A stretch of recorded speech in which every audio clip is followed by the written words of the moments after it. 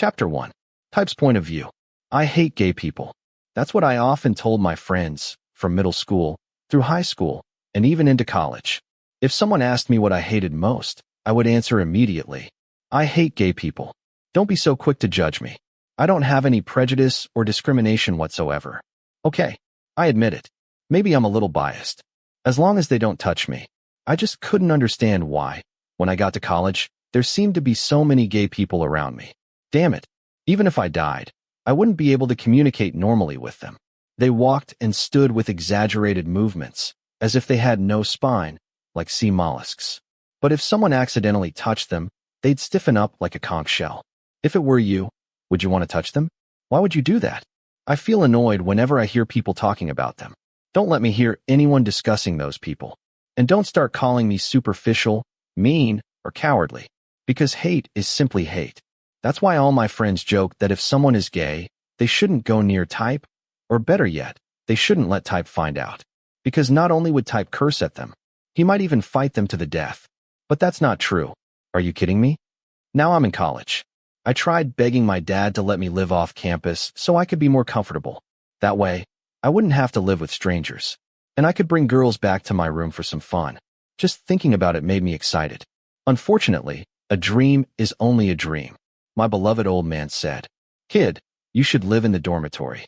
You need to learn how to communicate and be more open with other people. Don't isolate yourself all day. Make as many friends as you can. As for living off campus, we'll talk about it next year." In the end, my father made the final decision. No matter what I did, I had to stay in the dormitory this year. Next year, I'll cling to his leg and beg him for a room outside this place. That's why I felt extremely uncomfortable. I had no idea what kind of person I'd end up sharing a room with. But reality turned out to be, "Hey Type, these are all free. I got them from my seniors." "Mom, where did this ridiculously handsome guy come from?" I turned around and looked at the person standing across from me. He was standing beside the desk. This beautiful creature, from head to toe, would be my roommate for the entire year. His appearance radiated pure male lead energy. I'd have to live with a guy whose handsomeness completely overshadowed mine. Okay, that description should be enough for everyone to imagine him, right? Tharn is a student in the Faculty of Music and Arts. Apparently, he's been studying music since middle school. He's tall, though I'm not exactly short myself. I'm almost 6 feet tall. His body is muscular too. Actually, I wonder if being a drummer requires muscles as an admission requirement. Overall, he looks really good. He even looks mixed race. His nose is so high and straight that it seems ready to stab me in the eye. Not only that, his skin is even fairer than mine. I really don't want to admit it, but if we compared ourselves, I'd be a complete loser. On the bright side, I felt more secure. He's exactly the type girls like, which means he won't be interested in my ass. I'll be safe this year. Awesome. While Tharn was busy changing into his uniform, I took the opportunity to glance at the huge bag of snacks he'd placed on the table. Okay, everything looked delicious. But there was one thing that always bothered me. He was way too generous. Tharn is handsome, but he's not arrogant. He only moved in 4 days ago.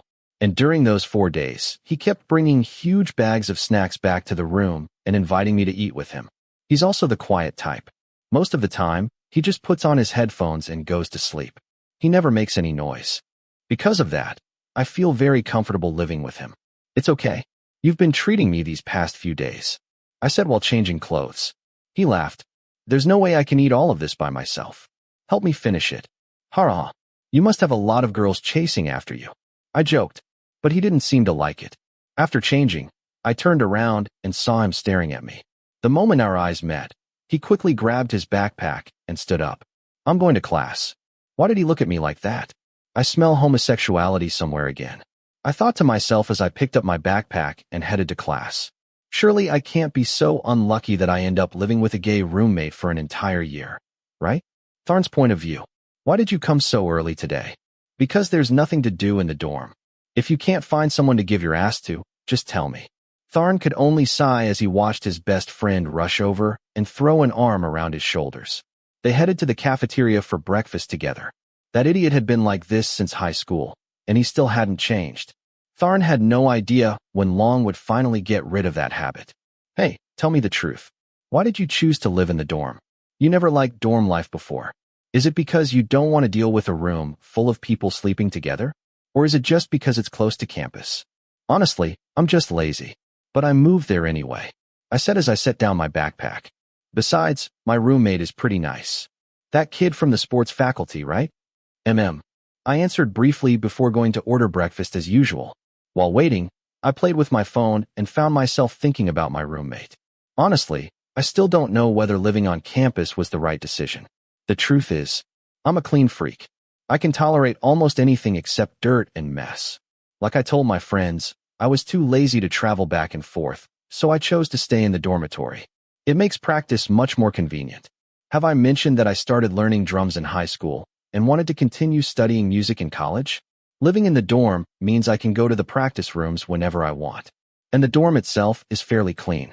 That's one of the things I like most about my roommate. At first, I wasn't sure whether he was really an athlete or not. But after spending some time around him, it made perfect sense. And there's one more thing I can't deny. My roommate is very handsome. Type has tan skin and an attractive appearance. His most striking feature is his eyes. He's from the south, though not from the southernmost part of Thailand. He's from Surat Thani.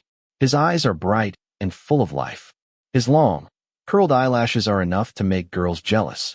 Combined with an athlete's physique, he's undeniably attractive. Because, hey Tharn, buying food from this stall again. While I was standing in line, waiting for my turn, I heard a familiar voice. A senior carrying a bass guitar case over his shoulder walked past. The sight made my throat tighten. That's right. He's a guy? I answered honestly and continued staring at my phone. I didn't want to talk. We broke up for no good reason. After ordering and paying for my food, I returned to my table. But Long kept staring at my ex-boyfriend. Looks like your boyfriend wants to get back together. No way. I answered shortly and focused on eating. My best friend pointed at me and laughed before launching into another round of criticism. I'm getting tired of telling you this. You should be more careful. One day, all your exes are going to start fighting each other. And honestly, I wouldn't be surprised. You should be careful with your roommate too. He's with you every day. One of your exes might end up tearing him apart. He's not like me. My friend mumbled. I looked up at him. My roommate is straight. That's right. I'm gay. The moment I said it, my friend burst out laughing. But with someone as talented as Tharn around, can he stay straight forever? Tharn's silence. I could only sigh. Just thinking about it brought me enough trouble already. The worst thing I could do would be to make a straight guy lose interest in women. That's exactly what I never wanted to happen. You know I don't get involved with straight guys. I shrugged and continued eating. But my friend still wasn't finished. I heard your roommate really hates gay people. That made me a little uncomfortable. I'd heard that before. That's why I always try to behave normally and avoid making my sexuality too obvious. And I swore to myself long ago that I would never get involved with a straight guy again. So, I definitely won't cause any trouble for Type. As long as he doesn't know, there won't be any problems. I said it casually, trying to sound indifferent. I wanted to keep my feelings under control. But how exactly was I supposed to do that? I didn't want to make things any more complicated. Still, when someone who hates gay people ends up sharing a room with a gay person, what happens then? Chapter 2. Hate what God gives you. Splash. Splash. The continuous sound of water splashing echoed through the pool. The once calm, crystal-clear surface was now covered with ripples and bubbles. A group of students filled the swimming pool, churning up the water as they practiced. The coach's commands mixed with the voices of the first-year sports science students. The weather was hot, but the water was cold. No one needed to explain how refreshing that felt. Meanwhile, Mr. Thiwat, better known as Type, looked completely energized. Following the coach's instructions, he jumped into the water without hesitation, looking as though he was having the time of his life. Swimming was a mandatory subject for first-year students in the department. Those who already knew how to swim looked relaxed and confident. As for those who couldn't swim, they practiced with remarkable enthusiasm. After all, they had to learn if they wanted to pass the final exam. As for Type, he was exceptionally skilled in the water. No, if you want to learn the basics, you have to follow the coach's instructions properly. If you don't know how to swim, pay attention. Stop clinging to the side of the pool like that, you idiot. Since the course was required for all freshmen, Type ended up meeting an old high school friend. Techno. To explain Type's relationship with this fool, we'd have to go back to their high school days. Type was in the science program. Techno was in the arts program. Along with 5 other members of the school's football team, they eventually ended up in the same group. Normally, students were divided into 10 groups. But that year, there were only 5 uniform colors available. So the groups were organized according to shirt color instead. That was how Type and No ended up together. At first, they weren't particularly close. But because their group lacked members, they recruited additional volunteers, including Techno. No worked incredibly hard and always gave everything he had during competitions. Their group ended up winning every tournament that year. After spending so much time together, No became even more passionate about sports and eventually decided to study sports science. Unfortunately, his swimming skills were nowhere near as good as his football skills. "You look pathetic." Type shook his head and laughed loudly while watching the students clinging to the pool wall and kicking their legs nonstop. They were practicing basic movements. "Want to race me?" The person struggling in the water issued a challenge. "Are you kidding? Who races an idiot?" The tanned young man laughed and kicked off the pool wall, looking down at the energetic fool below him. "I'm not stupid. I'm an athlete on the university team. That's basically the same thing as being brainless, no?" Even while arguing, No continued treading water. Type couldn't deny that soaking in cool water like this felt wonderful. The person beside him suddenly spoke up. "Are you going to play football?" "I'm lazy. You know I'm not very competitive. I mostly play for fun." Type answered honestly. "You've got what it takes to become captain. Did you even hear what I said?" "Anyway, I win." Techno replied while thinking about the 4-color tournament. Whenever football was involved, he became unbelievably serious. Type played as a defender. His job was to protect the back line while his teammates focused on attacking. "I know. You're always great at defending." No began panting. He clung even tighter to the edge of the pool until his fingertips turned white. Several nearby students nodded in agreement. "If I get bored, I'll quit the team." "Trust me, you won't get bored. Just join already. I've already planned a strategy for my group." See, whenever football came up, Techno became a completely different person. That was why his friends always wondered why he hadn't majored in football. And his answer was absolutely ridiculous. "When I was choosing my major, I dialed the wrong number." Honestly, I don't even want to imagine people's reactions when they hear that. That's why I always call him stupid. "Hey, Type, do you want to grab something to eat after the freshman welcoming event tonight?" "I'm going back to the dorm. I'm buying food for my roommate to repay him for treating me these past few days." Speaking of your roommate, the conversation gradually faded beneath the constant splashing of water. Glub, glub. "Type, help me." A taller student suddenly shoved No away from the pool wall. He panicked instantly. His legs kicked wildly as he desperately tried to grab hold of something. Unfortunately, anyone with common sense knew that wasn't going to help. His arms flailed through the air as he screamed for help in the strangest voice imaginable. He swallowed so much pool water that his eyes and ears were nearly submerged. Suddenly, No, don't pull me. Calm down, you idiot." Whoa, I'm gonna sink. Help me, No grabbed Type around the neck and screamed that he was drowning, even though his head was still completely above the water. Meanwhile, Type's own head was being forced lower and lower beneath the surface. Finally, Type lost his temper and shouted, "Stop moving, idiot." Chapter 3. Type's scream made everyone nearby turn around. The coach looked concerned and immediately swam over. "What happened?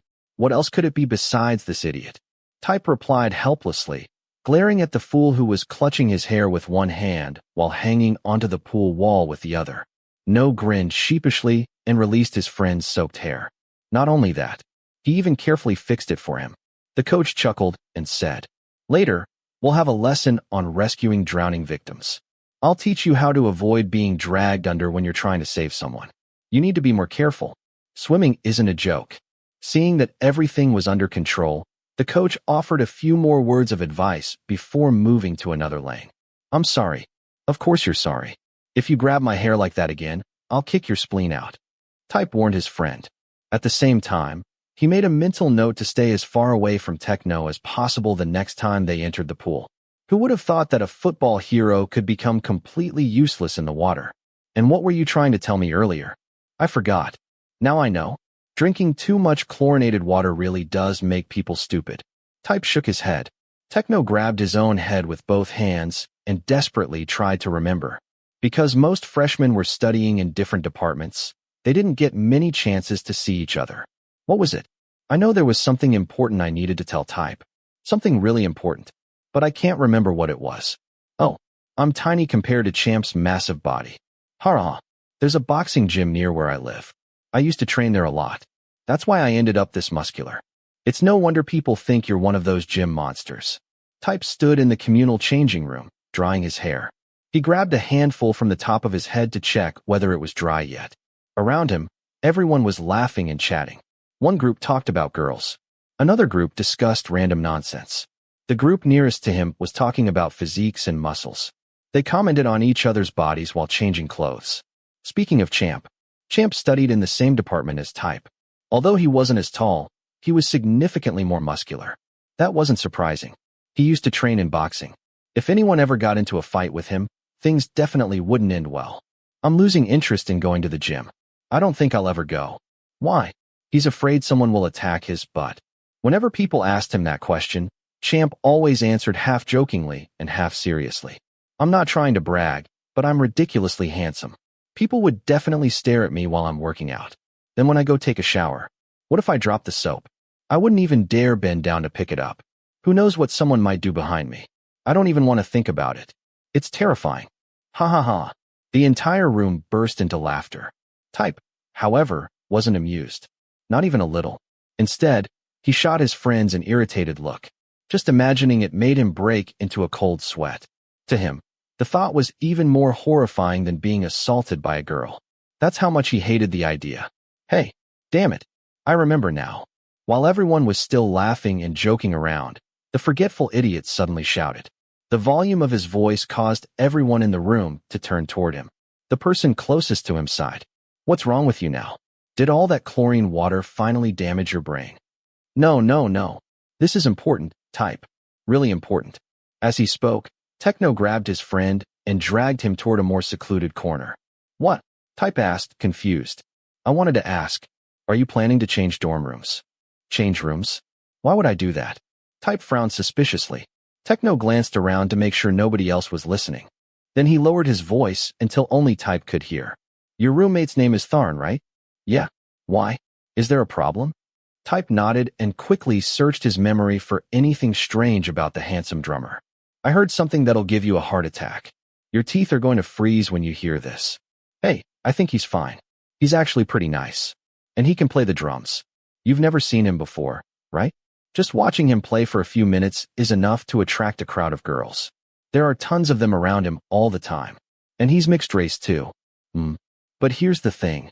No grabbed Type by the head and pulled him closer. The words he was about to say seemed incredibly important. I heard people saying that. No hesitated. Then he finally whispered. He's gay. Type's silence. Chapter 4. Type froze. His eyes widened into perfect circles. His mouth hung open. Inside his head, the same words echoed over and over again. He's gay.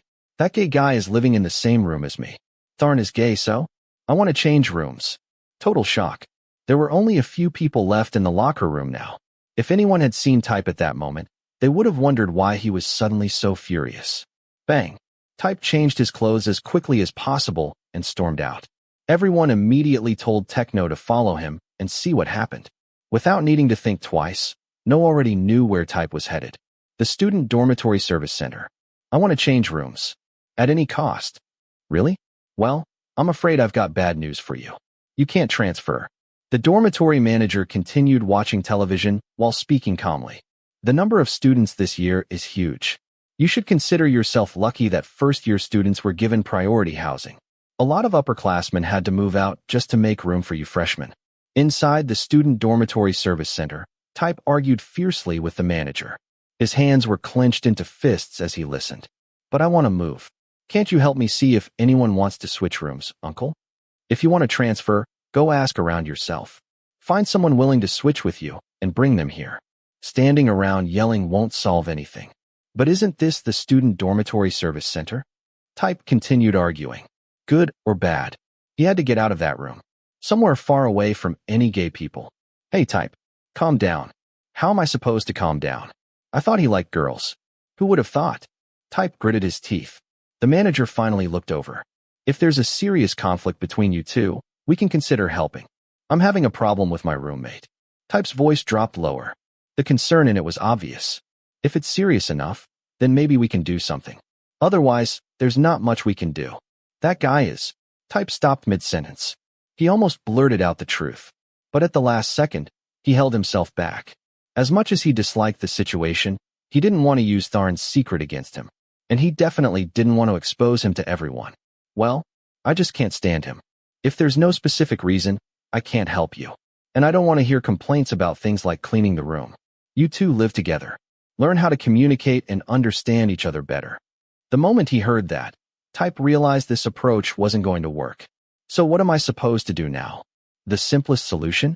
Find someone willing to switch rooms with you. Bring them here, and I'll handle the paperwork. With that, the manager returned his attention to the television. Hey, just calm down. The truth is, he hasn't actually done anything to you. Just live with him normally. Live with him, my ass. I don't want to stay in the same room as him. Type emphasized every word. I'm honestly asking, why do you hate them so much? I can understand disliking someone, but this is way beyond that. Techno genuinely couldn't understand. He had plenty of transgender friends himself. If you hate gay people that much, life's going to be difficult. They're everywhere. Hate is hate.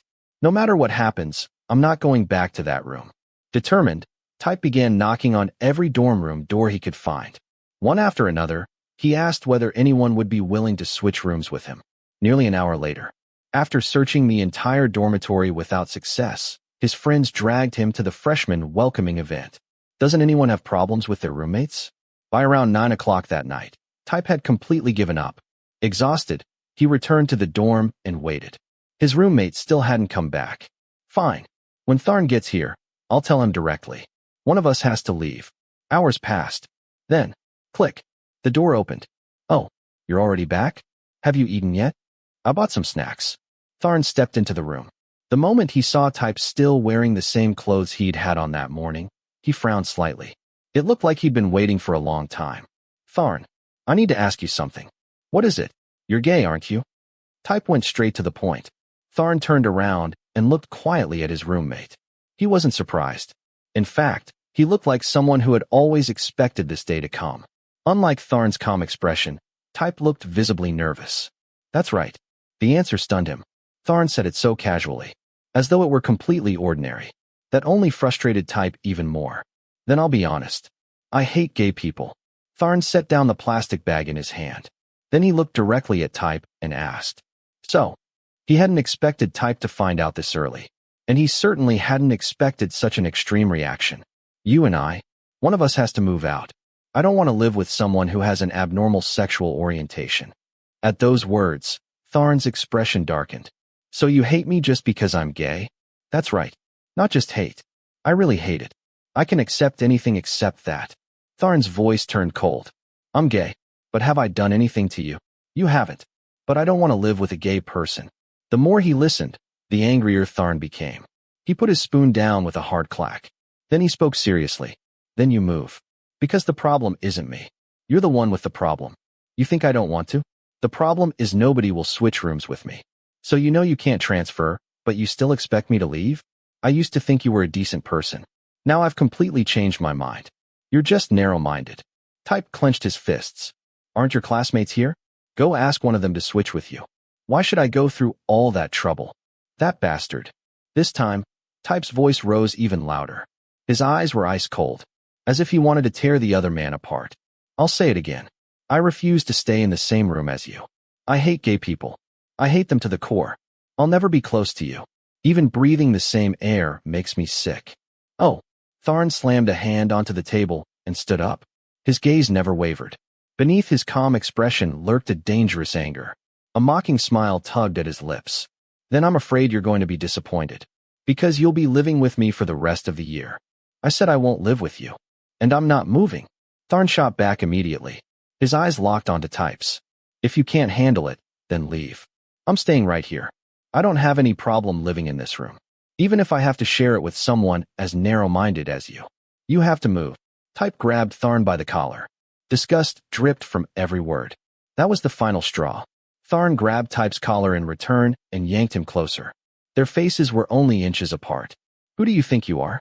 I don't know what happened to make you think like this. But if you keep clinging to that stupid mindset, you'll never fit in anywhere. Listen carefully. I am not moving. The drummer's voice was firm and unwavering. Tharn had never met anyone who hated gay people as much as Type. What shocked him most was that the roommate who had seemed perfectly reasonable before had suddenly become this irrational. Who could tolerate being judged like this? That was why Tharn stepped even closer. Close enough to feel the heat between them. Close enough to feel each other's breath. What are you trying to do? Type shouted. Then, bang. His fist slammed into Tharn's face. The force sent him stumbling backward. Tharn narrowed his eyes. Then he stared directly at Type and said coldly, I think I should congratulate you. Because you're going to spend the next year living with a gay guy? Me. After saying that, Tharn shoved him hard in the chest. Type staggered backward and crashed into the side of the bed with a loud thud. Without another word, Tharn walked to the closet, grabbed a towel, and headed for the door. Behind him, Type's furious voice echoed through the room. You bastard. Listen carefully. I will make you move out.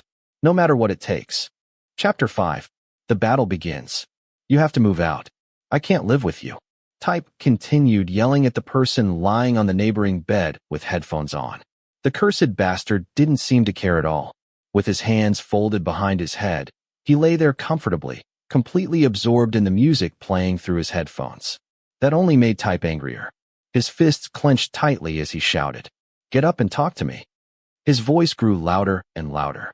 But the person on the other side of the room remained completely indifferent. That made him even more furious. Type was usually the kind of person who thought before acting. He rarely treated strangers rudely. But when it came to people whose sexual orientation made him uncomfortable, he completely lost control. Suddenly, Type marched over and yanked one of the headphones out of Tharn's ear. That finally got a reaction. Tharn turned and looked at him with obvious irritation. Type repeated the same demand. You have to move out. I'm not moving, you annoying idiot. Tharn replied with a smirk. Type's anger exploded. He threw the headphone straight at Tharn's face and shouted, You bastard, Tharn. Being attacked out of nowhere, Tharn immediately stood up. His blood was boiling. In a flash, he shoved Type backward onto the bed. Type growled furiously. I will not live with a gay guy? Did you hear me, you son of a bitch? Tharn's eyes darkened. You have no right to throw me out. And I'm not going to touch you. Not now? But how can anyone know what someone like you might do in the future? People like you will go after anything that moves. I despise that attitude. Type spat out the insult. The next second, his wrist was seized so tightly that he couldn't pull free. You bastard, Tharn. Let go of me. You animal. Type struggled with everything he had. He shoved, kicked, twisted, tried every possible way to escape. But Tharn kept him pinned down effortlessly. The worst part was, he was completely trapped beneath him. Tharn's weight pressed down firmly. His arms were pinned. His legs were trapped. The position made it difficult to breathe. For the first time, panic appeared in Type's eyes. What are you trying to do? Get away from me, or I'll kick you to death. All he could do was stare at the man above him. Type was terrified. Cold sweat rolled down his skin. His mind stopped functioning properly. Trying to cover his fear, he shouted even louder. Tharn, get away from me. Tharn leaned down, then shouted back. You hate me, right? Fine. Let's see how much you hate me. I'll rape you. Type's entire body froze. His eyes widened as though he had just received a death sentence. Only one thought remained in his mind. A gay guy is kissing me. No. Wrong. No. Somebody help. Damn you, Tharn. I'll kill you. The dorm room echoed with Type's screams. His arms flailed wildly as though he were trying to escape some horrifying monster. Then, everything went black. When he finally regained consciousness, his body was drenched in sweat. It felt as though he had spent 3 straight hours fighting for his life. A painful groan escaped his lips. Oh, my back. The pain in his back pulled him fully awake. Type blinked repeatedly while his brain struggled to catch up with reality. Before he could completely wake up, a large shadow appeared above him. The owner of that shadow leaned closer.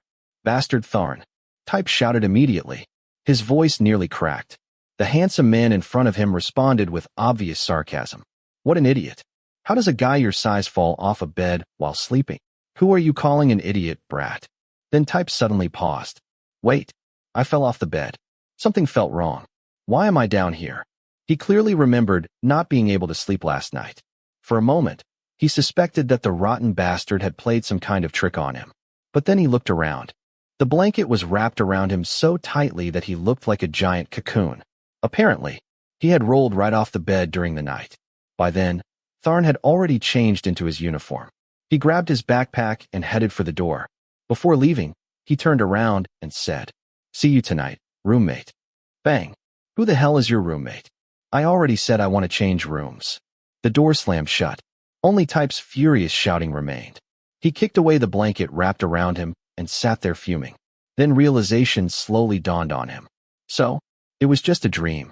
He had slept so deeply that he hadn't noticed anything all night. His obsession with changing rooms had followed him into his dreams. But he never imagined he'd dream about being kissed by a gay guy. The memory instantly made his skin crawl. That bastard's smug face. The way he'd pinned him down. The way he'd grabbed his wrists. Damn it. Just remembering it sent chills down his spine.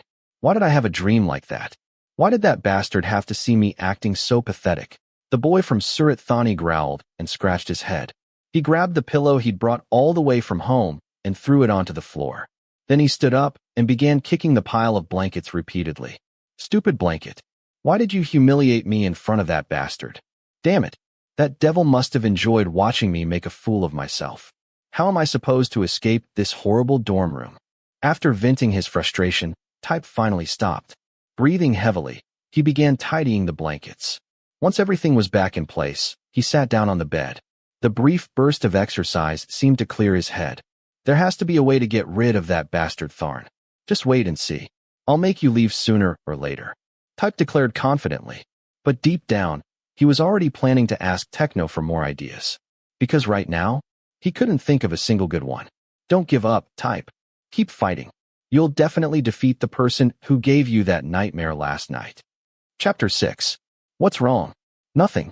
But your face says otherwise. Something's definitely wrong. Come on, Tharn. Tell me. Tharn didn't answer. He stared blankly at the ceiling, barely paying attention to his classmates. His mind was occupied by only one thing. The idiot who had fallen out of bed that morning. Just a small issue.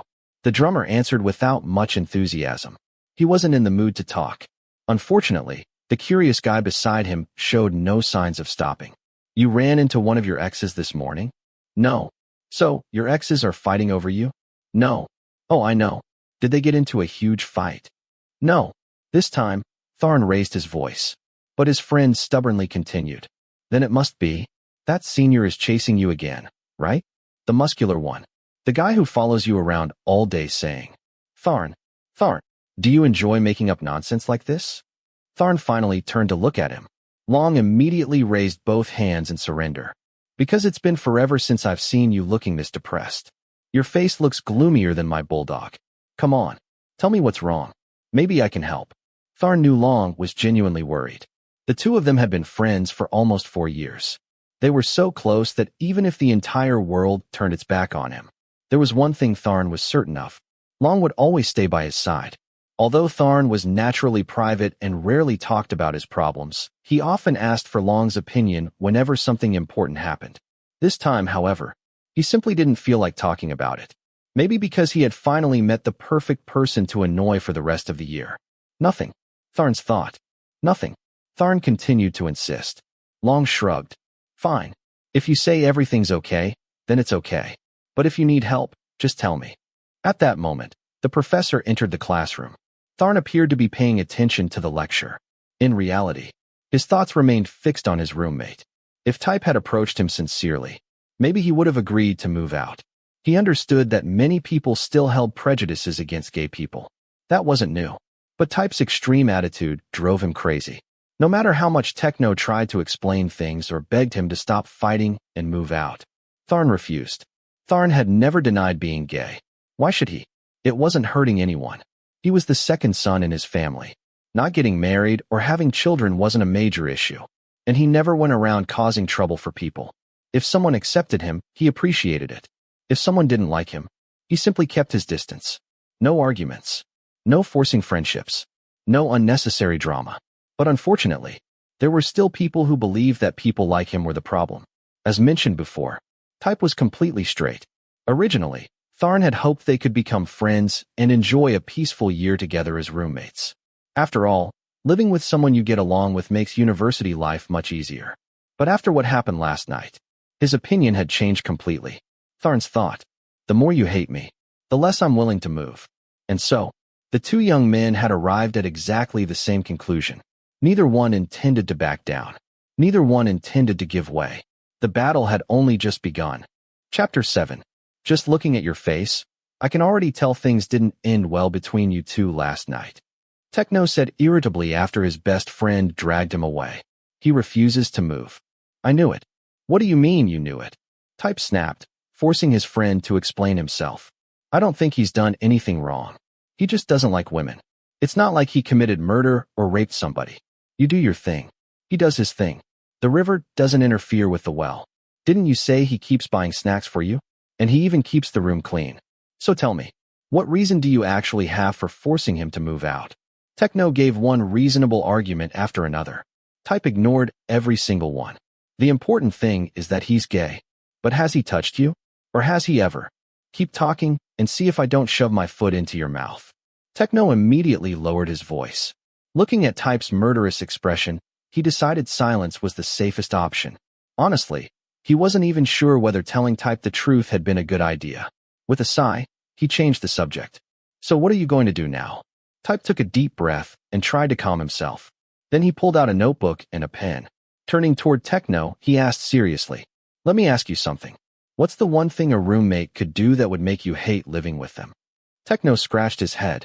He looked from Type's face to the notebook in his hand. He really didn't want to answer. At all. Because right now, Type was acting like an 8-year-old child. Don't tell me you're making a list of annoying things and planning to use them against Tharn. I'm seriously worried about you. Stop talking nonsense. Whose friend are you? Fine.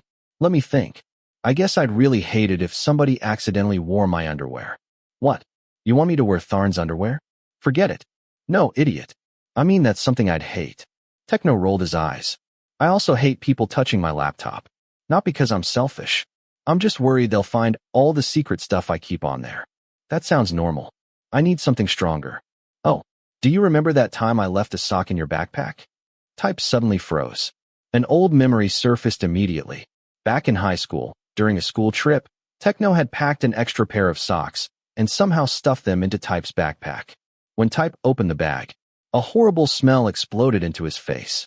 The stench was so powerful that it felt like standing beside a public garbage dump. Even after throwing the socks 3 meters away, he could still smell them. Meanwhile, Techno had happily shouted, "Oh my God, I thought I'd lost those." Thanks, buddy. From that day forward, Type swore he would never enter Techno's room. Ever again. That's exactly why, if you ever live in a dormitory, don't live with me. Type rolled his eyes. Then he looked down at the notebook in his hand with growing confidence. Maybe other people would call him childish. He didn't care. Not even a little. At all costs. He had to defeat Tharn. It took him the entire day to create a strategy designed to drive his roommate crazy. Part of him knew it was petty. Maybe even a little despicable. But if there was even the slightest chance it could force Tharn out of the dormitory, then he was willing to become even more shameless. Now, all that remained was to wait. Despite trying to appear calm, Type could barely contain his excitement as he anticipated his roommate's reaction. The battle between the two roommates was about to enter a brand new stage. Chapter 8. Today, Tharn returned to the dormitory earlier than usual. He wasn't sure whether it was because of a bad feeling, or simply because he was exhausted after everything that had happened the night before. The moment he opened the door and stepped inside. What the hell is this? He froze. Just this morning, everything in the room had been perfectly organized. Sure, 2 college guys sharing a room would naturally leave a few things lying around. But what he saw now was absolute chaos. His textbooks were scattered across the floor. The blankets had been ripped from the bed and hung over the balcony door. Shoes that had once been lined up neatly were thrown everywhere.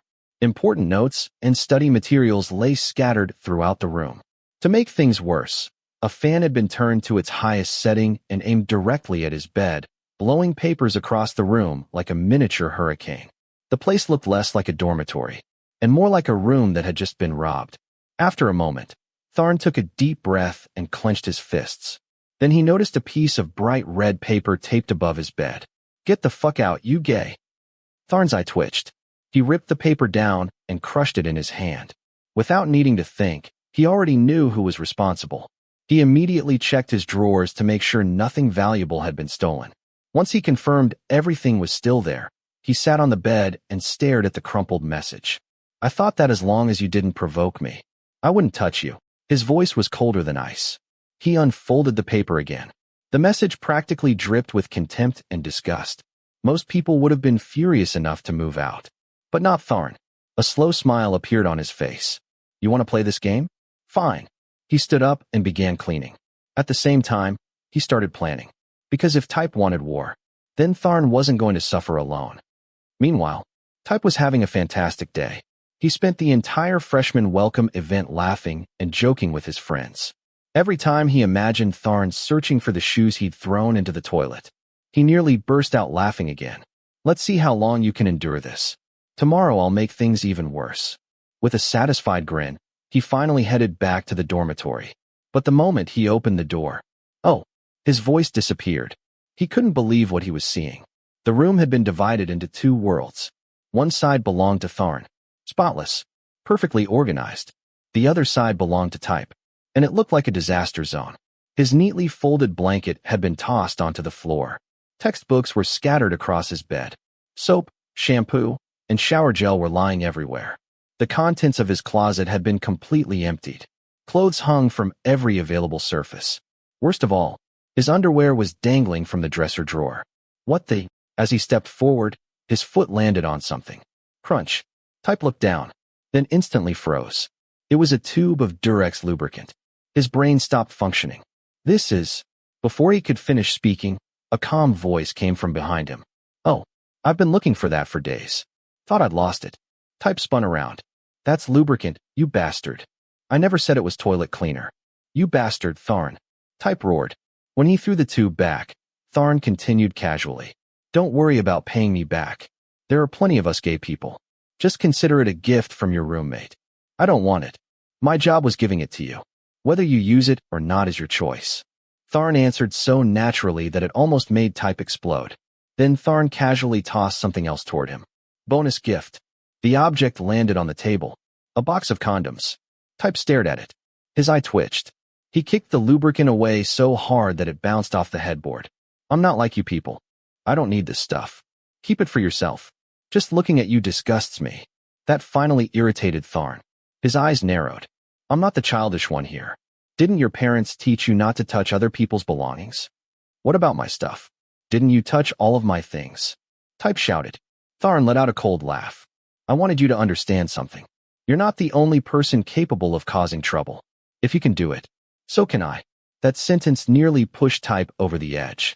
For a moment, he seriously considered punching him, but memories of last night's nightmare suddenly flashed through his mind, and his confidence weakened just a little. Instead, he grabbed the condom box and threw it back. As he bent down, he noticed another piece of paper lying nearby. Written across it in thick red letters were the words, "I'm not moving anywhere, you narrow-minded idiot." Type crushed the paper immediately. "I'll kill you, Tharn." Tharn had done exactly what Type had done earlier, returning the favor. The drummer leaned back and smirked. A mocking, infuriating smirk. Type glared at him. At this point, he felt like his hatred for Tharn had surpassed his hatred for every other gay person in the world combined. "I'll make you move. I swear it." Type spoke with absolute certainty. Tharn didn't look worried in the slightest. He simply watched him, silently. Then Type grabbed a towel from the closet. The bathroom door slammed so hard that the entire room shook. Silence returned. Tharn lay back on his bed and stared at the ceiling. Originally, he had never intended to fight. He'd wanted a peaceful year, a normal roommate, a normal dormitory life. But now, winning had become personal. "At first, I didn't want anything to do with you. So why do you hate me this much?" Tharn sighed, then looked around at the chaos he'd created in retaliation. For better or worse, the room was no longer a dormitory. It had become a battlefield. One person was determined to drive the other out. The other was equally determined to stay, and neither side had any intention of surrendering. Chapter 9. Round 2. "Over here. This way. Come in." Type, If you don't drink until you drop today, I'll deal with you myself. Relax. There's already alcohol in my room. No still buying more. Drink as much as you want. The war had now entered its second week. Fortunately for Type, his gay roommate had gone home for the weekend. That meant he had 2 full days to research new ways to torment him. Starting Monday morning, Type had gathered his military advisors, his deputy commander, Techno, and several additional soldiers recruited from their old high school. Before this, Type had never mentioned that besides himself and Techno, 2 other friends from high school were also studying at the university. One was in the same faculty as them. The other was in a completely different department. And right now, both of them were sitting comfortably in the middle of the dorm room. Here, beer for you guys. Team. Didn't expect you two to get here so fast. Techno entered carrying several bags. Studied sports science and had played on the same soccer team as Type back in high school. It wasn't surprising that they were close. They'd spent years competing together. Team was different. He studied mathematics, but he had played soccer with them for a long time and remained part of the same friend group. At the moment, both idiots seemed to have forgotten that this wasn't their room. They were already treating it like their personal dormitory. I only came because I heard there was free alcohol. Grinned while taking a bag of beer from Techno. Oh really? So you're saying you're not here to help at all? Want to die, you idiot? Of course I'm here to help, my dear friend. Team laughed while taking another bag and placing it on the table. Where are the glasses? I'm dying of thirst. Glasses? Type immediately smacked him on the head. Do you want water or alcohol? Remained planted on the floor like a statue, not moving an inch. Techno leaned closer to Type and whispered, Is this really okay? Perfectly okay. Type answered so loudly that Techno nearly lost his hearing. The thought of Tharn's reaction filled him with excitement. Just imagine, coming back to find a dorm room packed with people. Beer, snacks, noise, chaos. It would drive him insane. And this wasn't just a one-time thing. Type had already made up his mind. He would invite people over every day until Tharn finally gave up and left. Just wait and see. By the way, does your roommate mind us partying in here? Techno suddenly felt a little guilty. Unlike the others, he knew exactly why this gathering existed. No, my roommate is very kind. He doesn't mind at all. Techno nearly choked. At that moment, he seriously considered leaving. Immediately. If Tharn ever discovered that he had helped organize this operation, he was pretty sure he'd be killed alongside Type. Hey Type, which bed is yours? Asked. Type immediately pointed toward the bed beside the window. That's not your bed, Type. Techno groaned internally. Too late. Had already jumped onto the mattress carrying a huge bag of snacks. He lay there comfortably, munching away. Techno covered his face. All he could think about was the army of ants that would probably invade that bed later. Is this your bed? You like this band? Asked while looking at several posters. Yeah. I only started liking them recently. Type answered. The smile on his face looked suspicious. Very suspicious. I don't want to expose your lies, but your smile is terrifying. Techno sighed. At this point, he'd already stepped too deeply into the plan. There was no turning back. Once you joined Type's operation, you either survived together or got buried together. Do you remember Bank? Team suddenly asked. He already has a wife. What? Seriously? The girl moved in with him after only 3 days. No way. Bank. The quiet celebrity from school. Yep. The very same guy. He lives in this dorm too. Chapter 10. Tharn had already guessed that Type would try something. After all, ever since discovering his roommate was gay, Type had practically dedicated his life to driving him out of the dormitory. So when Tharn heard loud noises coming from behind the door, he wasn't completely surprised. Still, he couldn't figure out why there was music blasting from the computer inside. Curious, he pushed open the door, then froze. The sight before him was enough to make anyone blink twice. The room no longer looked like it had been robbed. Now it looked like a party venue. For people were sitting around the room. Every single one of them was holding a beer. Food wrappers were scattered across the floor. And worst of all, one of them was lying comfortably on Tharn's bed. His eyebrow twitched. Hoy, that's your roommate, right? One of the guys nudged Type with his elbow. Type hadn't even noticed Tharn entering. He glanced toward the door and immediately smiled. Oh, you're back. My friends wanted somewhere to hang out, so they borrowed the room. Then he deliberately raised his beer glass. A clear challenge. A clear provocation. Maybe we should leave now. Techno suddenly felt the overwhelming urge to escape. Immediately. Unfortunately, Type grabbed his shirt before he could move. Why are you in such a hurry? It's not even 8 yet.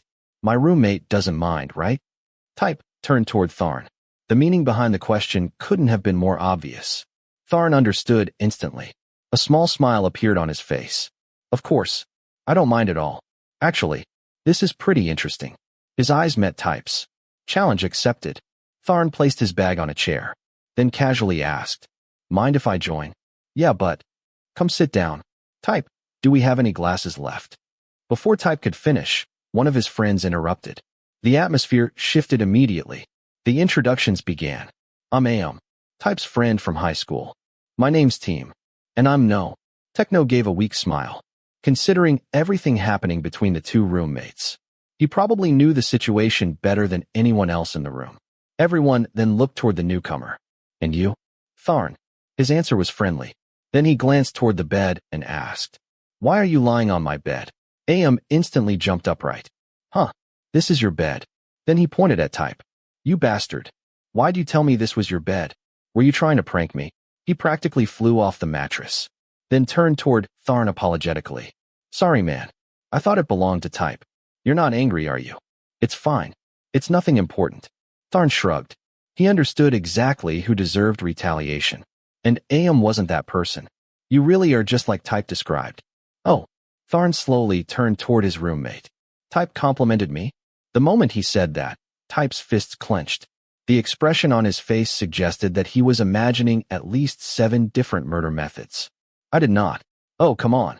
Tharn smiled. "Didn't you just say I was kind?" Team immediately nodded. "He did. He said you're a good guy and very open-minded." Type's face changed color. Blue, purple, possibly black. At this point, he looked like he might explode. Tharn stepped closer. Originally, he'd planned to say something cruel, something that would make Type furious. But then a better idea came to mind. So instead, he smiled and said, "Thank you for the compliment. I didn't realize you thought so highly of me." His voice sounded warm. His eyes, however, were laughing, mocking, enjoying every second. Type nearly lost his mind. "I'm going to buy more food." The words exploded out of him. "Give me some peanuts," Am shouted. But before anyone could say another word, bang, the dormitory door slammed shut. Silence. Everyone exchanged confused looks. "What just happened?" Team asked. Meanwhile, Tharn casually stood up. "I'll go help Type." The moment he left the room. Less than 5 seconds later, Techno collapsed backward dramatically. "Ayayua, this is so stressful." The others stared at him. "What are you talking about? You wouldn't understand." Techno covered his face. The others were completely clueless. But he could clearly see what was happening. Both Type and Tharn were smiling. Both were acting polite. Both looked perfectly normal. And both wanted to strangle each other. If looks could kill, Techno would have died at least 100 times already. Why? Why am I stuck in the middle of these two lunatics? Chapter 11. We need to talk. Tharn caught up to Type downstairs outside the dormitory. His voice was cold, calm, dangerously calm. For some reason, that made Type more nervous than if Tharn had been shouting. Type clearly had no interest in talking. But Tharn continued anyway. "You act like a 3-year-old child." "No. Actually, that's unfair to 3-year-olds. You're more like a baby that hasn't even been weaned yet." That finally did it. Type stopped walking. He turned around with eyes burning like fire. Tharn stepped forward and jabbed a finger into his chest. "Do you honestly think your childish behavior is going to cause me any trouble?" Type stared back, then smiled smugly. "If it wasn't bothering you, you wouldn't have followed me all the way down here." For a brief moment, Tharn's blood pressure nearly exploded. But he forced himself to stay calm. Getting angry now would only mean losing. "Calm down. Don't fall into his trap. You really think inviting your friends over to drink in our room is going to make me move out?" "I think it's working pretty well." Type folded his arms. "Actually, I'm thinking about telling Am and Team you're gay too. Let's see how they react." "Go ahead." The answer came instantly. Tharn wasn't intimidated in the slightest. "But maybe you should think about something else." His eyes narrowed. "If your friends find out you've been sharing a room with a gay guy for over a week, what do you think they'll say?" Type immediately grabbed Tharn's collar. "I'm not like you." Now he understood exactly what Tharn was implying. If people learned the truth, rumors would start. Questions would appear. and Type hated that possibility more than anything. I'm not gay. Never. Tharn laughed. A cold laugh. The kind that only made Type angrier. He casually pushed Type's hand away, then leaned closer. Then maybe you should be careful. His voice dropped. Don't forget, you and a gay guy are living together. You mutt. You mixed blood bastard. Type snapped. Then suddenly, Tharn leaned forward. His nose brushed near Type's neck. Warm breath touched his skin. Type jumped backward instantly. Damn it. What are you doing? His fist shot forward. Tharn blocked it easily, then smirked. You should be careful. His grin widened. What if homosexuality is contagious? Type immediately wiped at his neck as if something disgusting had touched him. If you try anything, I'll kick you to death. Tharn showed no sign of backing down. Instead, he slowly licked his lips and looked Type up and down. The gesture alone was enough to make Type furious. You're insane. Type lunged forward again. One hand grabbed Tharn's collar. The other prepared to swing. Then, hey, what are you two doing over there? A security guard's voice echoed across the courtyard. Both froze. Wrong time. Wrong place. No matter how much Type hated Tharn, getting into trouble with campus security wasn't worth it. He shoved Tharn away immediately. It's nothing, Phi. We're friends. Just talking. The security guard looked highly unconvinced. Talking? Really? We just bumped into each other and started chatting. Type nearly threw up from having to call Tharn a friend.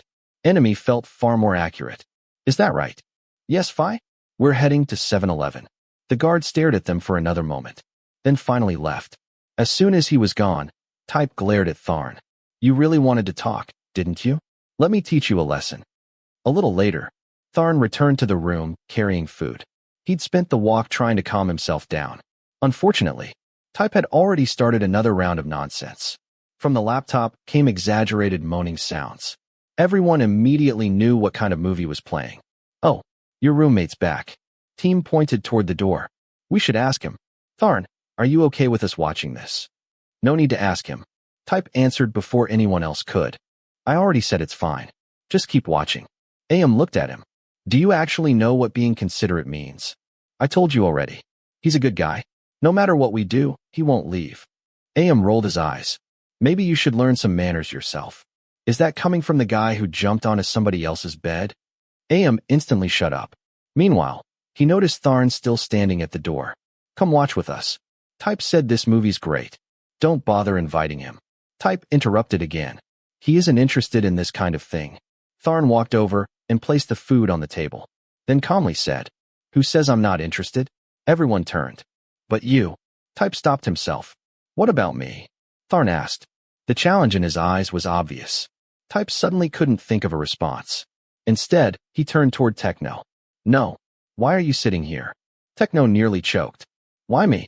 He looked at Tharn, then at Type. Both were staring at him. He immediately regretted every decision that had led him here. The movie continued playing. After a while, Team shook his head. This movie is boring.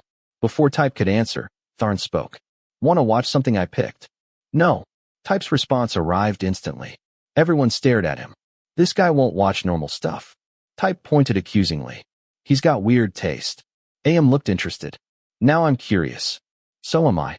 Team nodded. Tharn simply opened another file. You can decide for yourselves. The others leaned forward immediately. Type, meanwhile, backed away.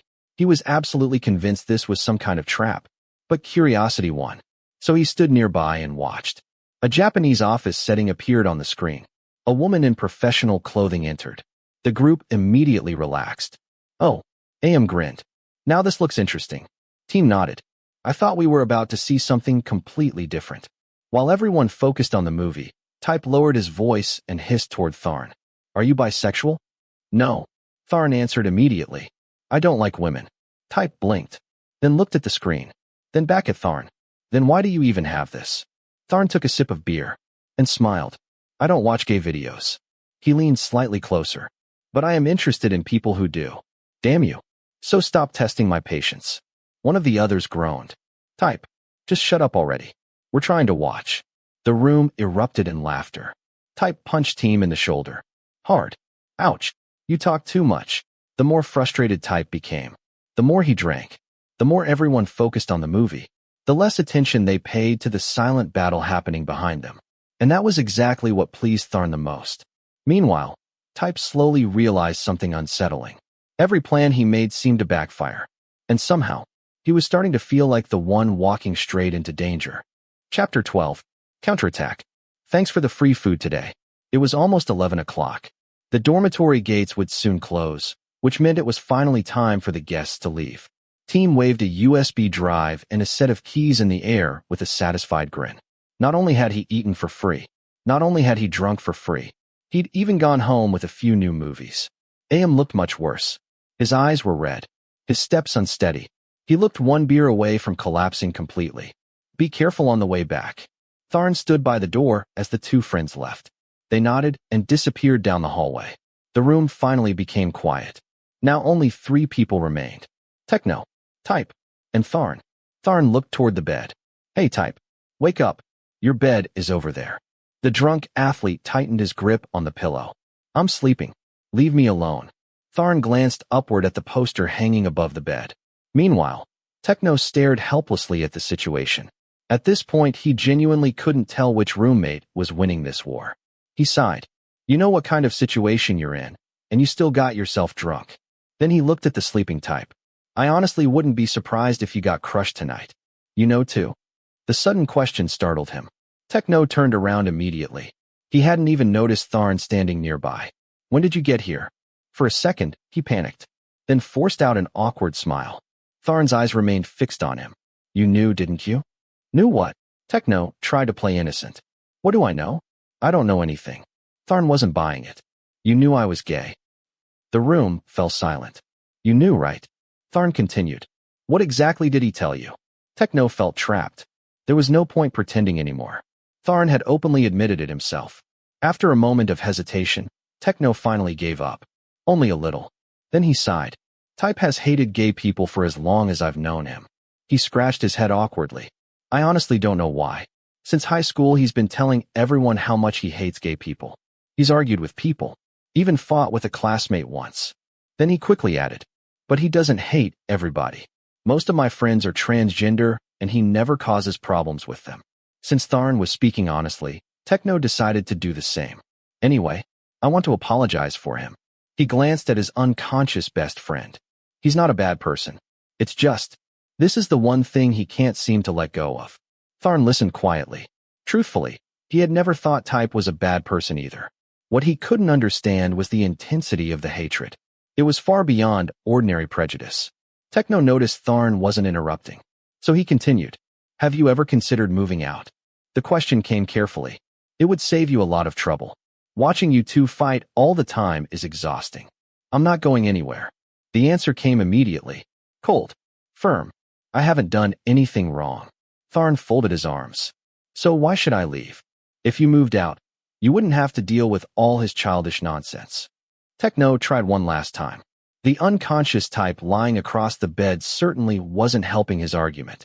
But Tharn only shook his head. I don't care where his prejudice comes from. His voice remained calm. But I'm not leaving just because I'm gay. He looked directly at Techno. If I leave because of that, then it's like admitting there's something wrong with being gay. The room became quiet again. Techno slowly understood. This wasn't really about the dormitory anymore, or roommates, or convenience. It had become something bigger, a matter of principle, a matter of dignity. If Tharn backed down now, it would feel like surrendering to the idea that he should be ashamed of who he was. Well, Techno raised both hands. I guess you'll do whatever you want anyway. Then he glanced at Type. But you should be careful. You probably know better than anyone how much trouble someone as smart as him can cause. Techno officially surrendered. He wanted no part in this war anymore. After speaking with Tharn tonight, he had realized something. Tharn really wasn't a bad person. The problem was that Type's prejudice ran far deeper than anyone understood. A few moments later, Techno pointed toward the sleeping athlete. Can you help me move him back to his bed? Leave him there. Techno blinked. Huh. He had already started lifting Type's arm onto his shoulder. The drunk man immediately shoved him away and continued sleeping. Techno looked back at Tharn in confusion. What do you mean, leave him there? Tharn's expression didn't change. I want to teach him a lesson. A chill immediately ran down Techno's spine. For the first time that night, he genuinely felt sorry for Type. This guy is dangerous. Very dangerous. You aren't planning to. Techno didn't finish the sentence. Tharn immediately understood what he meant. I've never been interested in unconscious people. His tone was completely flat. So stop worrying. Then he glanced at the wall clock. What you should worry about is the time. Techno followed his gaze. 11 p.m. His eyes widened. Instant panic. If he didn't leave right now, he'd be locked inside the dormitory for the night. Immediately, he dropped Type back onto the mattress and grabbed his backpack. You're really not going to do anything, right? Tharn smiled. Unfortunately, that smile only made Techno more nervous. He swallowed hard. He really didn't want to abandon his friend. But he also didn't want to explain himself to campus security. Please be gentle. He pointed at the sleeping Type, then quickly headed for the door. As he disappeared into the hallway, only one thought remained in his mind. If you play with fire long enough, eventually, you're the one who gets burned. And tonight, Type might finally be learning that lesson. Chapter 13. After cleaning up the room that looked as though a storm had swept through it, Tharn calmly took a shower and changed his clothes. In front of him lay a small sheep, ready for slaughter. The little lamb was still wearing his school uniform and football shorts, yet he looked remarkably handsome. Type looked completely different when he was asleep than when he was awake. Maybe it was because he wasn't glaring at Tharn with those sharp, hateful eyes. His eyelashes were long. His cheeks were flushed red from the effects of alcohol. He looked like a shy, timid young girl meeting her lover for the first time. A few buttons of his uniform shirt had come undone, revealing his toned body. But then Tharn suddenly remembered. Tharn's thought. He hates me to the core. The mess from last week still left Tharn feeling upset. Tharn's thought. At first, I just wanted to be your normal roommate. I wanted us to get along and live peacefully together until the end of the school year. But you kept trampling all over me. Tharn's thought. I'm gay. That's true. Tharn's thought. But being treated badly and constantly insulted still makes me angry. Tharn began undoing the remaining buttons on Type's shirt. You started this first. As the shirt opened, Type let out a soft sound and tried to move away. But Tharn stripped off the sweat-soaked shirt that carried the scent of beer. This time, the athlete's upper body was completely exposed. In his drunken state, Type could only mutter in protest. Tharn hung the shirt above the bed and laughed. Do you know that when you're asleep, you look like a child? But when you're awake, you turn into such a stubborn person. After speaking, a look of disdain crossed his face. He wrapped his arms around the other man's waist. The cool body that had just finished bathing was soon warmed by the heat between them. The snoring man seemed to sense that someone was disturbing him, but he was too drunk to do anything except tuck his neck in and seek warmth. Tharn smiled and buried his face in the space between Type's neck and shoulder. The sleeping man let out a soft sound. Then he raised a hand to scratch his neck and pushed away the person disturbing his sleep. Tharn grabbed that arm and held it down. He gently bit Type's hand, causing him to cry out. That hurts. Type nearly turned away, but Tharn stopped him by holding his head. He continued until he was certain there would be marks visible the next morning. Then he wiped his mouth and looked at his handiwork with satisfaction as the red marks slowly appeared. Tharn pulled Type closer and wrapped his arms around his waist. Finally, he covered them both with a blanket, moving with surprising gentleness. Then he whispered into Type's ear. I'm really curious how you'd react if you found out you'd spent the entire night sleeping beside a gay guy.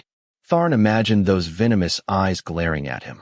Then he rubbed his face against Type's nose, slowly moving downward until he stopped at his lips. For a moment, he hesitated. But after remembering the chaos left behind by tonight's party, he gently pressed a kiss to Type's lips. He still couldn't believe those were the lips of someone who hated him so much. Before pulling away, he spoke softly. Good night, roommate. Then he closed his eyes. Even though there was no music to listen to tonight, he drifted off while listening to the heartbeat of the person beside him. Tharn's thought. The feeling of holding someone who hates you isn't so bad. Chapter 14. Oh, my head. It hurts so much.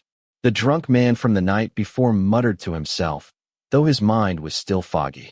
Thiwat wanted nothing more than to continue sleeping, even though he felt that his bed seemed far more cramped than usual. He considered waking up to check, but it felt like too much trouble. So he decided to ignore it and keep sleeping. You can wake up now. Just as Type settled on that decision, he heard a voice very close to him. Too close. It sounded as though it was right beside his ear. The voice was extremely familiar. He felt certain he had heard it somewhere before. How strange. Type's thought. Is it no? Type's thought. No. It can't be. Type's thought. This voice is deep, cold, and decisive. That's definitely not No's voice. Type's thought. So whose voice is it? Type's thought. Ah, who cares? Just go back to sleep. You've been sleeping in my arms all night. Type's thought. Arms. Type's thought. Why am I using someone's arm as a pillow? Type's thought. I already have a perfectly soft pillow. Type's thought. Sleeping on something this hard is going to give me a stiff neck. Type only wondered about it internally without speaking. He reached down and touched the hard object beneath his head. Type's thought. Strange. This isn't my pillow. He tried to wake himself up a little and confirm what he was touching. But the more he touched it, the stranger it felt. Then the so-called pillow spoke. Stop pinching me. My arm is almost numb. If it were a pillow, how could it go numb? Which meant it wasn't a pillow. Then what the hell was it? Type opened his eyes. The scene before him was nothing like what he expected. He saw a pair of cold eyes, pale skin, and a tall, straight nose looking down at him. Type's thought. This. Type's thought. This. Type's thought. Am I seeing things? Type's thought. That's Tharn. The newly awakened man froze in shock. His mind filled with questions. Type's thought. Why is his face so close? Type's thought. No, really close. Type's thought. I can even see his hair this clearly. Type's thought. Which means. Type immediately looked down at himself in horror. Then a voice reached his ears. How long are you going to stay shocked like that? Last night, you crawled into my bed all by yourself. Why your bed and me? The moment those words left his mouth, Type felt as though he had become the figure from the scream. Tharn smirked.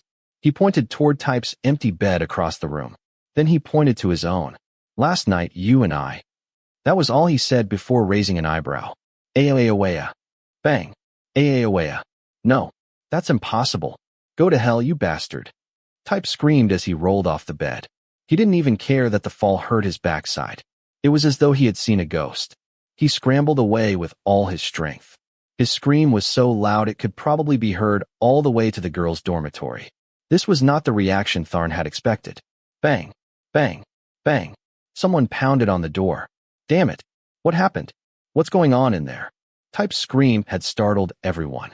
A crowd immediately gathered outside the dorm room. Type turned toward the door. His lips trembled. Type's thought. I slept with a gay guy? Type's thought. No, that's not true. Type's thought. I slept with a gay guy? Type's thought. Impossible. Should I tell them about our night together? No. Type answered instinctively. His mind was still completely blank. He walked back to his own bed, pulled a blanket over his head, and hid beneath it. Type's thought. Don't ask where my brain went. Type's thought. I haven't found it yet. As the door opened, Type remained hidden while leaving Tharn to deal with the intruders. What happened? We heard screaming all over the building. Nothing. Type had a nightmare. Type's thought. A nightmare would be 100,000 times better than this. Type's thought. A nightmare is normal. Type's thought. Waking up in your bed isn't. Really? You two weren't fighting, were you? Last week I saw him running around trying to switch rooms. Was it that obvious? Tharn called out. Hey, Type. Tell them. We're not fighting, right? Type desperately wanted to tell everyone that they were fighting, that they wanted to kill each other. But if anyone asked why, maybe that bastard would tell everyone he had slept beside him. Type's thought. Damn it. Type's thought. I'm not letting anyone hear that I slept with a gay guy. No, we're not fighting. See? You heard him. Type's thought. Look at this. Type's thought. Because of you, my life has become miserable. So why's he hiding under a blanket? He's embarrassed. Tharn said it deliberately. Type wanted to rush over and punch him in the face.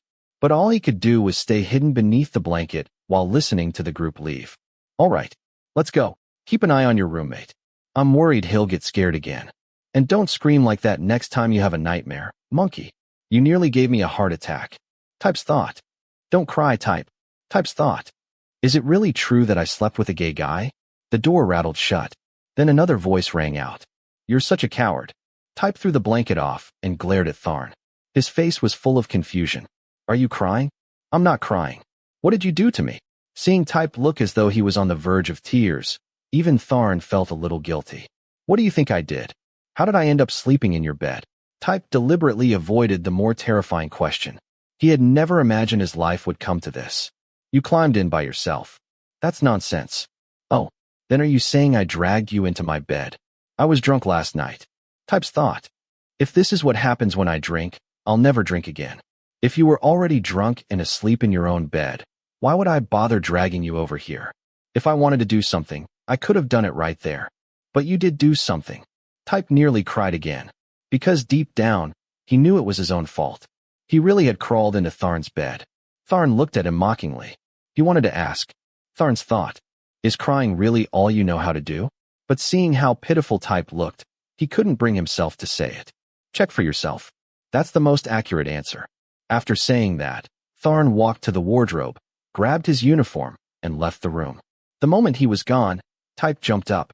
His heart nearly dropped into his feet. He looked down at himself. Wait a minute. I'm still wearing my pajamas. He immediately examined his body. Damn it.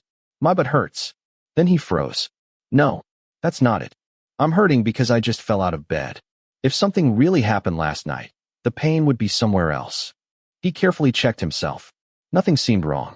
The clever young man continued investigating. There aren't any condoms. No tissues either. And especially no sign of any weird liquid. My precious chrysanthemum is safe. Type's eyes lit up. Then realization struck. Type's thought. That bastard tricked me. He immediately wiped away his tears. Glancing furiously at Tharn's bed, he grabbed a pillow and threw it onto the floor. He was so angry he could barely breathe. Like a child throwing a tantrum, he stomped around the room. You bastard, Tharn. You lied to me. The crying man quickly dried his face and spoke with determination. I'll get revenge. Still fuming, he yanked his school uniform from the wardrobe. Then he suddenly froze. It's just a mosquito bite. It's not a hickey. Type stared in disbelief at the marks on his neck and body. Type's thought. Mosquito bites. Type's thought. That's all they are. Type's thought. Just mosquito bites. Type's thought. The only problem is that this mosquito seems to have human teeth. I'll kill you. Type shouted helplessly. Then another knock came at the door. Hey, keep your voice down. If you have another nightmare, scream silently. Aoeawea. Type roared and launched himself onto the bed. He attacked it mercilessly, looking as though he wanted to tear it into pieces. Chapter 15. Witness. Calm down, Type. Calm down. You're telling me to calm down, no? I'll kill you. Damn it, Type. Wait a second. The sports science lecture hall seemed far more chaotic than usual today. The moment Type Thiwat walked in, he headed straight toward the person yawning in the room.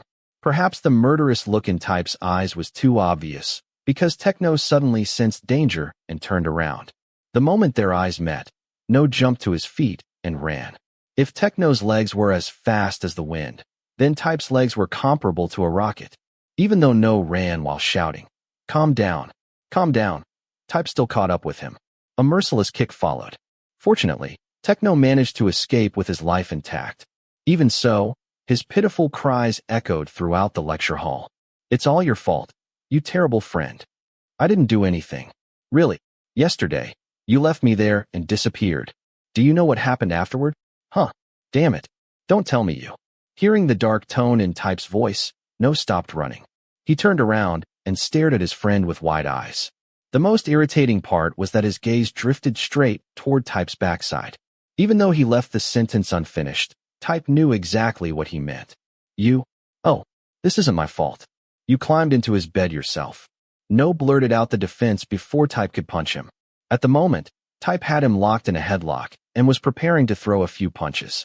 Type's fist froze in midair. He stared blankly. "Me? It was me.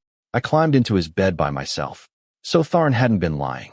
You wanted to sleep there yourself. I tried pulling you away, but you wouldn't budge. You were completely drunk. Besides, it was already 11 o'clock. If I didn't go home, I'd be dead. You know my mother would kill me if I stayed out all night. No continued his explanation. You knew exactly who your roommate was, and yet you got drunk enough to pass out. Techno told the entire story in detail. That alone calmed Type down considerably. Smack. Ouch. My head. Type slapped No on the back of the head and gritted his teeth. Even so, it's because of you that I got into a huge mess this morning. Terrible friend. What? Did he actually do something to you? Type looked deeply offended. Not yet. Damn it. How did you escape? Techno bent down and protected his head with both hands. Otherwise, he would have received several more slaps. Nothing happened. Type ran a hand through his hair. He knew beating Techno any further wouldn't solve anything. No cautiously took a few steps back, still clutching his head.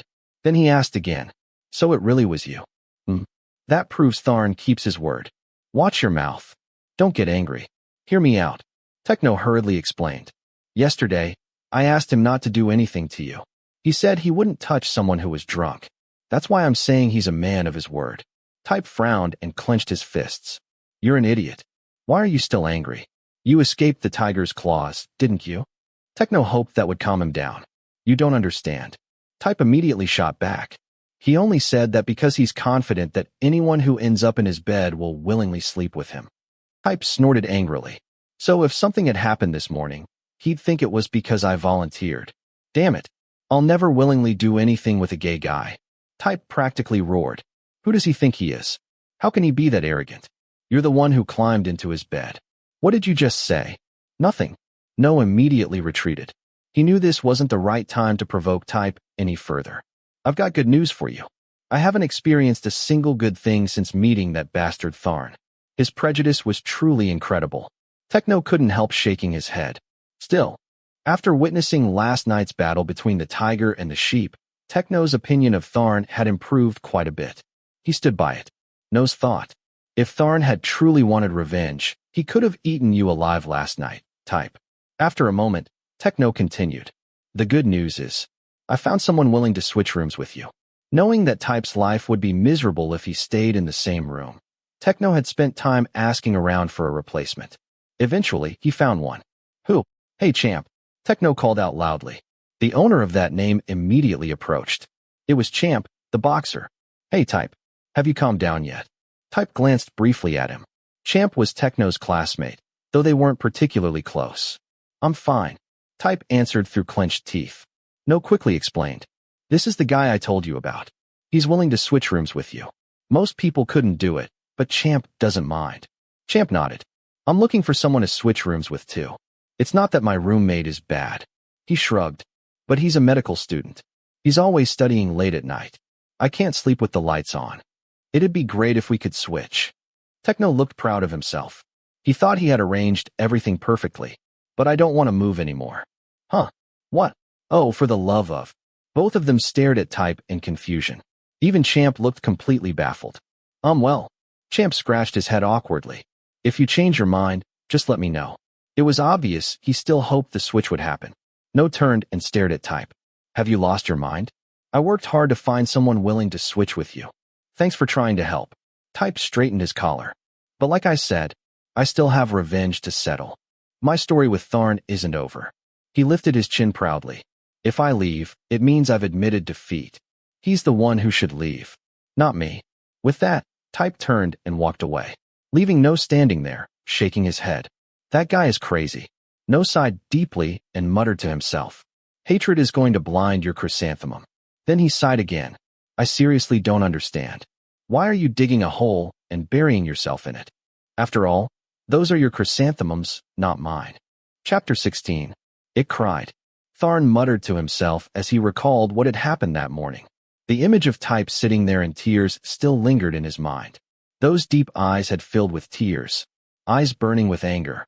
Yet beneath that anger was the expression of a frightened child, lost and panicking. Type always carried himself with composure, the kind of person who would never let an enemy see him cry. And now, the drummer actually found himself feeling sympathy for the very person he had been teasing. Tharn's thought. No, Tharn's thought. I'm the one who deserves sympathy for having to live with a child like that.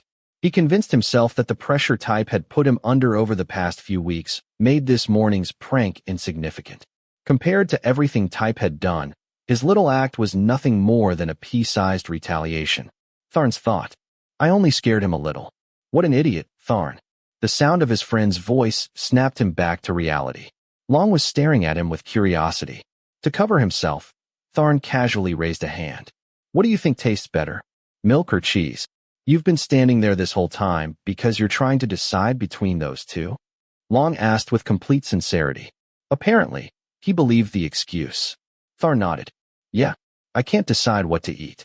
The two of them were standing inside the convenience store near the university gate. Neither of them felt like fighting through the crowds at the cafeteria. Snacks. Long glanced at the shelves. I don't think they're right for you. They're full of sugar. He pointed toward something else. This is better. Long picked up a pack of fried fish. Fat-free, delicious, and nutritious. The serious expression on his face made Tharn laugh. You're such an idiot. Haha. Long grinned. I'm just afraid you'll die early. Keep eating whatever you want, and you'll end up in a coffin soon. Your ex-boyfriend is probably waiting for you there. Long knew exactly what subjects to avoid. The biggest one was Tharn's ex. Sure enough, Tharn immediately changed the topic. I'm thinking about starting another band. Long sighed.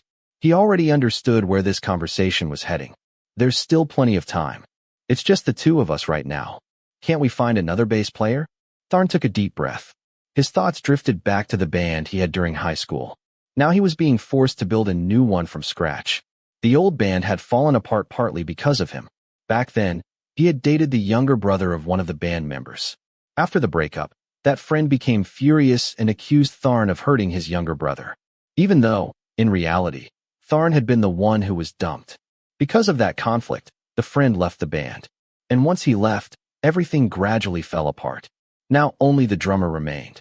And the lead singer was Long. Don't worry so much. Long patted him reassuringly. We'll find a new member soon. Tharn nodded. Then he followed Long through the store. A bag of cheese popcorn and a carton of fresh milk went into his basket. He grabbed 2 packs of dried fish in different flavors. After that, he added a bottle of soda. Long stared silently at the growing pile of snacks in Tharn's hands. He desperately wanted to tell him he was heading straight toward obesity. But in the end, he wisely kept his mouth shut. Chapter 17. Today, Type returned to the dorm earlier than usual. The endless shouting from the cheerleading practice had given him a headache. Even though they had been practicing for several weeks, one member still couldn't keep up with the rhythm. Eventually, everyone decided to leave the cheerleaders behind in the gym and head back. Type's thought, I hope that damn roommate of mine isn't back yet. More importantly, he still hadn't figured out the perfect way to get revenge. Just to be safe, however, Type had started wearing an extra pair of underwear. Simply thinking about it made him feel sick. Ever since the war between them began, the room had been divided into 2 separate territories. The Japanese-style table in the middle served as the border between their lands. Unfortunately, according to Techno's testimony, it had been Type himself who crossed that border the other night. I'm hungry. We should go find something to eat near the gate, the southern boy muttered to himself. At the same time, he considered asking his father to buy him a motorcycle. Almost everyone in the dormitory had one. The dorm was quite far from the university gate, and having a motorcycle would save a lot of energy. What the hell? Type stopped abruptly. His mouth hung open. He had spotted a plastic bag sitting on the table. Attached to it was a note. Don't touch my things. Do you seriously think I'm some dirty thief who steals other people's stuff? Type grumbled after reading the note. He knew perfectly well that touching someone else's belongings without permission was rude. But as he turned to walk away, he suddenly paused. Techno's words echoed in his ears. Techno's voice. I really hate it when people touch my things. Techno's voice. Shoes, computers. Techno's voice. And especially underwear. Type stared at the plastic bag. Then an evil idea formed. Type's thought. If I'm going to take something without permission and never return it, food is the perfect choice. Type's thought. How can I return something after I've already eaten it? Type's thought. Besides, I don't keep food in the room anyway. Type's thought. Brilliant. Before carrying out his crime, Type checked his watch. The owner of the bag wasn't due back anytime soon. Like a professional thief, he carefully opened the bag. Inside were several packs of snacks and bottles of drinks. This is compensation for what you did to me. You're getting off easy. With that declaration, the southern boy began eating happily. If his aunt had seen him, she probably would have scolded him immediately. He devoured the snacks and drank the soda without sparing a single thought for the person who had bought them. Some packets were emptied completely. Others were left half-finished. Afterward, he walked over to Tharn's bed and scattered the remaining crumbs all over it. Then he wiped his hands and carried out the final step of his revenge. I was worried you might be hungry, so I left some food on your bed. Satisfied, he tossed the empty bag into the trash. Burp. Type let out a contented belch. Then he headed toward the bathroom. I hope ants visit you tonight. I know it's childish, but I don't care. As long as I get my revenge, it's worth it. The more he thought about it, the happier he became. Unfortunately, his good mood vanished the moment he noticed the marks on his neck. He rubbed them furiously. The harder he rubbed, the redder they became. You have to move out, you bastard. When Tharn returned, it was almost curfew.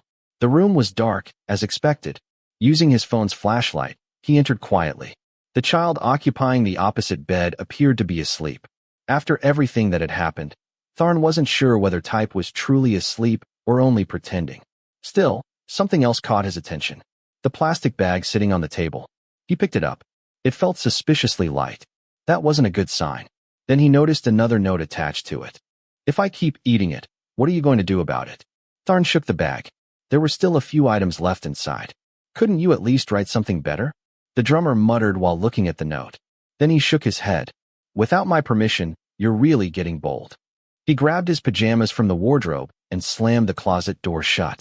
The supposedly sleeping person immediately opened his eyes. He knew Tharn had gone to shower. So he quietly crept over to inspect the bag. I still can't beat you. Type peeked inside.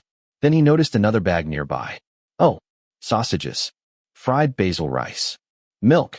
These should go in the refrigerator. After checking everything, he put it back and returned to bed. Surely tomorrow morning, he could raid the communal refrigerator and eat all of it. The thief drifted to sleep feeling very pleased with himself. Just imagining Tharn's angry expression made him grin from ear to ear. Type's thought. I don't know if this childish strategy will drive you away. Type's thought. But at least it'll make you mad. With that thought, he fell asleep. Meanwhile, outside the room, the victim of the theft wore a completely different expression. Looking at the notes Type had left behind, Tharn wasn't angry at all. In fact, he looked strangely happy. Sorry for making you cry, Type. Tharn folded the note and slipped it into his pocket. The food had been bought intentionally. It was his way of apologizing for making Type cry that morning. He knew that if he simply left food on the table, Type would never touch it.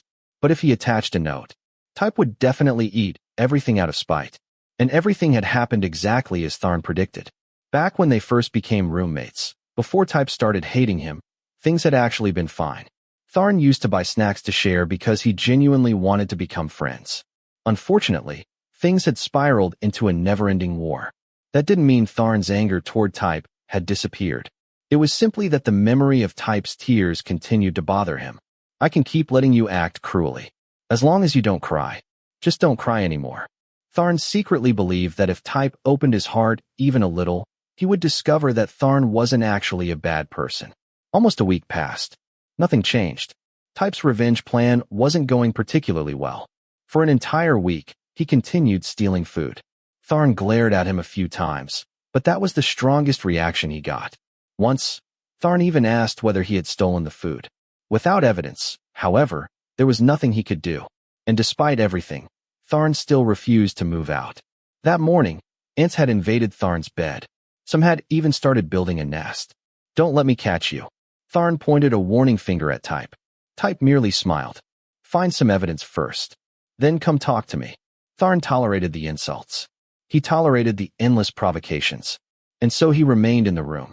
Recently, he had even started returning later at night, reducing the chances of conflict. It's so annoying. Type threw his pillow aside and stared up at the ceiling. He desperately searched for a way to force that gay guy out of the room. Ding, ding. A message notification appeared on his phone. Type opened it. It was from AM. AM's message. It's an adult movie. A link accompanied the message. Even though he immediately suspected something suspicious, curiosity won. Soon, the group chat exploded with reactions. Female student's message. If you're going to send something to the group, at least send something useful. Female student's message. Do you know I'm driving with my mother sitting beside me? If she saw this, she'd kill me. Meanwhile, the boys had a very different response. Male student's message. Send more. Male student's message. I'm downloading it. Male student's message. You're amazing, old friend. Type's curiosity grew stronger. Eventually, he clicked the link. A few moments later. Wow, this really deserves praise. Well done, AM. Type immediately looked around the room. No sign of Tharn. He checked the door. Locked. Satisfied, he relaxed and continued watching. The video quickly captured his full attention. Soon, he forgot everything else. His focus narrowed completely to the screen. Months had passed since he had paid attention to this side of his life. Most of his energy had been spent fighting with his roommate. Now, all that pent-up tension came rushing back at once. Before long, he was completely absorbed in the video. And because he was so focused, he failed to notice the sound of the lock opening. Click, click. The actress's voice filled his ears. His attention remained fixed on the screen. The door slowly opened. Bang. Shit. The moment the door swung open, Tharn heard a startled shout from inside. Type's eyes widened. He turned toward the doorway. His entire body froze. Then he saw Tharn standing there. And unfortunately, the situation looked incredibly embarrassing. What perfect timing. Tharn's gaze swept over the frozen boy. You're still holding on tightly to little Type. Chapter 18. Brave boy. At that moment, the entire room fell silent. Type couldn't find a single word to say. His face burned with embarrassment as he stared at the person who had just walked in. Type's thought. What the hell am I supposed to do now? At that moment, there was only one thing he knew for certain. His roommate had seen everything. Completely.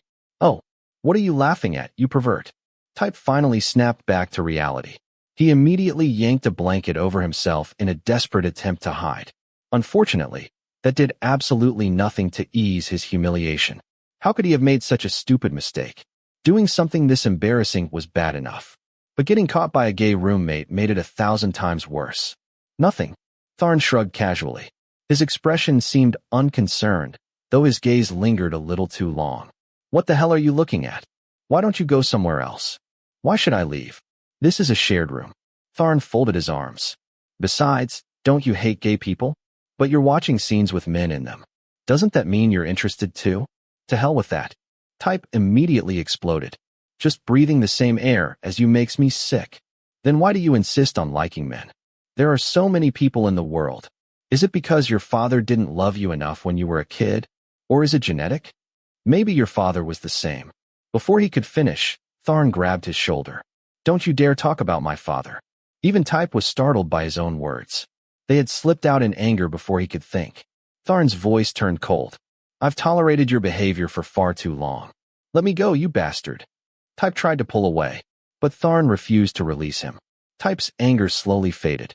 For the first time, he realized how serious Tharn looked. Get away from me. His voice shook slightly.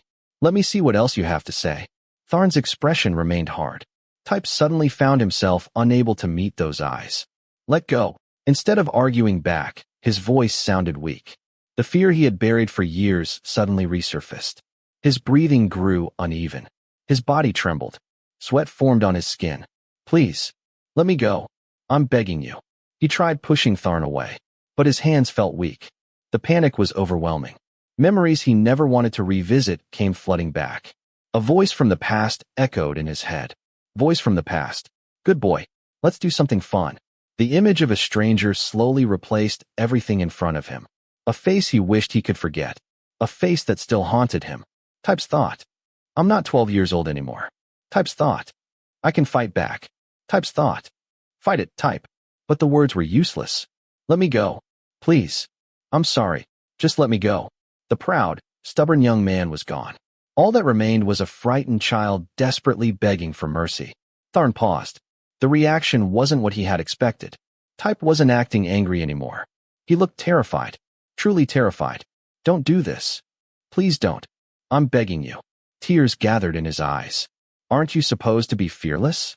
Tharn asked quietly. Why aren't you insulting my parents anymore? I'm sorry. Please stop. I'm sorry. The only words Type seemed capable of saying were apologies. His entire body trembled. Sweat soaked through his clothes. For the first time, Tharn's expression softened. Calm down. It's okay. His voice was gentler now. Much gentler than before. Relax. I won't hurt you. Type looked up through watery eyes. The cold anger he had seen earlier was gone. For a moment, the room became quiet. Only the sound of their breathing remained. It's okay. Tharn repeated softly. Eventually, Type's breathing began to slow. The overwhelming panic gradually faded. Meanwhile, Tharn found himself strangely confused. Tharn's thought. What's wrong with this kid? Bang. Without warning, Type lashed out. His foot struck Tharn squarely, knocking him backward off the bed. Tharn hit the floor with a thud. Type immediately curled into himself. His eyes were red, his body still trembling. I hate you, gay. The sudden outburst left Tharn stunned. Moments ago, Type had seemed completely broken. Now he was glaring at him with all the hostility in the world. You really are unbelievable. Tharn stood up. A smirk tugged at the corner of his mouth. You were begging a moment ago. Go to hell. Type shouted. His face burned with anger and embarrassment. Tharn simply laughed. You're pathetic, Type. After that, he picked up the phone that had fallen onto the floor and tossed it back. The movie was still playing. Then he grabbed his bag and headed for the door. Click. The door closed behind him. The moment he was alone, Type wrapped his arms around himself and curled into a ball. His body continued trembling. He took several shaky breaths. It's okay. Don't think about it. Everything's okay. Don't think about it anymore, Type. Those terrible memories still lingered. And all he could do was try to convince himself that they were gone. Meanwhile, outside the room. What's wrong with that monkey? Tharn headed to the bathroom and washed his hands. Then he splashed cold water onto his face. He hoped it would calm him down. It didn't. Instead, he felt even worse. Water splashed across the sink and floor as he gripped the edge tightly. His reflection stared back at him. Frustrated. Confused. Angry. Why was he so upset? Was it because Type insulted his parents? Because Type looked weak but still fought back? Because he kept hurling insults even while terrified? Or was it because he had made him cry again? Idiot. Tharn cursed himself. Water splashed onto the mirror. He couldn't understand his own feelings. He had been furious. He had wanted revenge. He wanted Type to learn a lesson. But the moment he saw tears in those eyes, everything changed. His tears don't affect me. Tharn repeated the words. Even though he knew he was lying to himself, the memory wouldn't leave. Red eyes. Tears falling endlessly. White lips pressed together. A proud young man reduced to something fragile and frightened. The image lingered stubbornly in his mind. For a brief moment, he had wanted to protect him. Then Tharn clenched his jaw. He insulted your parents. Why are you feeling sorry for him? Taking a deep breath, he forced those thoughts away. He pulled up his shirt and looked at the scratches left behind. Then he shook his head. This is what you get for being nice to him, Tharn. Can you still feel sorry for him now? He splashed water on his face one final time and left the bathroom. Pulling out his phone, he called his best friend. Long, are you still at school? Let's grab something to eat. He wasn't going back to the dorm yet. Not tonight. As he walked away, he glanced back once. Then kept moving. Tharn's thought. There's no need to pity him. Chapter 19. Uncle, is there really a big place where I can play as much as I want? It's behind this house. An abandoned stadium. I'll take you there. Don't go, Type. Don't go. Don't follow him. Inside a blurred dream, Type saw a bearded man staring at a 12-year-old boy with an innocent face. The man's eyes resembled those of a starving wolf. The child knew nothing about the dangers of the world. He was only excited about finding a large place to play. He had no idea what disgusting thoughts were running through the stranger's mind. Don't go, Type. Don't follow that monster. Type screamed into the darkness. He watched the beast grab the boy tightly. The child's hands were too weak, too powerless to resist. Even his voice refused to come out. Type could only stand there helplessly and watch the boy follow the suspicious man. Type's thought. That boy, Type's thought, is me.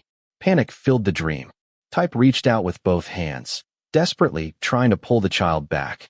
But the boy was dragged farther and farther away. Where are you trying to hide, kid? The bearded man's face twisted into a cunning smile. His laughter echoed through Type's head. The fear that had been buried for years erupted like a violent storm. Let me go. Let me go, you disgusting bastard. Let's have some fun together. Let me help you relax a little. Type twisted and struggled in despair. Tears streamed down his face. His body was drenched in sweat. He fought with everything he had. Yet his body felt impossibly heavy. Please let me go. Please. Don't hurt me. The boy pleaded desperately. He tried to free his hands from the ropes. But every attempt only worsened the wounds. Fear slowly consumed him. His entire body began trembling. He looked small, helpless, pitiful. Yet that pitiful appearance only excited the bearded man more. The stranger's hand slid across the boy's leg. Then he smiled. Good boy. Don't be afraid. Let's have fun together. No, please don't. Stay away from me. The boy cried, begged, pleaded. But all he received in return were filthy hands touching every part of his body. Then the man started removing his pants. The disgusting touch spread everywhere. The boy became so terrified that he could barely breathe. Help me. Someone please help me. Help me. Type. Wake up. Wake up. That voice. Type's thought. Tharn. Tharn. Help me. Help me, Tharn. Wake up, Type. Can you hear me? Wake up. Type heard Tharn's voice breaking through the nightmare. The disgusting bearded face slowly vanished. Finally, Type opened his eyes. The first thing he saw wasn't a mocking smile. It wasn't ridicule. It was Tharn's face, filled with worry. I'm glad you're awake. You're awake. Tharn wrapped his arms around the sweat-soaked boy. At that moment, Type knew only one thing. He was safe. I should have come back sooner. I'm such an idiot. Tharn silently cursed himself. After leaving with Long earlier, they had barely finished ordering food when an uneasy feeling settled over him. The more he thought about Type, the more restless he became. At first, he had assumed Type cried because he feared what might happen after getting caught in such an embarrassing situation. But after calming down and replaying everything in his mind, something felt wrong. Type wasn't the kind of person who surrendered easily. People like him fought until the very end. Yet earlier, he had cried, begged, apologized. The more Tharn thought about it, the more worried he became. And so the same person who had loudly declared he didn't care whether his roommate lived or died rushed back to the dormitory as fast as possible. Type's tear-stained face refused to leave his thoughts. Click. The door isn't locked. When Tharn inserted his key, he discovered the dorm room was already unlocked. That immediately felt strange. That kid never leaves the door open. The room was dark. Only the outline of a curled-up figure could be seen on the bed. Tharn sighed in relief and stepped inside. You little devil. How can you sleep so peacefully? He grumbled under his breath. He had rushed back because he was worried. Seeing Type apparently sleeping normally annoyed him slightly. Then he heard a voice. Let me go. Please. Let me go. Tharn froze. Type's breathing grew heavier with every second. His body twisted uncomfortably. Tharn immediately switched on the light and rushed to the bed. Hey, Type. What's wrong? Taking a sharp breath, he stared at the struggling boy. Type looked like he was being tortured. Help me. Please save me. No. Help. Wake up, Type. Tharn grabbed both of Type's shoulders and shook him gently. But Type remained trapped inside the nightmare. Tears rolled down his cheeks. Wake up, Type. Tharn shook him harder. Wake up. The response only became more frightened, more desperate. Watching that scene made something twist painfully inside Tharn's chest. Help me. Tharn. Save me. Tharn. Wake up, Type. Tharn lifted him upright and shook him again.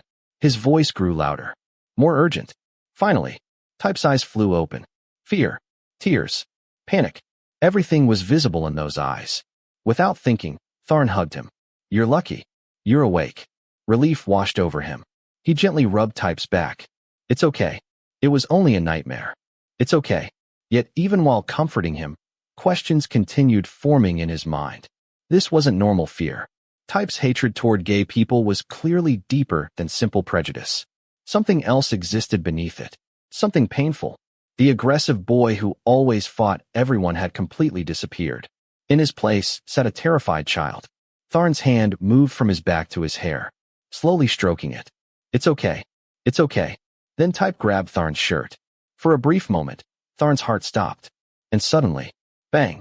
Type shoved him away with all his strength. His fist connected directly with Tharn's face. Caught completely off guard, Tharn fell backward onto the floor. Leave me alone, Type shouted. That was the moment Tharn finally lost his patience. Rubbing his sore chin, he glared at him. What is wrong with you? I just helped wake you up, you idiot. I didn't ask for your help. Type's voice sounded hoarse. His body still trembled. His eyes remained swollen and red. Oh really? Tharn stood up. I only helped because I couldn't stand watching someone as big as a buffalo shaking in fear because of a nightmare. I'm not afraid of nightmares. If you don't know anything, stop talking nonsense. You don't need to care about me. Type clenched his fists again, ready for battle. Seeing that, Tharn tilted his head. You say you're not afraid? I'm not afraid of anything. Nothing can scare me. Then why were you shaking and screaming like that? Stop pretending to be brave. That's my business. Type snapped back immediately. Even if I cried myself to death, I don't need your concern. Remember that. The brave boy's words remained stubborn, even though tears still clung to his eyelashes. Tharn felt his anger rising once more. You call that bravery? Since when? That's my business. Tharn clenched his fists, trying desperately to control himself. He couldn't believe this was the same person he had comforted moments ago. Disappointment surged through him. Maybe you're hiding from something. Then he shook his head. Sorry, I talked too much. Ending the argument, Tharn walked to the closet. He grabbed a towel and headed out. The door closed behind him. Click. Left alone, Type wrapped his arms around his head. Embarrassment and fear battled inside him. No, I don't need his help. He repeated it again and again. Yet despite those words, when Tharn had stroked his hair and comforted him, for one brief moment, Type had wanted to hug him back. Chapter 20. Do good without expecting anything in return. The next morning, sunlight streamed into the narrow dorm room. Two single beds stood opposite each other. On one of them, beneath a music poster, lay Tharn, staring silently at the ceiling. His mind kept replaying Type's words from the night before. Don't worry about me. Even if I die, you don't need to care. Tharn hadn't slept all night. Part of him felt he deserved it. After all, he had worried over someone who clearly didn't want his concern. If dormitory curfew rules hadn't existed, Tharn would have showered and left long ago. It's morning. Stop thinking about it. Get up, find something to eat, and go to class. He muttered to himself. Then he glanced toward the opposite bed. Type was sleeping soundly. No signs of the nightmare from last night. No trembling. No crying. Nothing. So why was he the one feeling miserable? With a sigh, the handsome young man checked his phone. It was already past 6 o'clock. He folded his blanket neatly and placed it at the end of his bed. Then he looked at Type again and sighed once more. Eventually, Tharn left. He didn't want to face Type. He certainly didn't want another argument. Tharn's thought. What do I gain from being nice to you, Type? Tharn's thought. Other than insults and your hatred? He decided not to think about it anymore. Not to care anymore. After showering, he returned from the bathroom. It was nearly 7 o'clock. Any normal person would have already left for class. Yet strangely, Tharn found himself pacing back and forth outside the room. Eventually, he came up with an excuse. Tharn's thought. I forgot my book. Satisfied with that justification, he opened the door and stepped inside. The room remained quiet. Type was still asleep. Tharn found the book he supposedly needed. Yet instead of leaving, he sat down on his bed. Minutes passed. Then more minutes. Class time drew closer. Still he stayed. Eventually, he invented another excuse. He picked up his MP3 player, put on his headphones, turned the music up loud. The songs usually calmed him, usually balanced his emotions. Today, however, nothing worked. His eyes kept drifting toward Type. Tharn's thought. Is he okay? Immediately, he shook his head, trying to drive the thought away. But eventually he stopped lying to himself. The reason he stayed was obvious. He was worried. No matter how much he denied it, no matter how many times Type insulted him, he still wanted to know whether the stubborn idiot was okay. Tharn's thought. You're such a soft-hearted fool, Tharn. Tick, tock. The clock moved slowly. 7:30, 7:40, 7:45, and Type still hadn't woken up. Tharn's expression gradually became troubled. He checked his watch again, removed his headphones, packed them away. If he didn't leave soon, he'd miss breakfast before his 8:15 class. Yet the person who actually had class that morning remained asleep. Is that kid okay? Damn it. Finally, the person who had sworn not to care anymore stood up and walked toward Type's bed. Type. It's 8 o'clock. He reached out, preparing to shake him awake. Then last night's words echoed through his mind. Leave me alone. His hand froze in midair. Instead, he pulled back slightly. It's time to wake up. How long are you planning to sleep? His voice sounded annoyed, but his eyes revealed nothing except concern. Type. Wake up. The long, sleepy hum of someone unwilling to leave bed. Tharn spoke again. If you don't get up now, you'll definitely be late. The response came immediately. You can shut your mouth. Tharn never expected gratitude, but somehow he still wasn't prepared to be cursed at. The person beneath the blanket pulled it over his head and muttered, Mind your own business. Tharn clenched his fists. He stared at the blanket-covered figure for several seconds. Then he turned around, shouldered his backpack, and walked out without another word. The door closed behind him. The moment silence returned, Type's phone started ringing. The person who had just chased away the only one trying to help groaned in frustration. What now? My head feels like it's going to explode. He grabbed the phone. The culprit was Techno. Hi, where are you? I got here early today. Let's grab breakfast together. I'm not going anywhere. Techno immediately frowned. What's wrong with your voice? Don't tell me you just woke up. It's already time for class. Are you planning to skip? Type felt terrible. Even lying in bed felt like riding a roller coaster. His throat hurt. His body felt weak. Everything hurt. I've got a headache. Oh, are you sick? Then don't come to class. I'll come check on you. No. The response came so quickly it startled even Techno. Type barely had enough strength to move. Opening the door for visitors sounded impossible. I'll be fine. Without waiting for further questions, he hung up. His entire body felt as though it were burning. He didn't even need to touch his forehead. The heat radiating from his body was obvious. Sorry. The word slipped out quietly. As he drifted back toward unconsciousness. Once again, he had spent the entire night trapped in those horrible memories. Inside that nightmare, he had been powerless. Powerless watching his 12-year-old self. Powerless facing the past. Powerless even when Tharn appeared. The childhood memories he had buried for years continued clawing their way back to the surface. And now, the fever was raging. For Type, it truly felt like hell on earth. Chapter 21. What's wrong with Type? I don't know if it's serious. Techno stood in the cafeteria, trying to call Type again. But the phone was turned off, leaving him confused. Was Type really seriously ill, or did he simply want to skip class? But Techno was a kind person. He still wanted to check on his friend. Auntie, 1 bowl of porridge, please. Techno looked at his watch. If he went to the dormitory to give Type porridge now, he would definitely be late for class. And the teacher for today's subject was extremely strict about late arrivals. Techno's thought. How about I visit him after class? Hey, Tharn, hey. Tharn. Techno looked up and saw Tharn walking down from the 2nd floor of the cafeteria, carrying 2 large bags of cakes. Hearing someone call his name, Tharn turned around and saw Techno. Over here. Because he knew Tharn was a good person and never wanted to fight him, Techno genuinely wanted to be friends with him. What's up? I'm going to be late for class. Well, is Type sick? Huh. Seeing Tharn's surprised expression, Techno immediately realized something. You don't know either? Then that monkey is probably making excuses to be lazy. He's had me worried all morning. What do you mean by that? I called him earlier to invite him to breakfast, but he refused and said he had a headache. His voice sounded exhausted, like he had no energy left. So I couldn't tell if he was really sick or just trying to skip class. Tharn froze for a moment. I thought about going to check on him, but I was afraid of being late. The teacher is pretty strict today. What do you think I should do? Techno sighed. He was worried about his friend, but he was also worried about himself. Then, your porridge is ready. Huh. Techno reached for the porridge, but someone grabbed it first. Tharn paid for it and took the bag. You go to class. I'll bring this to him. Huh? Didn't you just say you had class too? But when he saw the worry on Tharn's face, Techno stopped asking. Techno's thought. Since when have they become close?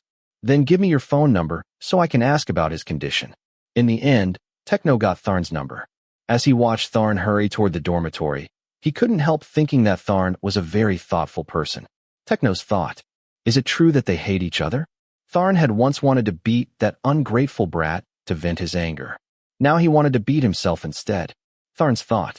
Why didn't I realize how bad his condition was? I should have known the moment I saw him sleeping and refusing to wake up.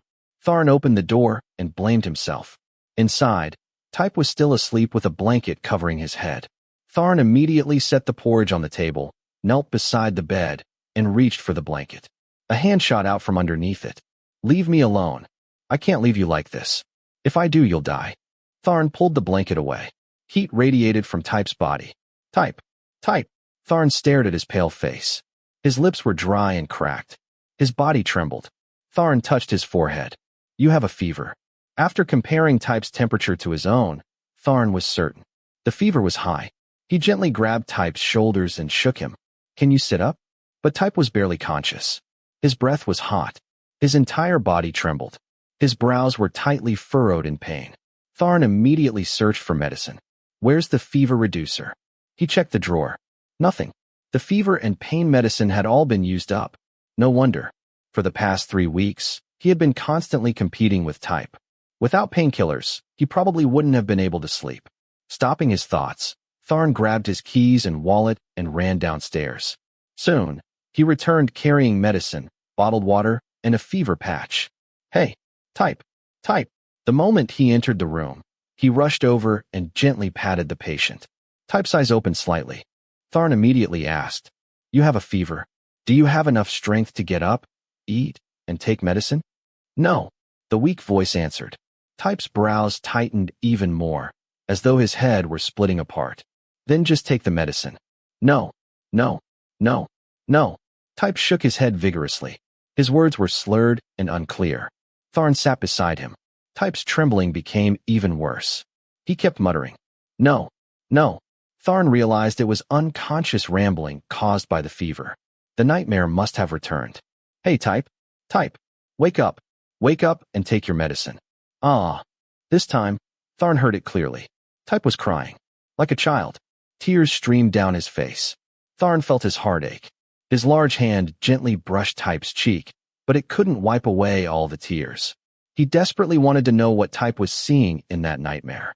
No matter what he tried, Type refused to wake up. He wouldn't take the medicine. Tharn wondered whether he should take him to the hospital. But he understood something. Type didn't want anyone to know about these nightmares. They were part of a psychological wound he desperately wanted to hide. Damn it! His third attempt failed. Tharn stared at the medicine and water. Then he pressed a hand against his forehead.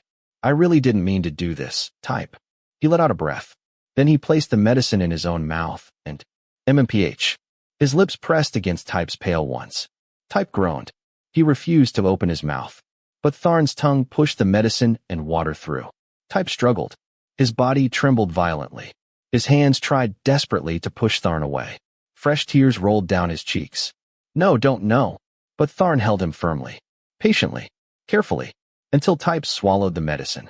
Only then did Tharn pull away. Even though Type tried to spit it out, he failed. Tharn pulled him into a hug. His fever was still dangerously high. Tharn rubbed his broad back gently, hoping to comfort him. "Sorry, I never meant to take advantage of you." His warm voice sounded beside Type's ear. He continued patting his back until the coughing stopped. Then he laid Type back down, pulled up the blanket, and placed the cooling patch on his forehead. Finally, exhausted, Tharn sat beside the bed. His elbows rested on his knees. His head hung low. Taking care of a sick person who hated him was exhausting. A moment later, Tharn leaned closer. He gently touched Type's pale lips. "What did you dream about? Tell me, okay? I can help you." No response. "Good boy. Come on. Open your mouth. Open. Don't. Somebody help me. Anyone. Save me." Type couldn't breathe.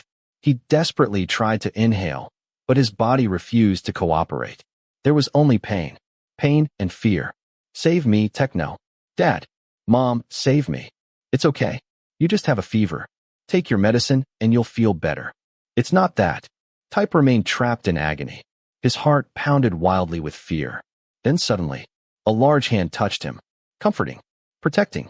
Type's eyes opened slightly. A blurry figure stood before him. "Mom, save me. It's that bastard, him, that bastard." Type didn't care if people thought he was acting like a child. Right now, he just wanted to crawl into his mother's arms and have her chase away the nightmare. Then a warm body embraced him. Not the disgusting embrace from the nightmare. A comforting one. Safe. Gentle arms patted his back again and again. As soon as Tharn tried to pull away, Type grabbed him tightly. At the same time, he opened his eyes and stared at the blurry figure. "Dad, don't leave me, don't." Type was terrified that if that person left, the nightmare would return. He felt his father sit down beside him again. "I'm not going anywhere. I just want to get a towel and clean you up." Don't go anywhere." "Okay, I'm not going anywhere. I'll stay here." Only after hearing that promise did Type slowly loosen his grip. In his feverish haze, he couldn't remember whether Dad gave him medicine or whether Mom wiped his body clean. But he remembered one thing clearly. He felt safe. The nightmares gradually faded away. At last, his body found rest. After drifting in and out of consciousness for hours, Type finally became aware of his surroundings. He was in the dormitory. Turning his head, he saw half a bottle of water, a glass, a bag of medicine, and an empty metal container sitting on the Japanese table that divided the room. He raised a hand to his forehead. Whose is this? His fingers touched the cooling patch. Immediately, he realized there was no way he had gone downstairs and bought it himself. Someone had taken care of him. Tharn. No. Type immediately denied it. Only Tharn could enter the room and do something like this. Yet he refused to believe it. It's not him. Definitely not. He already went to class. There's no way he'd come back to take care of me. His headache threatened to return. He didn't want to think anymore. Still, he couldn't stop himself. Type's thought. Why are you being so nice to me? What do you want from me? At that moment, this porridge smells amazing. Is it really okay to steal food from a patient? The door opened. A familiar voice entered with it. No. Hey, you're awake.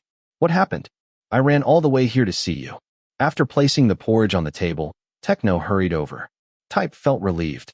You bought me porridge? Yeah. I bought it this morning after talking to you on the phone. I reheated it. If you don't eat it, I'll eat it myself. Type narrowed his eyes suspiciously. Then you also came here. But who else would it be? Nothing. Type lowered his voice. His entire body hurt. All he wanted was to sleep. You should sit up and eat some porridge so you can take your medicine. I'm not hungry. Just eat a little. You haven't eaten all day. Techno helped him sit up and handed him the bowl. Where is he? Cough, cough. Type asked, then immediately choked. Who are you talking about? Tharn. I don't know either. What's wrong? No. I'm full. Hey, monkey. Eat some more. The medicine. Cough, cough. Unable to persuade him further, Techno handed over the medicine and water. Despite the pain in his throat, Type swallowed the medicine and returned the glass. The question still lingered in his mind, even though he desperately needed rest. You took care of me? Oh, Tharn. Where are you going? You're awake too. Huh. What did you just say? Before Type could finish, the door opened again. Techno immediately greeted Tharn, who had just entered carrying another bag of food. A phone rang. Oh, the club manager is calling. I told him you were sick, but I don't know whether you'll skip class completely. Let me answer this. Techno hurried outside. The room fell silent. Type looked toward the door. Tharn glanced at the porridge on the table before setting down the food he had brought. Neither of them spoke. Type tried to close his eyes and sleep again, but the question still bothered him. Cough, cough. Who took care of me? Tharn hesitated for several seconds. Then he turned around. I'm sure you don't want the answer to be me. Of course. The reply came without hesitation. Tharn stared at him.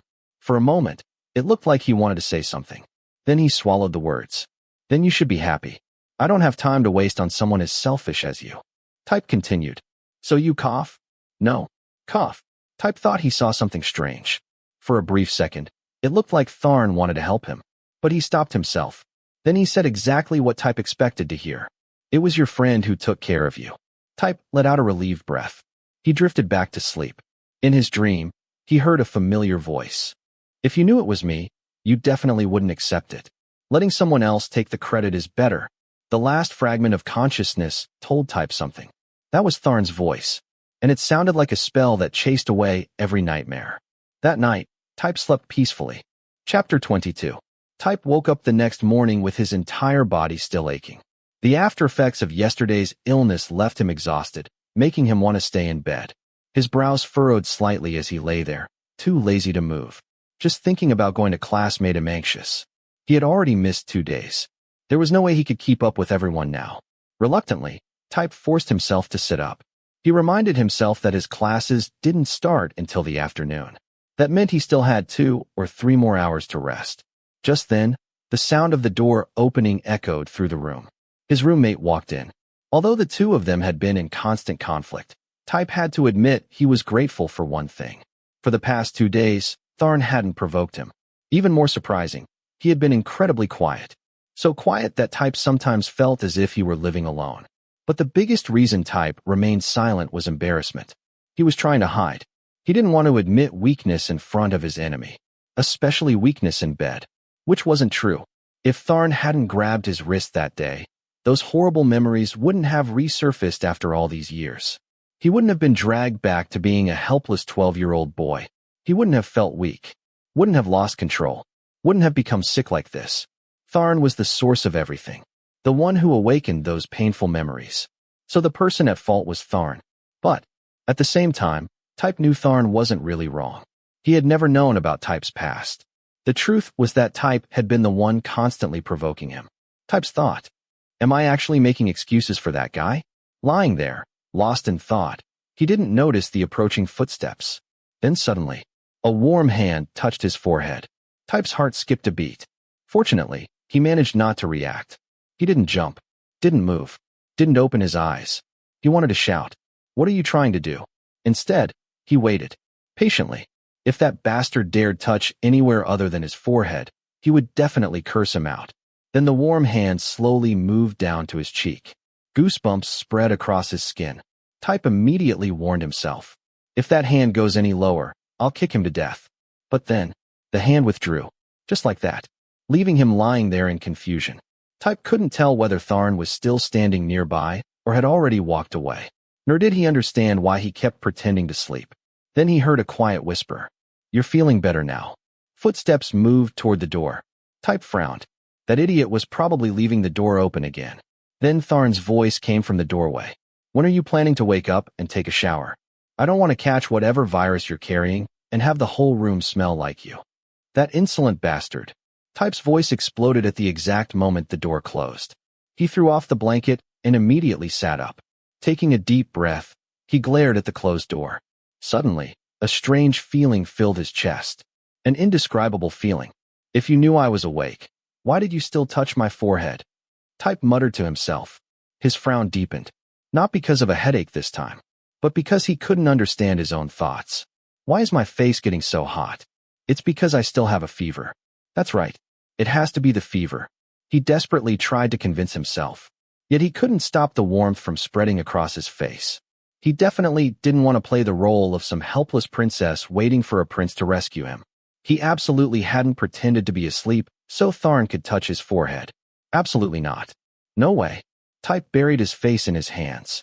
Has that demon put some kind of spell on me? Even so, a small part of him felt relieved. At least Tharn had no intention of bringing up what happened while he was sick.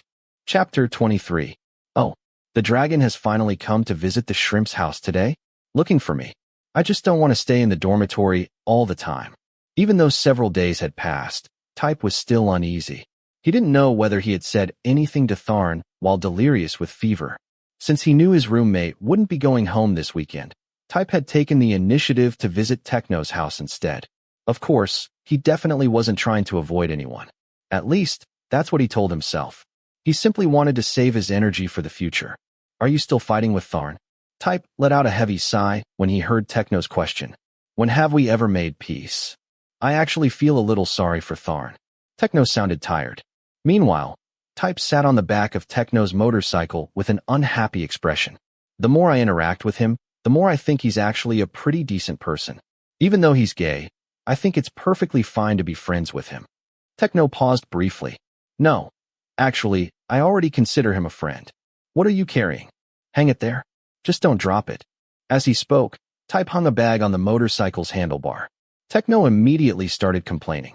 "Be more careful. What's in there?" "My dad sent you some salted eggs. I told him you took care of me while I was sick, so he sent them as a thank you gift." Although Type's father had claimed it was only a minor illness, his mother told him that the man had almost booked a flight to Bangkok immediately to check on him. Just thinking about it made Type laugh. "But I don't even like salted eggs. Whether you like them or not, my dad sent them." "Ugh, salted eggs taste terrible." Type was annoyed, and Techno should consider himself lucky he was driving. Otherwise, Type would have punched him already. The idiot. "I'm just kidding. I don't like them either, but..." Techno hesitated. "You could give them to Tharn." "Tharn? Why would I give them to him? That would be a waste." When they stopped at a red light, Techno carefully adjusted the bag of eggs and turned around. "Oh, you still don't know?" "Know what?" Seeing that the conversation had somehow returned to Tharn again, Type became irritated. Meanwhile, Techno looked genuinely confused. "Tharn was the one who took care of you when you were sick." "What? Wasn't it you?" Type's eyes widened. He stared at Techno in disbelief and practically shouted. Techno immediately shouted back. Hey, it wasn't me. You still haven't figured it out." He shook his head. "Tharn was the one who took care of you all day. He worried about everything. Your food, your medicine, everything." Type was speechless. Completely speechless. He could only stare at Techno as if he couldn't believe what he had just heard. At that moment, Techno finally realized that Type genuinely knew nothing. When the traffic light turned green, he immediately pulled the motorcycle to the side of the road. He didn't dare continue driving. If the two of them started arguing in the middle of traffic, they might end up in an accident. Let me explain this clearly. Techno turned toward him. It was Tharn, the same guy you call your enemy. He skipped class and stayed behind to take care of you. Type suddenly wanted to run away. He didn't want to hear any more. The fact that his enemy had seen him at his weakest was already embarrassing enough. But learning that Tharn had been the one taking care of him made everything even worse. Much worse. Extremely worse. Because instead of continuing to hate each other, their relationship was slowly beginning to move in a completely different direction. Chapter 24. It was dusk. Tharn sat at his desk, tapping his fingers to the rhythm of the music playing through his MP3 player. The door suddenly opened. He had assumed his roommate wouldn't be returning tonight. After all, Type had left that morning carrying a large backpack. Tharn hadn't cared where he was going. But now, Type was standing in the doorway, glaring at him as though he wanted to devour him alive. Tharn immediately assumed another fight was about to begin. Oh, he let out a quiet sigh. Turning off the music, he rose from his bed. Where are you going? Type's voice stopped him. Tharn turned around. Their eyes met. I was getting out of your sight. The answer left Type speechless. Tharn never expected them to suddenly become friends just because Type had recovered from his illness. So he simply continued walking toward the door. Wait. Tharn stopped. He turned back. To his surprise, Type's face was gradually turning red. Type quickly looked away. Every time he looked directly at Tharn, his face seemed to grow even hotter. Tharn frowned slightly. What do you need? You. Type mumbled. What is wrong with you? Do you have a fever again? Instead of helping, Tharn chose to tease him. Type immediately shot him an angry glare. Then he took a deep breath. If you haven't eaten yet, take this. Tharn froze.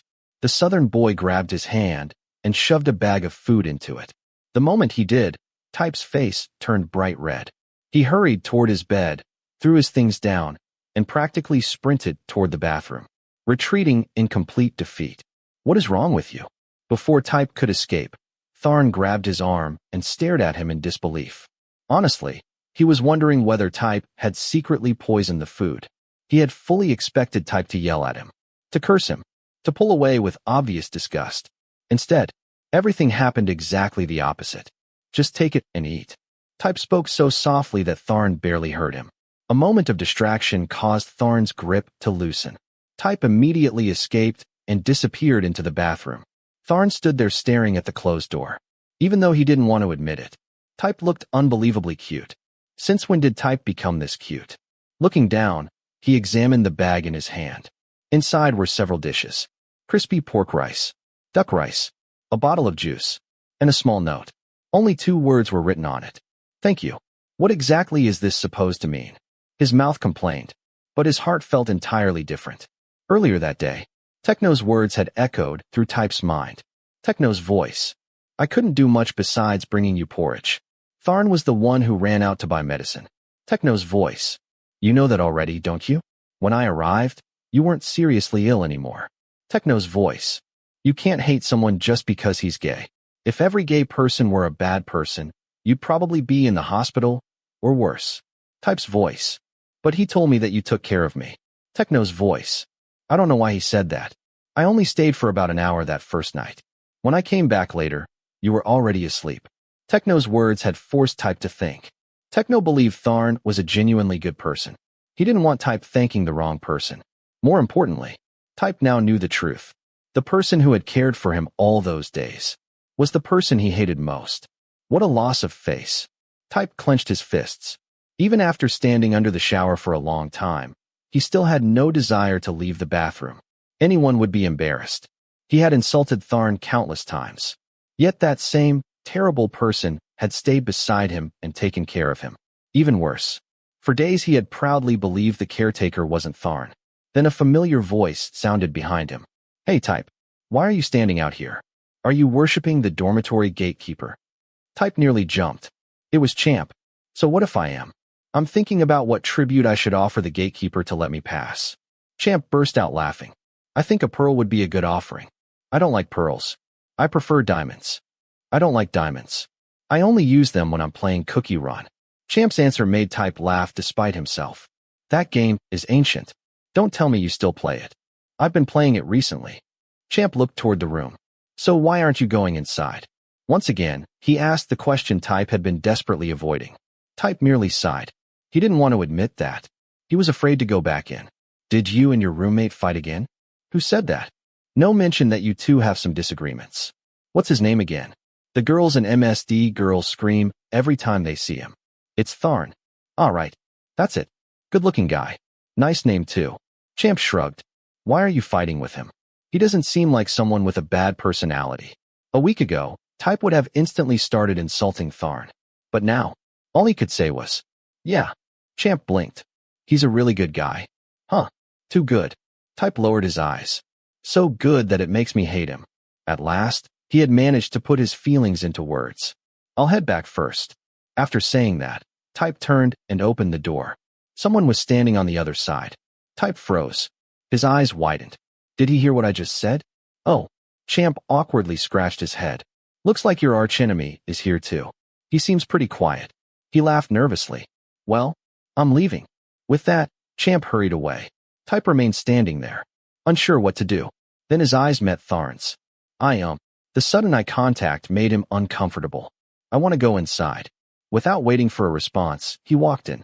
The moment he sat on his bed, he noticed the empty plate on the Japanese table. The food was gone. He didn't know what to say. The room became silent. Tharn entered. He sat on his own bed and said nothing. Type's thought. Type, you're such a coward. You. The moment he spoke, Tharn looked up. Type instantly forgot everything he wanted to say. Techno. Damn it. Why is it so hard to say thank you? I talked to Techno. Tharn spoke first.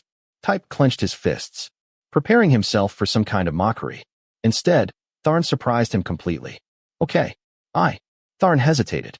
I want to apologize for the things I said before. Huh. Type stared at him in shock. Surely he had heard wrong. Wait. He pointed at Tharn. Something is wrong with you. You're supposed to curse me back. I'm the one who keeps insulting you. So what? Type blinked. He genuinely couldn't understand what Tharn was thinking. The other man simply shrugged, as if it were obvious. So what? What am I supposed to do? Stand there and watch you die? Tharn looked directly at him. If it were you, would you just stand there and watch? Type's thought. I would. The answer appeared instantly, and it made him feel like a terrible person. If Tharn had been the sick one, Type honestly didn't know whether he would have helped him or thrown him out of the room, which meant the words that came out of Tharn's mouth were things Type would never have said himself. You're making me feel like a terrible person. That's your own conclusion. You bastard. Are you insulting me now? Type immediately lunged forward. His eyes widened with outrage. But Tharn wasn't worried. Not at all. He simply laughed. Type's thought. He's crazy. Even when I insult him, he still laughs. Hey. Tharn tilted his head. Are you okay? Type's face was turning red again. The truth was simple. The person sitting across from him felt different now. Very different. Tharn's smile was genuinely charming. And that quiet charm made Type nervous. How much was it? Type asked abruptly. Mostly because he wanted Tharn to stop smiling. The medicine. He pointed. How much did it cost? I don't want to owe you anything. You already paid me back. I paid you back in my dream or something. How much was it? I don't like owing people anything. Especially annoying people like you. Strangely enough, Tharn didn't look cold anymore. Instead, he smiled and nodded toward the empty plate. You paid me with that plate of crispy pork rice. But I ate some of it too. Type instantly realized his mistake. He shut his mouth. Tharn only smiled wider. Type desperately wanted to know what was making him so happy. If Tharn would just act the way he used to, things would be much easier. Fine. Tharn stood up. I appreciate that you've stopped sprinkling crumbs all over my bed. I never did that. Type immediately protested. Still stubborn as ever. Tharn merely shrugged. He didn't bother arguing. Picking up the empty plate, he carried it to the sink near the narrow balcony where the laundry was hanging. Don't worry. He spoke casually. I don't consider helping you a debt that needs repayment. Then he added, I help pigs and dogs every day. Whether you help me or not, I'm still annoying. Type pointed at him. Remember this. I'm a crazy dog. I can bite you at any time. His voice sounded firm. Yet beneath it lurked emotions he couldn't explain. Maybe because Tharn was behaving differently than expected. Maybe because he was annoyed by the teasing. Or maybe because Tharn was becoming too good for him to hate. No, I still hate him. He's gay. The type of person I hate most in this world. Yet the conviction behind those thoughts was becoming weaker and weaker. Tharn, meanwhile, was in an excellent mood. Watching Type's expressions was strangely entertaining. His mouth kept saying hateful things, but his ears and face were bright red. After speaking with Techno, Tharn finally understood the situation. Honestly, he had worried that Type would become furious after discovering the truth. Yet earlier, he had overheard something. Type's voice. He's too good. So good that it makes me hate him. For Tharn, those words meant something important. Type no longer truly hated him. Tharn glanced around the room. Type was still sitting there, awkward and embarrassed. He couldn't stop himself from smiling. Who would have imagined? A person who constantly cursed everyone around him could become this flustered just from learning who had cared for him while he was sick. Tharn found himself becoming curious. Very curious. Is it wrong to be curious about your roommate? He lowered his voice. You should be careful. Tharn whispered to himself. Because I'm starting to break my own rules. What rules? First, I don't get involved with straight guys. Second, rabbits don't eat the grass near their own burrow. And yet, for the first time, Tharn was seriously considering breaking both of them. Chapter 25. Midnight. The uneasy feelings in Type's heart had mostly faded away. That meant he was gradually giving up on fighting with his roommate. Every day, whenever he returned to the dormitory, he would throw himself onto the bed and sleep like the dead. That way, he didn't have to face that annoying guy. Even though, deep down, Type had already reduced his hatred for him a little. Still, lately, something felt wrong. Especially at night. At first, Type thought it was because the old nightmare had returned. But over the past 2 or 3 days, things had become very strange. Extremely strange. His dreams had changed. The disgusting, bearded bastard from the past no longer appeared. Instead, someone seemed to be beside him. A warm presence. Gentle fingers brushed against his face, touched his lips, ran through his hair. And the strangest part was, Type didn't hate it. Not at all. Unlike before, he wasn't afraid. And the worst thing was, he actually thought it felt good. Type's thought. That nameless person must be very strong, but his touch is surprisingly gentle. Lying there, Type couldn't tell whether those sensations belonged to a dream or reality. Suddenly, he rolled onto his side. Across the room, he saw Tharn changing clothes in front of the mirror. Could it be him? No, you're overthinking it. It's just a dream. If your fever's gone, then maybe you've developed a mental illness instead. Why are you talking to yourself? Whether Type had spoken too loudly, or the room was simply too small, Tharn heard him. Turning around, he smiled. Type immediately wanted to punch him. Even if I am crazy, that's my problem. It has nothing to do with you. That answer only made Tharn laugh harder. Recently, he rarely wore his usual cold expression. Instead, he smiled all the time like some fool. At least my brain works normally. Unlike yours. What's wrong with my brain? Tharn was fastening his belt as he turned toward him. His eyes sparkled. It was obvious he was in an excellent mood. The better Tharn's mood became, the worse Type's became. Why am I even talking to you? Forget it. I hate you. But I don't hate you. Tharn's voice was calm. Type immediately turned toward him. Tharn smiled again, then deliberately repeated himself. I don't hate you. But I hate you. Type emphasized every word. For a brief moment, Tharn looked disappointed. Only for a moment. Then he turned back toward the mirror and fixed his hair. I still don't hate you. After saying that, he picked up his bag and headed for the door. Type watched him leave. He couldn't deny that his opinion of Tharn had improved somewhat, but he refused to think about it. Instead, another question returned. The question that had been bothering him for days. In the middle of the night, Type narrowed his eyes. What did you do to me? Tharn froze. Then he smiled again. This time, from ear to ear. His answer made Type even more frustrated. Whatever I do is my business. He opened the door. It's none of your business. Hey, don't copy me. Type jumped off the bed immediately. But Tharn ignored him and continued walking away. Type rushed after him. One hand grabbed the door frame as he shouted down the hallway. Come back here. You have to tell me what you did before you leave. Hey, Tharn.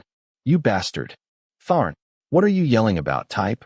A door nearby suddenly opened. Pluie stood there looking annoyed. Good morning, Pluie. Type forced a smile. How are you? I'd feel much better if people stopped screaming so early in the morning. Type immediately fell silent. He had known the engineering faculty's second-year class president ever since moving into the dormitory. Usually, Pluie was friendly and cheerful. But today he looked completely exhausted, like he wanted to move somewhere else. I've wanted to ask this for a long time. Pluie crossed his arms. Just how much do you two hate each other? Type blinked. I still remember that time you had a nightmare and screamed loud enough to wake up the entire dormitory. Pluie sighed deeply. Then every single day after that, I had to listen to you two arguing. He rubbed his forehead. Have you ever thought about changing rooms? Type didn't answer. Pluie continued.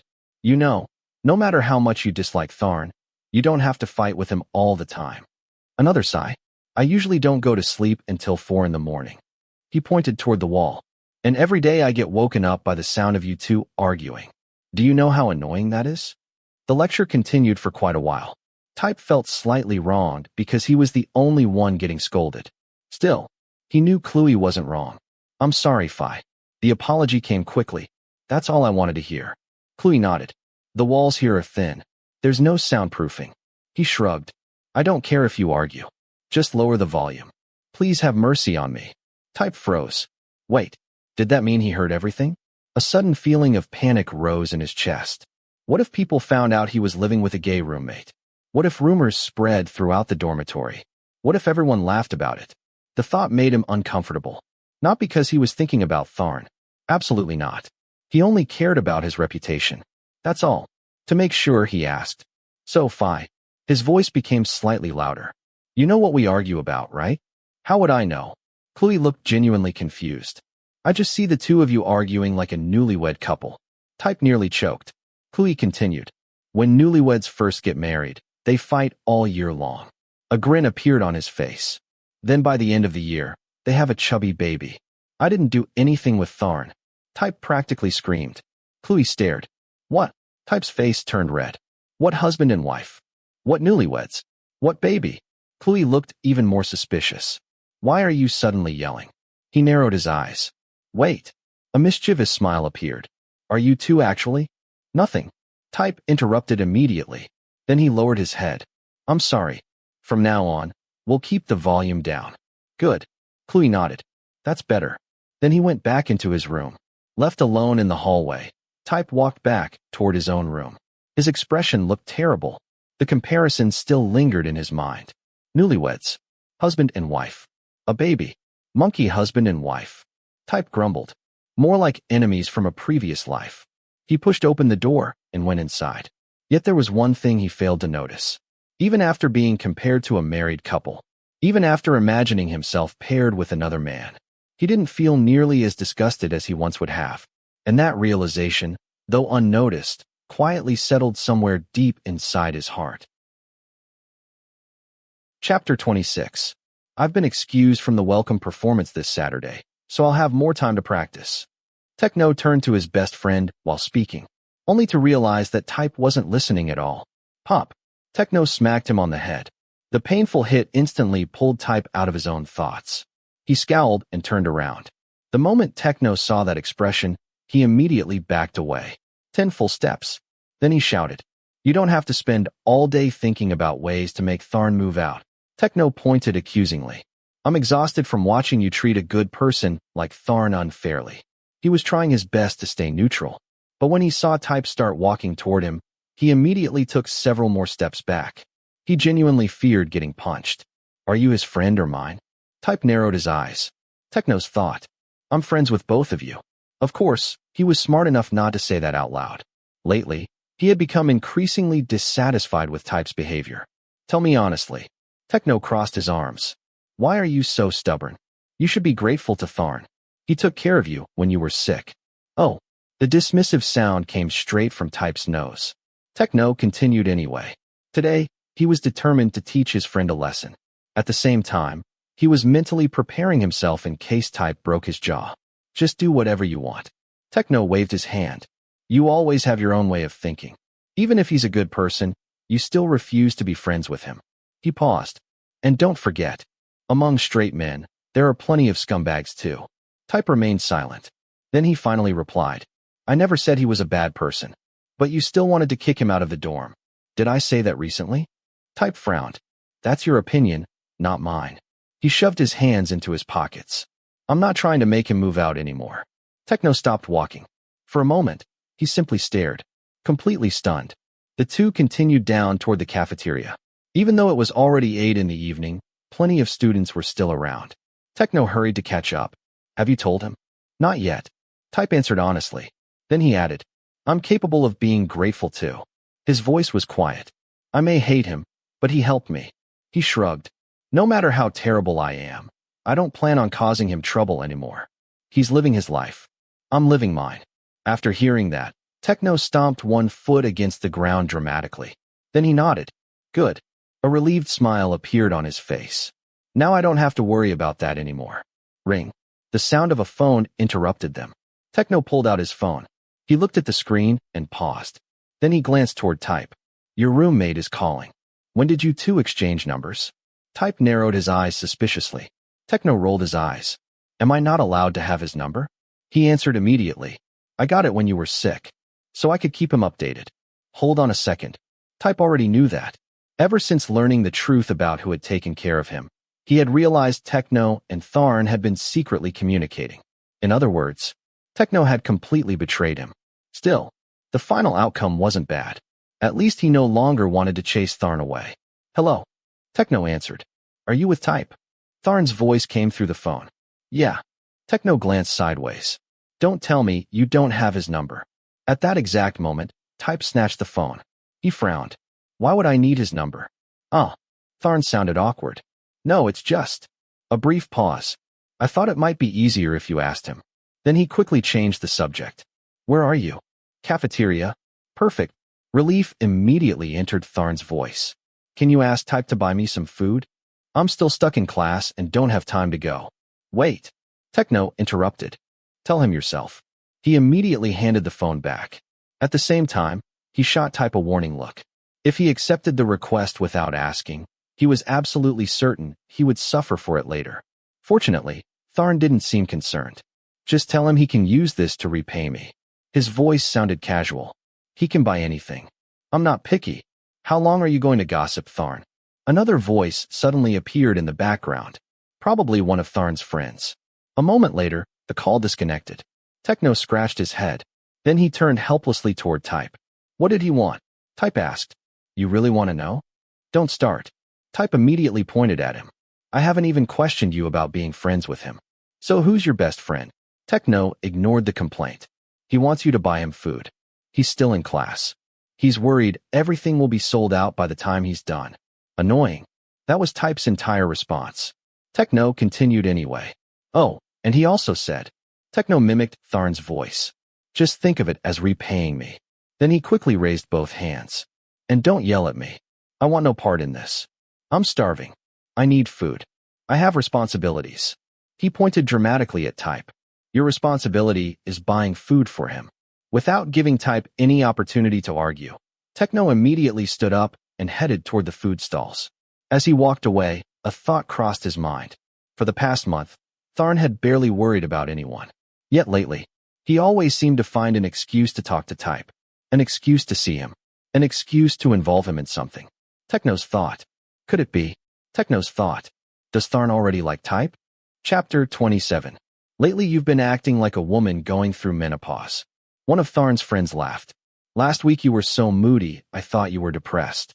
He pointed accusingly. But this week you're glowing like someone who just won the lottery. The comment made Tharn laugh. Thinking about Type naturally put him in a good mood. His friends had noticed the change too. And honestly, Tharn couldn't deny it. His recent happiness was closely connected to his roommate. Things had changed. Recently, there were far fewer arguments. Even though Type still insisted that he hated him, at least he no longer returned to find the room destroyed. There were no more food crumbs scattered across the bed. No more deliberate provocations. No more endless attempts to drive him away. Instead, he saw Type's grumpy face when he slept. His dark expression whenever he was annoyed. Those large eyes that occasionally stared at him when he wasn't paying attention. But overall, Type had stopped making trouble. And that alone felt like progress. A lot of progress. Because of that, Tharn couldn't help wondering. Had their relationship moved forward? Maybe not much, but at least a little, which was exactly why he had asked Type to buy food for him today. He had even deliberately used Techno as a middleman, because he knew something very well. If he had asked Type directly, the answer would have been no. Immediately, without hesitation. For most people, buying food was a tiny favor, a meaningless thing. But for Type, it was completely different. Type would never willingly buy food for someone he truly hated. Never. That was why this mattered. If Type agreed to do it, then it meant something important. It meant the hatred was fading. It meant the walls between them were slowly breaking down. And maybe, just maybe, they could become friends. Sometimes the smallest actions became the biggest milestones. And for Tharn, a simple meal might be the first real sign that Type was finally letting him into his life. Chapter 28. Your food. 20 baht. Pay me. The moment Tharn opened the door and stepped inside, his question was answered. Type was sprawled across his bed, half sitting and half lying down while reading a comic book. Without even looking properly at him, he delivered those words in a stiff voice. The meal sat on the Japanese table between their beds, very visible, and beside it, a drink. I didn't ask you to buy me a drink. Drink it. Type turned another page of his comic. Techno kept nagging me to buy one. Then he rolled onto his side and turned his back toward Tharn. Tharn stood there silently, looking at the food, looking at the drink. Then a smile slowly appeared. Thank you. The words slipped out naturally. Type immediately replied. Why are you thanking me? His voice grew defensive. Are you trying to use kindness to make me owe you again? He clicked his tongue. It won't work. Tharn didn't argue. Instead, he walked over to the table, picked up the food, poured the rice onto a plate, then sat down to eat. Across the room, all he could see was Type's back. And yet, his smile refused to disappear. You can blame Techno all you want. You can pretend you're only doing this to repay me. But you still remembered what I like. Even if you only know because you've stolen my food before. You remembered. Do you know how happy that makes me? For some reason, tonight's meal tasted far better than usual. Meanwhile, Type had made a decision. I'm not sleeping tonight. I'm going to find out exactly what you do while I'm asleep. Determined, he fought against his exhaustion. He focused on the comic book, tried to concentrate on the story.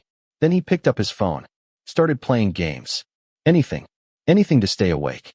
But nothing worked. If you're planning to do something, could you hurry up already? Type grumbled internally.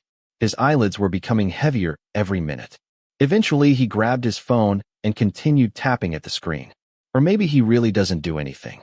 Maybe I've imagined all of it. No, that can't be right. Every time I dream about someone touching me, it feels real, comfortably real. The room gradually grew quieter. The silence became overwhelming. Sleep slowly tightened around him. An hour later, Type could no longer hear any sounds from the other side of the room. Tharn must be asleep too. Finally giving up, Type relaxed. His body sank into the mattress. And at some point, he drifted off. The room filled with nothing except the sound of the fan. A cool breeze brushed against his skin. Comfortable. Peaceful. He shifted positions, trying to sleep more comfortably. Then he kicked away the blanket. It felt too warm. Moments later, that familiar sensation returned. Why is it so hot? Half asleep, Type frowned. Instinctively, he wanted to move away. Then suddenly, the discomfort vanished. His awareness sharpened slightly. Not fully awake, but no longer completely asleep either.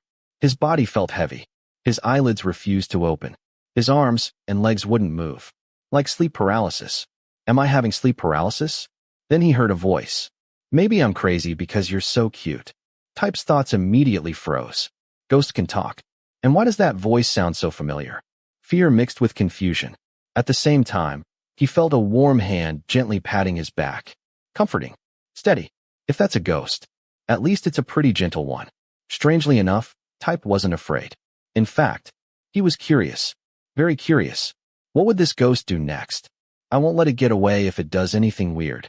The hand resting against his face remained still. Type could feel someone sitting close beside the bed. Very close. Close enough that he could feel warm breaths brushing against his skin.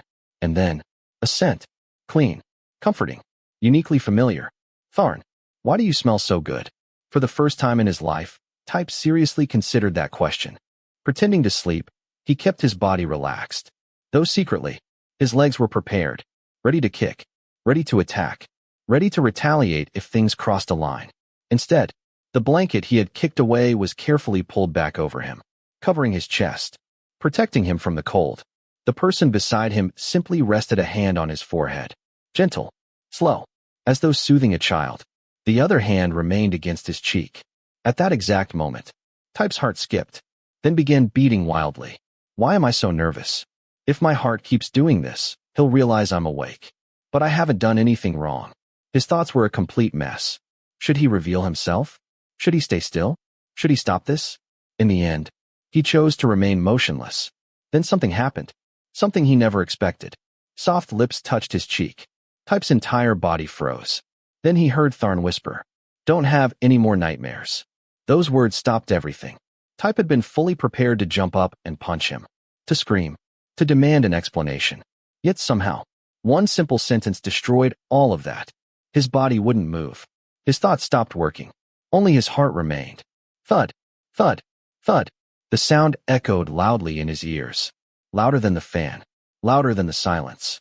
Louder than anything else. Eventually, Type understood. Tharn wasn't doing anything bad. He never had been. He was simply worried. Simply taking care of him. Every night. Because he knew about the nightmares. Because he knew how frightened Type became when sleeping. Because he had heard things during those feverish nights. Yet he had never mentioned any of it. Never questioned him. Never exposed his secret. Instead, he quietly stayed beside him, offering warmth, driving away the shadows that had haunted him since childhood. Type slowly lifted a hand, touching the cheek that had just been kissed. In the darkness, he opened his eyes. Across the room, Tharn was already lying on his own bed with his back turned, as though nothing had happened. Why didn't I stop him? The question lingered in his mind. He had expected to stay awake all night. Expected confusion. Expected anger. Instead, as he stared at the figure sleeping across from him, a strange sense of peace settled over him. And before long, Type fell asleep, more soundly than he had in years. Chapter 29. It's Tharn's fault. It's all his fault. Standing beneath the cold shower, Type let the water pour endlessly over his head. He had hoped the icy water would cool him down. Instead, it seemed to make things worse. His body remained tense. His thoughts refused to settle. Ever since discovering what Tharn secretly did every night, pulling up his blanket, comforting him, wishing him peaceful dreams, Type had barely slept. The frustrating part was that Tharn seemed completely unaffected. The man could gently comfort him one moment and then sleep soundly the next. Meanwhile, Type lay awake for hours. And lately, he found himself waiting for it, looking forward to it. That realization alone made him want to scream. Type had spent months insulting Tharn, calling him names and treating him like an enemy. Yet now, his emotions were becoming more and more complicated. Stop thinking about it. He pressed his palms against the wall. Just stop. But the moment he closed his eyes, memories surfaced again. The image of Tharn sitting quietly beside his bed, pulling the blanket over him, brushing a hand across his cheek, gently touching his hair. The warmth, the comfort, the quiet concern. Type slammed a fist against the tiled wall. No, this was ridiculous. There had to be another reason he couldn't sleep. It couldn't be because of something as simple as a touch. It couldn't be because of Tharn. And yet, the more he tried to push those thoughts away, the stronger they became. He attempted to distract himself, to think about anything else. But every effort failed. His mind stubbornly returned to the same person, the same voice, the same smile, the same warmth. Type groaned in frustration. The truth was becoming impossible to ignore. Every path his thoughts took eventually led back to Tharn. And that terrified him. Because for the first time, the emotions he felt were no longer simple hatred. They weren't anger. They weren't resentment. They were something much more confusing. Something he didn't know how to handle. Leaning against the wall, Type closed his eyes. His breathing gradually slowed. Yet the final image that lingered in his mind remained unchanged. A familiar smile. A gentle voice. A quiet wish spoken beside his bed. Asterisk, have a good dream. Asterisk. The memory echoed softly in his heart. And Type felt more conflicted than ever. Because deep down, he was beginning to realize something he didn't want to admit. The person he once hated most in the world had become the person he thought about the most. Chapter 30. You're free tonight. Cheer up, Type. The freshman cheerleading activities were underway. After this event, everyone would finally be free. However, Type still looked gloomy and completely miserable. He kept shaking his head as if he were trying to get rid of thoughts he didn't want to face. Of course, a good friend like Techno couldn't help but worry. What happened to you? Nothing. Every time you say nothing, you're definitely about to do something. The activity's almost over. You'll be able to go home and rest soon. Aren't you happy? I don't want to go back. The moment Type said that, Techno immediately guessed part of the reason. He moved closer and sat beside him, looking surprised. Hadn't Type said before that he wouldn't try to drive Tharn away again? What did you do to Tharn this time? What's wrong with him? Don't stop halfway through. I'm not a saint. I can't magically know what's going on with you. Techno shook his head. Type wanted to say that he was just as confused as Techno was right now. But in the end, he spoke with a weary sigh. I want to move out of the dorm. Will your father allow it? That's the problem. That stubborn old man is determined to make me stay. Type spoke quickly, then clasped his hands together in apology. He had been so irritated that he had accidentally insulted his father. After begging countless times, he had been flatly rejected. His father had even scolded him for bringing up the issue again and again. Stop being stubborn. How are you going to make money and pay for everything yourself? Type sat with his friends, thinking about his problems. Then his thoughts drifted to something else. Masturbation. For a guy, that was normal, wasn't it? The unusual part was the person he had been thinking about while doing it. That guy. Any problem should be solved at the source, Techno said. You don't like Tharn, right? If you can ignore the fact that he's gay, everything will be fine. And if you hate him, then just stop hating him. You make it sound like everything is my fault. Type turned to look at his best friend. You know that's true, right? Techno replied with a grin. The next time we go swimming, I'm definitely going to drown you. Type spoke unhappily before turning away and thinking about what Techno had said. Fine. I can ignore everything. But those kisses every night. Just thinking about them made him look forward to bedtime. It wasn't as simple as beating someone up and telling them to stop worrying about him. That wasn't some strange desire, right? Right. He hadn't suddenly changed his sexual orientation and started liking men. It was all because that bastard kept flirting with him. So if Tharn stopped doing it, then he wouldn't think about it anymore. From tonight onward, he had to make Tharn stop. But Type didn't realize that sometimes, trying to stop something could make everything spiral completely out of control. Don't you want to stay and watch a little longer? No. I want to go back and get everything ready. That had been the conversation between Type and Techno a few hours earlier. Afterward, Type said goodbye to his friends, returned to the dormitory, and prepared to deal with Tharn, the person who treated him like a helpless girl who needed protection every night. He had to stop it before things got worse. He couldn't keep pretending it wasn't affecting him. That guy would come over and soothe him back to sleep, and somehow Type had started craving it. If there was any more touching, he would probably end up pulling Tharn closer and kissing him himself. Type's thought. If you dare kiss me tonight, I'll punch you. Type's thought. If you touch me again, I'll kick you to death. Type told himself that the only reason he had allowed Tharn to do those things before was because he had been afraid of having terrible nightmares. But judging from the past few days, he had been sleeping perfectly well. There was no reason to let Tharn keep treating him that way. Type felt extremely satisfied with his plan. But after taking a shower and eating dinner, the person who had spent the entire week feeling restless about sleep quickly fell asleep. So much for all that preparation. Chapter 31. Haha. What's wrong? Are you smiling at me? Are you so exhausted you've gone stupid? The performance at the conservatory ended at 10:30 that night. The freshmen, no, all the students who had participated in the freshman activities began to disperse. Some headed straight back to their dormitories, while others went out to celebrate. As for Tharn, he left the building with his friends. The entire time, he couldn't stop smiling. His friends noticed immediately. No, I was just thinking about something funny. Tharn answered before quickly separating from the group and heading back to the dormitory. Back to the person who had been making him smile for days. Type. By now, Type already knew what he had been doing. At first, Tharn hadn't been sure. But ever since he had started helping Type sleep while taking care of him during his illness, he had noticed the changes. Recently, Type would try to push his hand away, or hide his face somewhere else. At first, it seemed like he was struggling because of nightmares. But over the past few days, Type had been sleeping peacefully.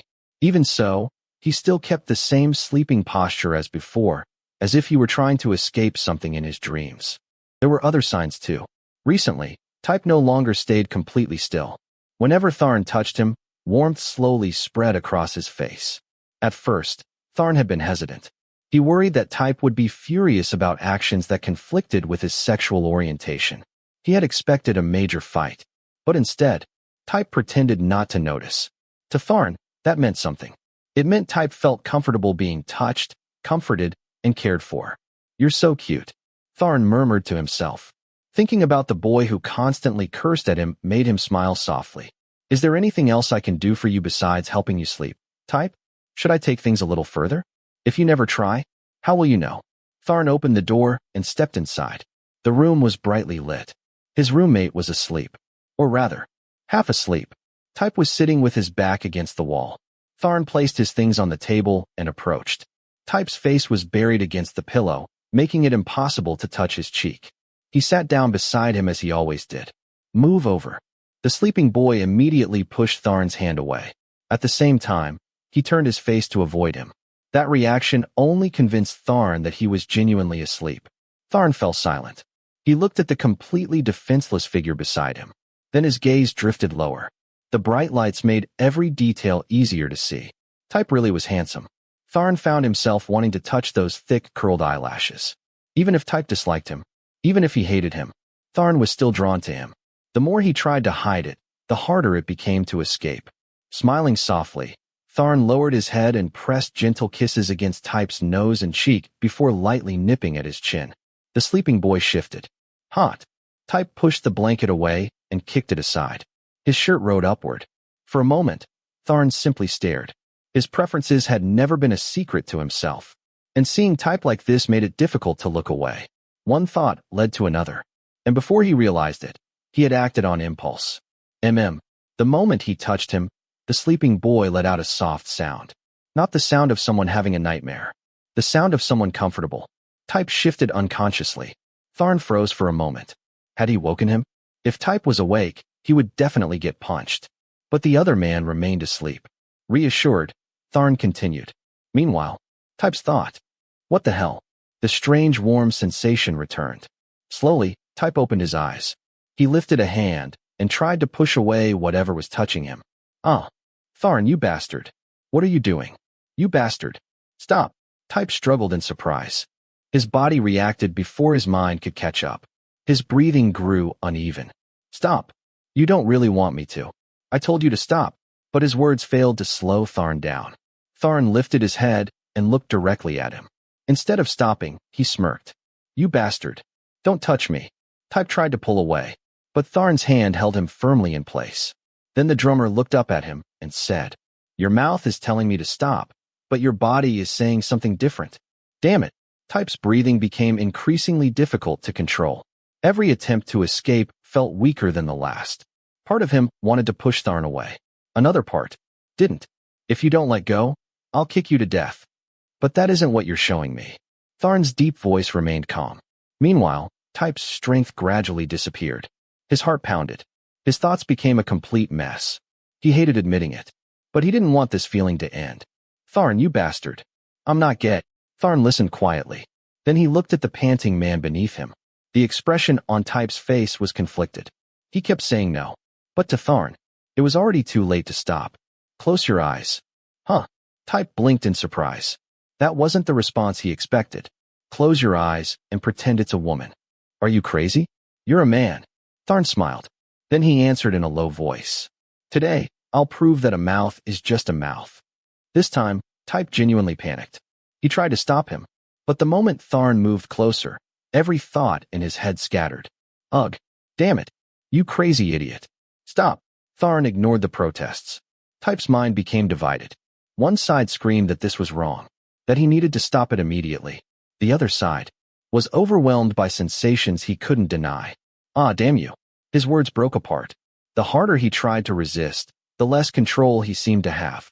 At some point, the hands that had been pushing Tharn away ended up gripping his head instead. Tharn had told him to close his eyes, but Type couldn't. He kept looking, and the more he looked, the more disgusted he became with himself for enjoying it. Tharn's eyes met his. Calm, confident, almost teasing. Type could only groan in frustration. Bastard. I know you're good at this. Stop looking at me like that. Ah. I'm close. I'm close. Eventually, Type reached his limit. The shock of the situation, combined with everything else, overwhelmed him completely. His body reacted before his thoughts could catch up. As the tension finally released, he pulled Tharn closer without even realizing it. Meanwhile, Tharn remained patient and attentive, matching every movement, following every reaction. When it was finally over, Type collapsed back against the bed. Exhausted, comfortable, and horrified with himself. He immediately covered his face with both hands, caught somewhere between satisfaction and complete embarrassment. Tharn wiped his mouth and laughed. Seeing Type hiding his face only made him laugh harder. Type rolled over, trying to breathe normally again. Then Tharn leaned down and whispered into his ear. I told you you'd like it. Type immediately grabbed a pillow and threw it at him. Tharn caught it effortlessly. That only made him laugh more. Nonsense. Total nonsense. Type glared at him as if he wanted to kill him. But the expression on his face told a different story. And Tharn knew it. The time had come. Still, he would have to calm Type down first. Haha. I'll wait and see. What are you waiting for? Don't touch me again. Tharn headed for the shower, still laughing. He had a feeling another opportunity would come soon. Because if Type truly felt nothing, a single thrown pillow would never have been enough. Type was far more explosive than that. In the end, Tharn could only listen as Type threatened to cut off his tongue and throw it away. Chapter 32. Beneath the Cold Water. Tharn's words echoed endlessly in Type's mind. Tharn's voice. I'll make you realize there are more ways to feel good than that. Tharn's voice. There are even more pleasurable ways. Tharn's voice. Even more. Give me a gun. Give me a gun right now. I want to die. Damn it. For someone who used to hate gay men, Type felt as if he were on the verge of losing his mind. Whether he was sitting, lying down, eating, showering, or playing around, the person he hated, along with that warm voice and those gentle eyes, lingered in his thoughts. Why did everything end up like this? Even Type didn't know when he had started thinking about Tharn day and night. Since when had everything changed? Since when had he become someone who kept waiting for that person? You have no future. You're hopeless. Completely hopeless. Type grabbed his head with both hands. Lately, his mind felt exhausted. Every day, he had to live with the person he hated. And every night, he found himself thinking about that same person even more. The hatred was still there, but it wasn't the same as before. Now, simply seeing Tharn made him feel embarrassed. Type blamed everything on his father for refusing to let him move out. Everything is a mess. Stop it. Stop thinking about things that can never work. He nearly slammed his head against the wall. The thought of surrendering himself to someone else was enough to make him want to disappear. No. Stop thinking about it. If I ever had to choose, I'd be the one in control. The moment he finished speaking, another thought crossed his mind. His entire body stiffened. If it was only going to happen once, then why was he even thinking about who would be in control? Didn't that mean he had already accepted the possibility? It's all because of him. Type grabbed a pillow and threw it onto the bed belonging to the source of all his problems. POC. POC. It's all your fault. He struck the pillow against Tharn's bed repeatedly while denying everything. No, absolutely not. He wasn't interested at all, but his body refused to cooperate. His memories of that night kept returning. And the worst part, he had enjoyed it. What is there to praise about him? Type groaned and buried his face in the bed. Ever since that night, he had been acting strangely. Even during classes, Techno kept asking what was wrong because Type spent entire days staring blankly into space. But throughout the afternoon, the same words continued to echo in his head. Tharn's voice. There are even better ways. Type felt as though his entire world had been turned upside down. Then, click.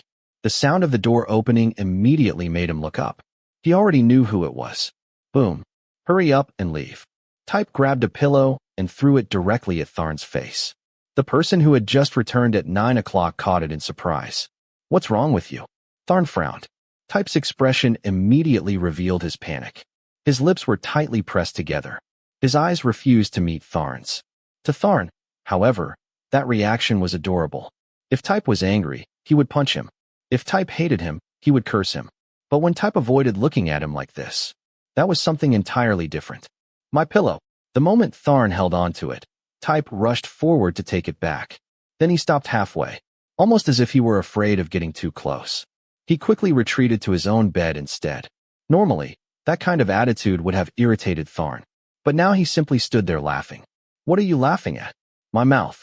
I can smile whenever I want. Bastard. Tharn placed his belongings down and then held up a bag of snacks. Want something to eat? He offered Type one of his favorite snacks. Normally, Type would have stolen it immediately. This time, however, no. Don't try to tempt me with food. I don't trust you anymore. Who knows what you'll do to me again? I'm not going near you. Tharn scratched his head and placed the food beside Type anyway. Then he opened a bottle of water and took a drink. Type secretly watched him. He told himself he needed to keep his distance. The boy drinking water suddenly spoke. I wasn't trying to tempt you. Then he continued drinking. For some reason, Type felt his entire body freeze. How could someone drinking water look that attractive? Die? This is a disaster. Type felt as if he were losing his mind. While he struggled with his thoughts, Tharn looked at him with warm eyes. Type swallowed hard. What is wrong with me? Why do I want him around so much? You're struggling this much because of one little incident. You bastard. I hate you. That was the only response Type could manage. His face burned red. Not even he knew whether it was from anger or embarrassment. Then he stood up abruptly. I'm taking a shower. Bang. The bathroom door slammed shut behind him. Back in the room, Tharn paused before laughing. Type was unbelievably cute. And every day, it became harder for Tharn to control himself. What an idiot. Tharn shook his head. He said he was taking a shower, but he forgot everything he needs. Looking at the clothes Type was wearing, Tharn was also fairly certain he had already showered earlier. Even so, he gathered a few things and walked toward the bathroom. Sometimes saying you're taking a shower sounds like an invitation. F***CK. Inside the bathroom, Type stared at his reflection. He was nervous. Very nervous. And he hated it. What exactly am I worried about? Then he looked down. The answer was obvious. I really want to die. He whispered again. Every embarrassing memory led back to the same person. Tharn, you really are terrible. Type muttered under his breath. He just wanted to finish quickly, go to sleep, and leave the room early in the morning. That way, he wouldn't have to face him. Then a voice suddenly came from outside. You forgot your shower gel, Type. Before he could react, someone grabbed his arm. He already knew who it was. A moment later, he found himself pulled inside the bathroom. You're crazy. The cramped room suddenly felt even smaller. Tharn covered his mouth and whispered, If you start yelling now, everyone will know we're in here together. Type immediately froze. Tharn slowly removed his hand. He knew Type wouldn't risk the embarrassment. What are you doing here? Type tried to push him away, but Tharn simply blocked his escape. A familiar smile appeared on his face. The smile of someone who knew he had the advantage. I told you before. Tharn paused. I know more than one way to make you feel good. You bastard. Let me go. The two struggled briefly. The noise drew attention from the neighboring bathroom. Everything okay in there? Type nearly died from panic. It's okay. I just slipped. Be careful, man. The voice disappeared. Meanwhile, Tharn laughed softly. He wrapped his arms around Type's waist. Type couldn't do anything without attracting attention. Whatever you're doing is your problem. Leave me out of it. But even as he spoke, he kept searching for a way out. Then another voice sounded from outside. Are you still in there? Yeah. Type answered automatically. All he wanted was for everyone to leave. More importantly, why was Tharn breathing against his ear? Who said you could hug me? Tharn chuckled. Don't play dumb. F***CK. Type clenched his teeth. The more Tharn teased him, the harder it became to think clearly. Water continued running overhead. The people outside kept talking. Meanwhile, Tharn seemed interested only in the person standing in front of him. I won't do anything. Type immediately glared at him. Who would believe that? Tharn smiled. His words said one thing. His actions suggested something entirely different. The atmosphere between them grew heavier. Neither of them seemed able to ignore it anymore. Type's thought. Why do I react like this around him? He didn't have an answer. All he knew was that his heart was racing. And every attempt to deny it was becoming more difficult.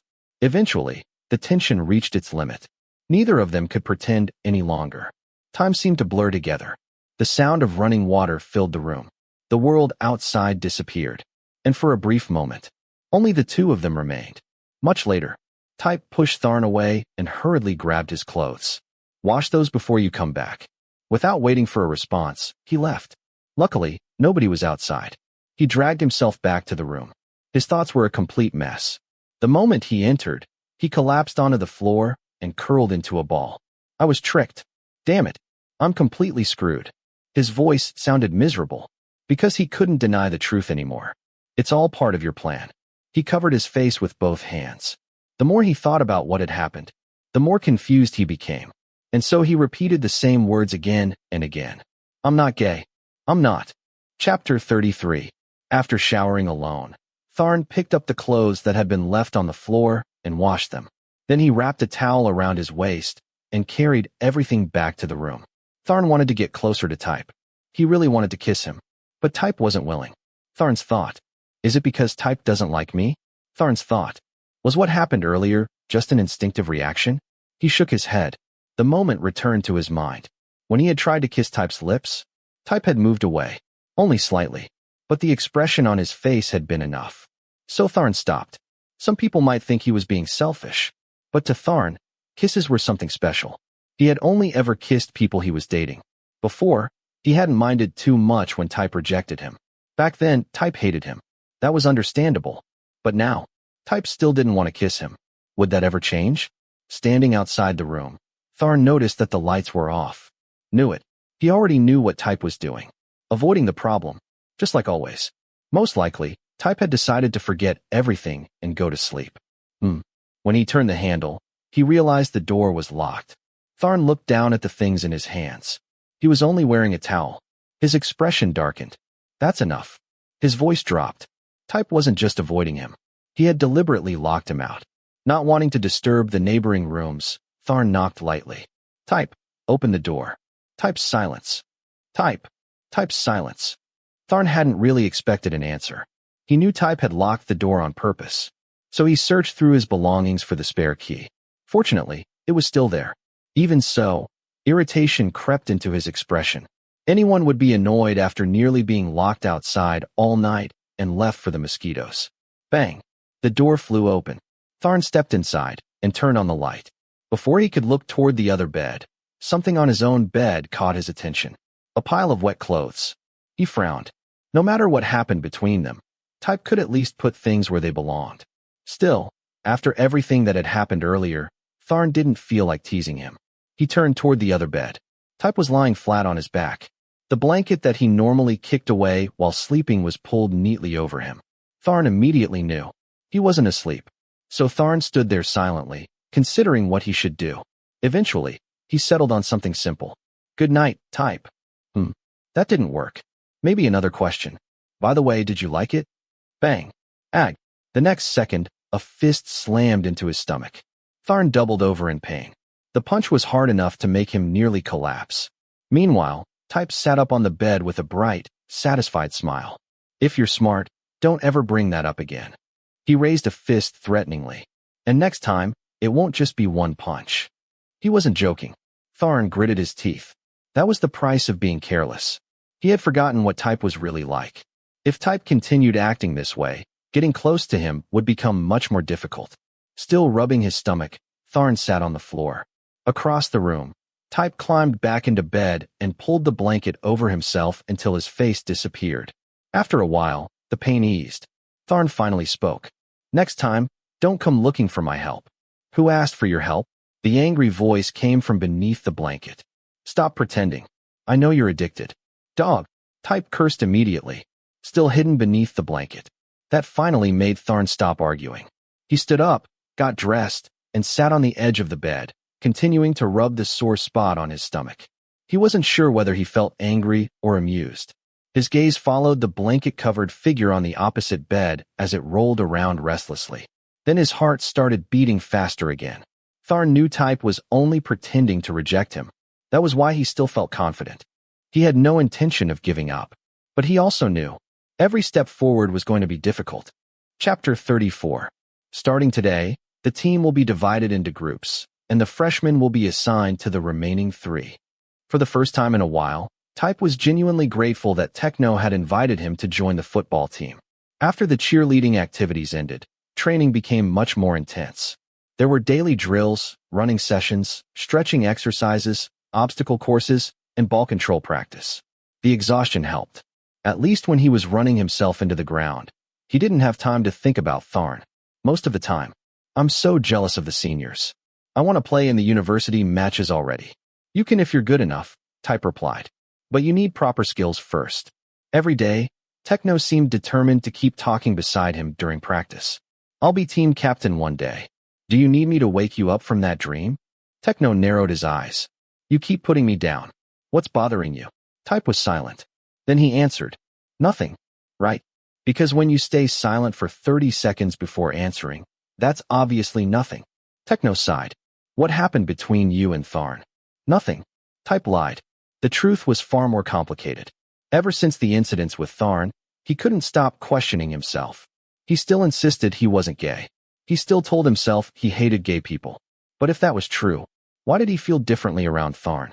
Before, seeing a gay man would instantly make him uncomfortable. Now he didn't know what to think anymore. Was the change happening because of Tharn alone?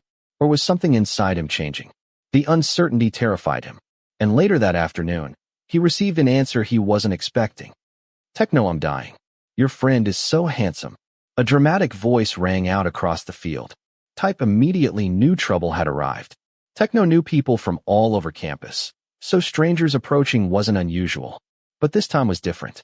One of the students grabbed Type's arm and looked at him with sparkling eyes. Type froze. If those words had come from a girl, he would have smiled. Instead, he felt immediate discomfort. The students wore men's uniforms, but they wore makeup, lipstick, and spoke in exaggerated, high-pitched voices. They joked with Techno, touched his shoulders, and playfully leaned against him. Type instinctively stepped backward. Everything about the situation made him uncomfortable. Very uncomfortable. Techno, your friend, is seriously handsome. Type stared at the ground. Another student laughed. They complimented you too, Techno. But I can't lie. Everyone burst into laughter. Techno exchanged playful banter with them effortlessly. Meanwhile, Type wanted nothing more than to leave. The entire situation irritated him. Finally, he decided he'd had enough. I'll go. Before he could walk away, one of them rushed in front of him. No, please take a picture with us. You're famous on the university's cute boy page. It'll get so many likes. The student grabbed his arm. Type's patience snapped. Find someone else. Techno immediately sensed danger. Come on, don't make a big deal out of it. It's only a picture. The student continued holding on to him. That was the final straw. Let go of me. The field fell silent. Type jerked his arm away and glared at them. Stay away from me. The words that followed were harsh. Far harsher than they needed to be. His frustration exploded outward, and in the process he insulted them, their identity, and the way they lived. The atmosphere changed instantly. The playful mood disappeared. Now everyone was angry. Techno stepped between them immediately. Wait. Calm down. One of the students glared at Type. You think we chose this? You think we enjoy being judged? Techno quickly apologized on Type's behalf. But Type refused to back down. The argument nearly turned into a fight before everyone finally separated. Later that evening, Techno sat in their dorm room with his head in his hands. Type, please apologize. No. Please. No. You seriously don't understand how influential those two are. They started it. They held your arm and asked for a photo. I didn't like it. Techno groaned. I have the most stubborn friend in the world. His phone suddenly rang. After listening for a few moments, his expression changed completely. What? A second later he hung up and rushed toward Type's computer. I warned you. What now? Look. Type stared at the screen. A new post had gone viral. The feelings of two monsters. The post described the struggles of growing up feeling different, the pain of being judged, and the hurt caused by discrimination. It was emotional, personal, heartbreaking, and readers loved it. The post had already attracted tens of thousands of views and hundreds of supportive comments. What does that have to do with me? Techno nearly exploded. What does it have to do with you? You're the reason they wrote it. Type shrugged. They'll get over it. No, Type. You don't understand. Techno pointed at the screen. The comments were multiplying rapidly. Many readers were demanding to know who had insulted them. Others promised to defend them. Some were openly angry. A few even wanted revenge. Still, Type remained unconcerned. It's just internet drama. Techno stared at him in disbelief. Your future is about to become very difficult. But Type refused to listen. Eventually, Techno gave up. Fine. Don't ask me for help later. With that, he left the room. On his way back, Techno ran into Tharn. What's wrong? Ask your roommate. Tharn frowned, but didn't press the issue. When he entered the room, he saw Type sitting in front of the computer with a dark expression. One glance told him this wasn't the time for questions. So he stayed quiet. Meanwhile, the comments online continued growing. Who is this guy? He did nothing wrong. Why was he treated like that? Tell us his name. Even I'm straight, and I think this is disgusting behavior. Oh, we support you. Who bullied you? Someone should teach that guy a lesson. 2 days later, the mystery was solved. Someone uploaded a photograph. A male student in uniform.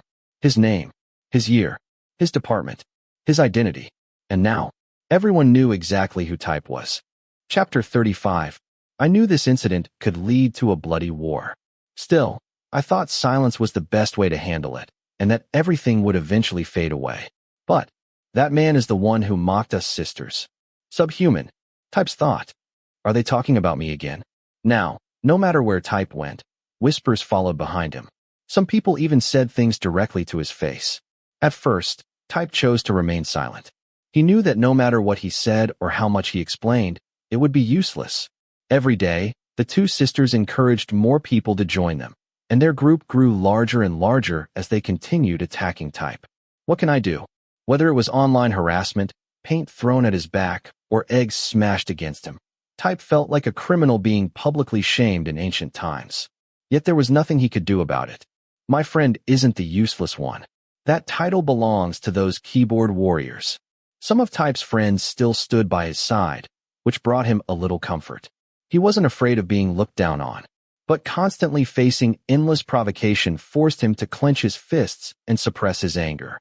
Recently, Type didn't even want to leave the dormitory. At first, he and Techno believed everything would be over within a few weeks. But things had gone far beyond their expectations. After Type's photo was posted online, an article appeared in the newspaper describing him as a murderer. As more people learned about the situation, public attention continued to grow. The result was, I think you're going too far. Whether that student was right or wrong, you had no right to post his photo online. Don't you respect people's privacy? At first I sympathized with you, but now I don't anymore. Gays, you don't need to pretend to be pitiful. I also want to know why people are judging that boy. It feels like we're only hearing one side of the story. Don't you think that's unfair? You people only dare to insult him from behind your keyboards. Is he talking about homosexuals or murderers and rapists? Looking at both sides, I honestly don't know who's telling the truth. I hate them too. Damn gays. Those were comments from people supporting Type, mixed with countless opposing opinions. More and more people joined the argument. The incident became increasingly popular, and the comments grew harsher and more unacceptable by the day. Social media was now divided into two opposing camps. People who hated homosexuals suddenly appeared everywhere. Whenever anyone publicly discussed the issue, they would immediately show up and make the situation even worse. What had originally been a page promoting attractive young people had turned into a battlefield filled with drama and accusations. Some people even created new pages to fight back. Soon the conflict spread onto the university forum as well. All those meaningless arguments gave Type a terrible headache. Type, go apologize to those two sisters. Techno continued trying to persuade him, but Type's answer remained the same. No, I didn't do anything wrong. You can see it yourself. Those two groups won't stop fighting no matter what. Whatever I do, it won't end. Type entered the room, explaining his thoughts to Techno as he removed his backpack and tossed it onto the bed. Techno didn't know what else he could do. Type let out a long breath, trying to calm himself. He never wanted things to escalate this far. Type, listen to me. I said I'm not going. Just go home. I have a headache and want to rest. Type looked completely exhausted and unwilling to hear another word. Seeing that attitude, Techno didn't know whether he should continue trying to convince him. Eventually, he changed the subject. Should I buy you something to eat? No, I'm not hungry. At that moment, whether he was hungry or not, Type had no desire to eat anything. Don't think too much. It'll be over soon. I'm leaving now. Techno took a deep breath. Although he hesitated for a moment, he eventually decided to leave. Type acted as if he didn't care. But after Techno was gone, he repeatedly slammed his head against the wall before slowly sinking to the floor. Leaning against the bed, he pulled his knees close and buried his face in them. Is it my fault they're attacking me? Am I being treated like this just because I hate people like them? Type's voice trembled. He squeezed his eyes shut, desperately trying to suppress the painful emotions threatening to break free. None of the people cursing him had ever asked why he said those things. Why doesn't anyone ask what those people did to me? You're worrying about that. It's ridiculous. That was what Tharn wanted to tell his roommate. But he couldn't. He could only bury those words deep inside himself. Don't bother me. Whenever Tharn asked out of concern, that was always the answer he received. Although it made Tharn angry, he knew that nobody understood Type's feelings better than he did. Type was prejudiced, stubborn, and openly hostile toward homosexuals. Yet after witnessing Type's painful condition before, Tharn understood. Something terrible had happened to him. Something that had hurt him so deeply that Tharn felt Type had a reason for hating people like him. Tharn had tried many things to make Type more comfortable around him. He did everything he could, hoping Type would gradually understand and accept him. But all of that effort had been destroyed by those people who mocked and attacked Type. Later that evening, Tharn returned to the dormitory carrying a bag of food. Type. The sun had completely set, leaving the room in darkness. When Tharn turned on the light, he saw someone trembling and crying. Type. The same proud, arrogant person who always carried himself with confidence was now sitting on the floor with his head lowered. What's wrong with you? Type looked up slowly. Like a lifeless puppet, he stared at the person who had spoken. Then he smiled. It wasn't a mocking smile. It was the smile of someone who had simply noticed Tharn had come back. You should stand over there and curse me too. You should insult me for attacking your kind. Type laughed wildly. The sound sent a chill through Tharn's entire body. Tharn's silence. He had never expected Type to say something like that. Today in class, almost everyone criticized me. Even the teachers joined them. In the cafeteria, people kept staring and scolding me. They cursed me the same way I used to curse you. Without saying a word, Tharn walked over and grabbed Type's hand, looking directly into his eyes. Type lowered his gaze to where their hands touched. Normally, he would have pulled away in disgust. This time, he only smiled. I'll infect you with something poisonous. But Tharn ignored the remark and asked softly, What can I do for you? The question caught Type off guard. He smiled again before asking, Can you make every person's sexual orientation in the world normal? Tharn stood frozen. Then Type shook off his hand and started walking away. Before Type could leave the room, Tharn finally spoke. I can't. Because I can't stop myself from liking boys.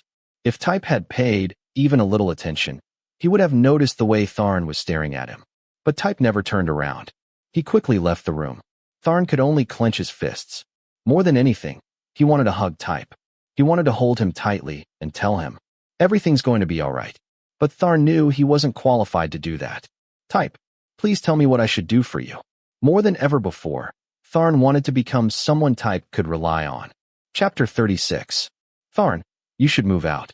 Don't keep living in the same room as someone like that. Ever since everything started, Tharn had heard that advice countless times. Most people at the university knew he was gay, so they worried about him having to share a room with someone like Type, who openly hated homosexuals. Many people were also curious and kept asking how he felt about it. But Tharn didn't care. This time, after hearing the same comment again, he asked, What kind of person do you mean? You know exactly what I mean. You should move out before you get dragged into this mess. Everyone knows your roommate is caught up in a huge scandal. Tharn understood that his friend was only concerned about him. Still, he couldn't help feeling irritated by the way people talked about Type. Suppressing his emotions, he shook his head. Why should I move out? There's no problem between me and Type. Sigh? I really want to know how you've managed to live with him for so long. Doesn't he hate gays? Tharn took a deep breath after hearing that question. Even so, he was willing to explain things calmly. The problem is that I can't get too close. Does he know? Long asked curiously. Tharn immediately shoved his friend's head away and stood up, cutting off the conversation. Do you have that much free time? Why are you always poking around in my personal business? Have you finished reviewing everything for the midterm exams? Please don't mention that. Let me enjoy paradise a little longer. I want all those documents and textbooks to be blown away by the wind. Long immediately began complaining without end. Tharn didn't respond. He quietly packed his books into his bag and slung it over his shoulder. Hey, where are you going? Turning back, Tharn looked at his friend with a half-mocking, half-smug expression. I'm not like you. I'm going back to read the materials. Well, Mr. Thara is truly devoted to his studies. Please leave quickly, you troublesome guy. Tharn paid no attention to the laughter of his friends. He wanted to return to the dormitory. But before heading back, he stopped to buy food. For himself. And for someone else as well. Chapter 37. Tharn's point of view. You didn't come to class today?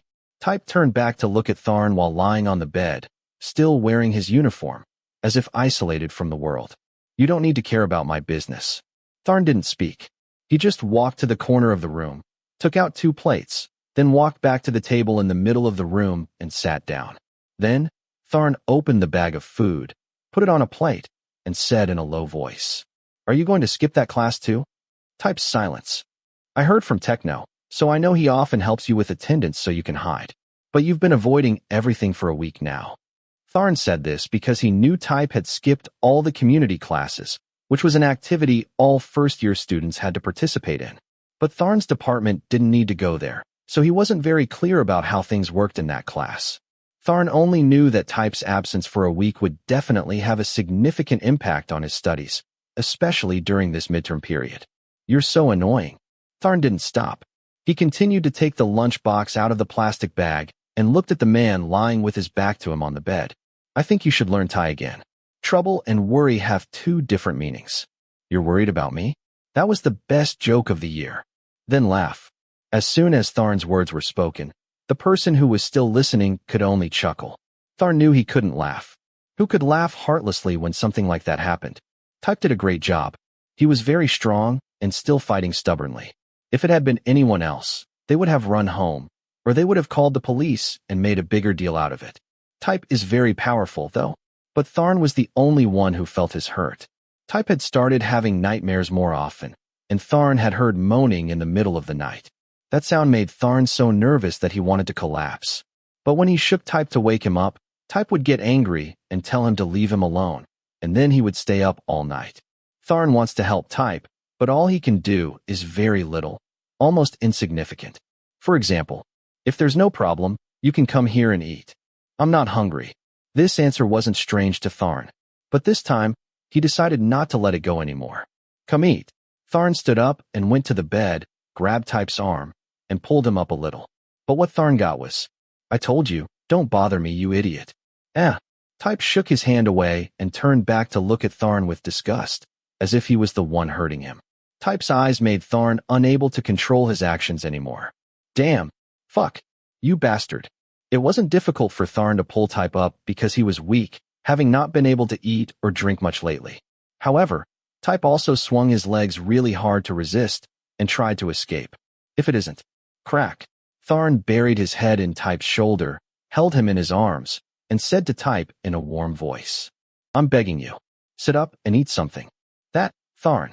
You just look at me like a homosexual, like anyone else you hate. It's all up to you. But get up and eat. I'm begging you. I'm really begging you.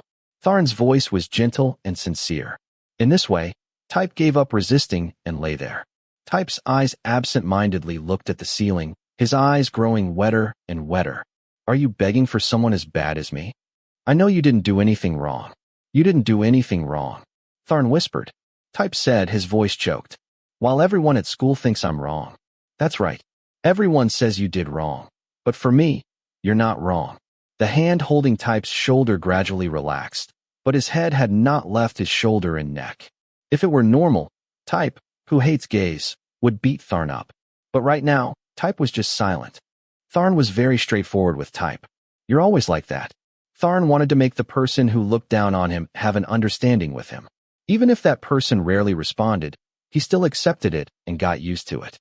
Even though I hate gays, and hate you too. Type's question shocked Tharn a little, but he still answered firmly. That's right, even if you hate me. Tharn's thought. I must be crazy to want to be your protector. Tharn knows what Type's face is showing at this moment. What he said was like wanting to let Type know that he really cared about Type. And no matter how much Type may not like him, Tharn doesn't care. Because Type is willing to let him hug him like this, that is more than enough. When I was 12 years old. After that, Type said something and seemed to tell Tharn to stay away from him. But when he saw Type's face, He knew what Type said now was very important. Therefore, Tharn didn't speak, but just remained silent and listened attentively. I was sexually assaulted! Exclamation point. Tharn's eyes opened wide. In order to clearly see the face of the person lying below him, he quickly pulled Type out. Type closed his eyes, seemingly not paying attention to what he had just done, but continued talking. That man was a worker who came to help my father repair the roof of the resort. I could see him every day. He told me that he knew a place where I could play soccer comfortably, so I followed, and then he put me down. I was still young at that time. I was too weak. How could I resist him? Type's voice trembled. He held my hands and feet tight, and no matter how much I begged, he never let me go. I remember very clearly what that place looked like. It was messy and disgusting. It was a place full of rats. Tharn felt like his heart was pierced by 100,000 arrows. He slowly and gently approached Type, who still had his eyes closed tightly with a haggard face. Type tried to suppress his emotions, causing his face to turn pale. His expression made Tharn want to say stop talking, because Tharn could guess what happened. He made you give him oral, right? Type opened his eyes, and his face was wet with tears. I'm a guy who hates gays, but I became his girlfriend at the age of 12. What? Tharn rarely felt this angry. This time, his anger was more intense than any time before. Tharn hurriedly asked again. Once again, he hugged Type's shoulders tightly, while his own cheeks were wet with tears. When he put that disgusting thing in my mouth, it smelled like death. It was so disgusting. I wanted to vomit. I couldn't breathe. Tears were about to flow without me realizing it. But he still touched all over my body. Then he grabbed me tightly and took off my clothes. Bang. That's enough. I don't want to hear any more. Don't say anything more about it either. Having said that, Tharn hugged the man in front of him and pressed his head to his chest. Type seemed to want to be hugged even tighter. The atmosphere suddenly became so quiet that Type's hands shook with fear. Tharn finally knew why he hated gays. Sorry. I'm really sorry. That's enough. Don't say any more. I'm begging you. Why are you apologizing to me? Are you the bastard who violated me? Type smiled darkly, but Tharn squeezed him even tighter. I'm sorry. Tharn didn't know why he kept saying sorry, but that was all he could do right now. That made Type feel confused. You? Why do you have to apologize to me? What? Type asked in a vague and trembling voice. But he didn't push Tharn away. He just buried his head in the chest of the person he always said he hated. Why do you have to apologize to me? What? Type raised his hand and grabbed Tharn's collar. He almost wanted to tear them apart. The tears he tried to hold back finally flowed down his cheeks. Type's body was shaking violently. Then, he continued saying what he had always said before. I hate you. Hate you. I hate people like you. It's okay. It's okay if you hate me. It's okay. I hate you. But why did Type feel so warm in the hug of the person he hated? This hug made him want to come closer and hug him tightly. Chapter 38. It's all because of you. Because of you. Don't blame me. It's the same with you. You didn't stop me. Hey, you were angry at first too. Now you blame me when things get more serious. What the hell? You. How dare you bite me? Now, not only did Type have to take responsibility for his actions, but the other side was also upset about it. Exactly. Those were the two sisters who had posted information that caused quite a stir online these past few days. At first, they just wanted to teach Type how to behave better. But then they saw things getting more and more out of control. They just wanted to post pictures of Type to humiliate him. They wanted to tease the elementary school boy to make him apologize. But who knew that their little bit of bitterness would grow to the point where they were called into the principal's office and interviewed by important school leaders. What they worried about was being suspended from school. Whose fault should it be? That bastard. If he hadn't nagged us, I wouldn't have done it. Both of them agreed with the above answer. They said it was Type's fault to avoid being called street rats. Who would have thought this would have such an impact? Ring? Hello, teacher? What's wrong? Her voice was very sweet at first, but it rose an octave after hearing what the teacher said. Then she turned to her friend. The principal has requested an appointment. What should I do? I already said so. Why did you have to put his face on the internet? Can you two explain that to me? At this moment, two people involved in this matter. No, three people were standing in front of the principal. They were questioned in a calm tone by the school principal. Under the sharp, reproachful eyes of the principal, all three of them felt like they were being tried in court.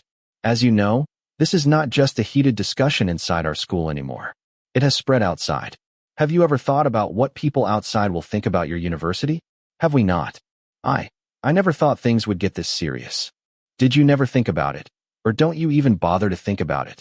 The two sisters fell silent, not daring to say anything more, but still looked at Type with hostile eyes. Both sides were criticized and warned by the principal. The principal told them to calmly resolve the incident as soon as possible, no matter who caused it. In addition to responding when necessary, Type always sat quietly, listened to the principal's criticism, and did not object. He also didn't dare look at the two sisters because he was afraid he wouldn't be able to control himself and run to punch them in the face. Even though the online storm was over, there was no way for people to change their opinion about Type. Now, no matter what, everyone would think that Mr. Thiwat was a narrow-minded, evil person. Never thought of apologizing to us. When they walked out of the principal's office, Type didn't expect the other two to have no dignity and dare to say such things. He suppressed his angry voice inside and thought to himself. Type's thought. Calm down. Aren't you two the ones who should apologize to me? Why do we have to apologize? If it wasn't Phi who initially wanted to humiliate me, Phi would not have been blamed. It was Phi who posted my photo. I should have gone to the police and reported everything. But Phi should be happy because I didn't do anything. Even though what Type said was true, and it made the other two's eyes widen after hearing it, their anger went straight to their heads. Stop it. We should end this matter here. The younger sister had the reason to stop her sister. Type walked faster because he didn't want things to get worse. Oh, Tharn. Type was shocked when he saw the man standing in front of him. The person who had heard him talk about his past, the person he had buried his head in and cried. He was smiling, but not smiling at Type. Tharn passed by him and said to the other two sisters, I have something to ask Phi. Tharn, are you doing this because you want to be on their side? Type almost roared, but he suddenly came to his senses and thought that if he did, it would be equivalent to admitting that he wanted Tharn to be on his side. Type didn't want to show it off like that, because that was just the selfishness of his heart. Type relaxed his arms as if he had lost all strength, then turned away. Type's thought. Tharn won't tell them about me? Fuck. Chapter 39. What do you want to tell us, little brother? About my good friend, right?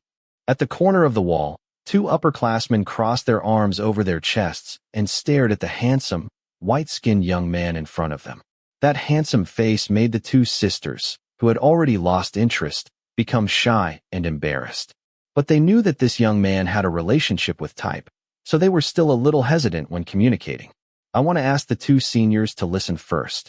Tharn really wanted to do something for Type, so he tried to find a way to make this incident end smoothly. What do you want to say? The two sisters responded with slightly provocative voices. But luckily, they were willing to listen, which made Tharn take a deep breath. I'm gay. This confession made the two of them widen their eyes in surprise.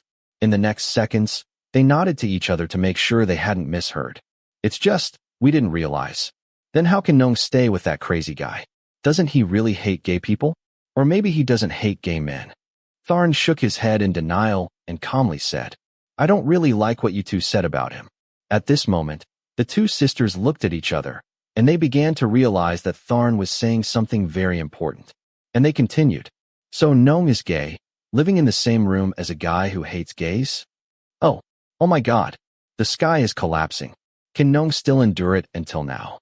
Upon hearing this, one of the two girls clapped her hands to her chest, surprised and curious, and walked up to Tharn. That showed they were interested in what he had to say. Tharn relaxed and smiled. At first, I almost wanted to get rid of him. But after trying to understand, I know Type is not bad. He is a very good man, although his prejudices are very serious, and sometimes he behaves very badly. But if you get to know Type better, you will see that he is a person worth being friends with.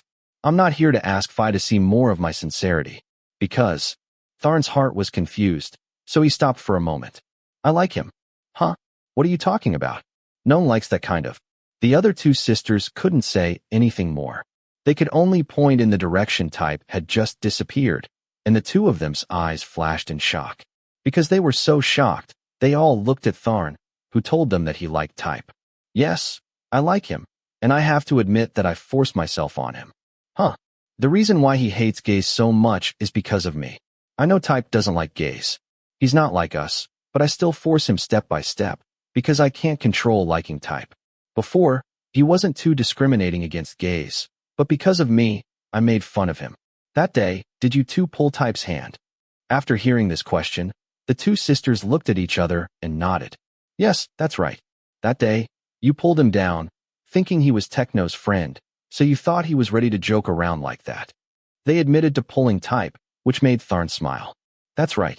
If you two hadn't dragged him, like how I bothered you before, Type wouldn't have said that. So if everyone wants to find out who did something wrong, it's completely my fault, not Type's fault. But Nong didn't do anything wrong. Nong didn't make fun of us. Tharn immediately responded. If Type deliberately mocked some gay pervert, it was aimed at me. It was me who he was mocking, not the two of you. Type didn't do anything wrong. This time, both sisters were silent and could only stammer and not say anything. Tharn continued to explain. Type was scared, and he didn't want anything to do with gays. As far as I know, at that time you pulled Type back to take pictures, right? This is definitely the key point. Furthermore, you guys didn't ask him why he hated your sisters so much, and you hastily posted his photo on social networks. We all have our own difficult reasons why we can't stand it. Try to think about it from someone else's perspective. Tharn listed all the reasons so that the two sisters could understand clearly. Because he hoped everything would end from the cousin's side so that Type would no longer be ridiculed and insulted. At the same time, it would help people have a more friendly view of him.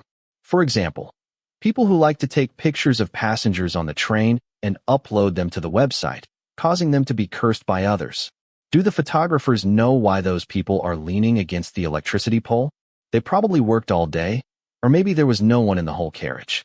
Isn't that the situation with Type and the two sisters? But if Type really wanted to cause trouble with you, he could complain to the police and ask you to compensate him for his mental damage. Hearing that, the two sisters pressed their lips together and asked, "Are you saying it's our fault?" I'm not analyzing to find out who's right and who's wrong. I just want to let the seniors know some of my opinions. I know that the seniors didn't think things would happen to this extent. I just want to talk about people who don't know anything but talk behind other people's backs. They're the ones who made things worse. Let's end this. I'll apologize for Type, because in the end, everything is my fault, not his. Tharn spoke very sincerely. He didn't know if he could change the minds of those two sisters.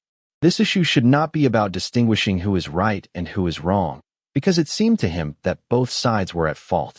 Type was too impatient, Tharn knew, but these two sisters, out of anger, added a few details to the story, and the tea and wine combined together caused the two sides to argue. Then, Tharn clasped his hands together in a Thai greeting. I apologize for him. I hope both sides will stop. After that, he left. Tharn didn't know if it was resolved, but he did everything he could and didn't mention Type's past. After returning to the dormitory, Tharn didn't know if it was because he ran to talk to the other two sisters or if it was because of something else, but he felt that Type was very angry with him. Type looked at him with provocative eyes as if he wanted to rush up and grab him by the neck. Therefore, Tharn guessed that Type was angry with him. But a moment later, Type came to his bedside and said heavily, "What did you guys say? What's up?" Tharn was confused and took off one of his headphones. Looking up at the person standing at the head of the bed, holding the phone out for him to see. Why did they apologize to me? Star. While lying down listening to music, Tharn immediately sat up because of Type's words. He took off his headphones and threw them aside. He took the phone and looked at the screen. For what happened, I swear to heaven, earth, and all mankind, please forgive us. They sent it to me. Unbelievable, just like a story. Before, I was publicly insulted and treated like a criminal. Not long after, they decided to apologize to me. They also asked people to be tolerant or something. Type said in a worried voice, while Tharn was reading the messages on the phone screen. Good person, stop, stop. Our country is still in chaos. If we continue to debate like this, so will our country. This causes more trouble. Don't let the scheming hands behind our backs cause discord for us. Cunning people. I would like to give you a comprehensive and complete answer about the bloody storm not long ago. We both want to apologize for this incident. We have let this incident turn into a dog blood idol drama full of ups and downs. When we started this incident, we just wanted to spread the news to everyone. But some people with bad intentions turned it into a chaotic situation. So I want to publish this article to tell you the truth. what happened between us and the person being criticized, not naming them for fear of causing trouble for him. We discussed it with each other, and both sides were willing to admit their mistakes. People have many different opinions about what happened that day, although some people's speech may reveal their brain capacity. So, after getting to the bottom of it, we both knew the truth. That's because Nong was also sad that day, and the two of us didn't grasp the situation. So we misunderstood him. It's like a stomach ache rolling through the body, but being prevented from going to the bathroom. Who wouldn't be mad at the person who stopped him? This is normal. It worked, Tharn whispered to himself. He shivered slightly when he saw Type's eyes staring at him. What did you say to those two fake people? Type's questioning tone became increasingly harsh, causing Tharn's face to change slightly after listening. You should be more careful with your words. Don't you remember what happened these past few days? Damn it, what did you finally say to them? Did you tell them about my childhood story?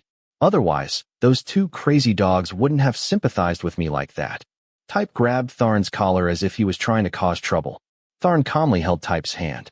It was no surprise that Type thought so. Type had also asked them to ignore this issue. And after trying everything, both of them still believed that they did nothing wrong. But now, they were willing to sympathize with him and even sent a new post to say they were willing to apologize. So, Type was really insecure. He guessed that Tharn would bring up his childhood stories in exchange for sympathy from those two people. How many times have I reminded you to be careful when talking? You can curse at me. I won't be angry, but other people won't be able to stand your harsh words. If you stay calm, things did not happen in a negative direction like today. Tharn felt his collar being tightened, but he still looked at Type sincerely. It's great that they're willing to come out and solve this problem. At the same time, they also helped you clarify with everyone. Isn't that great? Type was still struggling because he saw that Tharn didn't want to tell him the whole story. Because now Tharn was looking down at the phone and reading the last messages sent by the two sisters. It was like the two sisters were no longer upset and were ready to stop everything. If the leader is ready to stop, the followers will also stop.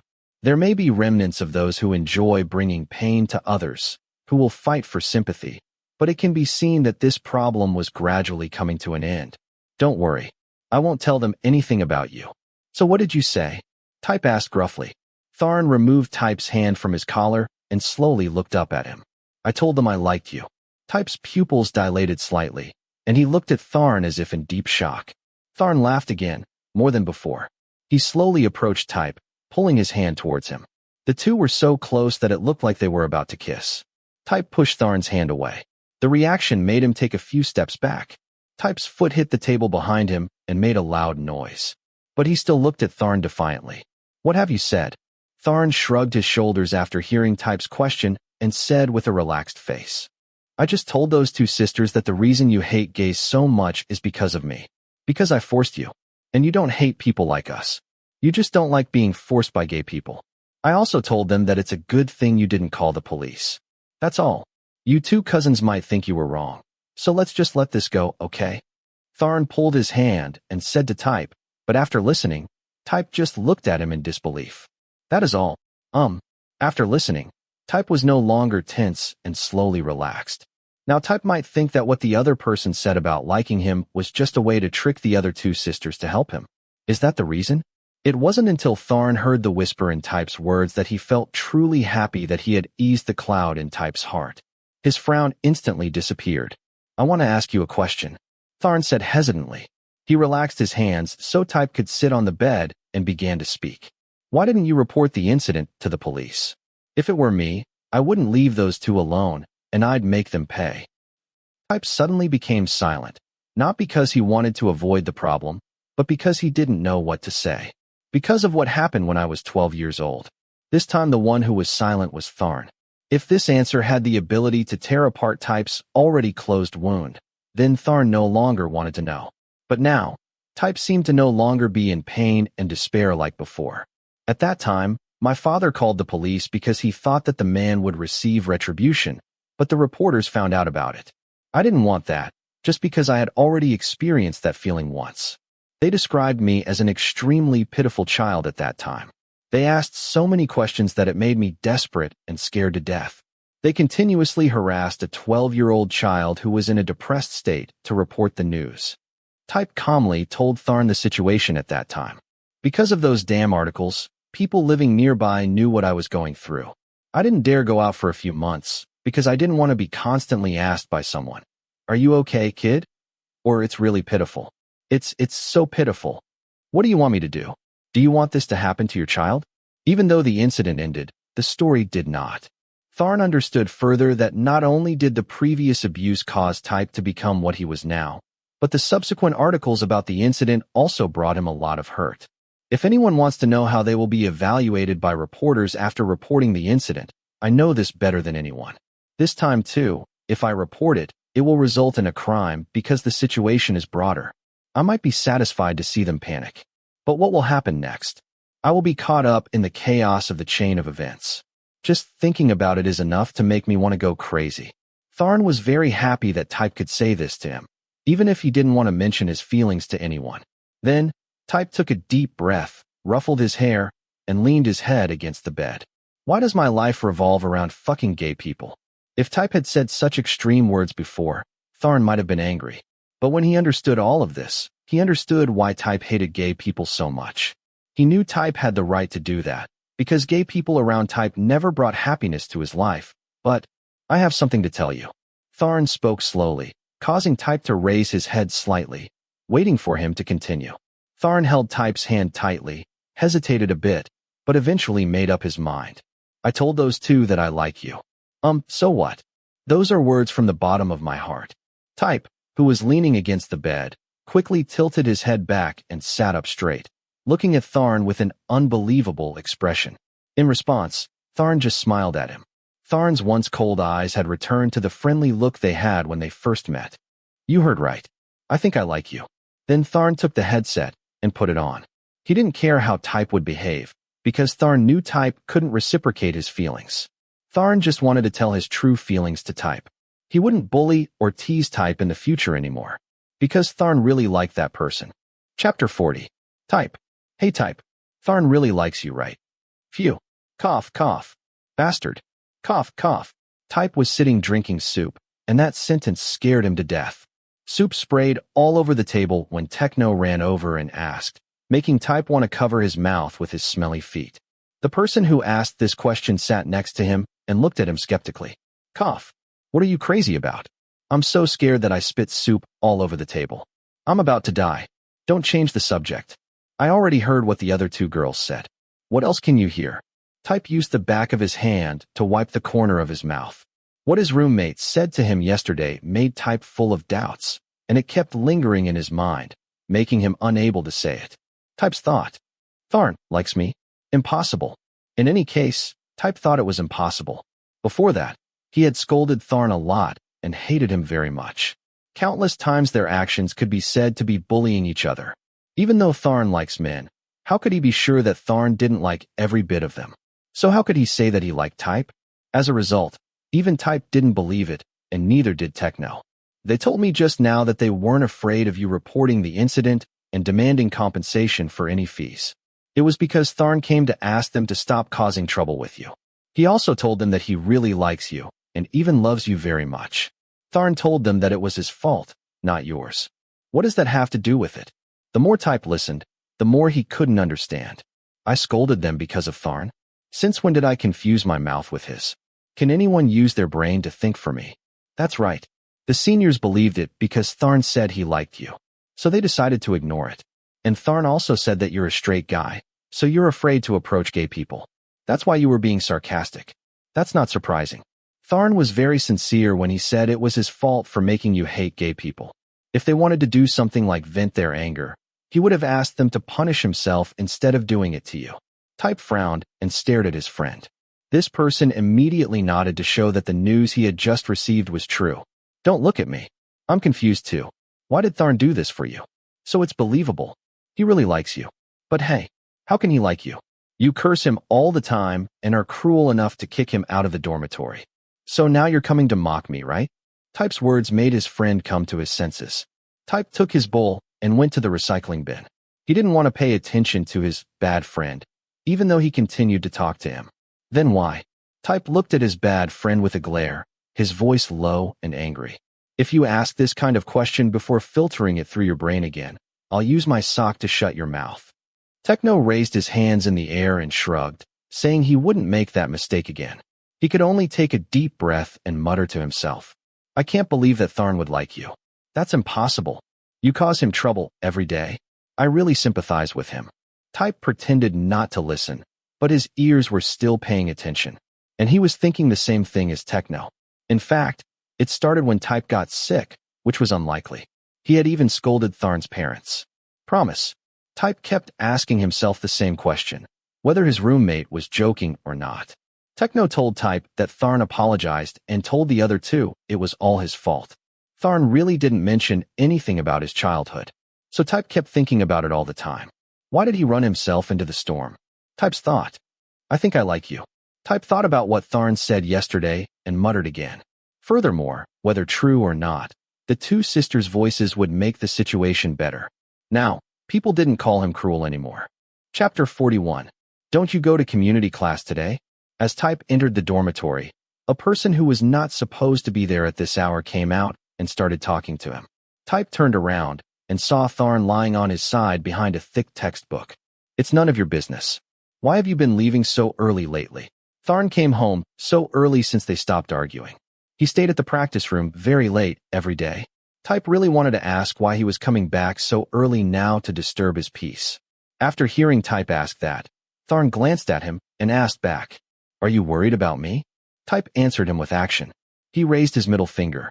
Haha, I have a midterm test coming up, and since I normally don't work very hard, now I have to try to cram. Tharn, that bastard, still smiled at me with that face. You should be angry because I always hate you. Type's thought.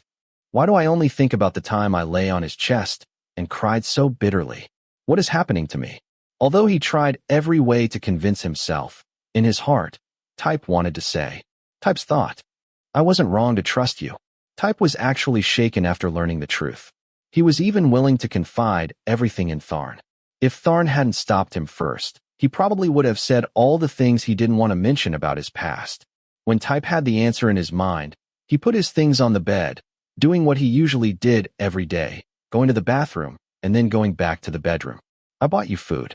Before leaving the bedroom, Type heard Tharn speak to him in a deep voice. I've already eaten. Type shook his head. Then you can eat in the evening.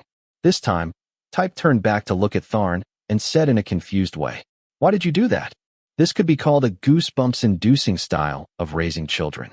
Although after saying he liked Type, Tharn promised not to force him anymore, because he didn't want to do that after knowing Type's past. His actions always made Type wonder, Why are you so good to me? Tharn looked into Type's eyes, and his answer gave Type goosebumps. What's wrong with treating the person you like with all your heart? Go away. Even though Type asked this question first, after hearing the answer, he couldn't help but curse. After cursing, Type left the dormitory with a complicated feeling. If he had heard this before, he would have rushed over and shaken his fist at the person who said it. But now he was worried because he didn't feel disgusted at all. It was because of Tharn. The feeling of disgust for gays only disappeared when it came from Tharn. So Type decided to go back to his bed, even though he had only taken a few steps out of the dormitory. He walked straight to Tharn with strong steps. I'm asking you seriously. What do you want from me when you always treat me so well? Tharn put down the book he was holding and looked up at Type. He smiled. If I say it, will you do it for me? Don't joke with me, Type said angrily. Then, Tharn looked at him with sincere eyes. I want to sleep with you. Chapter 42. I want to sleep with you. Type's silence. If you asked Type how he felt at that moment, the answer was simple. He wanted to rush in, throw a punch, and unleash all his strength to kick Tharn to death. But after Type summarized everything Tharn had done for him, how he had helped him, endured him, and served him, he couldn't help but think that Tharn was only doing all of that just to sleep with him. Who said Tharn was different from other gay guys? It seemed like he was used to sleeping with anyone. Don't you dare dream. I'm just kidding. Type really wanted to rush over and greet Tharn with his fist. When he made up his mind, Tharn, who was lying on his back on the bed, looked up at him and smiled. Your performance right now is much better than I thought. Tharn, don't joke too much about what you want. Type stopped trying to rush towards Tharn and just stared at him with challenging eyes. Type felt that if the other person continued to joke like that, he wouldn't stop. He would definitely make Tharn spend at least 2 or 3 nights in the hospital. Type's serious attitude caused Tharn to close the textbook he was reading. Actually, I was just joking. Type took a deep breath to adjust himself and forget about it. He also didn't understand why he felt relieved after learning that Tharn wasn't what he had thought, that he only slept with lecherous guys. Before Type could fight back, Tharn looked at him with sincere eyes and continued, But that's what I really think. What are you talking about? Type tried to stay calm when he heard that, because he didn't want to be the fool and fall victim to Tharn's joke again. I want to sleep with you. It's true. Don't be angry. Listen to me first. The man standing in the middle of the room took a deep breath, holding his chest with both hands. But not now. What do you mean? I told you, right? I like you. Type widened his eyes and looked at the person who spoke. His face was filled with disgust after hearing this, but his heart was racing a little. Because I like you, I will tell you frankly. To get your attention, I will do everything to make you like me. But I am also a man. You definitely understand what a man wants when he likes you. Do you understand how I feel when we're together? I just want to tell you briefly, just lower your defenses a little. In a moment, you should be careful. I would never want to sleep with you. Type shouted at Tharn. At the same time, he stepped back and built a 10-meter-high wall between them. When Tharn saw this, he could only sigh. I knew you would definitely be like this. That's why I told you it was just a joke. So why did you help me? Tharn frowned, staring at Type with a look that made Type confused, not knowing what it contained. Seeing Tharn like that, Type gritted his teeth and thought he was being pranked and teased again like before. But he still wondered, why did Tharn help him when his temper was so bad? So Type asked again, Bastard Tharn, why do you like to interfere in my affairs so much? The answer is the same as before. You bastard. What's wrong with you? Just me answering makes you angry. Sigh. I like you and want to make one thing clear. I want to sleep with you, it's true. I'm helping you because I want to be with you. And what do people want to do when they're with the person they like?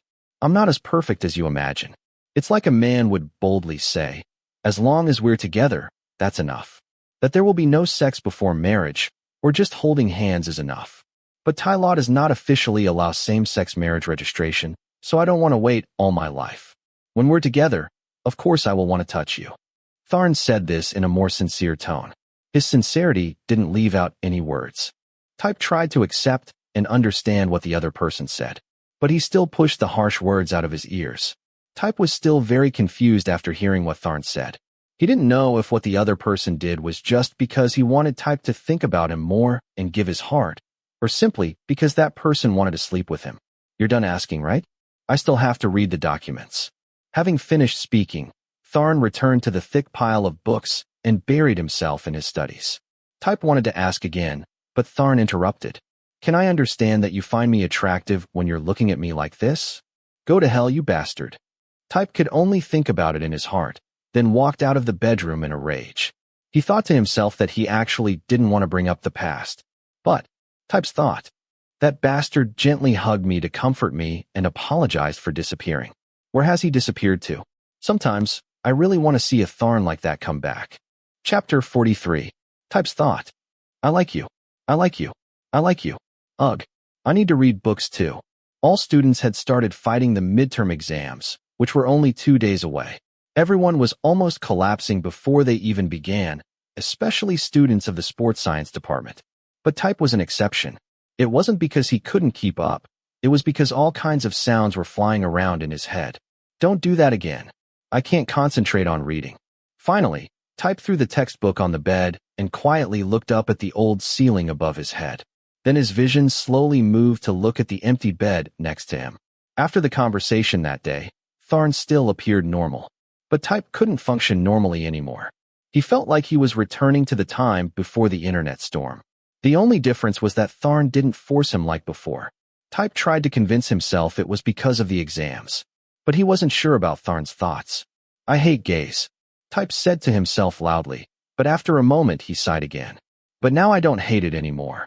In fact, Type always knew that if he continued to be like this, he would be very tired, and his life would also be very difficult in the future. Because no matter from any angle, he couldn't view Tharn as non-existent. Type thought that if he was always hated and despised by gay people, he wouldn't only feel that his life was bad, his future job would also suffer. I want to be like you too, Techno. Because Techno could make friends with anyone, people of all genders. Sometimes, Type felt jealous of him, but his heart still couldn't accept such people. How can I be like this? Can I go back in time to when I was 12 years old or something? Type asked himself, and when he didn't get any satisfactory answer, he closed his eyes, trying not to think about those big things anymore. He tried to concentrate, but forget about the past. Type frowned, remembering what happened before. I really want to forget it, Type said to himself out loud. And then, in the days that followed, he no longer kept it in his heart and no longer had nightmares. The important thing was that these days Type could no longer be touched by the other person, and he felt like he was about to die. The answer to this question was that man named Tharn. Tharn helped him not have nightmares anymore. He helped Type open up about his past. And the most important thing was that he was overpowered by Tharn's hands and lips. The answer was very simple. It lay right in Type's room, on the bed next to him. You like it, don't you? Type said with a sly smile. He went back and took out his textbook to read, because he knew what he was going to do next. The nightmare exam for first-year students finally ended in thousands of complaints and lamentations. But for Type, if you had to compare that exam with what he was about to do, it wasn't worth worrying about. Don't come home this Saturday. I have something to tell you. On the last day before the exam, Type said this to Tharn. Tharn, with a big question mark on his face, turned and looked at him. And Type's answer was, after the exam. So Saturday morning, after waking up, Type did as usual. He took a shower, brushed his teeth, went down to eat, and brought an extra meal home for his roommate. Wake up and eat. Returning to the room, Type walked up to the sleeping man, kicked him awake, and kicked him a second time before he turned around and asked, What time is it? 10 o'clock. Type turned around and opened the meal and placed it on a plate.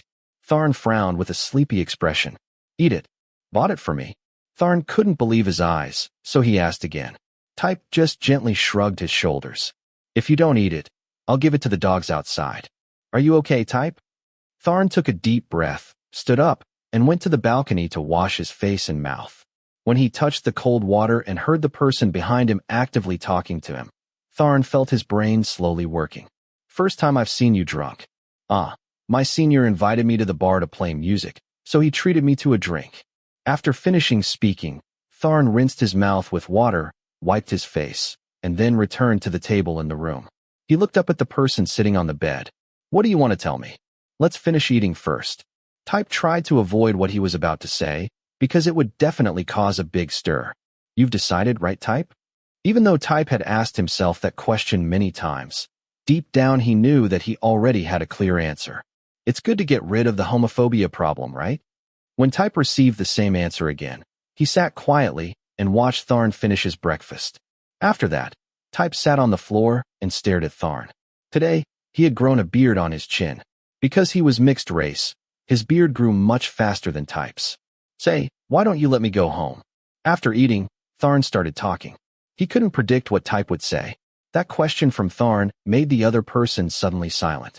And when Type had confirmed the answer in his heart for the last time, he took a deep breath. Sleep with me. What are you talking about? Tharn was so surprised that he opened his eyes wide and asked in a low voice. Type decided to speak again. I slept with you so I wouldn't have to owe you anymore. What do you owe me? With Type's attractive offer, Tharn didn't seem very confident. This made Type even more angry. Type's thought, why is there so much complexity? Is it so difficult to accept my offer, you bastard? You've helped me many times, haven't you? Even though he was angry, Type still patiently explained to Tharn. I've thought about it carefully. I don't want to owe you any favors.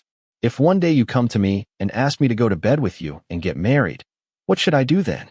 So I will sleep with you only once. Now I'll tell you clearly, no matter how hard you work, I won't be by your side. So instead of worrying about when you'll do naughty things to me, it's better if I voluntarily go to bed with you, then end everything. Type said with great pride, but in reality, he did this for himself. It would be worth it if he could cure his homophobia after sleeping with Tharn. After all, Type was a man, and he wouldn't lose much. More or less, it could also help him cover up the psychological trauma of the past, because Tharn had helped Type forget those nightmare memories many times. So this time, he was confident that everything would be okay. You agreed, because you wanted to repay my debt? Yes. Type's voice dropped heavily, and Tharn's eyes glanced at him. So who said loudly that he would never sleep with me before? You bastard Tharn. I said I would only do it once. I'm being nice. Or do you not want to? Type thought the person in front of him would agree immediately, but Tharn looked at him thoughtfully and asked again. Just once. Yes, only once. No second time. Type responded resolutely. Tharn just nodded and stood up, took the plate to the sink, and asked, So are you the boss? Or am I the boss? After hearing this, Type was a little confused, but he also suddenly realized that Tharn was turning his back to wash the dishes. His brain began to analyze. Type's thought, if I attack, I'll have to kiss it, possess it, and put it in its ass. Ugh, nauseating. Just thinking about that, Type had goosebumps all over his body. He just thought about his little brother entering a man's back hole, and nausea rose up, his hands becoming sweaty. Type couldn't even stop asking himself whether he really wanted to do it or not. But when thinking about things in the future, he could only grit his teeth and speak. I'll just lie down. Type said loudly, while feeling the fear. This fear was the same as 12 years ago. His heart beat strongly. Type told himself many times that he had grown up.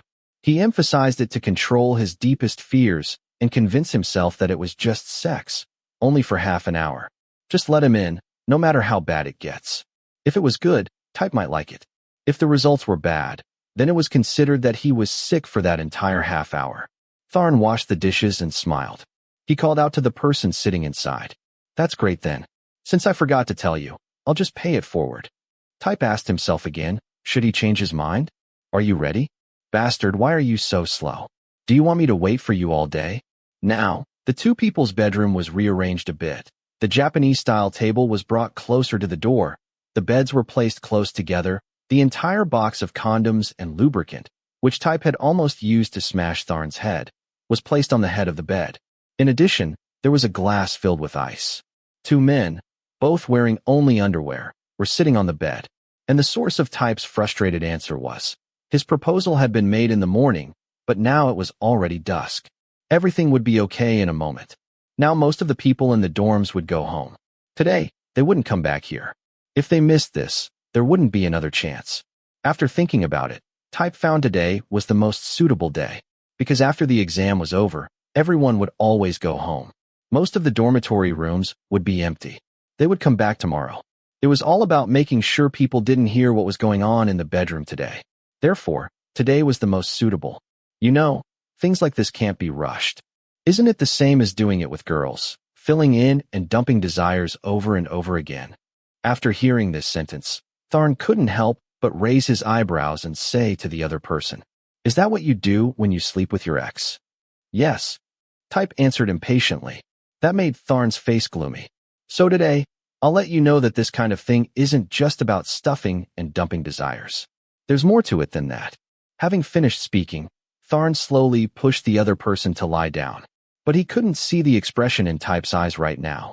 It was filled with lust, because Type was looking at Tharn with longing, urging him to quickly start, until Tharn's body pressed closer to him. I don't kiss. Type proposed a condition, but was quickly refuted by Tharn. I don't sleep with people who won't let me kiss. Bastard. Next, Type, who initially asked not to kiss, pulled Tharn down by the neck and proactively offered his lips. Type did not simply press his lips tightly. He opened them slightly and stuck out his tongue as if inviting Tharn. This kind of behavior made Tharn more confused about why Type was willing to do so. But that unpredictable action made it impossible for Tharn to come back again. At that moment, Tharn knew there was no way he could escape this person anymore. The kiss was at the tip of the tongue. Then their lips blended and sucked together. Their initial argument was filled with tongues instead of sounds.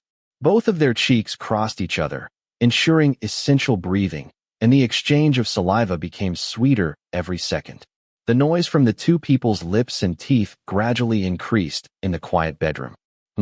Tharn's fingers brushed through Type's black hair and dominated the kiss. Type had to secretly admit that Tharn's kissing technique was not bad. Are you satisfied? Can that also be called satisfaction? When their lips parted, Type asked. He received Tharn's answer in a deep voice. Tharn lowered his head and kissed again until the sound of lips and teeth clashing became louder and louder. The kiss became more and more fierce, and no one surrendered. In this kiss, Type really wanted to win against Tharn. Even though Type had planned that it would be over in half an hour, Tharn never ended as he expected. Tharn reached out to caress Type's back and firm back muscles, making him feel very refreshed. Type also always wanted to be touched like that. Type absorbed this lesson very quickly, so he also reached out, touched Tharn's back, and started to move. Sometimes, Type still tormented himself for letting himself get bogged down like that. Currently, Tharn firmly believed that Type's mind was not as calm as it seemed. Tharn slowly moved his lips down to Type's neck and buried himself there. Below, Type gradually changed his original intention of fighting quickly and winning quickly. Go crazy, Tharn cursed himself, because when he kissed Type, his body also reacted. Although he was very good at this aspect, Tharn had to admit that this time the feeling was better than the previous times, so it made him a little nervous. Not only because Tharn could hug and kiss the person he liked, but the most important reason was that Tharn didn't have enough confidence that he could make Type, who hated gays, accept him. Therefore, Tharn decided to use all the skills he had to completely break the prejudices in Type. Oh, so ticklish. When Tharn's lips and tongue were playing with the small nub on Type's chest, he took a deep breath and coldly reprimanded Tharn. Tharn ran his hand over the nub, gently kneading, squeezing, and teasing. The small nub on Type's chest became red and swollen, while Tharn's mouth kept sucking on it until it gradually became even more red and swollen. Who said that only women had feelings there? When stimulated in the chest area, men also felt no less than women. It hurts. Bastard. Type's voice was deep and hoarse. But the culprit's hands and lips were still playing with the small nub on his chest, showing no signs of stopping. The tip of the tongue moved back and forth across his chest. Wherever Tharn swept his tongue, Type shivered, and his nub also turned red from being touched by the tip of his tongue. Tharn's tongue slowly moved down his stomach. Tharn heard the sound of squeezing. The hot tongue moved downwards. When Tharn saw the lower abdomen, Type's muscles curled into a ball. Tharn's mouth curled into a sinister smile. He looked down, his hands touching the bottom of his boxer briefs. Tharn kept rubbing little Type because he wanted to make it harder, so things would be easier for him. When the hot tongue kissed the underwear, the tip of Tharn's tongue gently brushed it, and Tharn knew that the person underneath him was tense. Tharn took off Type's underwear and threw it on the mattress. Then he looked at Type's face. It made Tharn couldn't help but want to smile. Type lay still, closed his eyes, gritted his teeth, and hypnotized himself into not knowing anything, not feeling anything. You're hard. Be quiet and do it, Type said when his sensitive part was held in Tharn's hand. He tried to resist the desire welling up inside his body. Tharn began to move his hands up and down, causing the person below him to sweat from desire, and his breathing became increasingly heavier, until Tharn used his mouth to touch. Hot lips moved back and forth over the hard object. The tip of the tongue licked back and forth from base to tip, and then controlled the legs of the person below. By the time Tharn saw the hard tip gradually turning red, he used the tip of his hot tongue to lick it. As soon as his tongue touched, Type's whole body immediately trembled. Next, Tharn used his mouth to swallow the head, his lips sucking rhythmically. His body and face were covered in sweat, and his eyes were gradually turning red. The light outside was turned off, so the room became dark. Tharn moved his lips away and saw Type's erection gradually growing larger. He continued to tease the two balls below over and over again until Type opened his eyes. You can stop doing that. You don't want me to stop, right? This, Tharn pointed to Type's little brother, told me that he wants me to keep licking him. Tharn's voice was low and hoarse. Type cursed loudly when he heard that. I'm not in the mood to do this with you. Just put it in. Type's legs were pulled up, his whole body shaking because he had difficulty breathing. Tharn shook his head, but his eyes were closed tightly as he stared at the narrow hole below. Tharn turned aside and took out a piece of ice. What can that thing be used for? It might help relieve some of the pain. Just as Tharn said, when he put the ice into that hole, Type's whole body suddenly stiffened.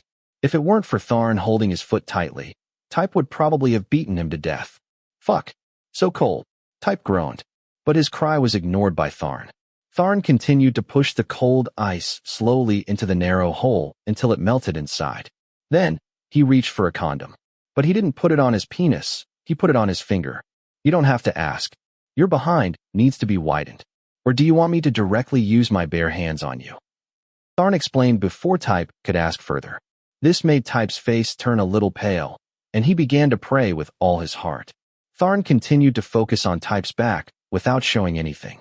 Yes, Type answered softly, showing that he understood. Tharn looked at the opening and closing hole. He used lubricating gel to apply to his condom-wearing fingers to moisten them, then slowly slid them down the slit and poked. Oh, no, don't. That touch made Type scared, twisting his hips and trying to escape.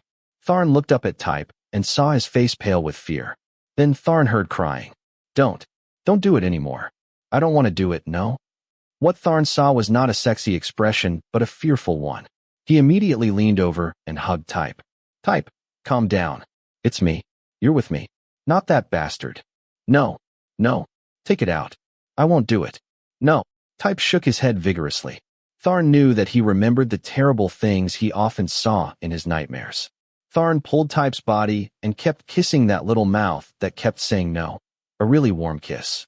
Tharn kissed slowly along the lips. Then he tentatively inserted his tongue inside. Type gradually kissed back. Tharn's one hand gently caressed, comforted, and rubbed the other person's back. The other hand slowly and cautiously pushed in a little, letting Type feel that Tharn wouldn't cause him any pain. Calm down, it's okay. It's me, Tharn whispered to Type. He had to continue to control because Type couldn't help himself. He looked very pitiful right now. Type had difficulty breathing, and his whole body trembled. His cheeks, nose, and forehead were kissed very gently by Tharn. Do you want to stop? Tharn asked because it hurt to see Type trembling like that. No. Although his body was still shaking, Type still opened his eyes to look at Tharn and spoke out loud. No, I want to continue. Just this once. I need to make that nightmare go away. Type breathed heavily. Even though Tharn thought Type didn't have the ability to continue, he still didn't give up. Therefore, Tharn kissed him again. At the same time, he pushed his fingers inside Type's body. Tharn increased to 2 fingers, slowly pushed forward, then slowly pulled out again and again. It's so frustrating. Type's hand held Tharn's neck tightly, and his expression was calm. Tharn knew that Type was extremely frustrated. Has it been too long? Type's question made Tharn laugh out loud. It's quick. I spent half an hour preparing you. Tharn whispered into Type's ear. You said it'll be done in just half an hour, right? Type punched Tharn's shoulder. Then come in quickly. But the next second, that tough guy looked quite scared. He shrank back for a moment, his jaw opened wide, trying with all his might to control his voice. Oh, don't. There, you bastard. Tharn. No. That's right. But the more Type tried to tell Tharn to stop, the harder he thrust into Type's sensitive spot, causing his whole body to tremble, gasp, and open his legs wider than before. Tell me if you feel pain.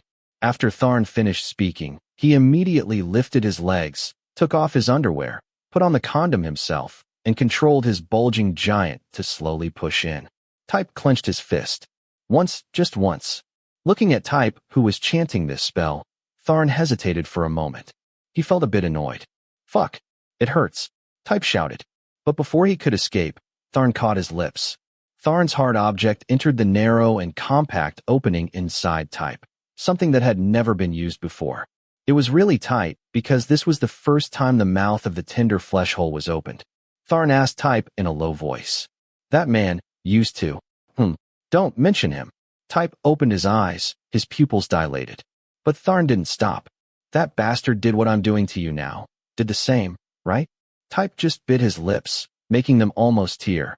But he resolutely said nothing and refused to receive information from the outside world. Tharn asked again. Say it. He couldn't get in. Do you hear me? He couldn't get in. Are you satisfied? After saying those words, Type raised his tear-filled little face to look at Tharn and said repeatedly. He couldn't get in. Oh. What Type meant was that bastard tried very hard to get into the body of a 12-year-old child, but couldn't. Tharn cursed in his heart, tightly hugged the crying person under him, his lips close to his ear and nibbling gently. He continued to say, That's all. Don't be afraid anymore, okay? Type didn't respond but held Tharn's back tightly, which made him very happy, and he once again buried his head in Type's neck. One hand lifted his hip, the other gently caressed his back. Slowly, desire arose in both people's bodies. Tharn endured perfectly well, and that's what was killing Type. He breathed hard, the desires in his body gnawing at his reason. Tharn slowly controlled both of their desires and started to move. At first, Type held Tharn's shoulders and felt that he was about to be split into pieces as Tharn pushed in and out, but he held back his moans until, Tharn, fuck, The sound was unclear as Tharn's hard object entered his body, pulled out, entered again, and hit his sensitive spot. Type looked up at Tharn and held the bedsheet with both hands. Don't crash into that. Although Type spoke up to stop him, Tharn knew his sensitive point after many strong collisions, and he increased the impact force of the hard object on Type. Type felt his sexual desire rising and wanted to let Tharn know that he could do whatever he wanted. One more time, Tharn. Type groaned louder, and his legs also rose. Tharn's hardness was being inserted into his body over and over again, and Type felt that every time Tharn's hardness left his body, the mixture of lubricant and melted ice would flow out together. Then when the hard object entered again, Tharn's whole body was sweating. Every time it entered, Type couldn't help but moan and say how he felt. Comfortable. Having sworn that he wouldn't feel anything now, Type was moving his hips back and forth, rolling his hardness between them, the force increasing, causing Tharn to adjust the frequency as well. More, Tharn. I'm almost there. Again. Yes. Tharn responded from above when he saw Type's hand moving back and forth. Tharn felt Type reaching climax, and that made him gradually reach the critical point. Fast. Suddenly. So. The first time passed, but Tharn came back to him. Type's hands closed tightly around the bedsheet.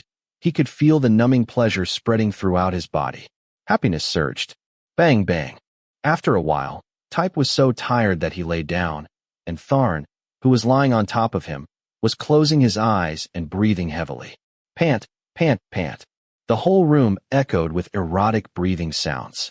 Tharn raised his head while still buried inside Type, and he said to Type, I forgot to tell you this. No one has ever been able to stop just once with me. Fuck. Type looked angry, but Tharn thought it was a good sign. Because for him, Type's just once didn't mean they would do it just once. And Tharn also didn't want Type to do it just once with him. Tharn wanted more than once. Chapter 44. Once is not enough. At this time, the sun gradually disappeared behind the horizon. Night began to fall, the moon gradually appeared, and the land under the moonlight seemed to be covered with a thin layer of cotton blanket. Large and small buildings were all lit up, illuminating the whole world. At the same time, Tharn and Type, after their intense exercise, finally ended, but only one person started cleaning the room. Don't you want to help me at all? Tharn asked a question and quickly tidied up the bed sheets, preparing to spread new sheets, change blankets and pillows. On the other hand, the man in sports shorts and a shirt sat on the bed like a prince, still holding a water bottle in his hand. He showed no signs of wanting to help at all. You hurt me so much, and now you still want my help. Type answered dissatisfiedly. He raised his eyes and glanced at Tharn, who was making the bed over there. At this moment, Tharn stopped. He couldn't help but turn around and look at the other person. Yeah, you didn't seem to tell me to stop when we did that. There was a bit of surprise on Type's face, because he knew what Tharn just said was true. Tharn had asked if Type wanted him to stop, but Type had clearly said he wanted Tharn to continue. Type glanced back. Tharn was also taking a bottle of water. Tharn, who was about to open the bottle and drink, thought that the water Type drank was also his because he bought it. And Type had to admit that he felt much better lying in bed just now. Tharn told him to stay up there while he changed clothes and went out. But after Tharn turned around, he saw Type dressed neatly. Don't you want to stay still? Otherwise we can continue. After hearing this, Type immediately sat up and didn't want to make Tharn feel like he was weak.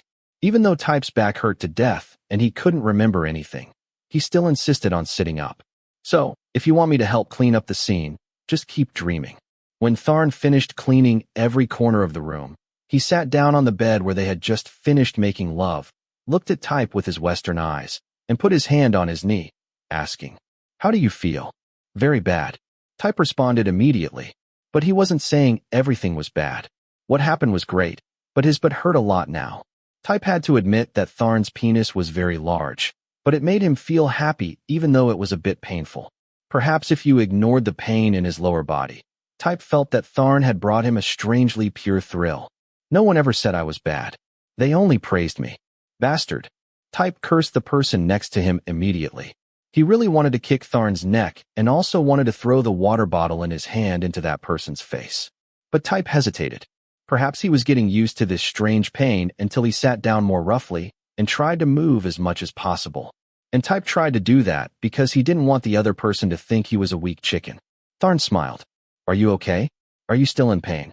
I'm a boy. I don't need you to treat me like a girl. I never thought you were a girl. Type stared at Tharn. He knew Tharn still wouldn't stop. I have never slept with a woman, so rest assured that this gesture is only for the man I have slept with. The listener was stunned for a moment when he saw Tharn talking about his ex-Type, seemed to feel a strange feeling in his heart. It was strange, but Type couldn't help but tease the other party. Well, so how are your locusts? Do they look like women? Tharn scowled, staring at Type. Don't insult my ex. Type's silence. Type was speechless after listening. It wasn't because Tharn talked about his ex, or because the other person helped his ex say something nice, but because he felt jealous. When Type discovered that the man cared about his ex-lover's reputation and turned him into an evil, dog-mouthed person. That was right. Tharn never mentioned the bad things he went through before. He also didn't make Type feel disgusted or have bad thoughts about his relationship with his ex. And from the beginning, Tharn didn't tell Type that it was better than he thought. Because Type felt that the new feeling that Tharn brought was not the same as the feeling he experienced with girls. When he saw Type was silent, Tharn put his hand on his knee again, his fingertips gently caressing him as if thinking of something indescribable. Then he was very serious as he continued telling his story. To be honest, the first time I did it, I wasn't a worker. Type squinted his eyes for a moment and almost shouted, "Why are you telling that story to me?" But when he saw Tharn's indifferent eyes, he calmed down. So he listened to Tharn's story more carefully. The first time was probably when I was 14 years old. Wow, that's early. Were you in middle school? It seems so. Tharn nodded and continued. At that time, my school was all boys and there were no girls, so that was normal. At first, in such an environment, I wasn't sure if I really liked boys or if it was just an effect of the environment. Until a 12th grader called me to the music room, and he asked me directly if I could have sex with him. At this moment, Type immediately looked up at the man who was telling him the story of his first sexual encounter. Tharn continued with a serious expression. At that time, I also felt a bit confused. But I wanted to confirm my doubts, so I agreed. Type lay there motionless and listened carefully, wanting to hear the rest of the story. Tharn asked Type with a smile, because he was worried that he would scare Type with what he was about to tell. As a result, I was in so much pain that I lay in bed all day. Why? Finally, Type also raised his doubts. Tharn continued to laugh and said, "Not everyone is born to be able to receive it. The first time it was done like that made me very hurt. Just now when you told me not to stop, but to continue, at that moment I felt that your back door was really fragile. I don't think you could endure such pain. If I had really continued, you wouldn't have had the chance to chat with me for so long. You should feel lucky, because I made you happy." When Tharn nodded, he made the listener frown. Type's thought. Feels good on your head. Who can feel good after having their clitoris poked? Everyone's sensitive points are different. I may not have something that makes me comfortable lying under me. Therefore, I don't dare to sleep with others at will, because it doesn't make me feel nervous or worried, but when it ended, it left me in a lot of pain. Until I was in high school, I tried again. But this time, I changed positions. And from then on, I realized I was born to be a worker. Type didn't understand why Tharn told him these things. But there was one question he always wondered. You think like that. Could it be because you've never tried sleeping with a girl? I tried it, and it didn't work. I don't feel anything when I'm with girls. Then, Tharn pointed to the man sitting next to him and said, I like it like this. Like it like you. Seeing Tharn speak so seriously, Type showed fear. Although the fear was soon extinguished, Type's heart rate suddenly increased. So Type voiced his biggest question. Why do you want to tell me these things? Type didn't understand why Tharn had to tell him things from his life. Tharn smiled, a smile with many hidden meanings. I just want you to know more about me. I have no need to know. But haven't you been listening attentively all this time? If Type wasn't afraid of further injury to his back, he would really want to give the other party a kick. But at his back, the small daisy was about to burst from the pain. So Type just stood still and looked at Tharn. Tharn was observant and understood. So he quickly stood up and collected the plastic bag filled with fishy-smelling papers and used condom wrappers. Before leaving the room, Tharn turned around and thought of something. Oh, do you know why I told you about me? Because no one has ever slept with me just once. You bastard. I said we'd only do it once and be done with it. I know. I heard, but I'll pretend I don't understand. That bastard Tharn. The man affirmed that he did not throw the water bottle towards the door a second time. If the bottle cap hadn't been screwed tightly before, all the water in it would definitely have spilled out and the floor would be wet. Type didn't care about that either. He just thought about what Tharn said and gritted his teeth and clenched his fists.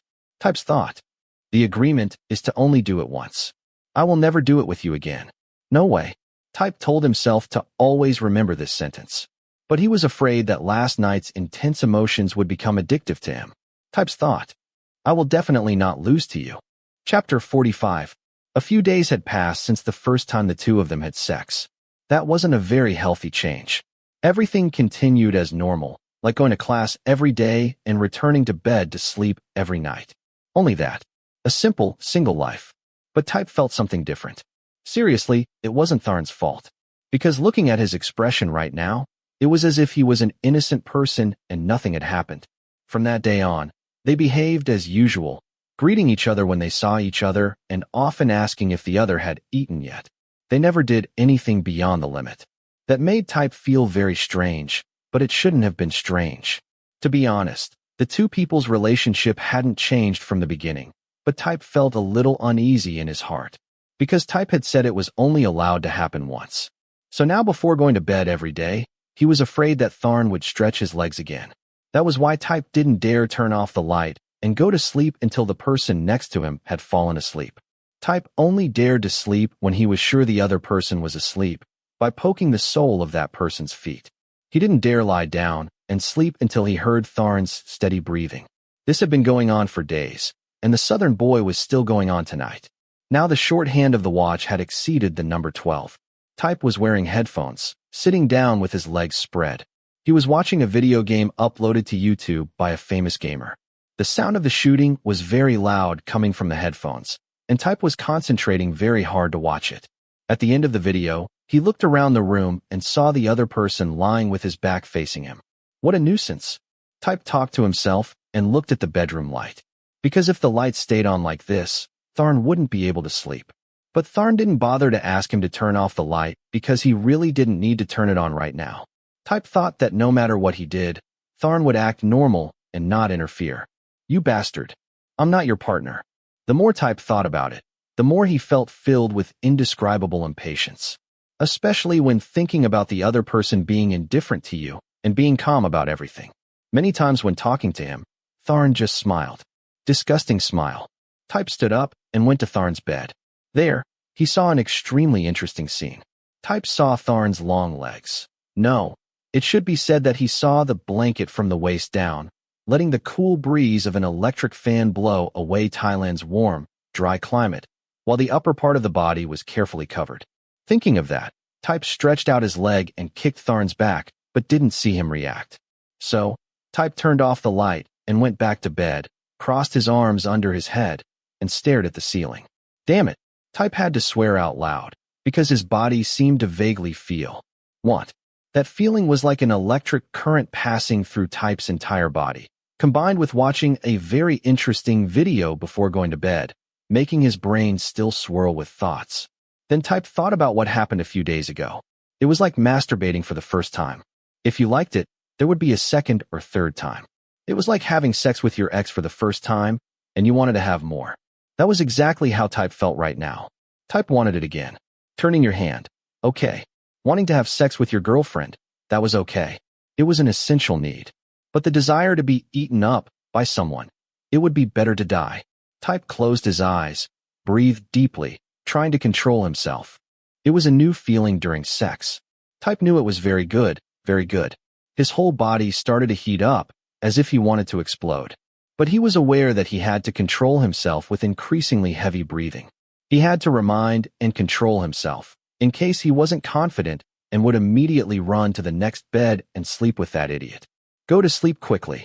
Type started talking to himself again, trying to close his eyes so he could quickly fall asleep.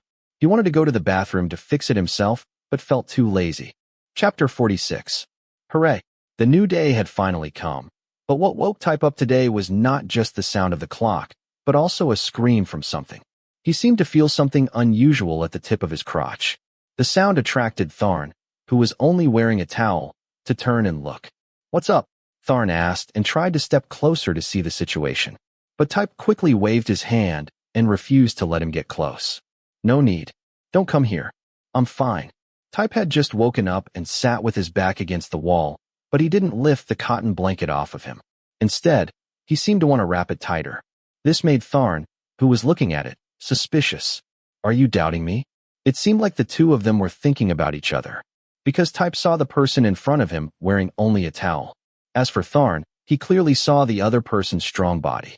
"Get away from me. Why do you have to change here? Is there no place to change in the bathroom?" "Ah." Tharn shook his head at the other person's question. "There were a lot of people waiting outside the bathroom this morning, so I didn't want them to wait long. I decided to go back to my room to change clothes." "What are you afraid of? You and I are both men." Type was so angry that he wanted to jump up and hit the other person in the face. Because Tharn clearly knew he didn't want to be like that, but he wandered around in front of Type while wearing only a towel. But because of what was hidden under the quilt, Type still looked at him dissatisfiedly and sarcastically. "What am I afraid of? What else do you have that I haven't seen yet? But I don't think I have feelings for it." Actually, if it had been before, Type wouldn't have felt anything. But he had touched Tharn's body, so the feelings seemed to have changed. Type responded with confidence, making Tharn frown, and then, "Hey, whether you're a guy or not, if someone suddenly pulls down a towel in front of you, letting you see their entire body, no matter who it is, you'll scream. That's right, you saw everything. But since you don't have any feelings for gays, I won't have to be polite or formal." "You bastard," Type muttered, and then looked at Tharn as if he didn't care much. He looked at it. On the other side, Tharn was hanging up his towel and starting to put on his underwear. On this side, Type looked uncomfortable. He thought that his current inner feelings were definitely not because he was infatuated with Tharn's body, but just a little jealousy of that person's perfect figure. Last time Type had seen a bit of Tharn's appearance, but because they were doing something more interesting, his attention had been diverted a bit. But this time, he was able to completely see Tharn's body clearly. That was absolutely not the body suitable for a musician. As for Type, he thought his body was more suitable to be an athlete. Tharn's shoulders looked quite broad, the muscles on his arms were clear, and his body was tall. His chest and buttocks were firm, and his abs and waist formed a triangle. Type had to admit that Tharn's figure was perfect, and even more perfect when combined with the white skin of someone with Western blood. It was true. He looked like a prince in a fairy tale. "After you change your clothes, go out of my sight." Seeing Tharn finish changing and intend to sit down on the bed, Type shouted impatiently. Tharn raised his eyebrows and was certain that he would not do as the other person said. "I'll be home later tonight because I need to go to the seniors' bar. I'll see if there's anything I can bring back for you." "Oh, is that so?" Type replied briefly. But if Tharn brought back normal things sold in the store for Type, he definitely wouldn't care. After that, Tharn went downstairs. Type's thought, "Crazy guy Type. Are you going through puberty or something?" Type took the cotton blanket off his body and quickly took off the pajamas he was wearing. In fact, up to now, he had never woken up so wet. "How long has it been since I woke up like this?" Type asked himself aggressively. Then, he quickly stood up, feeling tight underneath. There was still some nostalgia in his mind about last night's dream. Type's thought, "I don't want that at all." But no matter how he excused himself, Type still couldn't escape the pressure of desire being repressed. When Tharn returned to the dormitory, it was almost curfew. His body smelled of alcohol, his thin face turned red. Tharn searched for the key in his pocket and opened the door with a smile on his face.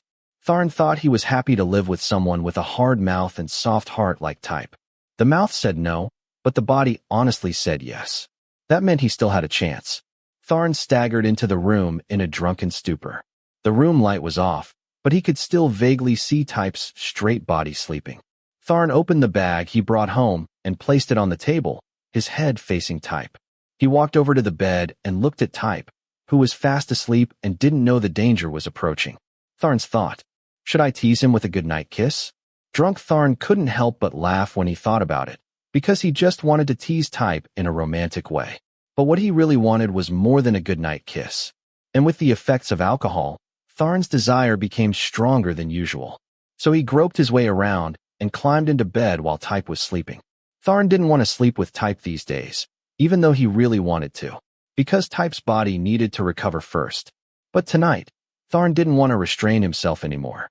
Sometimes, Type might bargain with him, but Type had an opinion on him. That made Tharn addicted. He liked it that way. When touching Type's velvety lips, Tharn held them tightly and kissed them gently. But he missed the other person's mouth even more, with its fiery temperature from that day. From the kiss at that time, Tharn could see that Type was not only a talkative person, but also a very good kisser. The first kiss was a light touch of the lips. The second kiss, he started brushing lightly with his tongue. The third kiss, he parted Type's lips and entered. The fourth kiss made the sleeping person seem to feel something and begin to slowly wake up. What are you doing? Type woke up and saw Tharn kneeling on his bed. Tharn didn't feel worried at all. Instead, he dove down and let his tongue move forward at full speed and freely enter the mouth of the person below until he touched the other person's cool tongue. At this time, Tharn became more and more aggressive. He hugged the other person tightly in his arms and didn't care about that person's reaction. Type struggled and hit his shoulder hard. Tharn, ow, get away. Tharn wasn't sure if the other party was really hitting him or not, because he felt the response from the other person. Tharn continued to kiss Type's hot lips and tongue that was trying to escape, until something rang out. That sound broke the original silence of the room. At this moment, the person below was squeezing his neck tightly. Type stopped in an instant. This urge made Type suffocate. Finally, he slowly responded, because he knew that drunk person wouldn't stop. Type slowly lay down to enjoy the comfort that Tharn brought. With their hands behind each other's heads, they began to explore each other's lips, stirring their tongues and exchanging saliva. And because of the body's warm cooperation, the mouth was filled with a bit of bitter beer, making the kiss more affectionate. Because neither side wanted to lose, the second kiss was much more intense than the first. No need to stop to breathe. There was also no need to leave the other person's lips. When one side wanted to leave, the other side attacked. And when Tharn wanted to sweep his tongue all over his mouth, the other person's lips kissed him again. Therefore, both of their lips became plump and full of saliva. But they didn't seem to care at all. They separated their bodies a little and slowly, into the night, the situation changed a bit. They didn't know how long they kissed like this, but Type was a little conscious because he had a reaction. Tharn, let me go. Type shouted when Tharn's hands began to grope. He suddenly woke up and screamed, then quickly threw a punch at the person above him. Luckily, the punch missed, but Tharn was also a bit stunned by it. He dodged by leaning on Type's shoulder and escaped. Rampage. Type immediately sat up and wiped his mouth with the back of his hand. He was panting and still feeling the sweetness of the kiss just now. But he still insisted. I told you, there won't be a second time. Type's voice was very loud. He didn't know if it was a warning to himself or to the other person. Get out of the way, you bastard Tharn. Type did not deny that Tharn's kiss had successfully aroused his desire. But he absolutely could not let the other person know that. So Type decided to deal with it alone in the bathroom. Fuck. However, while Type was preparing to push Tharn away, Tharn reached out, trying to wrap his arms around Type's waist. And because his center of gravity was unstable, Type's upper body fell backwards, hitting the edge of the bed, and his lower body fell into Tharn's soft arms. But when Type opened his mouth to curse, Stop! Tharn! I told you to stop. Then, his pajamas were quickly thrown aside. While he was stripped of his clothes, Type was still willing to continue fighting. But in his ear, a deep voice rang out. Just once with you. That's not enough for me, Type. Sometimes it wasn't just Type who had to suppress his desires that caused him to have this urge. It seemed that those who hoped for a second occurrence also included the one who had created the initial demand. And then, those two boys, who were having a hard time restraining their desire, started after a few minutes. The second time they'd been waiting for was about to begin. Chapter 47. Hit me. If you want me to stop, then hit me. The night was quiet, the sky full of twinkling stars, and most people were sleeping. As for Tharn and Type's dormitory, it was a different scene. Because at this moment, the person who kept saying stop was locked tightly by the other person. The lips of the person above were buried in the body of the person below, and one hand was holding on to something he shouldn't be holding. Do you think I don't dare? Stop, Tharn. I told you to stop. The reprimand was completely incompatible with his body. Type's hands didn't work according to reason. They should have hit the person holding him tightly. But at that time, the drunk person was holding Type's hands tightly at his sides, and he regained his composure and became conscious in less than 5 minutes. While the person above kept touching his hardness, Type was unable to move his body further away, and he even wanted his other hand to move further. I can't stop. Smooth. Exertion. When the tip of the person above's tongue touched the small nub and began to gently sweep, Type was ready to stay away from that annoying tongue. His hand suddenly grabbed the other person's shoulder, and his breathing gradually became rapid, accompanied by a hoarse moan of bodily need. Tharn's hand also continued to stroke somewhere rhythmically. And I know you can't stop either. The voice sounded low, as if Type was gritting his teeth, but he couldn't refute this assertion. Type's body was burning hot right now, and his patience had reached its final limit. However, even though his body couldn't bear it anymore, his mouth still grumbled for calm. When Tharn sucked on the small dot again, Type also lost control. Type's hands began to work. He took off Tharn's shirt and threw it away mercilessly. Then he opened his mouth, accepting the other person's enthusiastic tongue to soothe his own desire. Tharn unzipped his pants, pulled out the giant monster, and rubbed it against the chest of the person below. At this moment, the two people were lip to lip, and their tongues were also ready to fight. Oh, fuck. Oh, that's right. Oh, Type. That's it. The two continued to fight with their tongues and felt the hot object under their bodies become harder. Occasionally, they used their hands to gently caress each other's forehead and hair. Type felt extremely excited, and it seemed no one showed any signs of wanting to stop. If someone forced them to stop now, it would be better to just kill them. Tharn quickly inserted his tongue into Type's mouth, turning it into a deep kiss.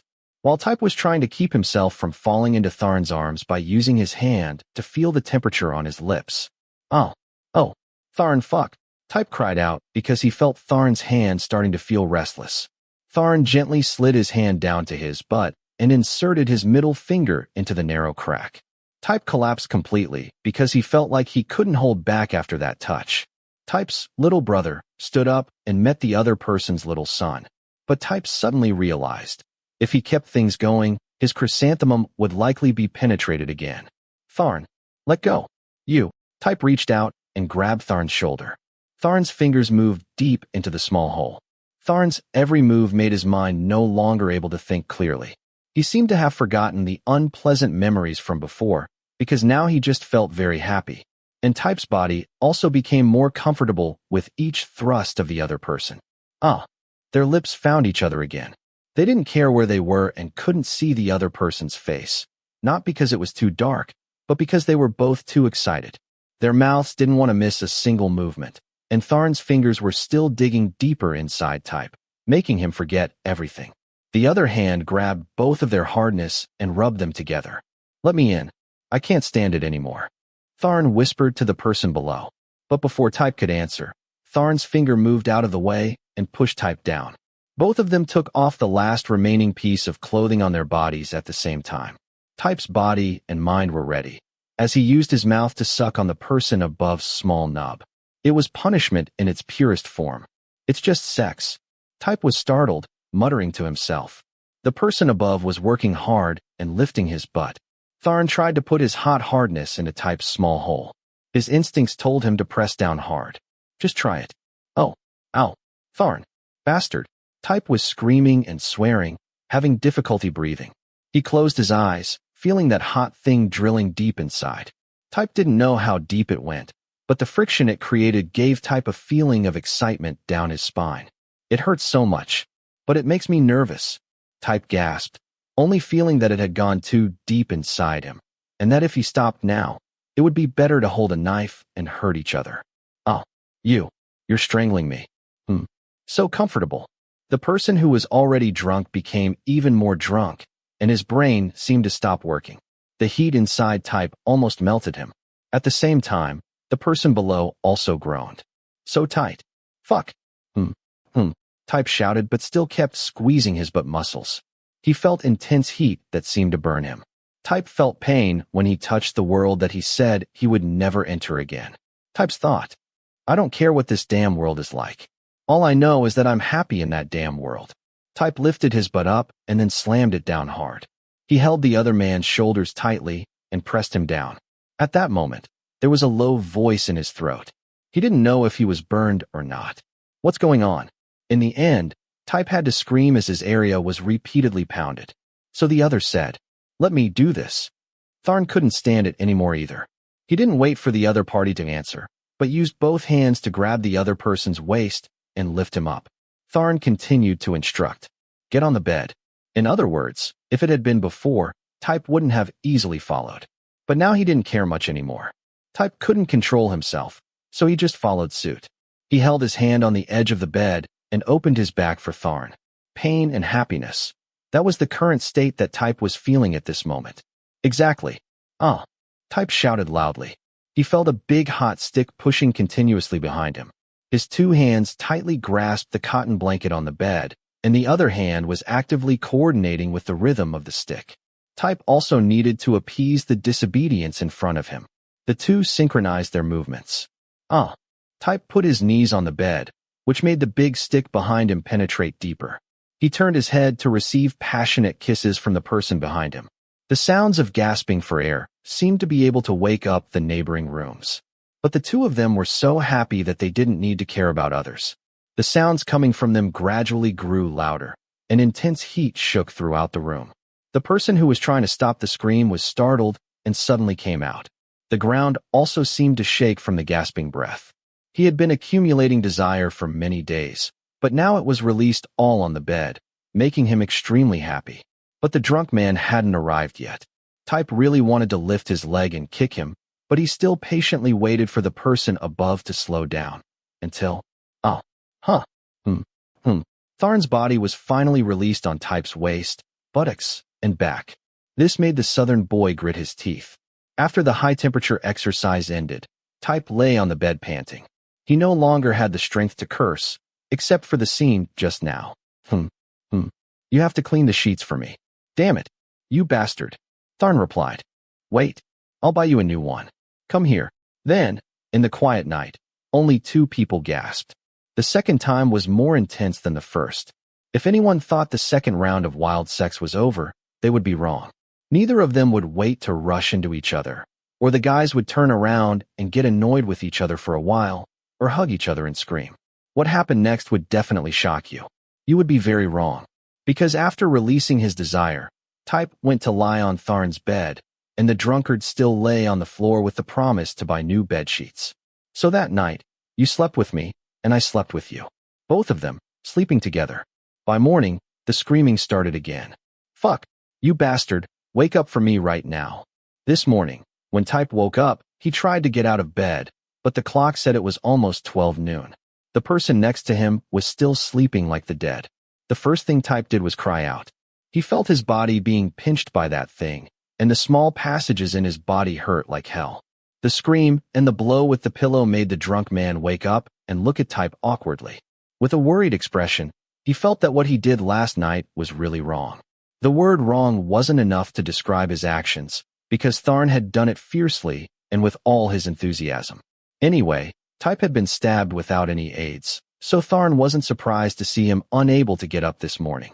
Then give me a try? You bastard. Damn it. You bastard. Don't make that ugly face. Don't think that I won't curse you anymore. What is this? My butt is blooming. Now Type's brain was busy processing the pain in this matter. After saying the last words, the person who was about to stand up had to go back to bed and lie down. The drummer felt that he was doing everything wrong.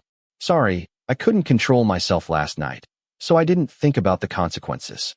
Don't you dare make excuses for me. You expected it, right? The person being bullied spoke up with such terrible anger that it stunned the listener. At the same time, he looked down at the person who spoke with pity. Tharn said seriously, That's right, I expected it. But I didn't think I needed you that much. Need something? Type was angry, so he clenched his teeth. He couldn't understand the feeling in his heart. Yes, just because the other side said he needed him, because even he couldn't lie to himself when there was a fierce fight last night. And now that guy said he needed you. That was right. What should be blamed was the damn desire. Who said your little brother didn't have any future? Okay, don't touch me, Type said as the other person placed a big hand on his forehead. Type frowned, wondering silently. What do you want to do to me? He reluctantly twisted his head and felt ready to lose his temper. But Tharn didn't flinch, because he was half sitting, half kneeling next to the bed and placing his hand on the other person's forehead again. This move made them both remember what happened last night. I'm glad you don't have a fever. That comforting word made Type, the man who firmly accepted his worries, calm down. But a moment later, Type returned to his original state. I told you not to worry about me. I'm a boy. I won't die from something like that. Tharn smiled. If I don't worry about my wife, who will I worry about? Type's eyes opened wide. He stared at Tharn. Or rather, Type used his big round eyes to stare at the man in front of him. Then he said in a serious voice, I'm not your wife. Tharn knew that the other side wouldn't accept that. But the dignity of an old man couldn't be underestimated. He was fascinated by Type's body, and their combination was so perfect that he said calmly, But you're still moaning underneath me. After Type heard that, he gritted his teeth again. He stared at the other person angrily and said sternly, There's only sex between you and me. We can never go further than this relationship. Never think about the word wife, or talk about love or boyfriend. You and I just stop at being making love together. That's all. The listener looked at the other person like someone who was having a serious conversation, because he opened his eyes wide when he spoke. Type knew that now there had been a second time between them, and then there would be a third time, a fourth time. What happened was like he used his hand to slap his own mouth. But in the end, the two of them could only stay as friends, nothing more and nothing less. Just remember one thing. He had sex with a boy in his life. Just that. Type refused to give in, making Tharn sigh in frustration because he couldn't get a clear answer. Tharn returned to the room and went to the Japanese table, took out the food, and brought it to the bed for the other person to have breakfast. To be more precise, it was lunch. But the first meal was the first meal, so it was still called breakfast. Let's talk about this later. I bought you porridge. You're hungry, right? Although Type wanted to refuse, his stomach didn't cooperate, because he hadn't eaten anything last night. Type was very hungry, so he sat up to eat. But he got mad again when the other person sat next to him and put his arm around his shoulder. Eat so you can take your medicine. On the surface, the southern boy didn't want to answer, but because he knew the other person cared about him, he reluctantly accepted the kindness. But wait, medicine. The man was about to put porridge into his mouth, stopped, and looked at the other person. What's up? Type frowned as he received the medicine from the person who asked. Do you have any secret illness, Tharn? People took medicine when they were sick. Thinking of that, Type suddenly thought about what had happened. His heart was filled with worry. He hadn't realized it last night. Now, he gradually remembered. During sex, Tharn had not used a condom. Tharn was a bit confused when he received the question from the other person. But when he saw Type's somewhat worried expression, he shook his head. Nothing happened to me. I don't believe it. Although he was a little happy, Type still needed more certainty. How many people have you had sex with? If you get sick, I'll get infected with you too. What a disaster.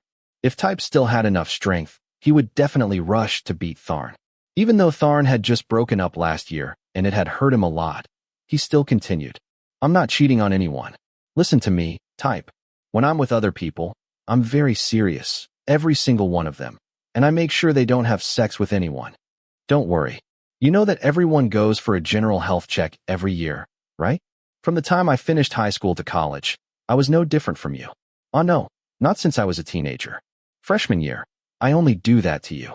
The answer was clear and perfect, but Type still shook his head. I don't believe it. I have to see it with my own eyes. Type put down the spoon and started to stand up to prepare to take a shower. Where are you going? Tharn asked, looking at Type and his clothes. The hospital. You should come and get checked too. Type answered firmly. Tharn frowned, dissatisfied with being thought of as the carrier of a terrible disease. He couldn't believe it, but after calming down, Tharn said, Then you have to go check with me too. Why do I have to go? Tharn immediately replied, You're not sure what I did anyway. You're the only one who wants to check. If it's not me who's sick, then it could be you. This time, it was a great answer, because Type stopped and turned to stare at him. Then I'll check. Are you satisfied? Then, Tharn smiled smugly, shook his head, and looked behind the person leaving the room. The corner of his mouth curled up a bit. Because Tharn felt like two people were getting a health checkup before getting married.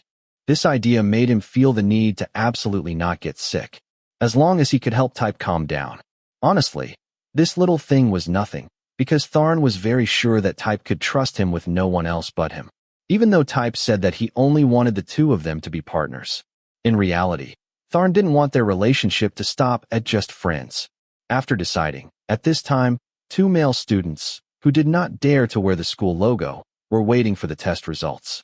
Tharn originally thought that this little check was nothing to worry about, but the man next to him kept walking back and forth, his face pale, looking very impatient. This was exactly proof of immaturity. Sigh. Tharn sighed. Even though he knew Type was childish, at least he was in pain because of him, so he reminded himself to be more careful next time. Because he had been drunk last night, he couldn't control himself. What the hell are you sighing about? Oh my god, you realize you're sick? This problem made Tharn continue to sigh. Type always made him so angry. At this moment, he asked if this was the person he hugged last night. Tharn could only say, "Don't think like that, okay? Not everyone who is gay is like you think." "Oh, you slept with me." Type spoke in a low voice, afraid of being heard. Tharn just shook his head. "I'm very sure that I'm not the casual type. I slept with you because..." The drummer turned around and looked at Type. He said with a serious look, "I like you, that's why. Not like you think. Sleeping with you just because of desire, because of a passing need." Tharn's voice was very serious. He wanted to let the other person know he wasn't joking about this. And when he looked into Type's eyes, he knew that Type understood what he said. Type immediately turned his head and looked away, not saying anything else. The nurse called Type's name. He stood up and went in to see the results. Tharn was also called and entered another room. "Don't worry, you don't have any serious illness. The doctor is happy that young people like you take this matter seriously and aren't worried about embarrassment. So welcome." Tharn smiled, said thank you, and then walked out of the consultation room to find the man with a pale, tense face. "How are you?" Tharn asked Type after seeing him with a worried expression. "That damn doctor asked me if I had ever done anything with a boy. Huh, meddling in my privacy. He should have just given me the results." Type walked away, leaving Tharn standing there with a deep sigh. The reason the doctor asked that is because he wanted to understand the situation clearly. "You should answer, right?" "I don't understand." "What nonsense. I'm so mad, I just want to punch him." In reality, Tharn didn't want to tell him what his feet looked like when he walked. With his sick face and shaky legs, anyone could see what had happened to him. The doctor would of course ask when he saw that. But because he didn't want to tell Type, he changed the subject. "What about the results? Do you think I'm sick?" "I'm safe." Slightly provocative tone. Tharn smiled and said, "I'm normal too. Don't worry." The answer made Mr. Thiwat breathe a sigh of relief. "Okay, I can rest assured that I've wasted too much time just worrying about illness." "Huh, what are you laughing at?" When his anger subsided, Type remembered that he had only had 2 spoonfuls of porridge in his stomach this morning. He grumbled loudly until Tharn stood up. The two looked at each other to find a way to satisfy their hunger. Tharn felt that this dark-skinned man, blushing shyly, was cute. Even though he was laughing at that thought, Tharn had to clear his throat immediately. "You'll feel better if you eat something else." "I'm hungry. Let's eat together," the drummer said and used his hand to hold the other person's shoulder, but the person being forced to lean over wouldn't let himself be touched. "Don't worry about me." Type didn't want to talk about his grumbling stomach. He wanted to eat alone. Then, he walked forward. Tharn was watching behind. Then he asked what was important between them. "Later, you and I will." Type looked at Tharn with wide eyes. He wanted to think more carefully, but at least he didn't deny it. Because Type decided to answer. "It's just sex." Tharn smiled. Luckily, Type didn't say they wouldn't continue. That meant Tharn would have more opportunities. He wanted to make this person in front of him love him as much as possible. Now their story was just beginning. Type didn't know how the young nurses looked at them. In their eyes, there were 2 young men around 18 or 19 years old who went to the hospital for a health checkup together. One of them looked pale. Who could think of anything other than that? It's a shame they're both handsome. But they're also a serious couple. They even went to the hospital for medical checkups together. The female nurses whispered this and that, even though they misunderstood. But would they be right in the future? No one could say. Chapter 48. There's nothing to talk about. Where did you go yesterday? None of your business. You're answering with your feet. Today, two good friends went to swimming class again, so it was normal for Techno to ask him. Because yesterday he had wanted to gossip, but he had looked everywhere and couldn't find any trace of Type. The teacher finished talking and let them go. While practicing at the swimming pool, someone splashed cold water on No. I answer with my mouth, not with my feet. See? So I said it's not wrong that you're talking with your feet. Type looked uncomfortable, but Techno couldn't help but ask, are you uncomfortable or lonely? I heard Champ say that you often miss class this semester. That makes everyone worried. This was the first semester. In fact, Techno's studies weren't good, but his current achievements were a bit better than Type's. Since the first days of this semester, Mr. Thiwat had been arguing with his seniors and coming to class less. Even after a few days of rest, Type looked extremely pitiful. Well, I just feel a little uncomfortable. You don't have to worry about me. You'd better worry about yourself. It's been a semester, and you still haven't learned how to swim. The southern boy had outstanding performance at the swimming pool, laughing with his friends. His smile made his friend officially become a cripple with no resistance. Don't worry. I will definitely swim well when the exam comes. You probably don't know that all the good things need to be enjoyed at the same time. And make sure that you will be there that day too. Techno didn't want to get out of the swimming pool, but he kept talking and bothering his friend. So Type swam to him. Don't move. Don't come here. Come here and I'll kick you. Don't come here and drag me. Techno tried to tread water to escape Type. As a result, the other person's eyes turned from funny to pitiful. Techno saw that and immediately turned forward. Have you thanked Tharn yet? Thank him? What should I thank him for? Why should I thank him? Type said with a strange gesture and thought to himself. Type's thought. I can't go to class because of that bastard. Why do I have to thank him? Strange. Well, you haven't thanked him yet. You should know how to say thank you to the people who took care of you when you were a patient and the people who helped you solve the problem with your seniors. That's better. After all, you should look at yourself and say a lot of thanks. When he heard No say that, Type ignored it, and things ended up like this. It was time to apologize, but Type understood the truth better. So Type, a boy from the south, slowly asked, how can I do that? Should I go and tell him I really thank him, or write a note and stick it on his comforter? I think the next option is very good. A stubborn person like you can't say it with words. Are you making fun of me? Before his friend finished his sentence, Type interrupted. So No tilted his mouth to the side. That's just how you are. If I wasn't your friend and I didn't know you, I would definitely never help you. So, you better say thank you properly. When friends started complaining and gossiping about their crazy friendship, Type sighed sadly. You think it would be better if I did something? Thank him by inviting him to dinner. By the way, come see me and invite me too, because I also help you solve everything. Type's thought. Idiot, if you want a free meal, just say so. When thinking about it, Type's face was heavy and his eyes were intense. But when Type really thought about it, few people could stand a roommate who was intent on kicking them out every day. Actually, he also felt that he was wrong for not thanking Tharn properly. Type sighed. Anything is fine, but I won't take the initiative to invite him. Okay, I don't think you will invite him directly. Don't worry, I will invite him. I just talked to him about how to play the guitar, and Tharn said he would find me a simple song. After listening to Techno, Type thoughtfully looked at his friend who was talking and couldn't believe that he had just talked to Tharn while he himself was trying so hard to fight. Type's thought. Techno, how did this idiot contact Tharn? That devil is very close to Tharn, and they even talked about guitars while I was complaining all the time about life. Type just complained a little about his life. How close are you and Tharn? Could it be that you have a crush on him? I'll laugh in your face and say you can't be soft-hearted, and bet your sister that you can't soften. Then those who were enthusiastic about eating melons were also bored and talking about other things. After hearing this, Type really gritted his teeth and endured it. Type did all that to Tharn, so he had no face to ask again. Type hated the feeling of having to worry about that. He angrily parted the water, causing it to shoot up very high. Ugh! Accident. Choking on water. The tall man stopped swimming and climbed up. All the first-year girls in his class turned and stared at him, but Type just turned his head and said to his friend, Then can you tell the two seniors for me? Techno raised his head and listened attentively. Type said that but smiled evilly. Don't meddle. In the end, the southern boy went straight to the bathroom to shower and change clothes, much to Techno's surprise. He said to him, What is it? Hmm. I like you. To me, you are not a mountain that I think is difficult to climb. Chapter 49. Now Type was satirizing someone in his heart. He turned his head to look at the door and saw a tall man with a sweaty face. Maybe because the weather outside was very hot.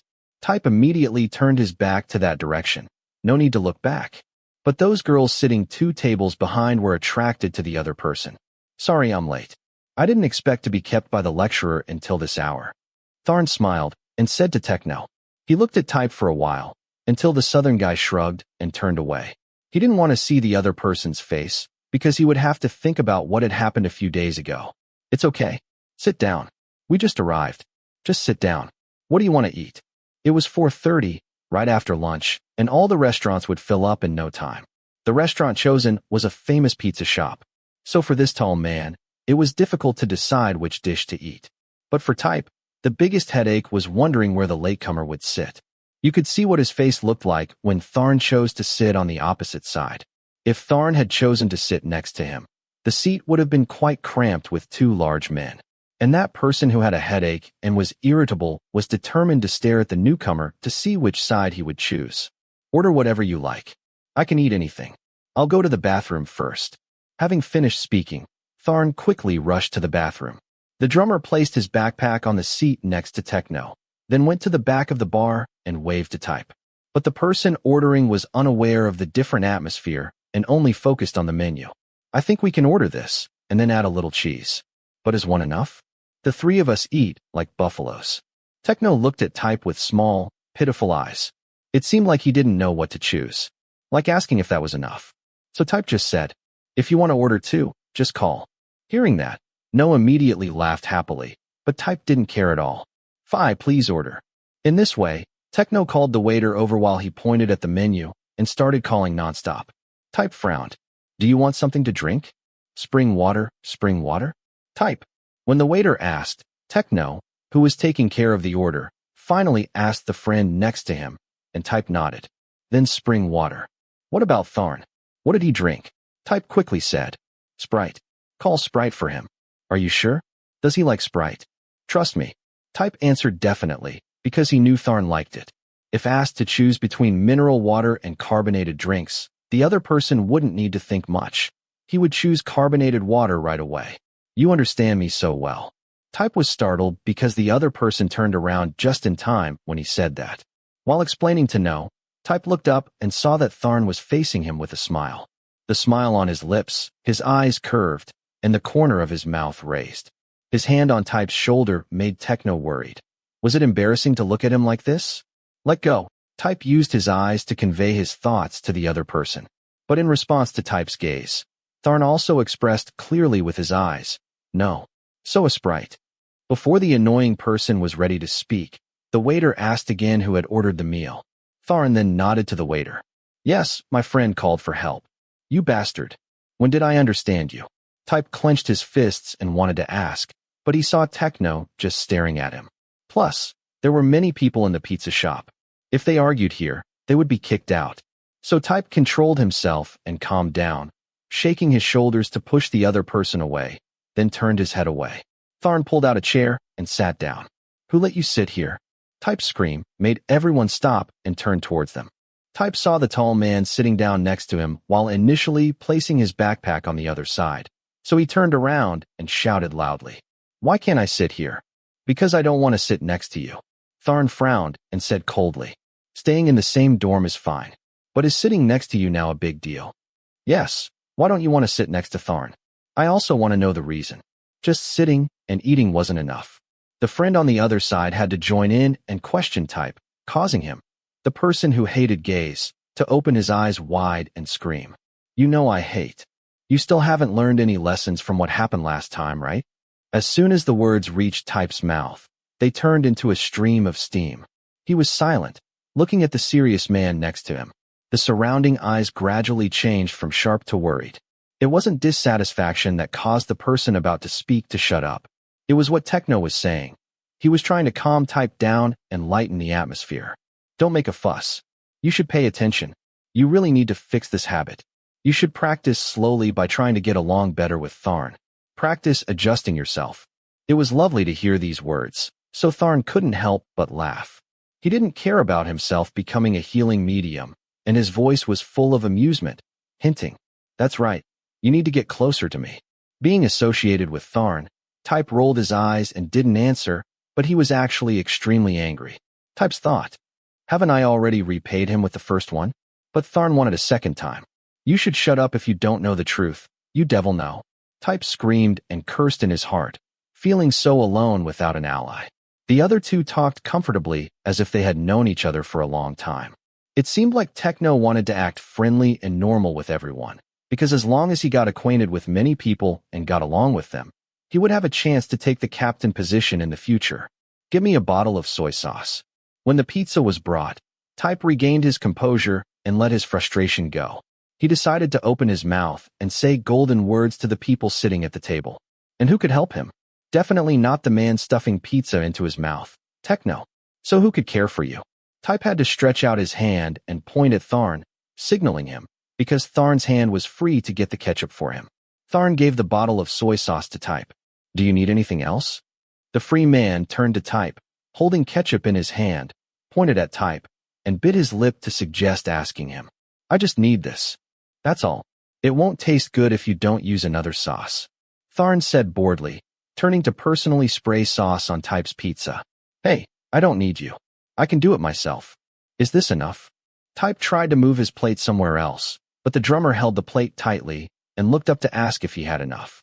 So they both stared at each other. If someone thought the picture in front of them was very beautiful and hadn't seen the behind the scenes, Techno would help you visualize. Because he knew that it wasn't the spark of love. It was a spark of anger transmitted from the two people's eyes. "I can do this myself. Want more?" Type was uncompromising, and Tharn also didn't give way. So he pursed his lips, looked down at a bottle of ketchup, and said in a low voice, "Any more?" Tharn continued to squeeze the ketchup, then raised his eyebrows and asked if Type had enough. "Not yet. More. Okay. If you like, please indulge." Type frowned and heard the other person snort, but he pretended not to know. Because the person pouring the ketchup didn't stop, Type pushed his hand away. "That's enough. Are you going to let me swim in ketchup too?" Type said mockingly, but Tharn pulled Type's plate and continued to add ketchup for him. "Okay yet." For a moment, Type felt really bad. The hairs on the back of his neck stood up from head to toe, because he suddenly understood what Tharn was doing. Type's thought, "Your partner should be close to your heart and the one receiving your attention." Enough. So Type just let out a sentence and pushed his plate forward. He said nothing because he was embarrassed and admitted that his relationship with his roommate hadn't been normal for a long time. Sleeping with Tharn was a fact, but it had to be kept a secret. Looking at Type like this, Tharn smiled quietly, then quietly ate pizza. Techno was the only one who was very confused. A moment later, he stood up and said briefly, "I'm going to the bathroom." Then he disappeared. When Techno left, there were two people left at the dinner table who knew each other very well. Type immediately said, "I said you don't have to take care of me." And, "Tharn, take care of your stinky feet." Yes, since Tharn sat down, he had leaned his knee against Type's knee. So Type was gritting his teeth, turned back to look at him, and told him about his wrong actions. "I'm not your little girl." Type didn't know why he said this so many times. But Tharn always turned the situation around. "If you weren't my girl, I would still take care of you, because..." Tharn paused for a moment, then continued, "You're my partner." It was a great answer that made the listener very uncomfortable. Then Tharn said, "Besides..." I'm so relieved." Howling. At this time, the person from the bathroom returned. He looked suspiciously at the two people in front of him, because the two of them were quite close. Type immediately responded, shrugging his shoulders as if there was nothing between them. His heart vaguely guessed what cheesy things Tharn was about to say. And Tharn pretended to take the sauce as if nothing had happened and ate the pizza with a smile on his face. "Do you want to do anything tonight?" Type originally wanted to sit and enjoy pizza, but hearing the phrase, "bed friend," made his teeth itch. So he thought about whether he should kick Tharn until he felt better. Type sat with his hands clenched and waited to kick the other person away like a gray wolf, replying, "No way." Finally, Type thought impatiently. Who was the one who said that the pizza from this store was delicious and that one would regret not eating it? He also asked Type if he wanted to eat it. If he let him choose between eating instant noodles at home and pizza from this store, Type might also choose to eat instant noodles at home. Let the man exhaust himself again. Try again.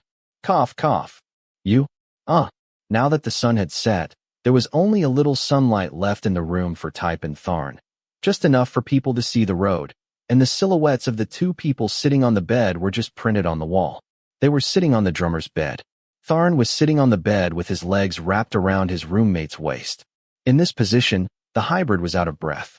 It wasn't because of the chaos around him, but since they had returned to the dormitory in silence, there seemed to be no dialogue at all. Because Type accelerated to escape and rushed back to the dormitory without stopping. But as soon as he got back there, Type was held by Tharn's strong arms from behind. And even though he tried to escape with a curse and turned to hit Tharn in the face, the result was still that he was quickly pulled into his arms. Don't lie to yourself. Tharn's lips were glued tightly to Type's lips, and his hand grabbed Type's fist in the air and moved it to his side.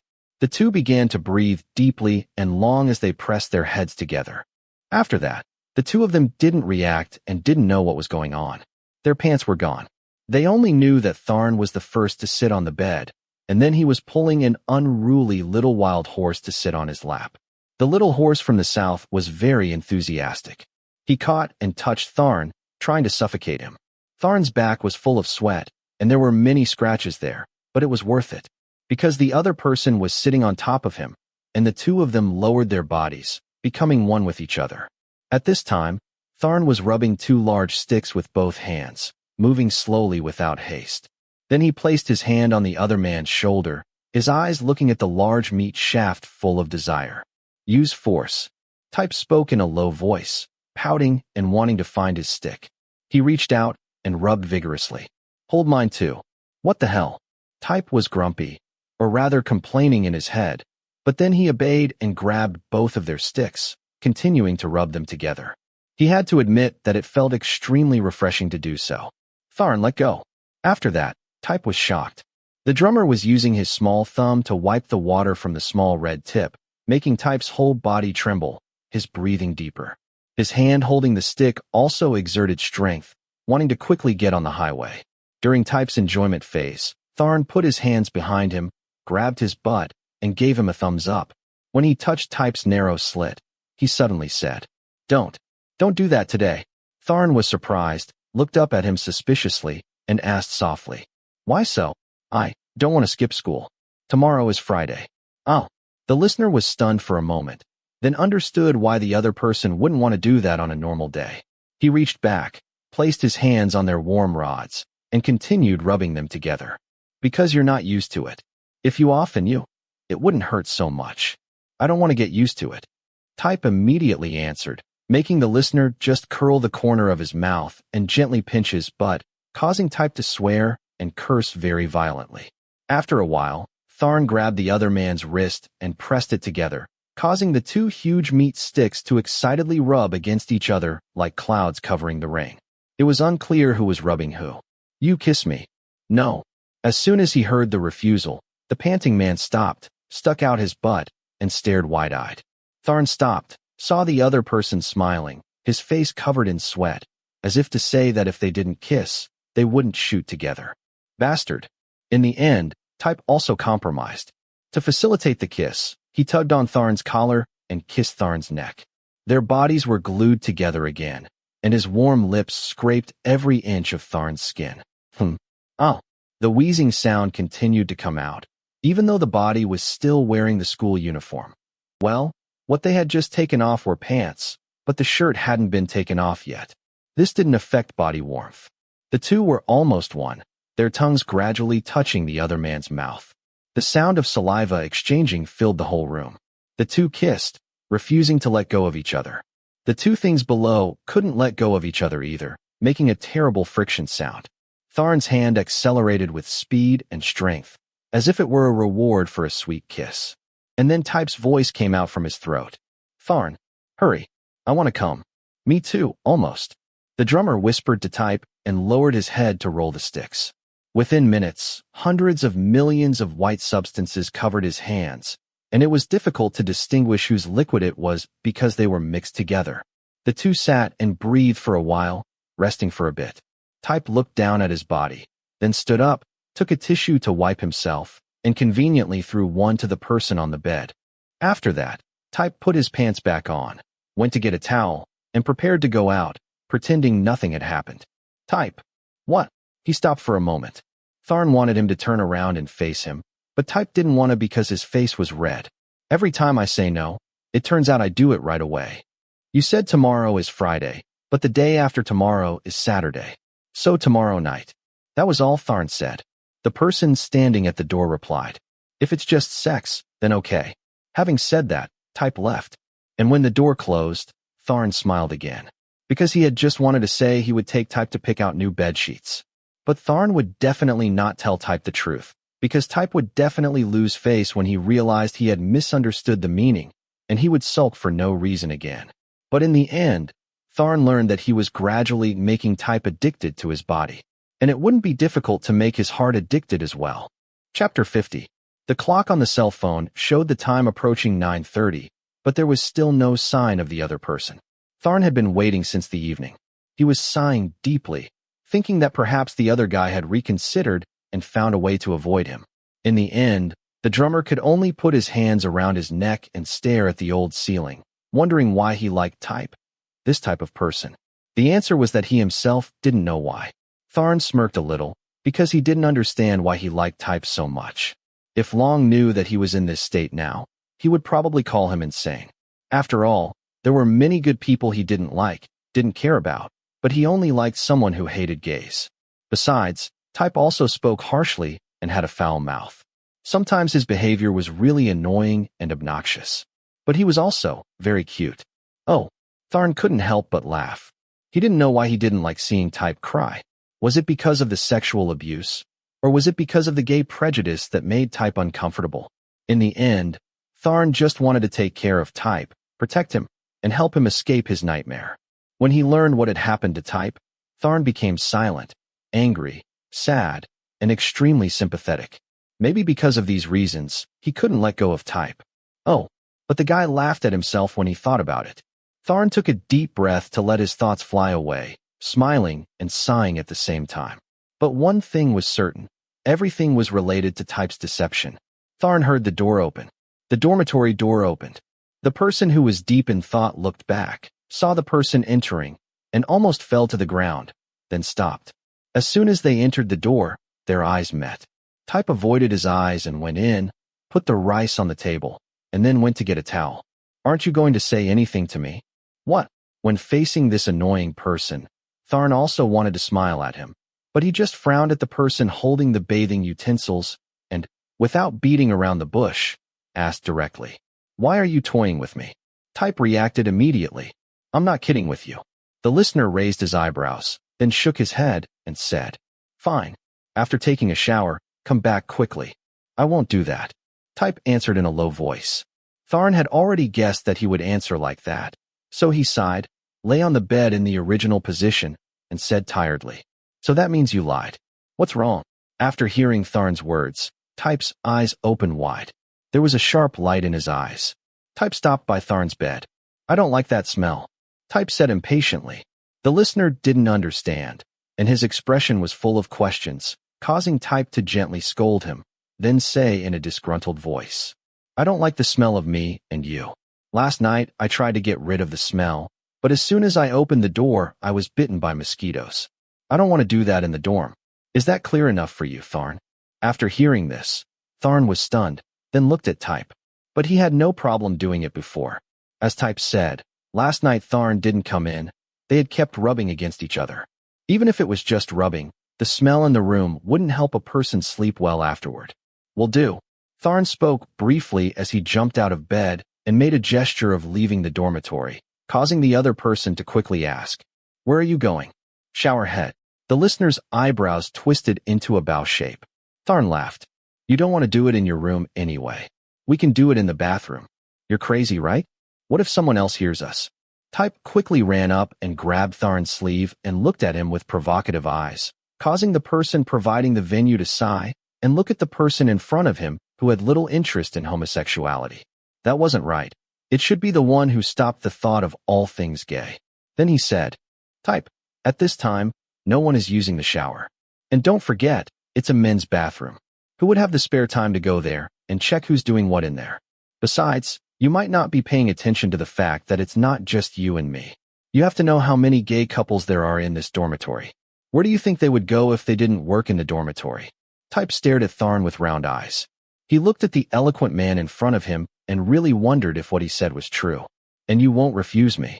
Tharn's confident demeanor made the listener feel angry. Where did you get that confidence? Because you also want to try. Type was stunned again.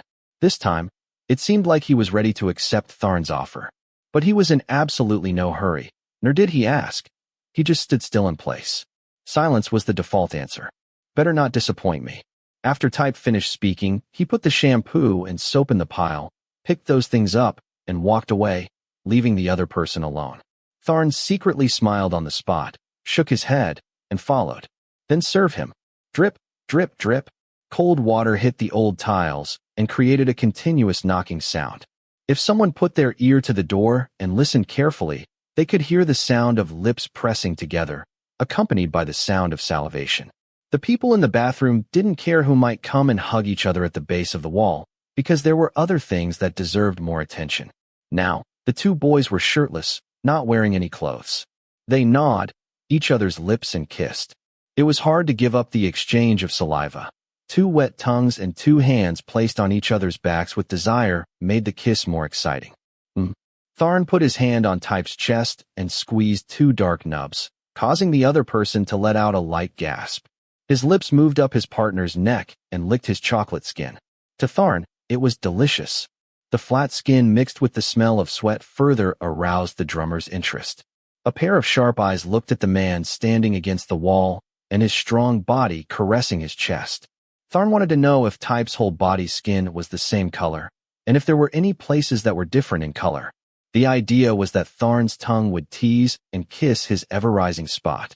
Didn't you say before that you didn't feel anything here? Tharn whispered and gently squeezed the nipples with his hands, gently rotating and kneading them. One could feel the other person's vibrations. Type also emitted a low sound. His fingertips rotated slightly, squeezed, pressed, and kneaded, then rubbed vigorously, making his nub from soft to a little harder.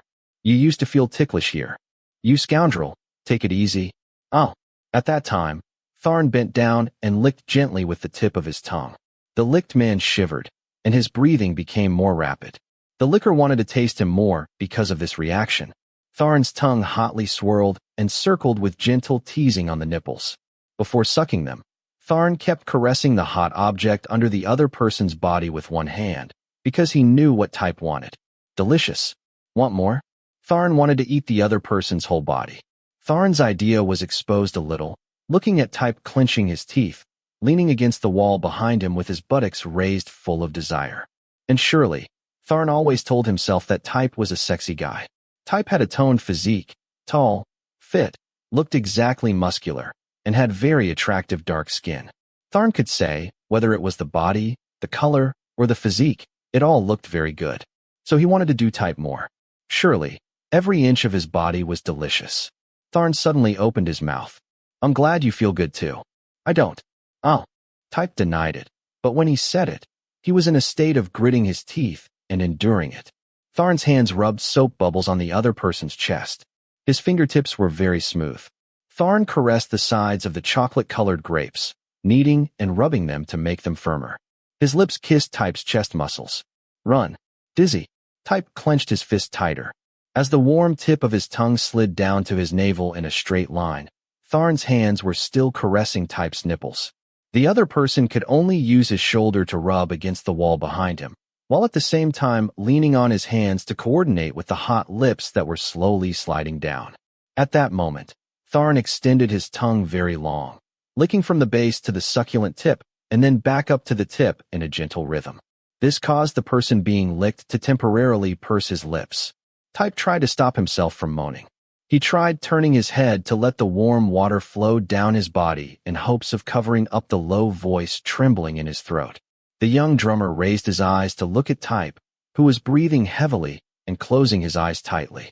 His hands were still playing with Type's nipples, slowly swallowing the small Type, then bringing the small Type into his mouth. Oh. Oh. Oh. Oh. The third time, Tharn's grip tightened, and the person being served bent down and patted Tharn's head with both hands. Tharn turned around and caressed him. He raised his eyes to see Type's face change with desire, and his voice also became hoarse. Tharn felt extremely satisfied. To Tharn, Type was the sexiest person he had ever met. In his eyes, Type deserved to be the cover model of Models and Famous magazine. Even if Type didn't know that he was born as the enemy of gay people, just thinking about drowning him under his sun made Tharn feel burned. After that, Tharn stood up and wanted to kiss Type on the lips. His smooth hands left the two hot rods. He suddenly requested, "You? Kiss me." Tharn didn't know whether to laugh or be discouraged. Tharn brought sun to the other person's mouth and whispered, "You should help me too. Don't dream." The answer did not exceed expectations. After listening, Tharn's mouth curled up into a smile. "Okay, hold on to the wall. What are you planning to do?" The chocolate body turned to face the wall, and Type tried to reduce the sound as he asked Tharn. He was afraid that his voice would be discovered as it was shaking and hoarse. Tharn knelt on the ground and replied, "I will serve you. Shake. Oh, bastard, don't lick." Oh. The man stood against the wall and bent over. Tharn's head lowered to his hardness, and the tip of his tongue licked the narrow slit, moving gently. The person who had never felt this kind of feeling gritted his teeth, almost wanting to fall down the wall, kneeling down with the person licking and kissing his ass. Tharn gently sucked, then inserted the tip of his tongue into the narrow gap, causing Type to no longer be able to control his voice. More. When the two fingertips touched, Type gasped, and Tharn's hand left his butt, then continued to lick deep inside with the tip of his tongue. "Oh, don't. Bastard. Oh, Tharn. No. No." This time, Type almost convulsed when the flexible tongue licked the dirtiest place on his body. Type felt it being licked again. Every time Tharn made a move to enter, Type gasped and bit his arm, his legs shaking slightly. Drip, drip, the sound of running water. Oh, oh, oh. Even though the water was flowing strongly, the two people's breathing could still be clearly heard. Bite. Type was biting his arm as Tharn's fingertips slowly probed inside the narrow gap. Then, what was inserted caused Type to close his eyes immediately. When the fingers were in there, they did all sorts of activities, 7 up, 8 down, pulling and inserting rhythmically. Finally, he increased to 3 fingers. "It's just my finger that makes you look like that." Tharn whispered to Type and took him with his fingers. Type looked at Tharn and made a hoarse sound mixed with the sound of the shower's running water. You bastard. Come in." After hearing the perfect invitation, Tharn stood up straight. He still hadn't pulled his finger out of the canyon road. Tharn's other hand pulled the other person's face and kissed him. This time, maybe because the other person's desire was high, he didn't care what this mouth had just done. "Kiss me." The kisses started in the bathroom. They intertwined their tongues and exchanged saliva. Meanwhile, Tharn pulled out his finger, took the hot stick, brought it to Type's butt, shook it slightly, and then used it to rub on the narrow entrance. Tharn suddenly took the hot object away and asked the other person in a thick and short voice, "But, can I put it in? Bastard." Oh. Before Type could finish his sentence, the hot iron rod squeezed into the narrow gap as he flew toward the sky. Type opened his eyes, one hand against the wall, the other covering his mouth, preventing himself from screaming. He felt the huge object continuously penetrate deeper once, then again. He didn't know how deep it would go. Tharn felt that the other person was out of breath, so he slowly moved, not too fast, not too slow, holding Type's but a bit to check the slipperiness. The person in front seemed to feel so good, he almost wanted to melt. At this moment, Type was looking at the ceiling and couldn't help but lower his head to feel the taste of the kiss between the two. Type unconsciously moved his butt, turning into a helper by pushing his butt back for more force and more stimulation. One more time. One more time. Oh, one more time. Type moaned with desire. So Tharn worked harder. The sound of physical impact increased. In the bathroom, the sound of water almost covered the sounds, but right now it was impossible to hide the sounds of desire between the two of them. Who cared about that? Slap, slap, slap, slap. When water touched a person, the force of impact caused their body to become rougher. Tharn took out his iron rod, and he wanted to see the other person's face. So Tharn turned Type around. At this moment, Type's cold eyes were filled with tears, his eyelashes were wet, his cheeks were rosy, his lips were parted, and his eyes were clear. Seeing him like this, Tharn immediately hugged his body and increased his speed. Hurry up. It's almost there. Me too. One more time, Type. One more time. The turbid liquid flowed out along the stream. Tharn fired, but he didn't pull it out. Bastard. Take it out. Oh. When the milky liquid was shot into his body, Type was so scared that his eyes widened and his mouth opened. He turned his head and glared fiercely at Tharn. Because he was exhausted by the heat, his legs were now weak. Tharn pulled out, and the person in front fell to the bathroom floor. Crack. Water from the shower flowed down from his hair to his face. Type coughed dryly. Listening to him choke up, Tharn immediately turned around and quickly turned off the faucet. He was very worried about Type, so he got down on one knee. Are you okay? Don't touch me. Tharn was also confused, but Type's sitting position on the ground seemed to have no strength left. One hand covered his face, and the part of his face that couldn't be covered was red all the way to his ears. Seeing that scene made Tharn, who had to try to control his breathing, smile. Let me help you. Leave me alone. The person sitting on the ground, after listening, seemed to want to avoid the other person's eyes. He tried to control his voice, refusing briefly and with a bit of brusqueness, making the listener unable to help but smile. Just now, I'm sorry. I tried to pull it out, but I couldn't make it in time. Because it felt so good. That KH. Tharn. Even though he wanted to curse, Type couldn't say anything. Tharn's obscene words were really annoying, and he wanted to put his hands over his ears and not listen. I have to get all the semen out of you. Let me help you. Go away. Type's tone of rejection towards Tharn became stronger again. But in reality, he didn't dare look at Tharn for fear of being laughed at. After hearing Type's words, Tharn stood up, took a towel to dry his body, got dressed, and prepared to go out. Before leaving, he told Type, you have to take it all out, otherwise it will affect your health. Tharn. Without cursing, Tharn quickly lifted his feet and walked out of the bathroom. He didn't want to be scolded from behind. Tharn guessed it might be the shy guy's defense. Type was shy because he was afraid of being seen as someone who couldn't handle these things. Type's thought. There is no place to die. It is divided into 5 parts and drawn by the goddess of the land. I curse you. Type returned to the dormitory with wet hair. Now he was sitting by the bed, concentrating on drying his hair, pretending that what had just happened didn't happen. But why did the other person have the same expression as you? Type thought impatiently, squinting at the person sitting on the opposite side of the bed, leaning against the wall, wearing headphones, looking quite relaxed. Tharn's eyes suddenly looked to the side, and the gunpowder ignited again. Who would have thought that Tharn was like an inexperienced little girl who couldn't stand the exercise in bed? Otherwise, it must have been his first encounter with such intense sex. But it was clear that Tharn was someone who had done it many times. It wasn't fair. Why didn't you just put your finger in? You bastard. What a shame. You let. If you dare ask me another question, this phone will hit you in the face. Haha. Type wanted to smash the cell phone on Tharn's face. He gritted his teeth. Even though he knew his face would turn red, he probably wouldn't be discovered. But I'm curious. Shut up. It wasn't a cell phone that was thrown. It was a soft pillow that hit Tharn's face from the opposite bed. After that, the person who hit the pillow fell down on the bed, covered his head with a cotton blanket, and said he didn't want to talk, meaning don't ask again. He wanted to go to sleep. Type's thought. Why do I have to act like a little girl in front of him? Type wondered, because he was the one who wanted to control and hold Tharn tightly at that time. Then he heard the sound of slippers getting closer and closer, as if someone was standing near his bed, because there was a shadow blocking the light bulb. Type. What? There was a loud, sullen voice coming from the comforter, and Tharn placed the pillow next to him. Then he said, let's go buy bedsheets together tomorrow. Go alone.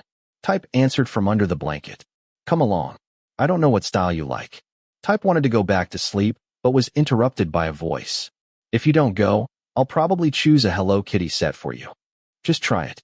See if I burn it.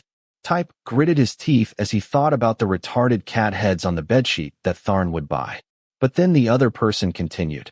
Or are you afraid that if you come with me you will develop other feelings? Ecstatic.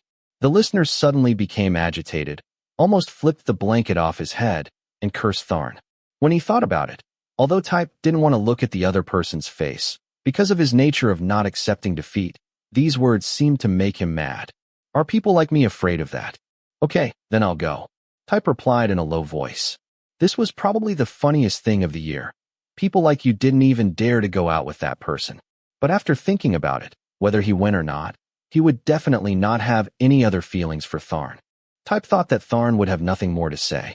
Everything ended, but the other person stood quietly beside the bed for a long time. And then who would have thought? Afterward, kiss, dreaming happy dreams. As soon as he finished speaking, Type's whole body immediately stiffened, because he was very sure that it wasn't a hand touch, but, Type's thought, a mouth. If it was his mouth, how could I? Well, dream a beautiful dream. You will die if you talk to me politely? Type shouted angrily in his heart. And he heard Tharn go to turn off the light. The room fell into darkness, and then he heard Tharn return to the bed on the other side. But Type's body was still stiff, and there was always a strange feeling in his heart that was hard to describe. He was still very confused, not knowing what had happened. He didn't know what the origin of this strange feeling was. Was it because of the words, sweet dreams, or was it the touch left on his cheek? Chapter 51. Is it really just fear? Mr. Thiwat's feeling at this moment was uncomfortable. At the shopping mall not far from the school, two boys who woke up at 10 in the morning were walking around the shopping center, solving their own problems. It was past 11 o'clock. Type was afraid that it wouldn't be right for the two of them to go together, so they arranged to wait at the train station. Once on the train, they chose to sit in a hidden corner. Even though they were walking in the same shopping mall, Thiwat was walking in front and Tharn was walking a few meters away. They still hadn't said a word to each other. This made Type feel more comfortable, even though in reality, when they returned, they would be together. Because no matter how far away, the other person always observed the spot behind Type's, but with a steady gaze. At this moment, Type frowned because he had the feeling that someone was staring behind him. Type's sixth sense told him those eyes belonged to Tharn. Type stepped back. See, I guessed right. Why do you keep staring at me? This question seemed to have reached a crucial point, so the person asked. Tharn was a bit startled. Type immediately confirmed his guess and then turned back to stare at Tharn's face, raised his eyebrows, and acted provocatively like he was holding a trump card in his hand. Why do you keep staring at me? Sigh. Tharn sighed deeply, because that was a question he didn't want to answer. Tharn could only utter two words. Worried, worried, worrying about fur, worrying about farts, getting sick, wasting energy worrying blindly. Worrying about what? Type's thoughts were written on his face. Type was not happy. Furthermore, Tharn also guessed what the hot-tempered person would answer next, so he appeared very calm. He decided he shouldn't get himself into trouble. Tharn sighed again. Even though he didn't want to say anything, he couldn't help but ask Type. You're not in pain, are you? Your legs were shaking like that last night. So I was worried that you would be sore today. What a monster. Type's heart skipped a beat when he heard the answer. The first thing was that Tharn had successfully suffocated him. Type's thought. Now you have the face to ask if I'm in pain? What do you mean?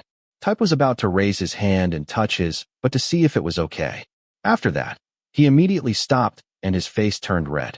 No, Type didn't think about what happened in the bathroom, even though it was very interesting. Don't worry, I can take care of my own ass. Type said angrily, and at the same time turned around and continued walking. He'd better finish the shopping and go back as soon as possible, because Type didn't want to have too much to do with the other person. But Type's behavior received a different reaction from the other side. How can I not worry? It's my wife's business. Withering. Shut up, bastard Tharn. Type was angry and gritted his teeth. Tharn could only sigh, because now he knew Type was angry, but he also knew he needed to keep his fighting spirit and continue to attack. There were many opportunities to change the delicate atmosphere between two people. Today was a worthwhile date. Type was angry and resentful. At the same time, he wanted to turn around and hit that damn roommate. But he knew that this shopping area was full of people. If something happened, it would definitely cause a stir. Besides, the bad things he had encountered before were not few. Type didn't want to act rashly, but he was still very uncomfortable when he heard the other person call him wife. Not a boyfriend, but a wife. You're dreaming. Tharn may not know. This dream was as difficult to reach as traveling across the Pacific Ocean. I think this model suits you. Want to eat my feet? For dessert. At this time, The two boys were choosing bedding. At first, Type planned to choose some cheap ones, maybe buy them at small markets outside. But today he wasn't in a good mood, plus the other person had said, bought it as an apology for many things. Type analyzed it carefully and thought that the other person would volunteer to buy it for him at any cost without any reluctance. Just now, the bedsheet that the other person was pointing at was decorated with chocolate cake shapes. Chocolate? How does it suit me? I don't mean to offend you, Type. I just think chocolate cake really suits you. You mean I'm dark, right, you sissy foreigner? Type replied, while Tharn's expression was very serious. He affirmed that the bedsheet suited Type very well. So after listening to Type's words, the half-American man frowned. Can someone like me be called a foreigner? I don't see myself as any different from any Southeast Asian. At least your eyes are blue and your nose is as tall as a wall. I ask you, have you ever stabbed someone in the face with your nose while kissing? Your face is also white and pink, and you have a lot of hair.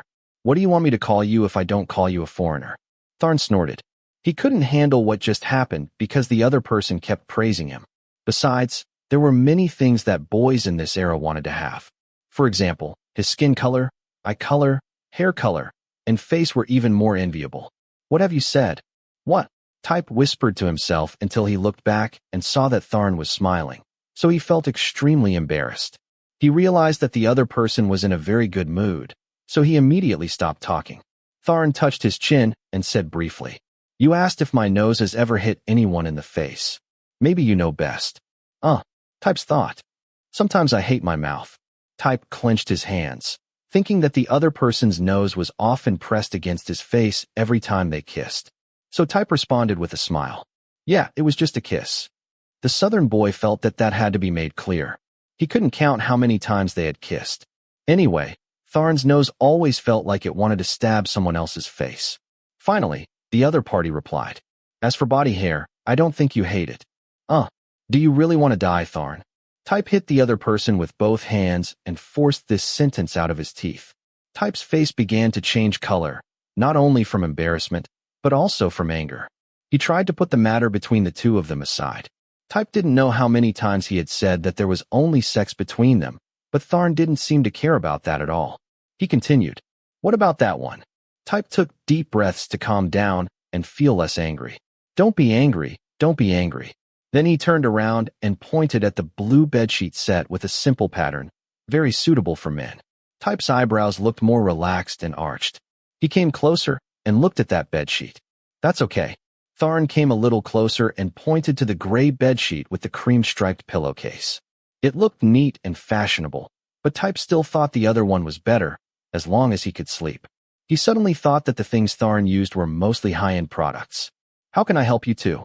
As soon as Type wanted to discuss something, the salesgirl came to ask them questions in a kind and friendly manner, leading to people like Type who didn't often come here to buy things feeling a bit confused.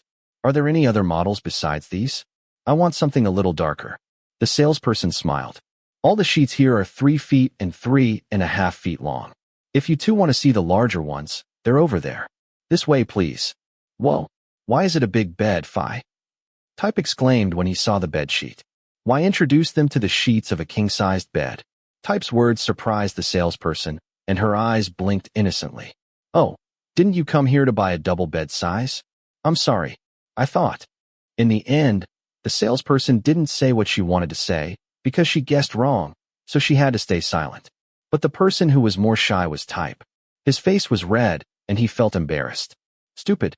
Type wanted to curse loudly, but he also felt a bit embarrassed, so he had to turn around and sternly say to Tharn, Go ahead and buy it yourself. I'm not in the mood to watch it. I'll wait for you at McDonald's. After that, Type immediately left, leaving the salesperson speechless. She turned around to see another person still in the same place. She was thinking that she was not mistaken. As expected, they had some kind of relationship with each other. Tharn said sorry to the salesperson. I am really sorry. Seeing two people lovingly walking together to buy bed sheets, anyone could see them as a couple. It's okay. My boyfriend is shy. So I'm not mistaken, right? The salesperson breathed a sigh of relief when she saw Tharn smiling. Not really, but I'm glad people see us that way. Tharn spoke as he picked the bedsheet, but the listener felt embarrassed for the person who had just walked out quickly because Tharn's smile, eyes, or the way that person was mentioned in his voice were all very sweet. God, if there was such a guy to pursue, even if it was a boy, she would want to be one in a million. Of course, it wasn't just the salesperson who thought this way. Anyone who saw the two of them would think they were a couple. Because if they weren't in a special relationship, they wouldn't go shopping for bedsheets together like that. Type was actually a bit naive about these things. He didn't know anything. If he understood the situation clearly, he would definitely change his attitude immediately. Chapter 52. Why are you still in such a bad mood? She already apologized. After choosing to buy a set of bedsheets, Tharn immediately went to the fast food restaurant. He saw a man wearing a black t-shirt and knee-length shorts staring at a can of Coke. So Tharn sat down across from him, and Type squinted his eyes and looked up. Don't take your anger out on me. I didn't do anything. If it's not your fault, why do people think that way? Type was sure that he didn't look gay anywhere. He did nothing but walk with that boring person, yet he still got infected by that person's homosexual breath through sexual intercourse. No way. I like girls. How should I know? Don't be stupid. I'll go order something to eat first. I'm coming back. Type looked at the bag in the other person's hand and knew that what needed to be done today was done. After eating the rest of the hamburger, Type said he wanted to leave. This made Tharn frown, look complicated, then take a deep breath. Would you really die immediately after eating with a bastard like me? A bit shocking. If it had been a few months ago, the southern guy would not have hesitated to immediately answer yes. But looking at the person opposite, he seemed so sad and disappointed that Type couldn't say the word. Indeed, Type knew that the homosexual in front of him was not as bad as he thought. He hated gay people and couldn't get close to them. But for Tharn, it was a special exception. Even though he was called his wife by that guy and felt very uncomfortable, it seemed like his heart didn't hate Tharn at all.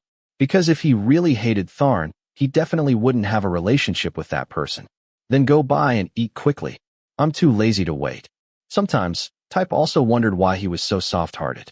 He became even more flustered when he saw the smiling face of the other person. Thanks, bro. Type watched the other person go to the counter to order food, remembering his smile, his words, and the way he sighed deeply. If Tharn were a straight guy, they would probably become best friends, because he would definitely want to be friends with Tharn. But now, Type didn't want to think about it anymore, because he suddenly remembered something. So he reached out and took out the bag the other person had bought to check. There were no silly patterns, just dark brown mixed with black, which made Type quite satisfied. The corner of his mouth curled up. Not bad. Do you like it? Tharn sat down with the tray of food and asked Type while focusing on ordering, causing him to immediately look up. Are you crazy? Spending thousands of baht just to buy a bedsheet. Are you serious? Tharn frowned. It's good, so it's a bit expensive, but it will last a long time, and the fabric is also very good. It's too expensive. I don't want it. The southern boy shook his head sadly because he didn't want to accept it. He planned to wash the old sheet and continue using it. But Tharn insisted on giving him a new one. When I said I bought it for you, I bought it for you. Take it. Are you very rich? How can you use your parents' money like that? Although Type had a very trashy mouth and was frustrated in his heart, he also had his own opinions, so he wasn't very satisfied. They were just freshmen. There was no need to give each other expensive things. Even boyfriends didn't need to give their boyfriends such expensive things. If it was just a few hundred baht, then it was acceptable. But if it was thousands, he didn't think he should waste his parents' money like that. No, that's money I earned from my job. Huh. After hearing Tharn's words, Type felt confused. He frowned, and Tharn began to explain to him. Tharn was very happy that someone wanted to hear his story. I didn't tell you, right? I used to have a band that played in a bar, which was also a restaurant. That was when I was still in high school. The senior students from college invited me to play in a bar that they knew. Then, the seniors graduated, and we formed a new band again, because the bar owner trusted us.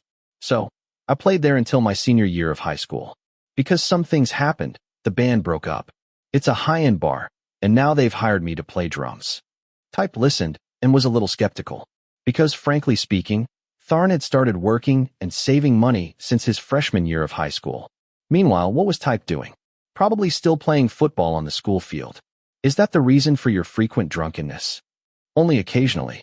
But one time I drank too much because my senior invited me. So why did the band break up?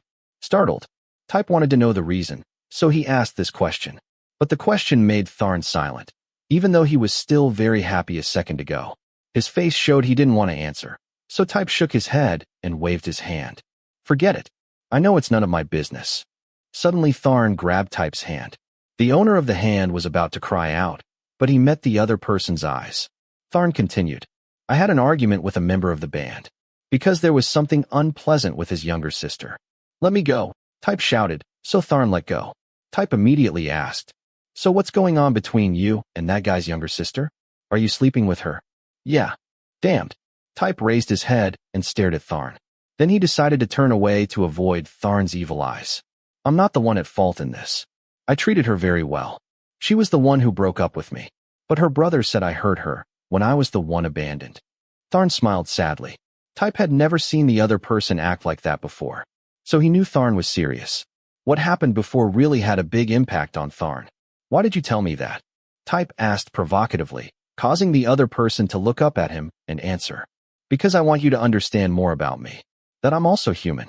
I also feel pain. After listening, Type was speechless because he didn't know what else to say.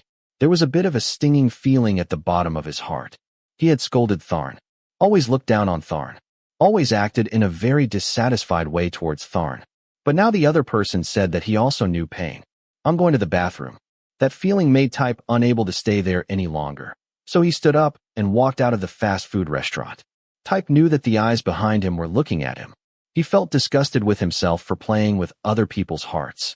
Type felt guilty. He sincerely apologized. Type's thought. Tharn didn't do anything wrong, but you did. The person going to the bathroom slowly realized.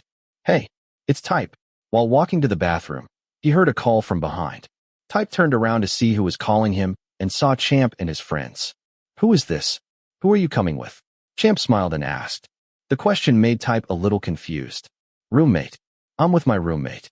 The most straightforward answer. Is that so? I thought you were coming alone, so I thought I'd invite you to go see a movie with my group. I was with my high school friends, and as soon as I saw you, I immediately came to say hello. Champ said and nodded to his friends. There were both men and women in the group. Okay, everyone keep going. I'm ready to go home. Type replied with a smile and waved to Champ. Seeing the former boxer Champ running towards his friends, Type walked into the bathroom, so he didn't see the girl pulling Champ's clothes in the crowd, pointing in this direction. Chapter 53. I'm coming back. Go shopping with me. When returning to the fast food restaurant, Type said a short sentence and conveniently took the bag of bedsheets with him. But the person who had been waiting for him all this time answered.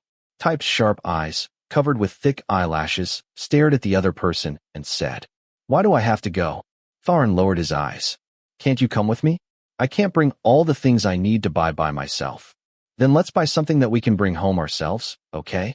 Tharn couldn't understand why the other person answered in such a fierce way.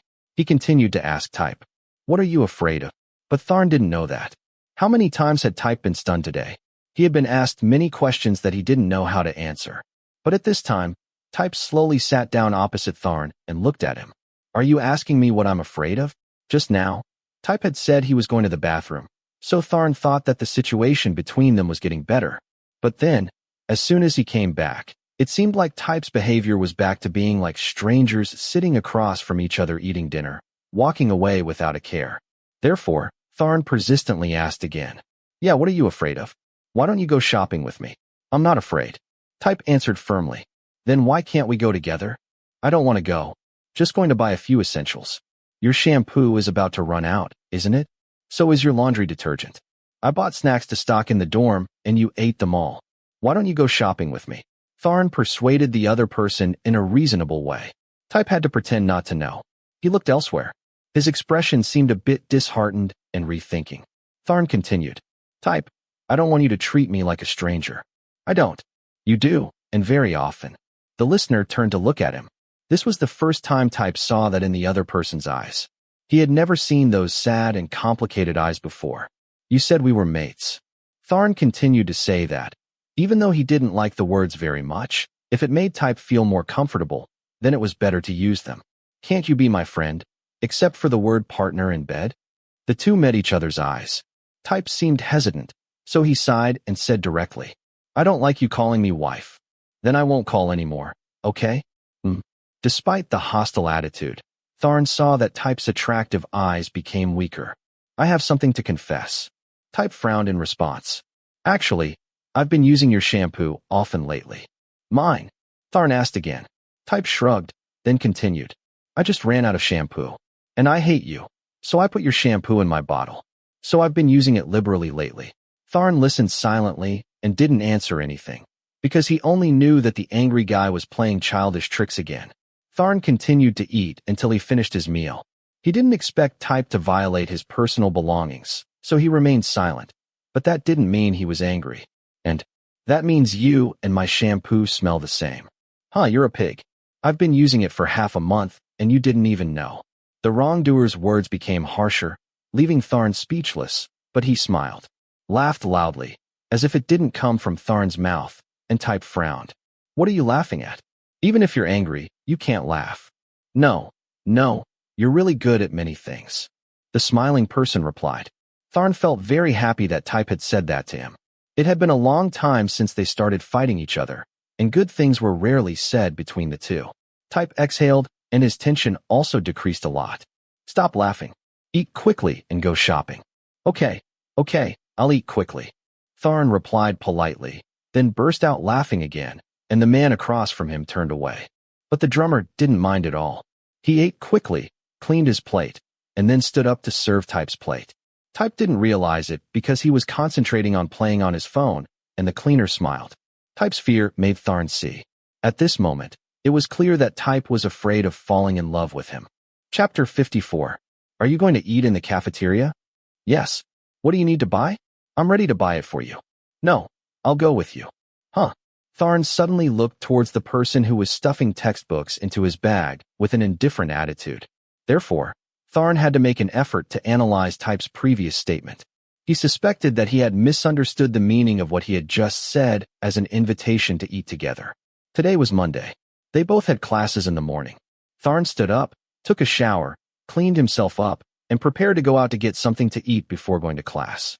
But over the past few months, the two of them had always been in a state of one pushing and one pulling, so Tharn felt strange when Type suddenly asked to go out to eat with him. What was going on? Tharn couldn't believe his ears. The hand buttoning his shirt unconsciously stopped. He looked straight at the dark-skinned, well-dressed boy. He didn't know whether to feel happy or if everything that had just happened was just an illusion. Since they had gone to buy bedsheets, Type's attitude had softened a lot. But Tharn didn't expect that he would be so soft-hearted that he would invite him to have breakfast together. Why are you looking at me like that? You don't want to go? Let's go. There was no need to ask Type a second time. Tharn answered quickly, then he asked further. But why? This question immediately made Type express his displeasure. He felt a bit embarrassed, but still answered the other person's question. Isn't that what you said? If we take the word love out of partner, then we can still be friends. Type wanted to continue, but eventually stopped. Tharn stared at him, hoping to hear more explanation. Do you really think so? Type started to feel depressed. I just asked you to go have breakfast with me. If you don't want to, don't go. Don't talk nonsense here.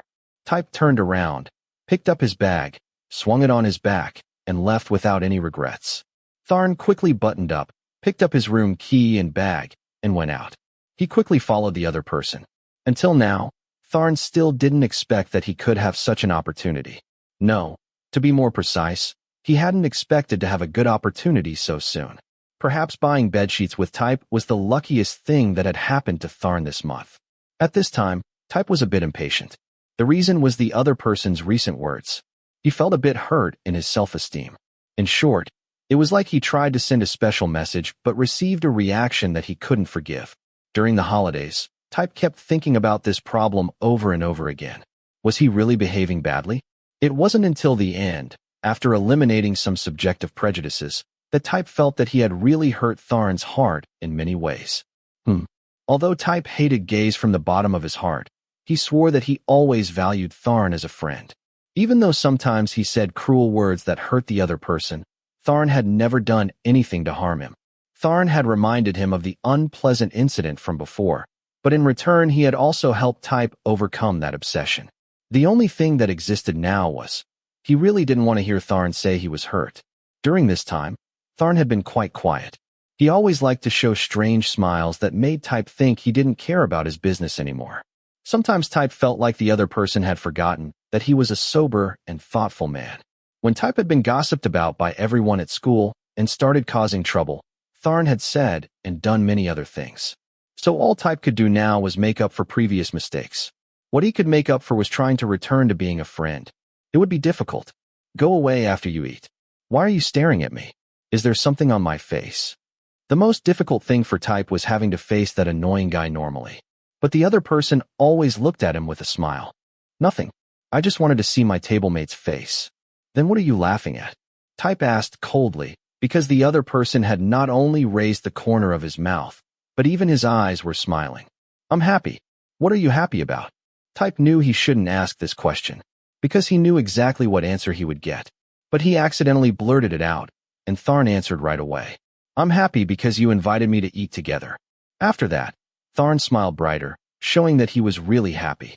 Type looked very upset and scolded Tharn a few times, but unexpectedly he didn't reject it at all. Because he didn't get goosebumps. That was what made him more upset. Because it meant he was getting more and more used to Tharn's existence. Eat it. But I think differently. Type raised his head, his eyes shining, and said coldly, please understand that we are just regular friends. Stop giving me goosebumps. Although he said it with his mouth, Type seriously thought about the word friends. Something he had never thought of before. It was that Type accepted the fact that the two of them were partners so easily. His mind suddenly flashed back to the time they had made love. It had been such a wonderful feeling.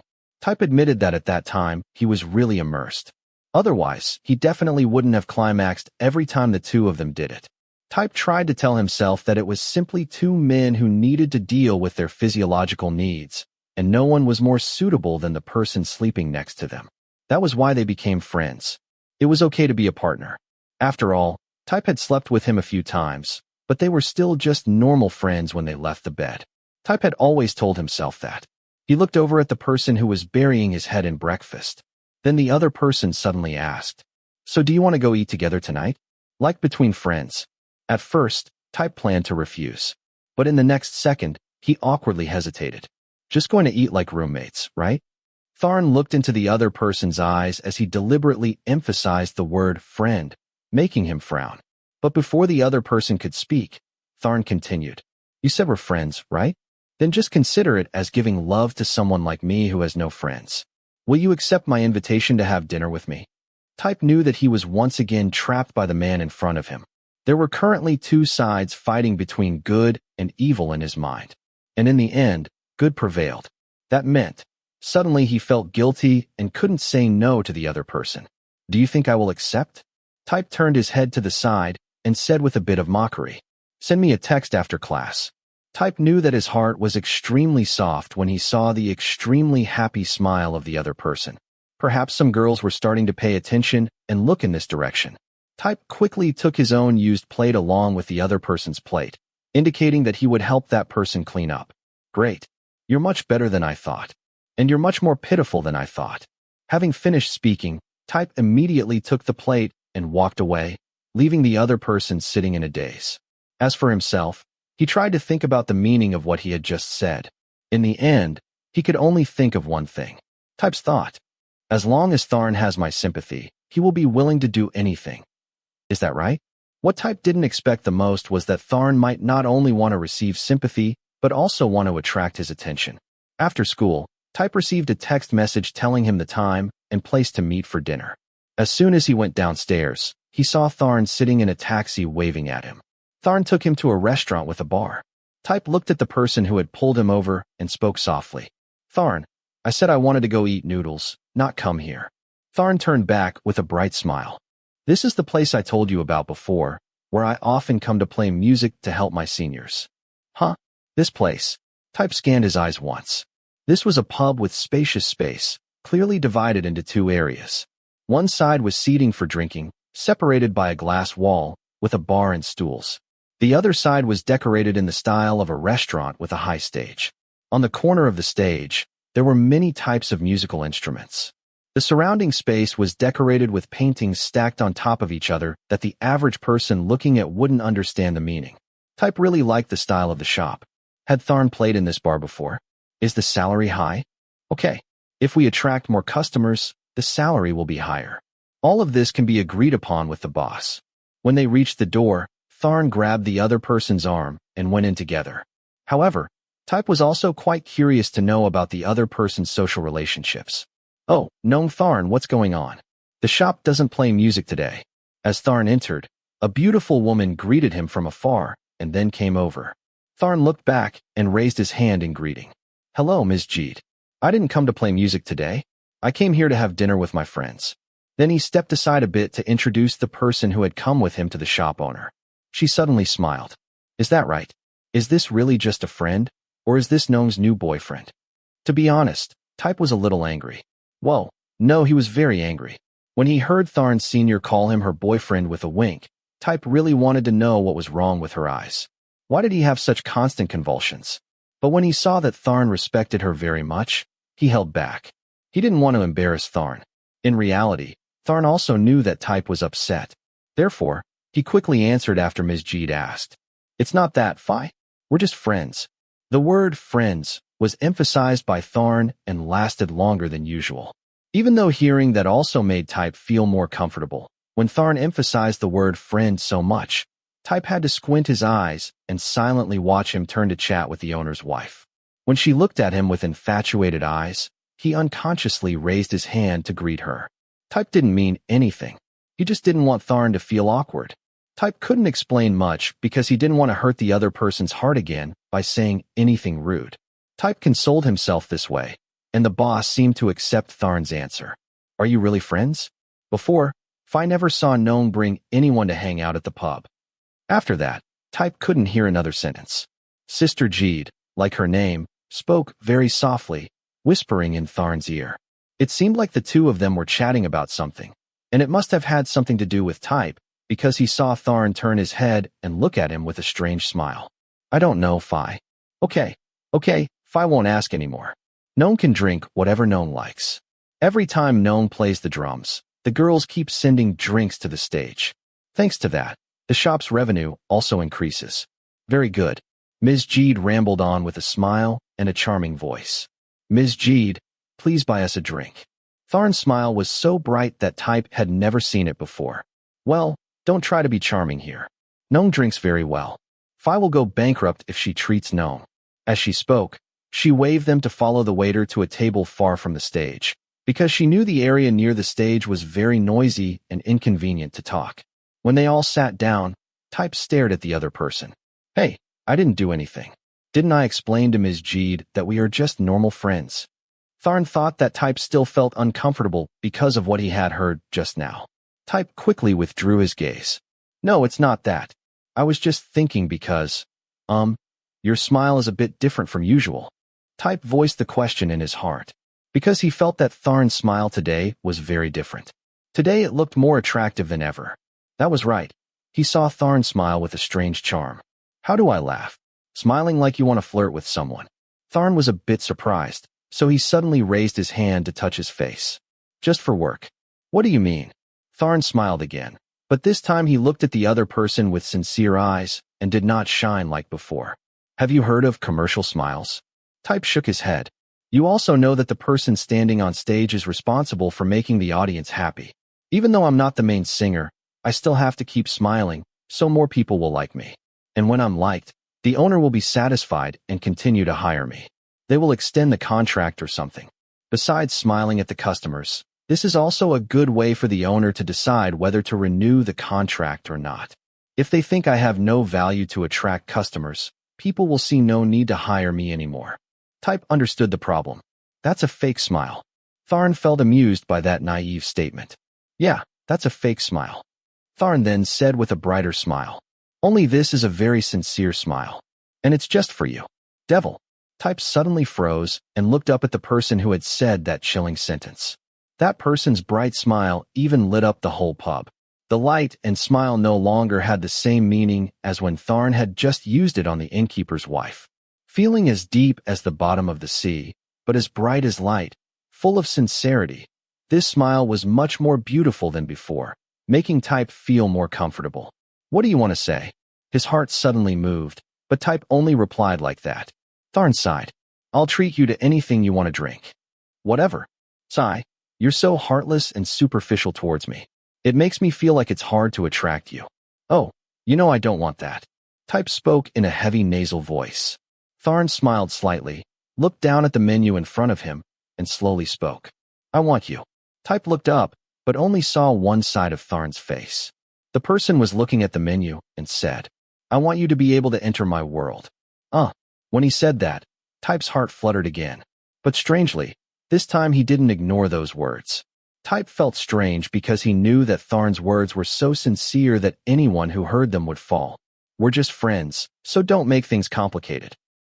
Yeah, just friends. Tharn said, doing as the other person said. And as soon as he raised his eyes, he suddenly felt a pain in his heart. As the light dimmed, the atmosphere in the shop seemed to have changed.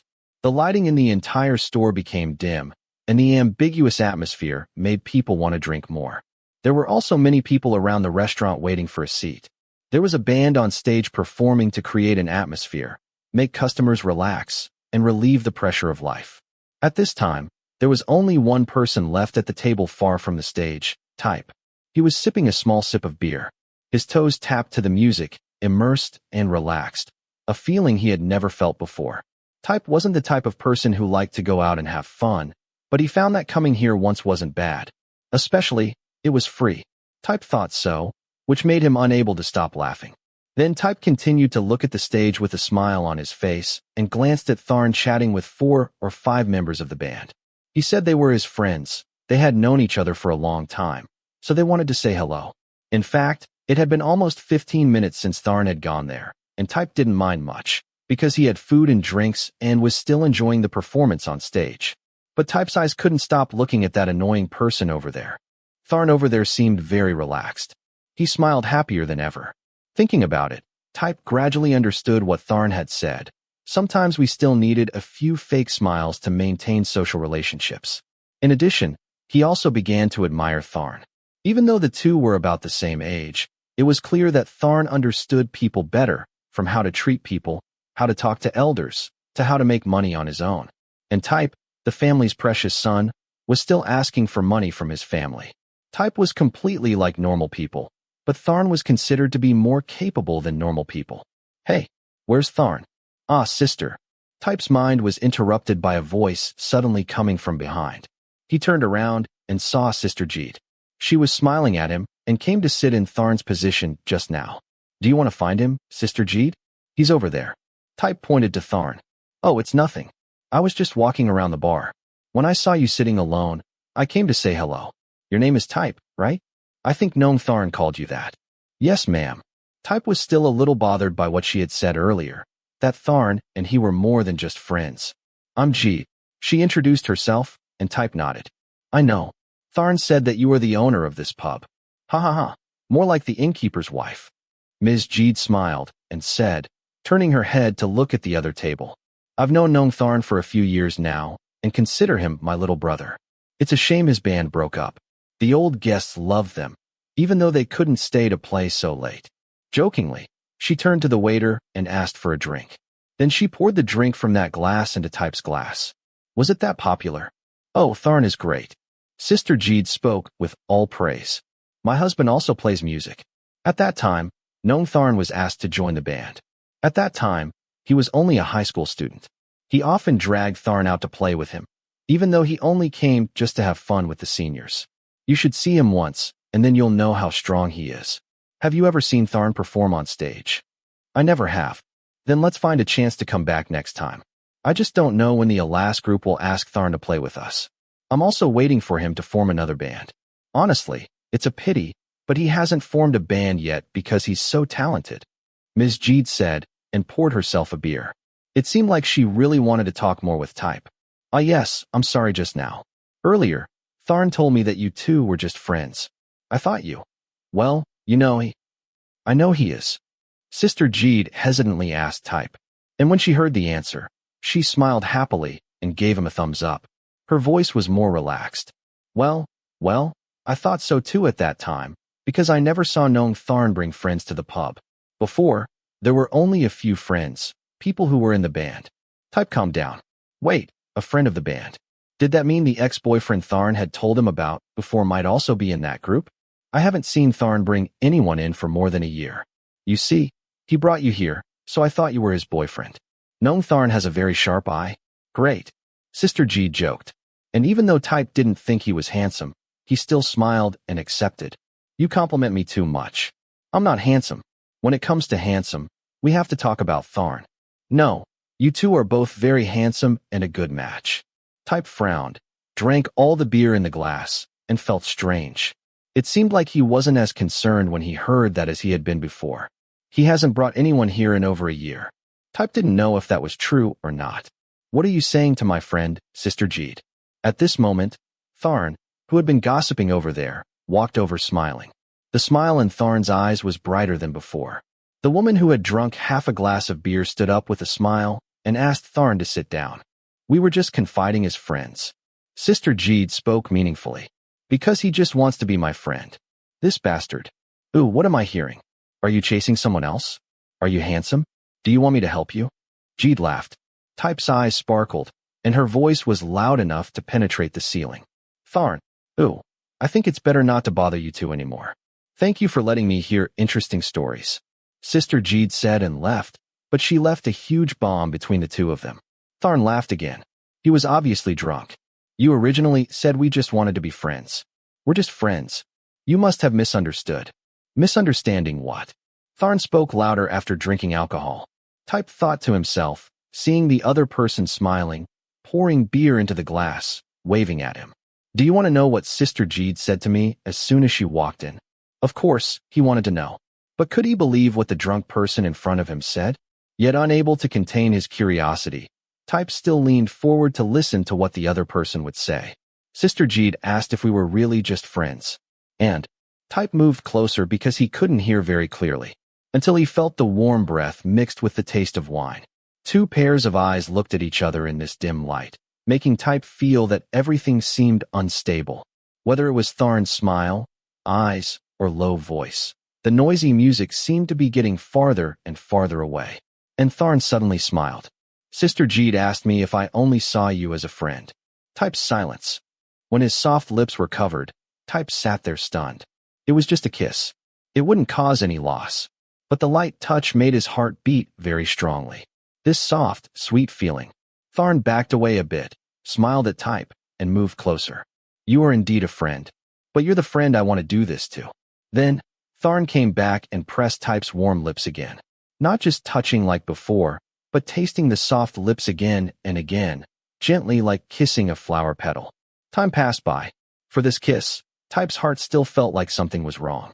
It was all the alcohol's fault, making him restless like this. Type was very confident that it would just stop at sleeping together and having a chance to become normal friends. But now, he had to ask himself again. Type's thought. You and Tharn. Are they really just friends? Chapter 55. I won't make up with you. You really are a friend. But the friend I want to do this to. Type's silence. Since Type had allowed him to kiss, Tharn could feel the weakness in that person's heart. So he felt very regretful. Such momentum and opportunity made Tharn want to hug the person in front of him tightly.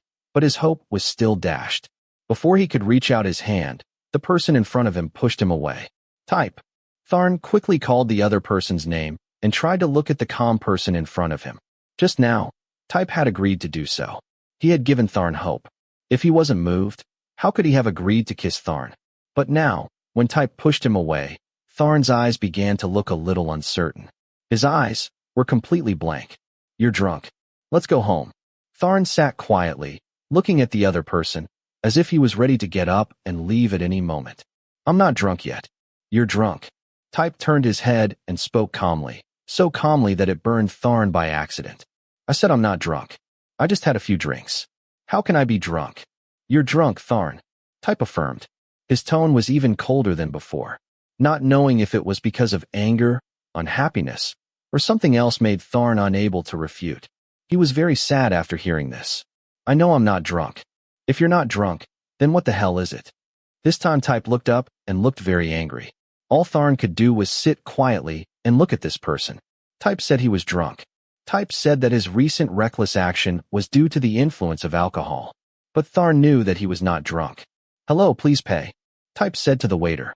Tharn looked sad because Type spoke so sincerely. Do you think I kissed you because I was drunk? I'm not drunk at all.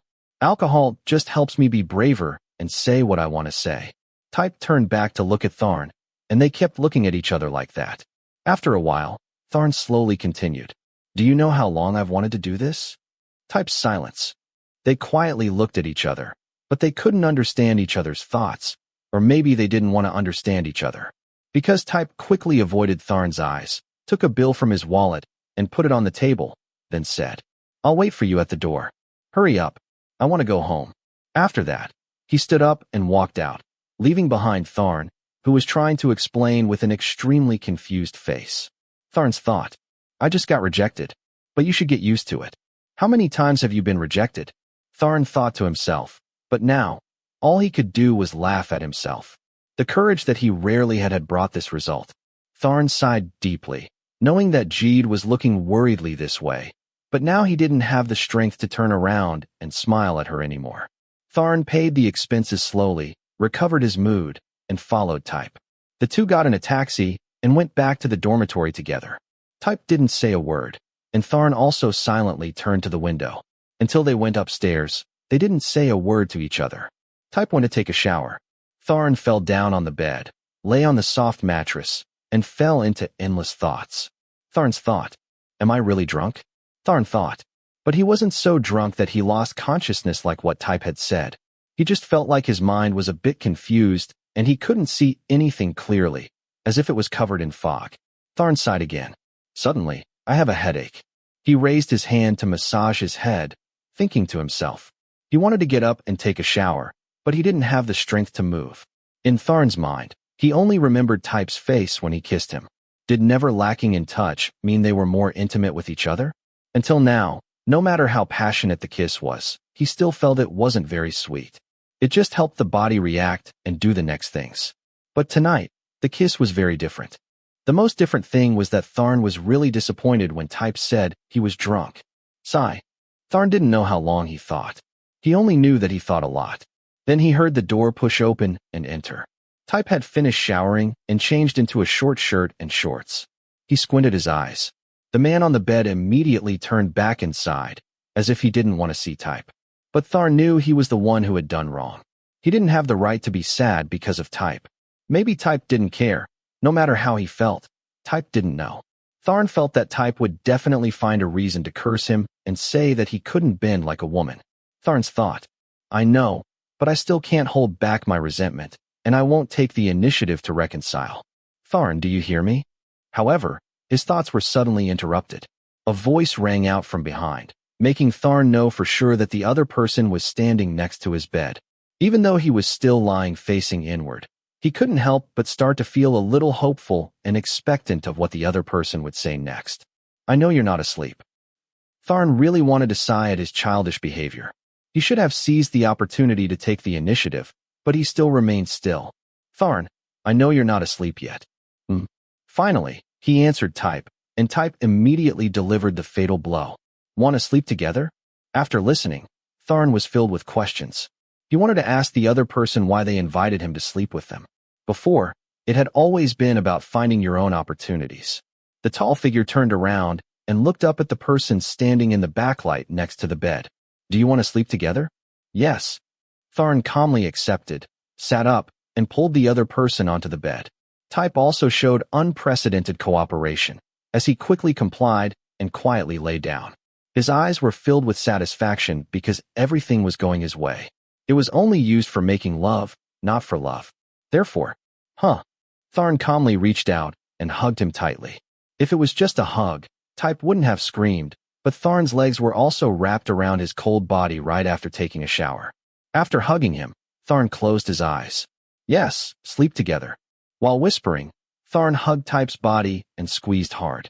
The man in Tharn's arms did not react.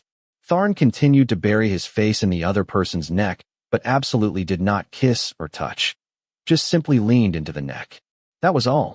It's a little tight, but that's okay. Tharn said, I don't mean sleep, I mean. You said you wanted to go to sleep. Tharn closed his eyes and felt the other person's anger. Tharn, don't play tricks on me. What trick am I playing? Damn. Type got angry and cursed loudly, but Tharn didn't care. He pretended that he didn't know what Type wanted. Until, bang. Damn it. Don't pretend to be crazy with me. Whoa. Type also turned his back on the other person. Tharn opened his eyes, looking at the other person's red face with anger, cold voice, lamenting eyes, and motionless expression. He just smiled at the corner of his mouth and then closed his eyes. Tharn's thought, I understand that I should seize the opportunity, but more importantly, I want to tell you that I am more than just something to satisfy your lower body. Type's thought, I'm not gay. I'm not gay. I'm not gay. Type felt like he had been influenced by that too much lately. If he kept thinking like this, he would break down, and in the end, everything would not be resolved. Who said Type didn't care about what had happened after the other person got drunk that night? He just wanted to scream at that guy. It wasn't like that. Because if he didn't mind, he would have hit Tharn in the face. Partly because he thought Tharn was drunk. To be honest, if Type remembered correctly, he used to hate Tharn very much. He was so disgusted that he felt nauseous when he saw the other person's face. Now, Type had to admit the fact that he no longer hated Tharn, and even thought he was very good. If they hadn't gone to bed with him, they would have become good friends. But how could friends kiss? Damn, was that so? Type's face changed, and he gradually lost patience. Because he suddenly realized that the relationship between him and Tharn should be friendship, not lovers. It was definitely more than just friends. Of course, Tharn had no chance to be his lover, because Type here couldn't get along with gays. Type wanted to think carefully about the current situation between him and Tharn, but the more he thought about it, the more restless Type became. Because that day, Type thought that Tharn had only kissed him because he wanted to sleep with him. So when he returned to his room, he had the intention of helping that guy satisfy his wish. But, damn it, sleeping together is for sex. I don't know what you're pretending to be stupid about. Type muttered, then sighed. What are you mumbling, Type? Whoa, Techno, why are you here? TCH, you monkey. I've been sitting here all this time. You came to sit next to me. Now you dare to say you haven't seen me? You bastard. Only close people could talk comfortably like that. Type looked up and realized he was not alone, but sitting in the yard with Techno. No's expression became impatient. Yeah, what did you just say? Type didn't want to argue with him, so he just casually asked again, and Techno took a deep breath. Don't you dare move on to other things. I asked you if you wanted to join the football team again, but you still haven't shown up yet. Techno also carefully chose his words to avoid being scolded, but he was really worried because Type had been quiet for a while. Since he had promised to join the team, the number of times he went to the practice field could be counted on one hand. I think it's better to stop to avoid causing trouble for others. Techno heard, but didn't ask again. Yeah, well, it's up to you. You have a lot of work to do this semester, but I still want you to join the team, because I'll have one more vote for captain later. See, this was the real purpose of Techno. Type shook his head helplessly and guessed why he was here. Techno certainly didn't come to flirt with anyone. And then you have something to do with Tharn, right? What does it have to do with you? Type turned around immediately and was irritated when he heard someone's name appear in this topic.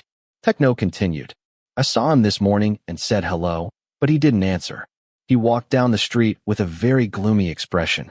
It's a bit scary, but I didn't dare ask him myself, so I asked you. Have you offended anyone again? Type frowned. Type's thought. Did what I said make him feel uncomfortable? What do you mean? In the end, are you my friend or his friend? Techno couldn't help but laugh loudly. Of course, I'm your best friend. Because I'm your friend, I know you're a bully. Poor Tharn. How could he like you? What's good about you? I wonder if those two sisters are still waiting for your answer? Why do they promise so much about Tharn? Ha ha ha. It's funny to think about it. People like you who hate gays. How can you let a gay guy enter your world? Techno joked with amusement about Tharn's two sisters and turned around to see Type's expression. His face was so bad it looked like he had been forced to take care of a snail. Damn it, you and him. Don't you think nonsense anymore? How is that possible? Type said angrily, constantly scolding his friend. Techno calmed down and immediately fell silent, but his eyes narrowed as he looked at the other person. I smell something strange. Type smiled coldly. Yeah, I can smell it too. Your stinky socks. Why do they smell so bad? I'm going home. Having finished speaking, he immediately stood up, took the drink he had bought, and left. What did he say? That's strange. Do my socks smell bad? Techno said to himself, bowed his head, smelled his feet, and stopped for a moment. My God, they really stink. Chapter 56. At this time, after getting rid of his nosy friend, Type walked slower and slower, and finally stopped. Techno's words still lingered in his mind. There was nothing surprising about what he had done. Type was worried about something else. Am I thinking too much? Type squinted his eyes. Tharn was so quiet that it was a bit unusual. He was so quiet that it made him feel like his heart was congested. At first, Type thought he was thinking too much about it. But just now, Techno's words made him realize that Tharn was quieter and colder than before. Type really didn't want to get close to him and felt quite nervous. But what is this strange feeling? Type put his hand on his left chest and frowned. He felt something clogging his heart and making it agitated. Although he was still not sure what it was definitely related to Tharn. Or is it because we're sleeping apart? Do you need a hug to get back to normal like before? Again, Type told himself that. Looking closely, all the discomfort and dissatisfaction could be because the other person had been rejected a few days ago. Because he was a bit embarrassed, he didn't have the confidence to ask him about sex again, so he was so depressed. Type shook his head and sighed, planning to ask the other person out on the weekend. Friday night should be okay. I'm in good shape. Tharn will probably like it. What the hell is happening here? Not long after finishing speaking, looking at the empty bed in front of him, Type clicked his tongue again. It was Saturday morning. When Type woke up, he saw a note on the small Japanese-style table, with the words, "Go home," written on it. As simple as that. 2 words still made him so angry that he couldn't help but open his mouth to scold the owner of the empty bed. What are you mad about? What are you angry about? It's been several days. You've been silent and didn't come home to tell me. What should I do? Why am I worrying about that? It would be better if that guy wasn't here. The whole room is mine. I should feel happy. Type, don't be angry about this. But then after a moment, Type asked himself why he was so angry. It was just that Tharn hadn't told him about going home. Type sat cross-legged on the bed, staring at the empty bed across from him, finally having a little bit of meaning in his heart. That thousand-knife killer was probably competing with him. Is it because of that kiss? He whispered, glanced at the opposite bed again, and then lay down again. Dream on.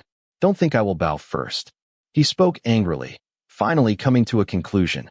First of all, there would be no bowing. Yes, sir. Type would never lower himself. He could believe it. Funny. On Sunday afternoon, Tharn returned to the dormitory with a backpack on his back. Type immediately jumped up from the bed, went to the refrigerator, took a can of something, and placed it in the middle of the table. He coughed, causing Tharn, who was silently entering, to look up. What? What do you think it is? Grape juice? At a glance, everyone could see it was Sprite, please. Type thought, and looked at the other person. Tharn walked over to see, shrugged, and spoke softly. Thanks, but I'm not very thirsty right now. After that, Tharn turned around and walked out, leaving behind the guy who looked like he had just had his ass kicked and the drink he had bought earlier. Type's heart was cold, and he gritted his teeth so tightly that they looked like they were about to break. He took the can of soda and thought that if the other person didn't drink it, he would drink it himself. If you behave like that, don't blame me for not reconciling first. I won't bow my head again. After telling himself this, Type still threw the drink on Tharn's bed the next morning, then pretended to read a book. What is this? I don't know. How could I know what happened on your bed? When the owner of the bed came in and asked, Type looked puzzled, almost speaking to him in a disgusted voice. That's your bed, not mine. He glanced at Tharn, who was collecting the can of soda he had bought, shrugged, and mumbled. Okay. Then, the other person opened the can. Type saw it, and suddenly his heart lit up with hope. After drinking it all, Tharn stood up and whispered to him, I'll sleep in your room tonight. What? I've done this, and you're still angry. Type was gritting his teeth, watching the other person walk out of the dormitory with a cold face. I don't want to waste my energy. I pray that you get diabetes too. I also pray that your blood vessels are clogged with sugar. You drink a lot of it. You can drink it until you pass out. 3 days later, the relationship between the two did not seem to be very positive. Except for one person who went to the convenience store more often to buy carbonated drinks, and only bought green and blue cans at a time. It seemed like he bought more than usual today, because a third can of drink fell, and a fourth followed suit. What did that mean? Type decided to bow first. Of course not. He wouldn't do that. He just didn't want the atmosphere in the dorm to become too stuffy. Type told himself that he would buy these drinks, and then just walk across the room and throw them on the other person's bed. And look how that person responded to you. I don't know what you want, but you don't have to buy me drinks every day. Tharn crushed all of Type's hopes. He picked up the drinks and put them on the table, then turned his head to look at Type with a calm expression, completely different from that night. This made Type frown. He felt anger rising quickly from the bottom of his heart. I'm the one who wants to ask what you're thinking. Today I'll tell you once. Type angrily stood up. His eyes were cold, and his voice rose 3 octaves. He became even angrier when he heard Tharn's tired sigh. I have nothing to say. Bastard. Type gritted his teeth and said angrily, while Tharn just turned back to look at him, softly saying, I did that. You should be happy. Type's silence. When Tharn said this, the atmosphere in the room suddenly froze to the extreme. The two looked at each other quietly, as if they were trying to guess what the other was thinking. Especially Type. He clenched his fists, thinking something was wrong. But if it wasn't right, he didn't know. Tonight, I'm going to my friend's room to sleep. This time, Type was silent because Tharn wanted to go somewhere else to sleep again. He noticed the other person's smile. It wasn't a smile from the heart, but a smile used to mock him. Then, the other person turned towards the door. But Type didn't understand why his hands and feet were faster than his brain. Type reached out and grabbed Tharn's shoulder, turned around, pulled his other hand towards him, and grabbed Tharn's collar. Choke. When they looked at each other, Tharn smiled. Type, if what you want is this, I'll give it to you. But it's not like I'll bow my head somewhere. Don't smile like that at me. Type said coldly, trying to ignore his hot face. He let go of the hand holding the other person's collar, turned around, and sat down on the bed, starting to check his belongings. Go wherever you want to go. But the man who should have gone out was now standing next to his bed. A tall figure also sat on the bed, hugging the person in front of him, burying his head in his neck. Normally, Type would have definitely kicked the other person away. But today, he didn't know if it was because of the whispers in his ear that he still maintained this position. It's not that I don't want to go. It's that I can't escape you no matter where I go. Maybe what Tharn needed wasn't an apology. He wanted Type to show his heart and let him know that he still had hope. Chapter 57. It's too heavy, Tharn. Tharn, I said it's heavy. Didn't you understand? I don't understand. You. At this moment, Tharn could not receive any more words. He only knew one thing. He was comforted. Tharn was very happy because his efforts over the past week were not in vain and did not cause the relationship to return to a frozen point again. Yes, he admitted that he was drunk that night. But that wasn't the reason why he had kissed Type in the middle of the bar. The courage from the alcohol made Tharn dare to do something that he normally wouldn't dare, even though he had thought about it many times. But he also admitted that his actions at that time were completely based on emotions. Even though Tharn was always a rational person, the situation that night really made him unable to control his emotions. What Tharn expressed at that time was actually 1,000th less than his actual feelings.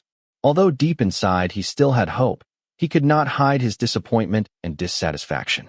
This thought kept lingering in Tharn's mind until the next morning, and gradually changed from confusion to clear reason. He knew in his heart that Type wouldn't take the initiative to reconcile, and he should be the one to take the initiative to make up with him. But, just as Tharn was about to apologize, an idea suddenly popped into his head. If Tharn tried to get angry once, what would Type do? Even though it was just a passing thought, it made Tharn consider it very carefully. If he tried to find Type's key point, he wouldn't lose anything. So Tharn calmed down, didn't think about apologizing anymore, and started ignoring Type, looking angry at him and waiting to see the reaction. At first, Type didn't pay attention. He seemed quite comfortable. Tharn decided to return to the dormitory, tossing and turning that night thinking about how to solve the problem so that the two of them could make up. Type's reaction was completely different from his original intention. So, on the day he returned to the dormitory, Tharn was actually ready to humble himself and admit his mistakes. However, the progress of everything exceeded his expectations. Type never knew that the words written in the middle of the table and the short, stuttering sentence, "Drink, bought it for you," were deeply engraved in Tharn's heart, causing his heart to storm. Type also never knew how his hands were shaking at that time. He had a hard time holding back, trying not to fall in love by constantly telling himself to stay normal, pretending that he didn't care. Only then could he know how much Type cared for him and how much hope he still had. Tharn even kept the cans of drinks to comfort his soul. Tharn always cared about the other person, even if it was just a few small movements. For a whole week, Tharn always had to make a strong determination to stay away from the other person's arms. He had to accept the cans of water and drink it with a calm expression, while the stiff-mouthed person was always observing his every move to see if he would open and drink or not. Tharn knew he had lost to Type again. So what was wrong with him trying to make up for it now? Ugh, Type, it hurts so much. As soon as he turned around, his forehead was flicked. While still kneeling on the bed hugging Type, Tharn released his hand to cover his forehead, frowning at the other person. But when he saw Type's face gradually turning red and embarrassed, he couldn't resist and went to kiss the other person. Tharn looked quietly and could no longer pretend. You know, I've been waiting for you to make up for so long. I said I didn't do it to appease you. Tharn was interrupted by Type before his voice became lower. Type didn't realize that the cans of drinks that week, the kiss that had just happened, were actually the best compromise. As if suddenly realizing something, Type squinted his eyes as he spoke. Wait, you seem to know that I would compromise first. Bastard. Type couldn't keep calm anymore. He sat again, staring at Tharn's side of the bed. The other man's handsome face was filled with happiness. That smile? That was it. As Tharn had said before, a smile came from the heart. But then Tharn turned that smile into a hoodlum-like smile and raised his eyebrows. I finally know. You still care about me. Damn it. I don't. You were angry when I didn't come back to my room at night. Person, you bought me a Sprite because you knew I liked it. I said that and then you kissed me because you knew I wanted it. Finally, the man who was trying to defend himself gradually became silent, clenched his fists until his joints turned white, his face turned red with embarrassment, and then turned angry, his eyes shining as if he wanted to kick the other person out. Tharn looked at Type and understood that he was very angry. Type's bastard, without a ripple in his heart, even moved onto the bed with a satisfied smile. Am I right? Correct. Type's unexpected answer made Tharn suddenly turn to look at him. Tharn saw something fishy, but before he could analyze further, suddenly, whoa, Alo, a pair of long legs stretched out and kicked Tharn hard, causing him to fall from the bed and land near the dining table in the middle of the room. Tharn was stunned for a long time, unable to react to what had just happened, until, Type's foot reached out and stomped on Tharn's chest, causing him quite a bit of pain and difficulty breathing. Tharn couldn't see the other person's face clearly due to the backlight. He could only see a cold smile and sharp eyes. Then the person above the bed told the person lying on the ground that he would definitely suffer a beating tonight and wouldn't have any shelter. In particular, he had no right to say no to that punishment. You forgot to say, you played tricks on me like a monkey. But I really felt hurt that night. With just a few words, Tharn stopped the person who was determined to beat him to death. Type's rough legs slowly relaxed. He turned and sat back on the bed. Type saw the incredible sincerity in the other person's eyes. I told the truth that night, because I really see you as more than a friend. Tharn didn't know if he could get a good response from the other person or not, but he still expressed his thoughts without wanting to hide them anymore. Tharn was ready to surrender to Type. But I don't care if you see me as more than a friend or not. What I care about now is why you're playing with me. Type's face started to get hot, and his cheeks turned pink. Tharn didn't see anything. Fuck. When Type turned to go back to the bed, Tharn quickly grabbed his leg with only 10% strength. Then, Tharn pulled him down next to the foot of the bed, making Type's feet close to his face. Normal human reflexes caused Type to fall backwards and cause sharp pain in his back. However, Tharn was sat on his stomach by the other person. He raised his hand, hugged the waist of the man in pain above, and seriously asked, "Now, what am I in your mind?" Tharn felt he had to take the opportunity to ask him. It was either now, or he didn't know when he could wait for the next opportunity. Type's silence. If it had been before, Type would not have hesitated to answer friend. But now, he couldn't say that word with his own mouth. Answer me. What is it? The other person's silence made Tharn look forward to it more. He struggled to sit up, wrapping his arms tighter around the other person's waist. What am I in your heart? He leaned against Type, closing his eyes, waiting for his answer. You are. Actually, at this point, Type's hesitation time was only a few seconds. But for Tharn, it felt like a century. Why did Type intuitively know that the word friend was not the correct answer to this question? He thought about it, and saw that he was being held tightly, with his back a bit heavy and hot, and Tharn's head very close to him. Type really wanted to turn around and slap the other person on the forehead. But thinking back, the relationship between the two of them was really complicated. But at this moment, Type almost had a clearer attitude. As far as Tharn knew, Type had never paid attention to the long-forgotten word friends, and Type really liked him. What was it about a man like him that made Tharn like him so much? Type understood himself very well. Sometimes he was also quite hot-tempered and had many shortcomings. He had also bullied Tharn, but Tharn still liked him. As for Type, the friendship between them, he should have hated it, but now he didn't know. Because it was no longer uncomfortable, but he never thought about getting closer to him. Type admitted that he liked to sleep with Tharn, invite him to go shopping, or eat with him. But what Type didn't find strange was that there was always a voice in his head reminding him that that person was a boy. Boys should associate with girls, but how do you want me to answer? Darling, that's best. Clear. Type didn't like that word, but his heart was beating inexplicably fast. He needed to clear his mind to avoid them creating more chaos. So what am I to you? Tharn asked again, eager to know the answer, while Type, a friend with benefits. Huh? Tharn asked again when he heard the strange answer from behind the other person. He tried to look up at Type. Something more than friendship, but not quite lovers. Well, have you ever heard of where friends usually kiss, bite, or have sex? Type seemed to forget that he had talked about friends having sex with each other. He vaguely felt that the relationship between the two seemed more complicated than before, so right now that answer was really the most appropriate. Tharn took a deep breath and said, "Sounds good. You seem satisfied. So, if I want to get closer, will you allow it?" Type turned back to look at the other person, the corner of his mouth curled up in an evil smile.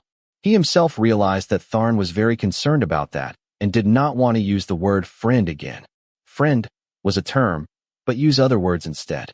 Type suddenly felt satisfied. Type really wanted to turn his head to look into those affectionate eyes. He moved very quickly. As soon as he opened his eyes, he felt like he was about to be seen through, and he felt a little scared. Tharn wanted to do something, and he couldn't control it. In addition, he was afraid that his thoughts would make the relationship go further. That's enough, Type. The relationship is okay now. You're greedier than I thought. After Type finished speaking, he removed his hands from around his waist and walked to the bed not far away. But, Tharn, if you dare to drag me down like just now, I will give you no place to live. However, Type's hands were still clenched tightly. He didn't lift his legs to kick anymore. Type didn't dare attack because he was afraid of being dragged to the ground again. Type turned down and looked at the person sitting below with a rather sinister smile. Tharn didn't answer, but he raised his hand and brushed Type's ankle gently and softly, giving him goosebumps. "What are you doing?" Type asked in a low voice. The other person didn't answer, but got closer and did something no one expected. Tharn kissed Type's ankle. The warm tip of the tongue gently slid across the skin. Type began to panic, feeling like his heart was about to jump out. On the other hand, he was also a little excited. When the wet tip of his tongue circled around his knee, Type's voice couldn't help but flow out of his throat.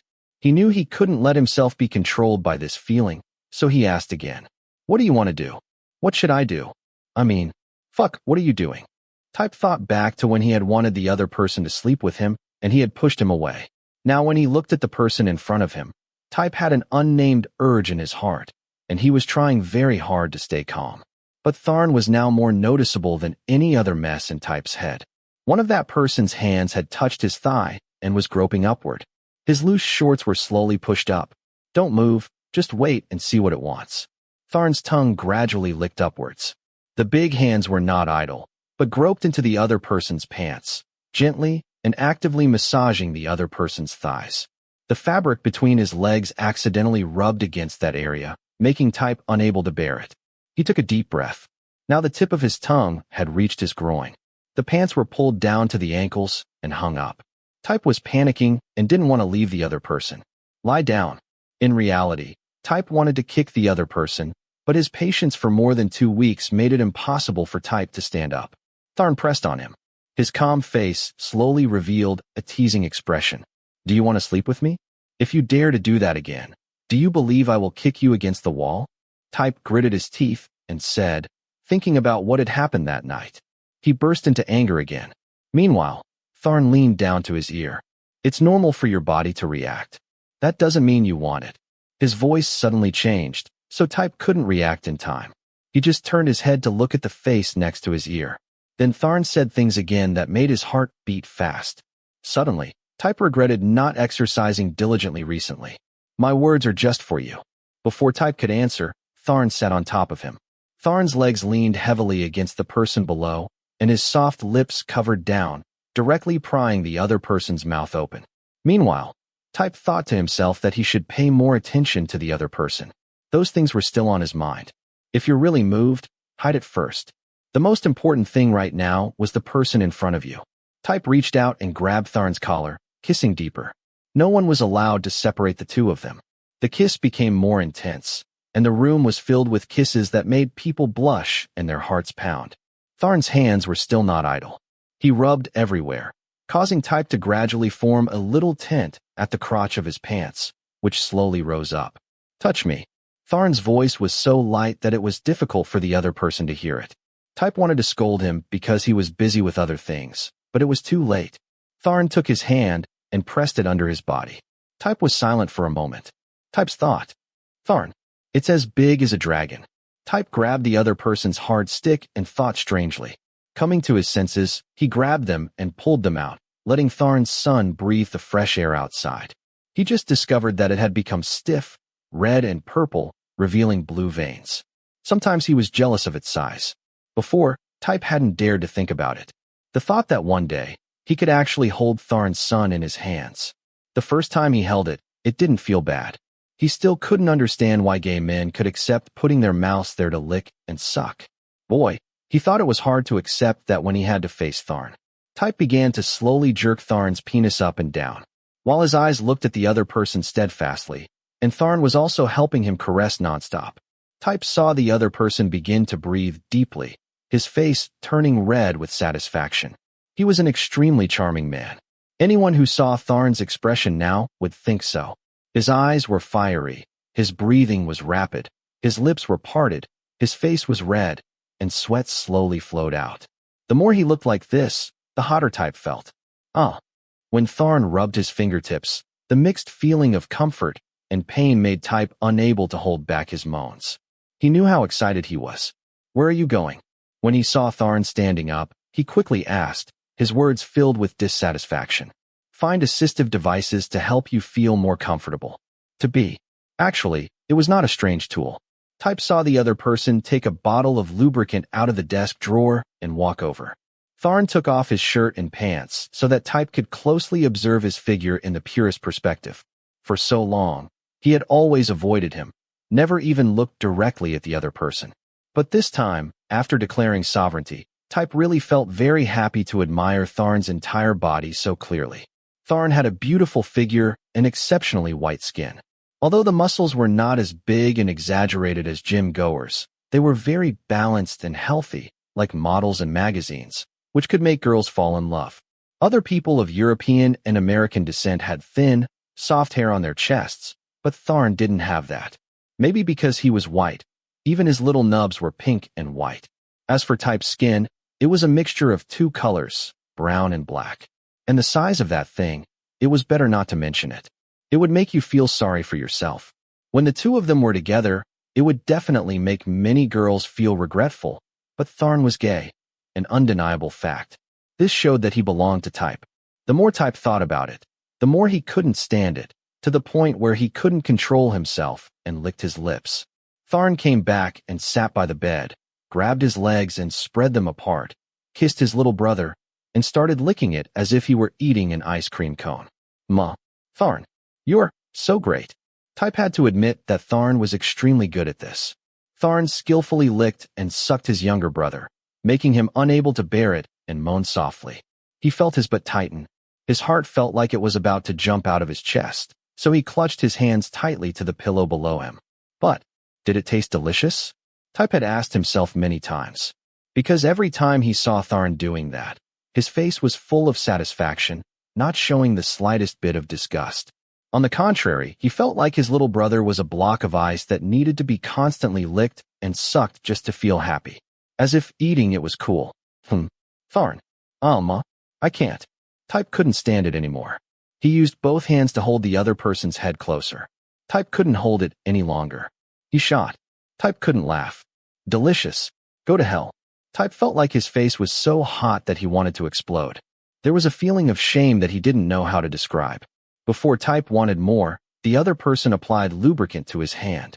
Tharn used it skillfully with his fingertips and entered Type. Ooh. Type was surprised. Tharn's fingers, after applying lubricant, entered him in a strange way. At the same time, Tharn lowered his head and kissed his younger brother, making him unable to hold back and opening his mouth to gasp. The strange feeling of happiness made Type want to run away. Tharn, stop. Don't use your hands. Like that. Oh. The deeper the finger dug into that spot, the more Type couldn't help but want to run away for a while. When he regained his senses, Tharn put his whole finger in there. Type held the bed sheets tightly, almost tearing them apart, his pupils wide open and his lips white with no blood left. Then, suddenly, Tharn pulled his hand away and looked up. Type saw the other person's face full of suffering. Sorry, I can't wait any longer. You look irresistibly delicious. I don't, Tharn. Oh, bastard. You're too cough. Tharn pushed hard inside, making Type almost tremble all over. The strong impact made him lose his mind. The finger and the thing that wasn't supposed to be inserted were very different in size. Tharn started to move, and Type bowed his head and endured. Although it was very painful, it was so attractive that it overwhelmed the pain. Type couldn't help but groan in a soft voice. It was like an unprecedented mental shock, and Type started to urge Tharn. Tharn, hurry. I can't. Type added. Tharn was sweating profusely, holding Type's hips with both hands, slowly jerking, then suddenly starting to speed up. Type also raised his legs around his waist, panting. In this way, the two of them gave everything to each other, blending together. Making love with Tharn was the most wonderful thing in the world. Turn around. Tharn whispered, and at the same time pulled out of Type. He obediently turned around and lay down on his stomach. When the hard object was inserted again, Type tightly covered his mouth, and Tharn massaged his nuts with his hands and pulled them in gradually faster movements. Oh. The two bodies on the bed were moving towards each other, the temperature getting higher and higher. The rough gasps and the sounds of the two bodies colliding echoed throughout the room. Each convulsion was accompanied by the screams of the person below. Bed. Type couldn't help but smile. The bed won't. It will collapse. Alo, what are you so concerned about? No more. Tharn, hurry. Does it hurt? Oh, does it hurt? No, it doesn't hurt. Oh, Type used a pillow to cover his mouth. Because he knew the soundproofing in the room was not good, he tried to muffle it and restrain himself from making a sound. But the heat in his body made Type unable to hold back his moans. The orgasm became stronger and stronger. He hugged his head and buried it deep into the pillow, raising his buttocks to endure the fierce impact from behind. Can I come inside? You? Before Type could answer, the person behind him reached the top and pushed forward. Then, Tharn pulled out, and the white liquid spilled onto the bedsheet and Type's back. Type collapsed, exhausted. The person behind him gasped for breath. Type. Tharn spoke first. The bed didn't break, right? Type didn't know if Tharn really cared about sex or was joking, but he gasped and smiled. Actually, Type was worried that if the old bed really collapsed and the supervisor asked why, he wouldn't know how to explain it. It was too intense in bed, so who could say anything? So do you still think we're friends now? Tharn asked again. This time, Type wasn't angry but felt funny. Wow, you and I almost collapsed the bed, but now you're asking me this? Type didn't say more because Tharn didn't speak up or push him anymore. He returned to his bed. Type also obediently followed there. It wasn't bad to sleep in the same bed with him so peacefully. Chapter 58. The two of you seem to be close to each other lately, huh? Don't talk nonsense. No, I'm not talking nonsense. I've seen you two eating breakfast together for many days. Morning students were very busy. To catch up on class, many students chose to skip breakfast, the most important meal of the day. For someone who wasn't interested in playing soccer, they were still in their room. Techno often walked to the cafeteria and had breakfast. And today, when entering the cafeteria, No saw his friend sitting with the person whose face had been cold as ice the day before. He raised his hand and greeted. Because according to what No observed, he dared to affirm that he was not making random inferences like Type had said. A few days ago, Type seemed to be in a bad mood. But recently, after school, he often returned to the dormitory and invited Tharn to dinner. Techno thought that eating alone was not so bad, but eating with friends was of course better than eating alone. And so Type had found himself a friend to eat with. That friend was Tharn. Hello, Techno. Hi. Why are you and Type eating together? Techno asked Tharn because he didn't want to interrupt his other friend, but No still felt a bit worried about Tharn. During this time, Type's mood was like that of a little girl. It seemed like Tharn had to put up with him quite a bit. Nothing. I need to eat breakfast a little early to get to class on time. Tharn replied with a smile, but Techno still did not calm his doubts. He looked left and then right to make sure no one could hear him. Then he asked gently, "You don't hate gays anymore?" The man drinking soup looked at Techno and avoided his gaze. He looked back and said with an embarrassed smile, "You don't have to answer. I know I'm a bit rude." Type was just about to open his mouth to say the word, but he suddenly froze, because he realized that if he said it now, No would definitely interrogate him more. But since he had already caused that misunderstanding, he would just say it. "I hate gays. But I don't hate Tharn." What the hell? Techno was stunned. He didn't speak for a long time, but just stared at his friend. Tharn stopped eating, brought the water to his mouth, and looked at No. Type continued to eat noodles and realized two eyes were staring at him. So he continued to be polite and continued.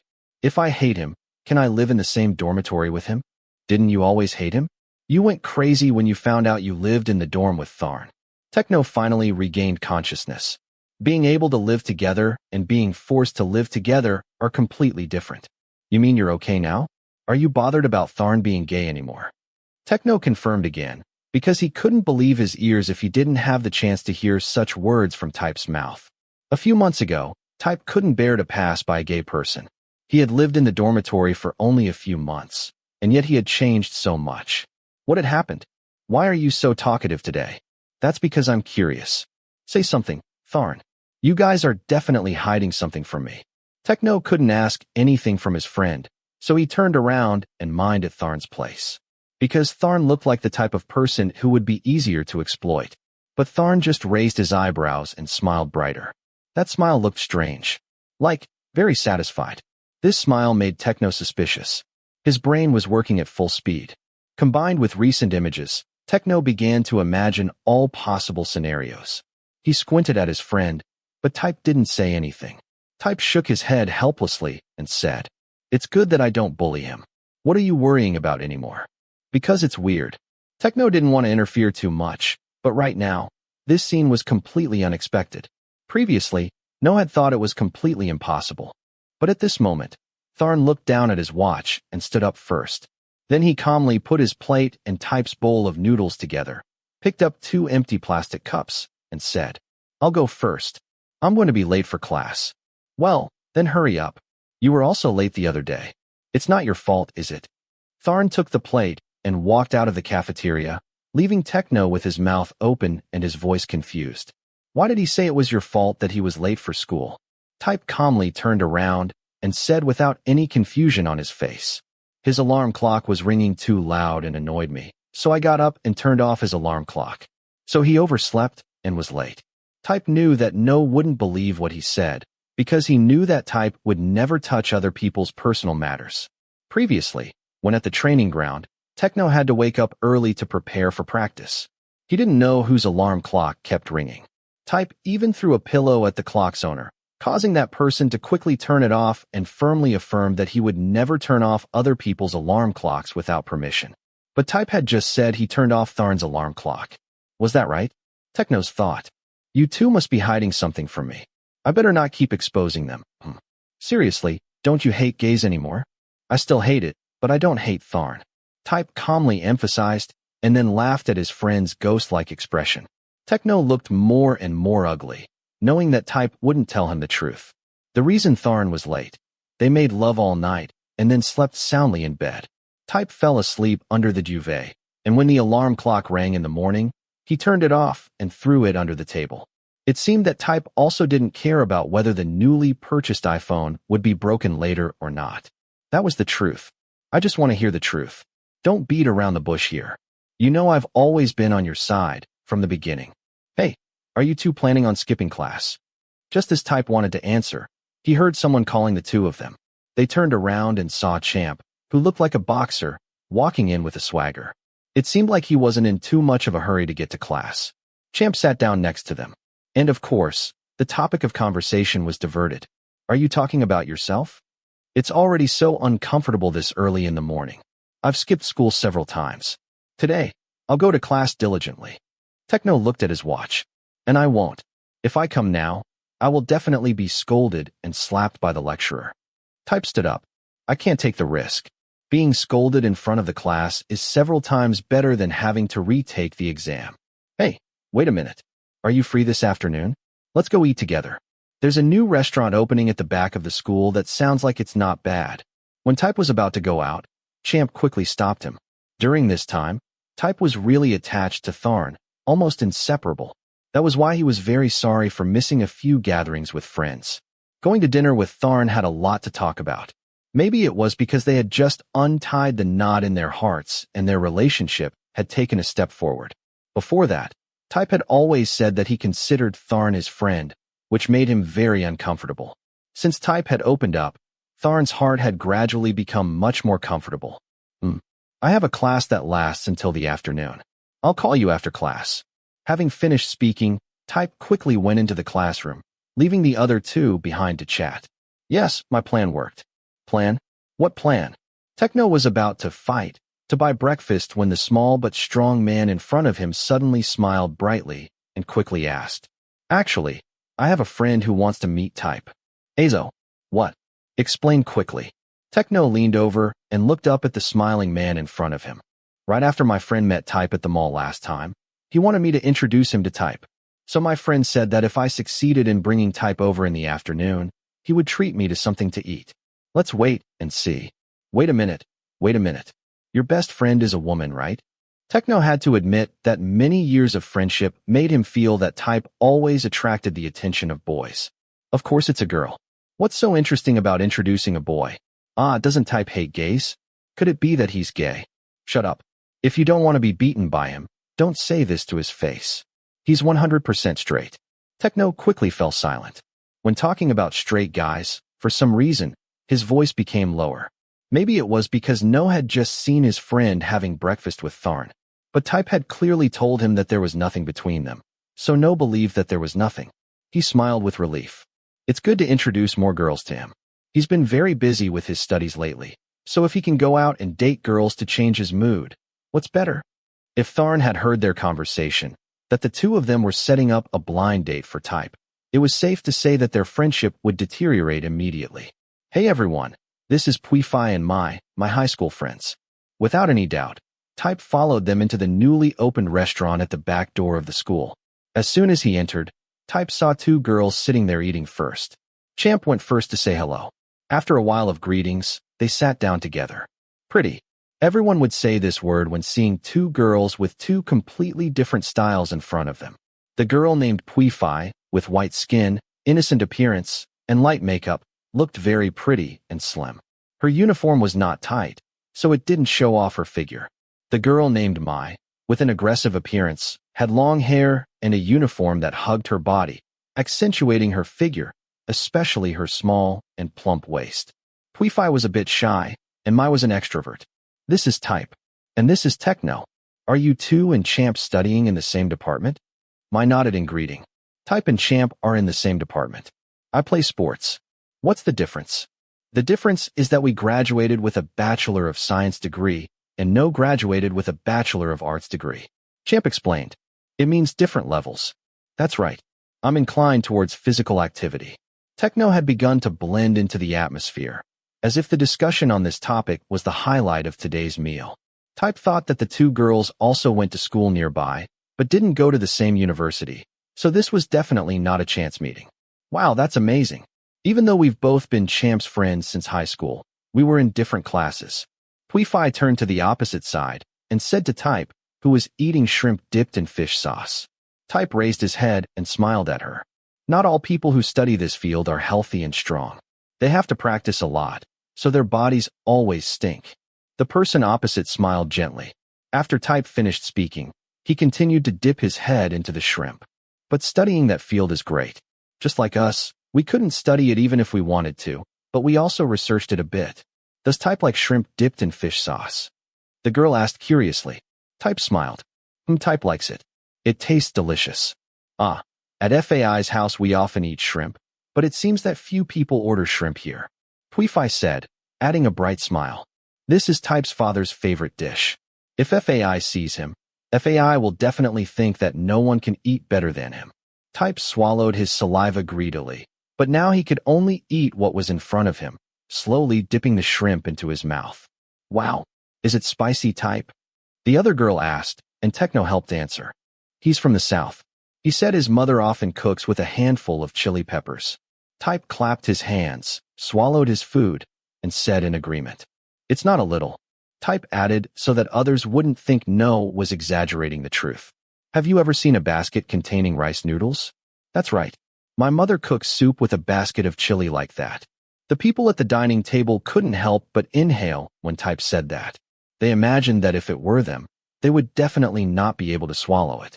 Only Puifai was particularly interested in it. She asked with bright eyes. FAI really wants to try? Does Type have the recipe? Ugh, it's so spicy. If you eat spicy soup like that, you'll die. Mai shook her head in annoyance. Puifai chuckled. It's okay. We will sweat a lot after eating spicy food.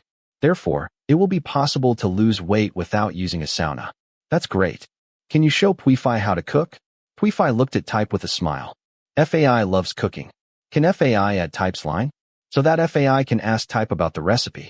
FAI's family especially likes southern soups, but they are not good at cooking those dishes very much. The listener slowly frowned.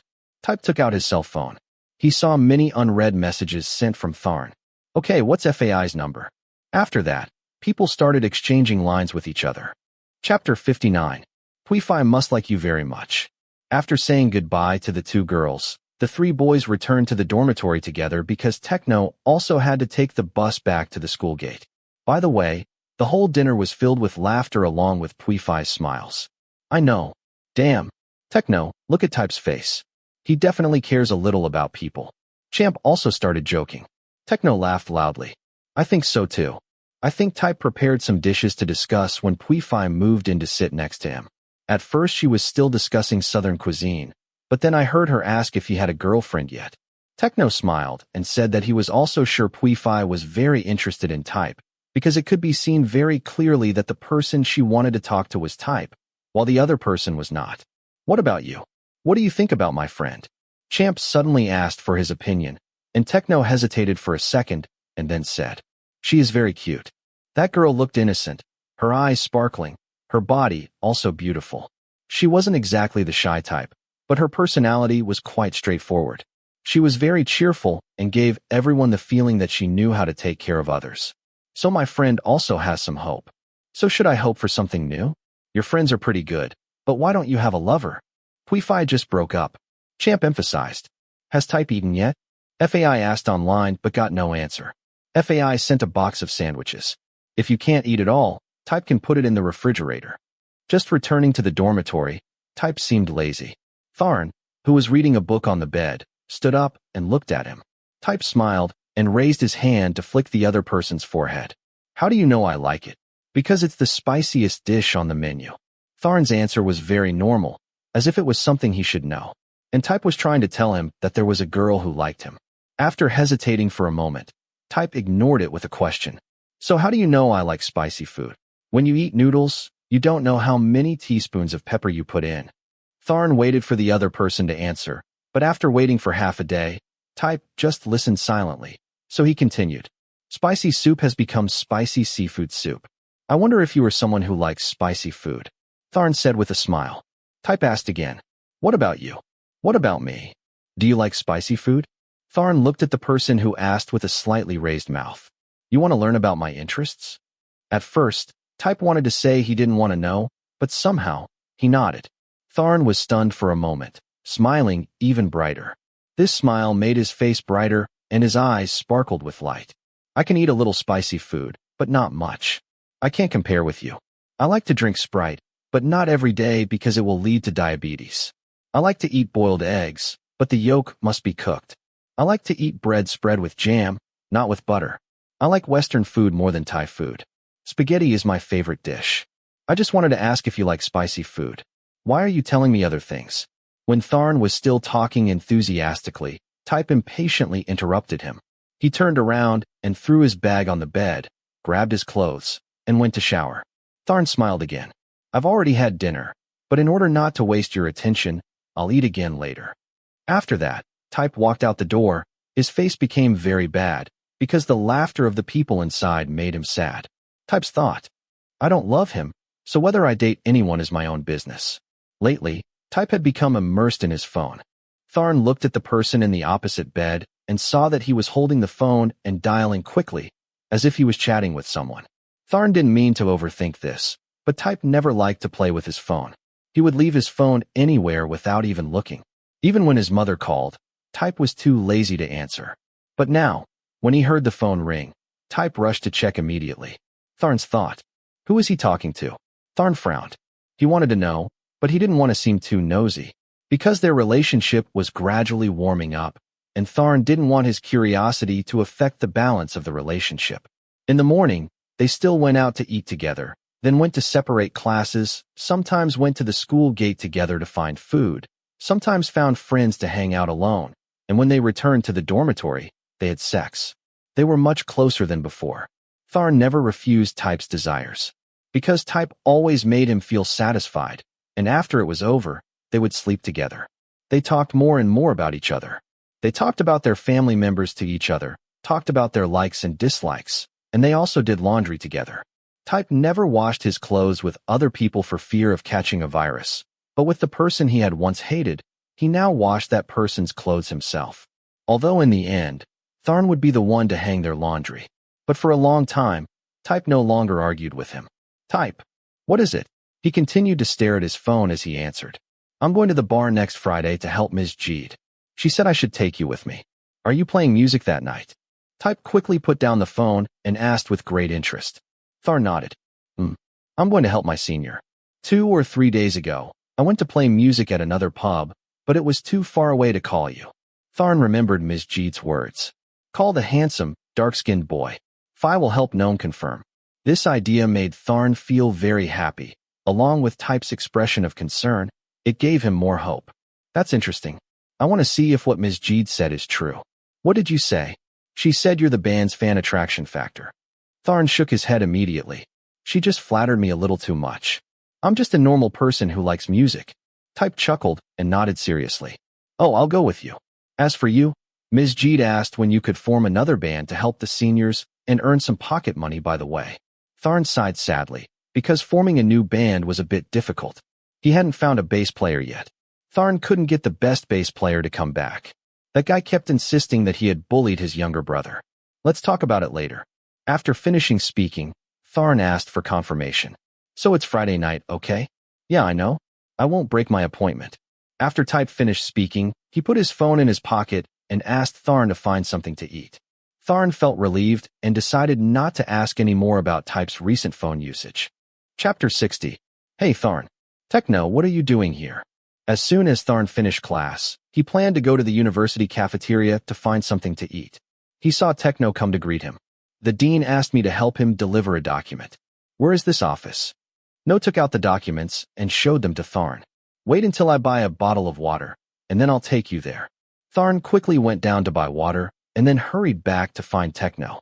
Why do you have to do this? Whoa, I don't know what to do anymore. While wandering around, I met the dean of the department. He suddenly gave me a bunch of documents, saying not to waste the air conditioner all the time, but to help him with something. So I was sent to deliver the goods here. Hey, have you had enough laughs? Techno said, while Tharn was still smiling. He had heard that Techno was famous a long time ago. Today, he could see and hear it for himself. No knew almost everyone in every department and grade level. Tharn didn't know if that would help his candidacy for soccer captain like Techno said. Because from Tharn's point of view, this was more like an accumulation. Then, do you want to see the practice room? The practice room? Great. I want to check it out. Can you take me there? Of course. Tharn opened the door, led Techno to the place to deliver the documents, then returned to the small practice room he had registered in advance. There were full sets of musical instruments in there. Techno was so surprised that he rolled his eyes everywhere. By the gods, how many practice rooms are there here? I didn't think there were that many. Are they enough for the entire department's students? The whole school has about 100, nearly 50 rooms in this building. No wonder your tuition is so expensive. You have to pay for a bunch of the department's own designs. If we evaluate the facilities, it's not expensive. Techno entered the practice room, and Tharn put his backpack in the corner and looked for a position. Actually, Techno was right. The difference between their tuition and design was not huge. Anyone who had taken courses here would have to pay a lot of fees. It's also famous for its high tuition fees, Techno said, crossing his arms over his chest and leaning against the wall. Do you know Seasons Change? I just wanted to invite you to play. You have to answer a few questions with the beat of the drum. I'll try it and see. As soon as Techno finished speaking, Tharn also got ready. He found it quite interesting. High-class style. Dong dong. When the first question appeared, the sound of the drums mixed with the high-pitched and magnificent sound of the slot machine. Love coming. Before 30 seconds, the second question came immediately. But for Tharn, it wasn't difficult to change the style as required. Dancing with the Devil. Thump, thump, thump. Vibrant drums echoed throughout the practice room. The drum sound was a bit dark but powerful. Techno's ears were ringing. Come again, they have. Techno thought that Tharn would be defeated soon, but he didn't expect that Tharn could change his hand position immediately and catch his question. The music flowed smoothly without any confusion or out-of-tune notes. Thump. You play the drums really well. You're talented. Techno exclaimed in excitement, making Tharn unable to hold back his laughter. It's just a coincidence. You always bring up topics I've played around with a lot. Still so humble. Techno excitedly took the drumstick and asked Tharn how to play to be as handsome as him. No heard that Tharn also played guitar for a while. I never thought you were so great. Otherwise I would have come to ask for advice a long time ago. It's because of that bastard who is obsessed with women. He doesn't tell me much about you. Bang. When hearing Techno's words, Tharn accidentally hit the cymbal with the drumstick, creating a very loud sound that scared Techno. But Tharn still didn't react. He seemed frozen by Techno's words. What's wrong with you? What did you just say? Type is obsessed with women. Whoa, I didn't say that. Did you hear correctly? The drum sound is so loud, you probably can't hear it clearly. Techno also froze, his eyes trying to avoid Tharn's gaze. Tharn grabbed No's shoulder, his voice dull. Please tell me. In the end, Techno was so annoyed that he wanted to punch himself in the face. He knew that Tharn liked Type, but he didn't know to what extent. Techno, please. No couldn't do anything else, so of course he told Tharn everything exactly. Techno seemed to see Tharn's clenched fist to the point that his joints gradually changed color. Chapter 61. Everything was getting better and better. Type had just separated from the cute girl after the date. He was feeling very happy. After a few days of chatting, Type was sure that he was very interested in this beautiful and cute girl, and that the other person was also 100% enthusiastic about him. Every time he texted to say hello, the other party replied within a few seconds. Even then, as soon as Type woke up, he had a lot of messages to reply to, and every day before going to bed, he was in the same state. Type knew. This was a good time to flirt. Type had experienced this pleasure and excitement before, but in previous relationships, he was always the one who took the initiative. Type always wanted to go further when meeting people who had different personalities but could attract each other. So today was also the meeting day that friend had proactively arranged for him, and it was quite fun. So Type went to her school to find her, and they had dinner together. After that, they parted ways and returned to the dormitory. Currently, Type's mood was very good. He even whistled on the way home. When there was an incoming message sound, Type immediately took out his phone and checked. Puifai's message. Has Type arrived at the dorm yet? Although the message was very short, it was full of concern and revealed the girl's delicate thoughts. Type couldn't help but laugh. Type's message. Arrived. Puifai's message. Well, FAI was worried about Type, so he texted to ask. Type stopped and attentively replied to the message before going upstairs. The cute little girl immediately responded. Puifai's message. Can Type also worry about FAI? That way FAI won't have to worry about Type anymore. Type added an angry cat emoji to show that he was pouting. Type smiled more cheerfully, and his eyes lingered on the icons in the application. That's how flirting had to be, right? It was the most wonderful feeling. The heart felt like it was being grabbed by a cat, soft and itchy, a feeling that couldn't be found anywhere else. While thinking about that, Type comforted her and sent 3 emojis one after another. He walked into the dormitory door with long legs. Still holding the phone in one hand, the other hand pushed open the dormitory door, and his eyes still showed no signs of leaving the phone. The darkness in front of him stunned Type. He shrugged and reached out to touch the switch. Wi-Fi's message. Ha ha ha, cute. FAI's cheeks looked like goldfish. When Type saw the message sent by the other party, he laughed loudly. The cute girl in the photo was puffing her cheeks and holding her head. Type smiled. He contentedly looked at the icons again and focused on choosing the right one to answer her. After opening the door for so long, Type still stood in front of the door looking at the phone without even raising his head. Therefore, fuck. Type looked up. His heart seemed to stop beating. Tharn sat on the bed, feet on the ground, hands on his knees. Type's heart was still beating very fast, even starting to ache a little. Type didn't know what had happened. Damn it, Tharn. Have you lost your mind? You scare me to death. Why didn't you suddenly turn on the light in the room? Type took a deep breath, turned around, closed the door, and put his bag on the bed. Still holding the phone in one hand, he didn't pay attention to the tightly clenched fist of the person on the bed, looking very angry. Where did you just get back from? Go to dinner with friends. Type answered briefly, took off his socks, turned around, and fell on the bed, holding the phone in both hands, with only the message on the screen in his eyes. What kind of friends? You don't need to worry about this. Type replied calmly. He didn't have time to say more, because the cute girl was playing a show-off game with him. Type wanted to text her to let her know that he was being teased by her. It's a girl, right? How did he know? Type was stunned, not answering Tharn's question. He turned to look at the person on the opposite bed, only to see that Tharn's condition was unusual. When the two of them got along, although he was always quiet and liked to make cool faces, Tharn's smile had increased a lot recently. But now his face was quite tense, his eyes were sharp, and his eyebrows were tightly furrowed together. Type could even hear his teeth grinding. All actions told Type one thing. He was completely not okay tonight. It's none of your business. It was like dropping a heavy bomb into a puddle of water. When Tharn looked at him, his eyes were extremely cold, his voice low and gloomy. Are you saying it's none of my business? You're involved with women, right? What are you shouting, Tharn? Type squinted his eyes. He was a bit angry, but still tried to stay calm. However, Tharn was completely blown away by the other person's words, and his eyes were filled with disappointment.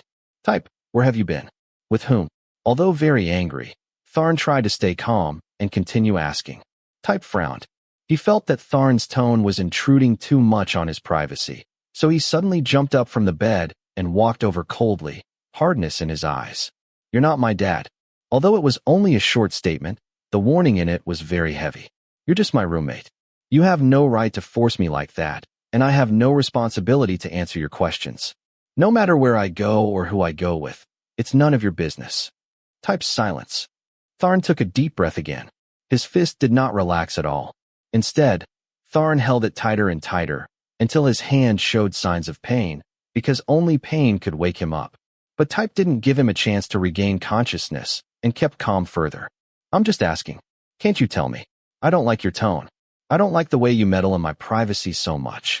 I never asked where you were and who you were with, so you don't have that right, right? Type's voice became louder and louder, making Tharn, who was trying to calm down, unable to continue to endure. You didn't tell me because you went out with women, right? Type stopped and looked at Tharn. You're going on a date, right? Type couldn't help but grit his teeth, looking at Tharn with a red face and fierce eyes. Faced with Tharn's question, Type couldn't accept defeat, even if his insides kept calling him to stop. Don't argue with him. Don't argue with him. Don't make a big deal out of it. However, it was just a weak voice in Type's heart. It wasn't enough to convince him, who never surrendered. Tharn's words gradually made him angry. Whoever I want to be good to is my own business. Type pushed Tharn hard, making him take a few steps back. Tharn's face had no other expression other than coldness, but the next sentence made Type angrier. But I'm your husband. Boom. Type punched Tharn in the face, making him turn aside, and Type's voice almost roared. You're not my husband, fuck. Tharn turned back to look at him, his eyes still bright. You don't have to look at me like that. Remember this punch. You and I agreed in advance. We're just bed partners. So, no matter who I'm flirting with, you have no right to interfere. Are you listening? Type shouted and finished the last sentence. I am not your possession. So that means you're willing to sleep with anyone, right? Tharn asked weakly. Type quickly responded. Yes.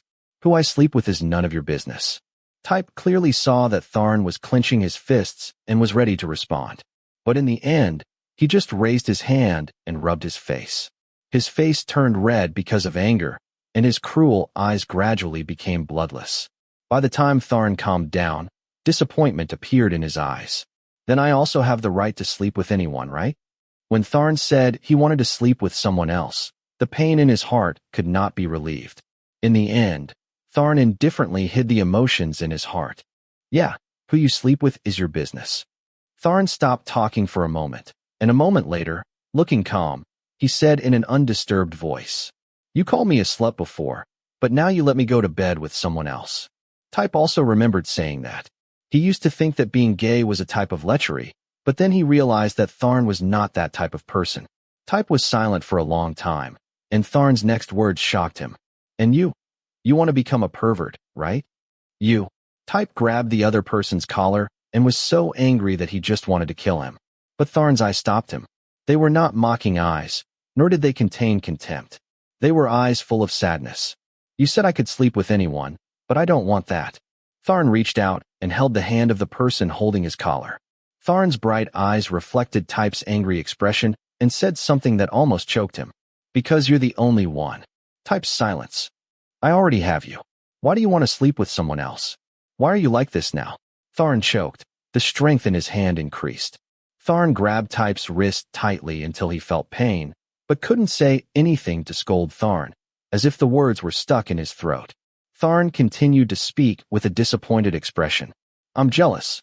As soon as that sentence fell, Type pushed Tharn hard again, causing him to fall onto the bed and hit his elbow on the wall behind him, making a loud noise. Type didn't know whether to go check on the other person's condition or scold him severely. When he heard Tharn say he was jealous, Type's heart felt like it was about to explode. What right did he have to be jealous? They were not lovers. They had agreed in advance. So, no matter what Type did, it was his business. Type was absolutely correct.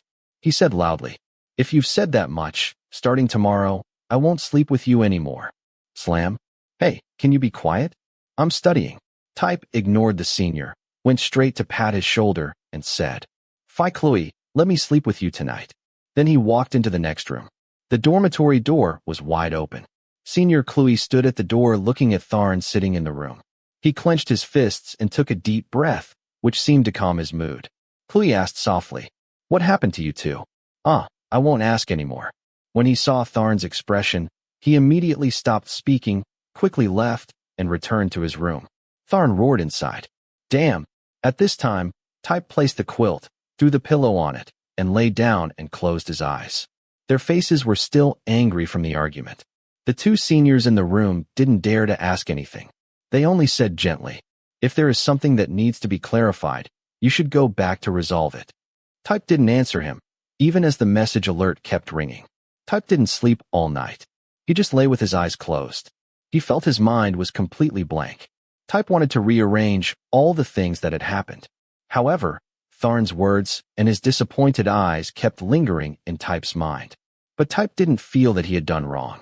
He had said once, they were just partners before they started. So wanting to pursue someone was completely his own business. A man should be paired with a woman. Did Type think he would sleep with him forever? He would have a girlfriend someday.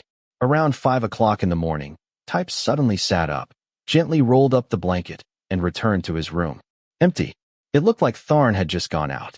However, Type didn't think much about it. He took a shower and then went to class. Type, I have something to confess. Techno, who was sitting next to Type, said. Type turned around, and Techno sat next to him, his expression just like a child waiting to be scolded by his mother for doing something wrong. You look very serious today. Really? Type replied. Techno clasped his hands above his head. I told Tharn that you and FAI were dating recently. I didn't mean to say that at all.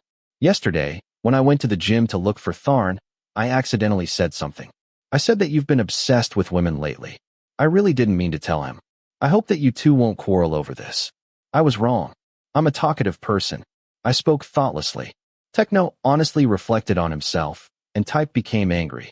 Angry because Tharn had started a war with him because of Techno, but that was just temporary anger. I'm sorry, Type said calmly. Huh. Techno raised his head and looked at him strangely. I have nothing to do with it.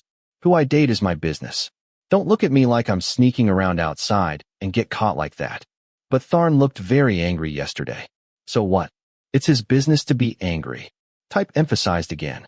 Techno had to stay silent and sighed. Yeah, that's true.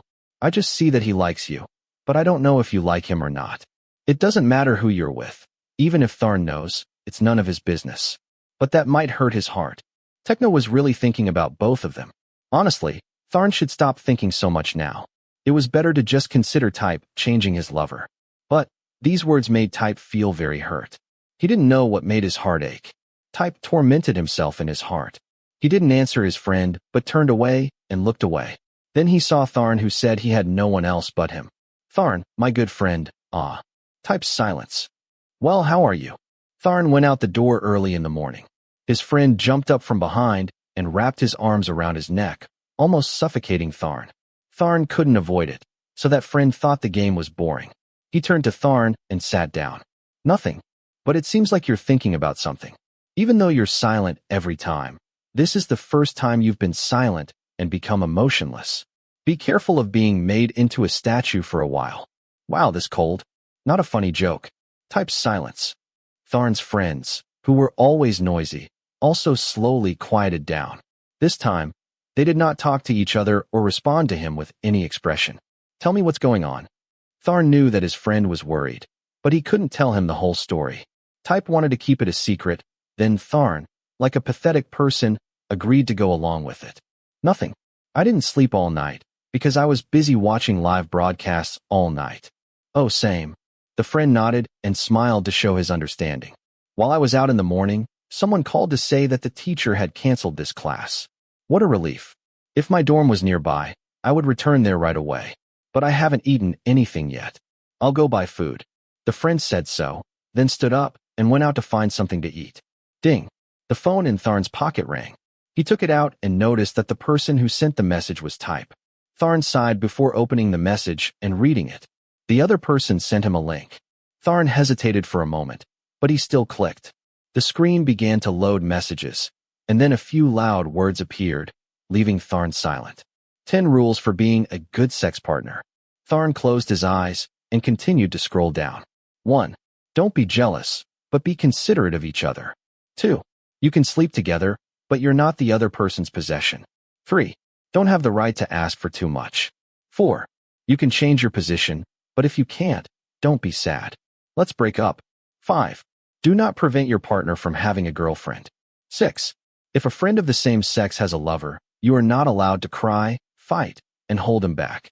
You should try to accept the truth, and then discuss whether to continue being partners or in the relationship. 7. Don't care about each other too much, because it's just a same-sex friendship. 8. Unlimited number of gender friends. You probably have countless friends of the same sex. There are no restrictions on gender, age, and location.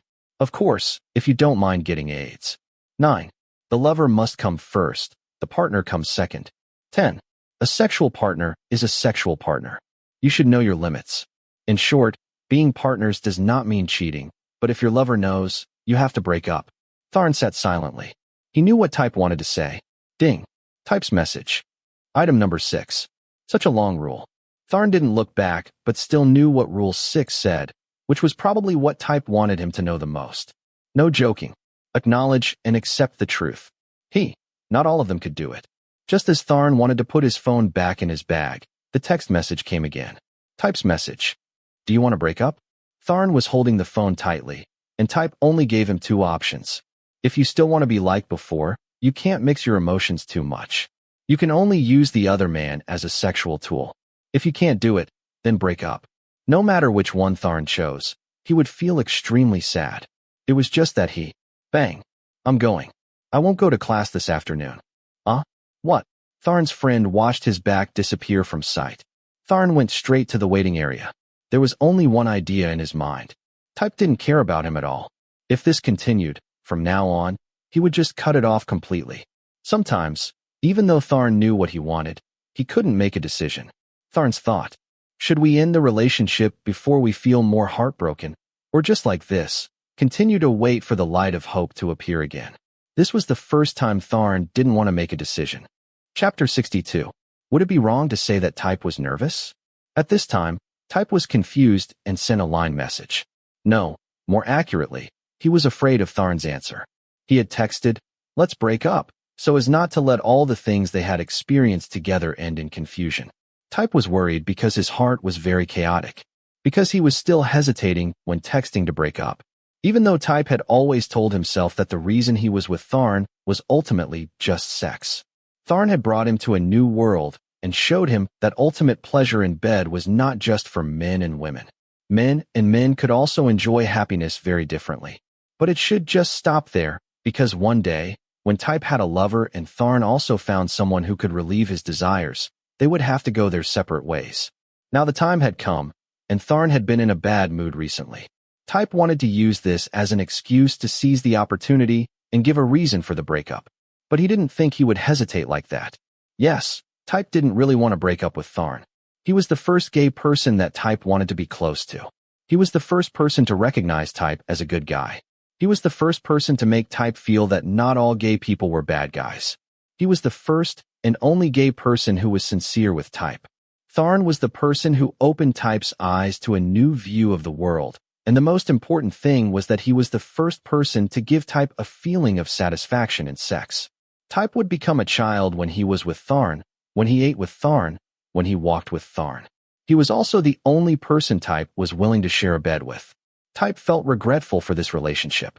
He told himself this, but what had happened last night made Type give up his hesitation, because he didn't need a man to love him and be jealous of him.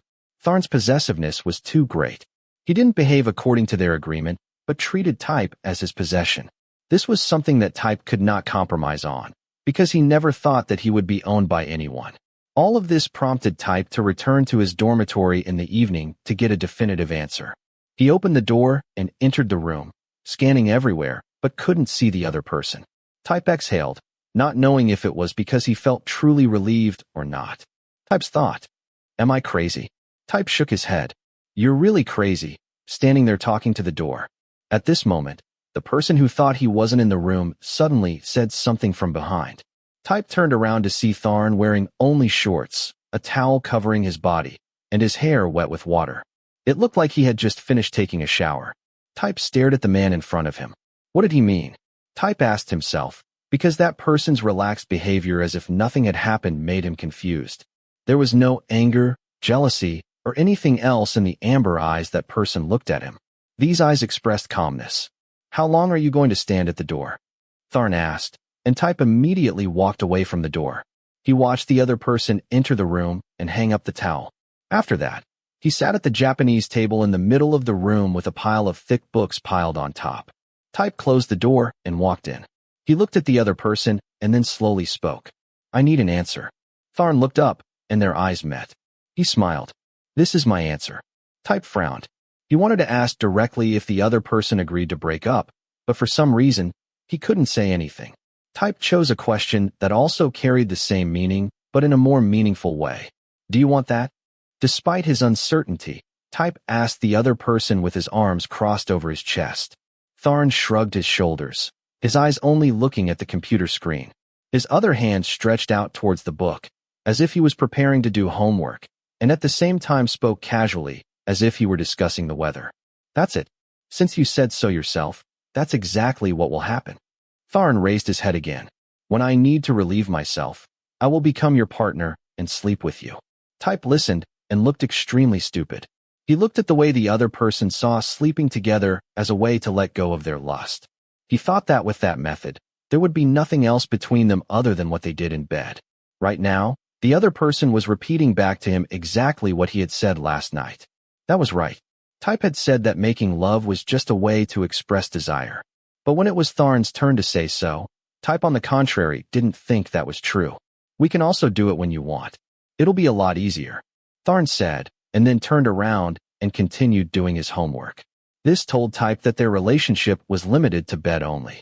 Instead, Type remained silent, trying to control the anger that was welling up in his heart. He was angry at Tharn, but he didn't know why. Type didn't know what he wanted from Tharn. Type didn't know what he was expecting.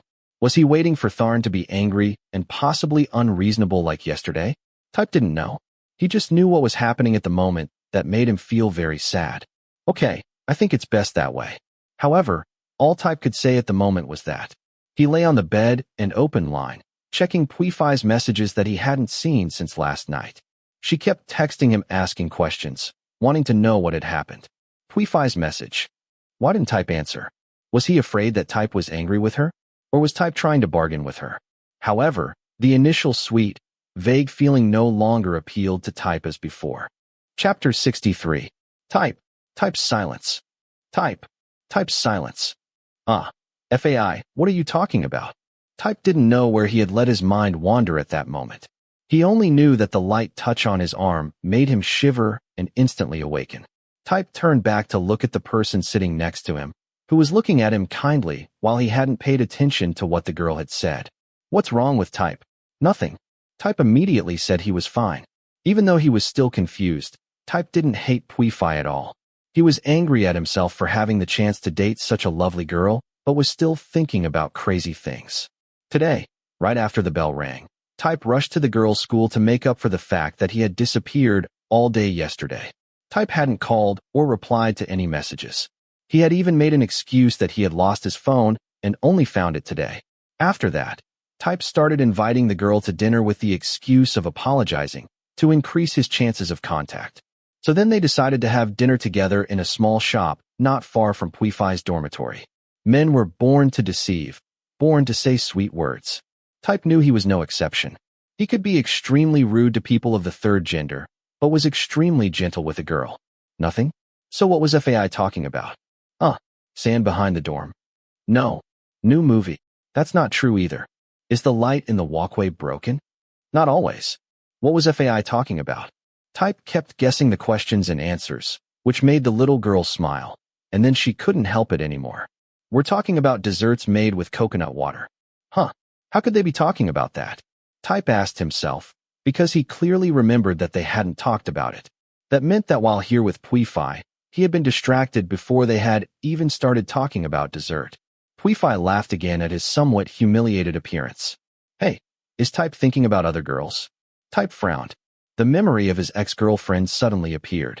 The girl in front of him was smiling sweetly, but what she said showed that she was not satisfied. No, why would Puifai think like that? FAI just asked that. But she really wanted to know. Type said to himself, because he thought girls were lovely creatures, but they were also the most complicated creatures. Type didn't know if girls were born unable to express their true thoughts directly. He didn't know if her attitude when asking so casually showed whether she was satisfied with his answer or not. Type is just missing the dog at home. Type's mother just called and said that he died yesterday. Sorry, Lychee, I didn't mean to curse you. Type said sorry in his heart to his mother's puppy. But he was pretty sure that reason would be effective and acceptable to the girl in front of him. Is it true? Poor thing. How old was he? Did he die of some disease? Sorry, FAI. Type doesn't want to talk about it anymore. He's been with Type since the first days of the new year. Type said. The man sighed. Puifai nodded once, thinking that Type must be very sad. But in reality, it was not like that. He had lied so much that he couldn't even remember what he had said. Looking at Type like this, Puifai couldn't help but reach out her right hand and caress it a few times to comfort him. But this was definitely a good opportunity for Type to escape the state of suspicion. FAI's hands are so soft. The guy with some experience in love immediately grabbed Puifai's hand. FAI showed no signs of resistance. She smiled shyly and bowed her head shyly. FAI's hand was not as rough as Tharn's paddle-sized hand. But, at this moment, Type was thinking about someone else. Are you making fun of FAI? No. Type wants to continue holding like that. Puifai smiled and shook his head. How soft are FAI's hands? FAI washes clothes and dishes every day, and his hands are all calloused. Type's thought. Tharn's hands are not as rough. Type almost wanted to say what was on his mind. It wasn't that he was dissatisfied with the little girl in front of him. He was just thinking about his bedmate. That guy's hand was not only big, but also not as soft as FAI's hand. It made him want to hold it tightly like now. But when those big hands entered his clothes, and when they slid over his body, it made him want to explode. Type's thought. Why am I thinking about Tharn? Type shook his head. He seemed to be comparing the girl in front of him with that man. Is Type free next week? Next week. Type looked up at the shy girl waiting for his answer. Next week is FAI's birthday. Really? What does Type mean? It's FAI's 19th birthday. The girl smiled and said. Type thought he should buy her a birthday gift because they had known each other for more than a week, but he couldn't figure out what she liked. Would she like the gift he bought her? How are you planning to celebrate your birthday? As soon as Type asked, Puifai let out a long breath. FAI doesn't know how to celebrate. No one has free time. Can't go home this week. Parents also don't have time to come with FAI, so FAI probably has to celebrate his birthday by himself. So, it would be fun if Type came to celebrate your birthday with FAI. Type's thought. Is this an opportunity for me? When he learned that he and FAI would be the only two on her birthday, Type immediately burst into laughter because of that. It was worth looking forward to. It's pitiful to be abandoned on such an important day. Whoa, so Type isn't free either? Puifai choked back. Type looked at her and smiled. Looking at FAI's expression, Type was so excited that he immediately said, how could Type not have time for FAI's birthday? Does that mean Type is coming? She glanced at him, and Type laughed even harder. Of course. In order to gain his friend's favor, Type didn't even think that he had an important date next week. That appointment had been planned in advance. Chapter 64. Even though Tharn had accepted their agreement, Type also felt that something had changed. Tharn, you bastard, don't come in. It hurts. At this time, the two boys were lying naked and huddled on the narrow bed. Type was lying underneath, his legs apart, Tharn covering him. Tharn's finger had just been pulled out of Type's narrow hole. The time extension was too short, so it hadn't had time to adapt. It even caused him a lot of pain. Because there was no foreplay, Type felt quite painful when the other person's finger entered. Fortunately, Tharn soon amplified it by applying lubricant. Then, Tharn inserted his fingers. If it had been before, Type would have roared with joy, but today it was truly painful. So, when the person above pulled out his hand and wanted to insert his big hard object, Type screamed and immediately tried to run away. However, Tharn caught him and refused to let go. He watched Type's handsome face suddenly darken, half of his face hidden in the darkness filled with determination. Don't you want it this tight? Currently, Tharn was using his big hand to hold Type's hot part, making him clench his teeth. Because Tharn's strong hands were holding him tightly, causing him a lot of pain, but his body was even harder to bear and wanted to scream even more. Type didn't know what his face looked like right now, but he bent down and raised his mouth and couldn't help but smile. The other person seemed to know what he meant. Tharn immediately grabbed Type's leg and put it behind him. Oh, huh. Type couldn't help but pull back. He clutched the pillow tightly, and the eyelashes around his eyes widened. The hot hard object was slowly entering his body. The hard touch made his throat deep, and Type couldn't help but let out an embarrassed groan. He even felt like he couldn't breathe, so he tried to open his mouth wide to breathe in fresh air. Shit. Tharn, you bastard. All Type could shout was this. The other hand was circling around trying to grab the other man's shoulder. The other also grabbed his hand, and then started a new thrust. Type's lower body could hardly keep up with the speed. Open your legs a little. You bastard, slow down. Ah, that's too deep. Currently, Type didn't know how deep that hot thing penetrated. He only knew that he couldn't stand it. In addition to the insatiable desire swirling in his stomach, there was also a clearer feeling of friction than before, because the hot object was moving in and out without stopping. When the other person's hot tongue entered his mouth, Type was almost suffocated. Tharn's tongue tightly wrapped around Type's lips, full of saliva exchange marks, and the body of the person below made babbling sounds in the room one after another. Tharn's tongue activity slowly subsided. He reached out and pinched Type's erect nubs, then broke away from the kiss and began his struggle. And the result was this. Tharn, damn Tharn. Harder. Again. If you make more noise, the people in the next room will hear it. Tharn said, leaning close to Type's ear. The guy was trying to restrain himself from making a sound, gritting his teeth in anger, and wanting to give the other person a heavy punch, but somehow felt a bit self-conscious. Now Type no longer had the strength to do anything to hurt the other man, so he could only cover his mouth with his hand and try to stop the sound from coming out, only panting while the other man's hot object warmly brushed against him. Are you trying to provoke me? How did I make you angry? You were the one who squeezed me. Tharn answered before Type could say his wish. He grabbed Type's feet with both hands, and Type's toes were forced to point towards the ceiling. Tharn increased the speed of insertion and removal, and he had to release his hand to press Type down. At the same time, his hands moved along the other person's body. One more time. Although their voices were not loud, they were loud enough for people next to them to hear what they were saying. The two also made groans throughout the room. The sound was repeated with the noisy vibration of the bed until they released their desires at the same time. However, at that moment, Tharn quickly pulled out. He breathed heavily, but did not lie down to rest immediately. He immediately went to the edge of the bed, took out the condom, and put it in the trash. After that, Tharn took a tissue and started to deal with his hygiene problem. Then he threw the whole roll on the pillow, where Type was lying with his eyes closed, breathing heavily. I'll go take a shower first, Tharn said as he put on his pants, took a towel, and walked out of the room to take a shower. He left Type there alone. Before, every time after making love, Tharn would definitely lie back on the bed and hug Type in his arms. And now Type was feeling one of Tharn's changes after their agreement. They still talked like before, but they went out together less. The only thing left was probably just making love together. The relationship between two people had literally become a release of desire. Now, when it was over, Tharn wouldn't help Type dry his body or sleep in the same bed with him anymore. But when he finished, he stood up and put on his pants. Then, just like this time, Tharn would return to his bed. Whoa, I'm tired, and I still have to get up to clean myself. Type was still breathing heavily. At the same time, he slowly opened his closed eyes to look at his empty room, and then slowly took the tissue next to the bed to wipe his body. It's okay, Type said to himself. Ding. The text message bell rang. Type was busy looking for his phone everywhere. The girl had texted him. Type frowned, but after a moment he laughed. Type's thought. If Pui-Fi knew that I had just slept with a man, what would her face look like? Type sarcastically said to himself, but the action of answering line in his hand was no different than usual. Soon, Tharn returned, and he sat down on his bed. You're such a good guy.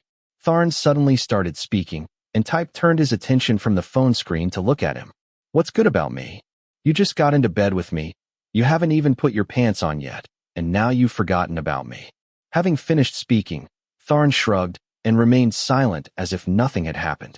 Type was busy replying to messages and turned to him and smiled. Oh, don't you just want to say that I'm charming? Type's silence. Tharn didn't answer. Type continued. I'm not that lecherous. You know that I'm pursuing Pui-Fi, but it's quite strange to admit that you know everything about me, and FAI knows absolutely nothing. That was right. The girl he was pursuing knew nothing about him, such as personality, interests, past, even things about him and others. Instead, the so-called bedmate knew everything about him. One of the things that Type liked about Tharn was that he didn't care much about Type's ex-girlfriends. The conversation between the two seemed to be coming to an end. If Pui-Fi hadn't been there to remind him about the upcoming appointment, Type wouldn't have remembered this. Tharn. This Friday, I'll start playing at 1 o'clock. Tharn immediately continued, making Type confused. He silently compared in his heart which was more important, then said in a weak voice. I can't go. Type's silence. Tharn didn't say another word. He turned his head to look straight at the person in front of him. Type shrugged and continued looking at the phone. It happened to be Pui-Fi's birthday. The girl's name that Tharn often heard was recently spoken from Type's mouth. Tharn nodded heavily and looked like no one had done anything wrong. Then he smiled. If you don't have time, then you can't help it. I'll tell Ms. G that you're busy and make an appointment next time. Type should have felt comfortable because this matter was resolved very well. But instead, he felt like he was doing something wrong, and his heart felt even more uncomfortable. Type didn't know why his brain controlled his mouth to say the following sentence. This Friday, I plan to confess to Pui-Fi and ask her to be my girlfriend. Tharn's eyes widened for a moment, then he laughed. Good luck. Don't forget to tell me the results. Tharn's calmness made Type feel sentimental, but in just a short time, Type dispelled the strange feeling in his heart. He laughed too and pretended to be in a good mood. Why do I have to tell you this? So I can choose to behave more appropriately in the future. Tharn replied. Anyway, don't forget to buy that birthday gift. If you forget, you might not have a chance to express it again. After that, Tharn was silent. He put on headphones and immersed himself in the music at a special pitch. Type could only shrug his shoulders, telling himself not to care too much, because their relationship was only limited to this scope. He needed to think of a way to prepare a surprise for Pui-Fi. Type's thought. If I find a girlfriend in freshman year, my life will definitely be great. This was what Type said to himself in recent days, although in reality, he didn't expect it at all. Chapter 65. Gnome Tharn. Silence. Gnome Tharn. Silence. Hey, Gnome Tharn. What the hell? Ah, senior. As the sky darkened, entertainment venues of all kinds began to open, and Phi Jeet's restaurant began to welcome customers. Great singing created a good dining atmosphere for the diners. However, at this moment, one of the band members was at the drink counter. He had been there for a long time, and the whole table was staring at him without him noticing at all. Is Gnome okay? Tharn turned back to look at the group of seniors who had graduated and smiled. It's okay. Just thought of something interesting. It's interesting how he called you so many times, but you didn't listen. Tharn was a bit confused. He looked at the senior in front of him and took a deep breath. He didn't want them to follow him at all. The person talking to Tharn was someone he respected very much. He was the one who had dared to invite a senior student who was not confident in his talent to play a musical instrument with him. He was the one who had led Tharn through many things he never thought he could overcome. Over the years, he had taught Tharn how to perform in front of guests, encouraged him to assist his peers in forming bands together, and introduced performance opportunities to Tharn's band. Because he knew many pub owners, and told them to pay more attention to Tharn's group. It could be said that he was a benefactor of Tharn, because even after graduating from school and living with music, he did not forget him. When he had time, he called everyone together to party. Thinking about this, Tharn felt more and more unhappy. He didn't have any energy for today's party. Wow, what happened, Tharn?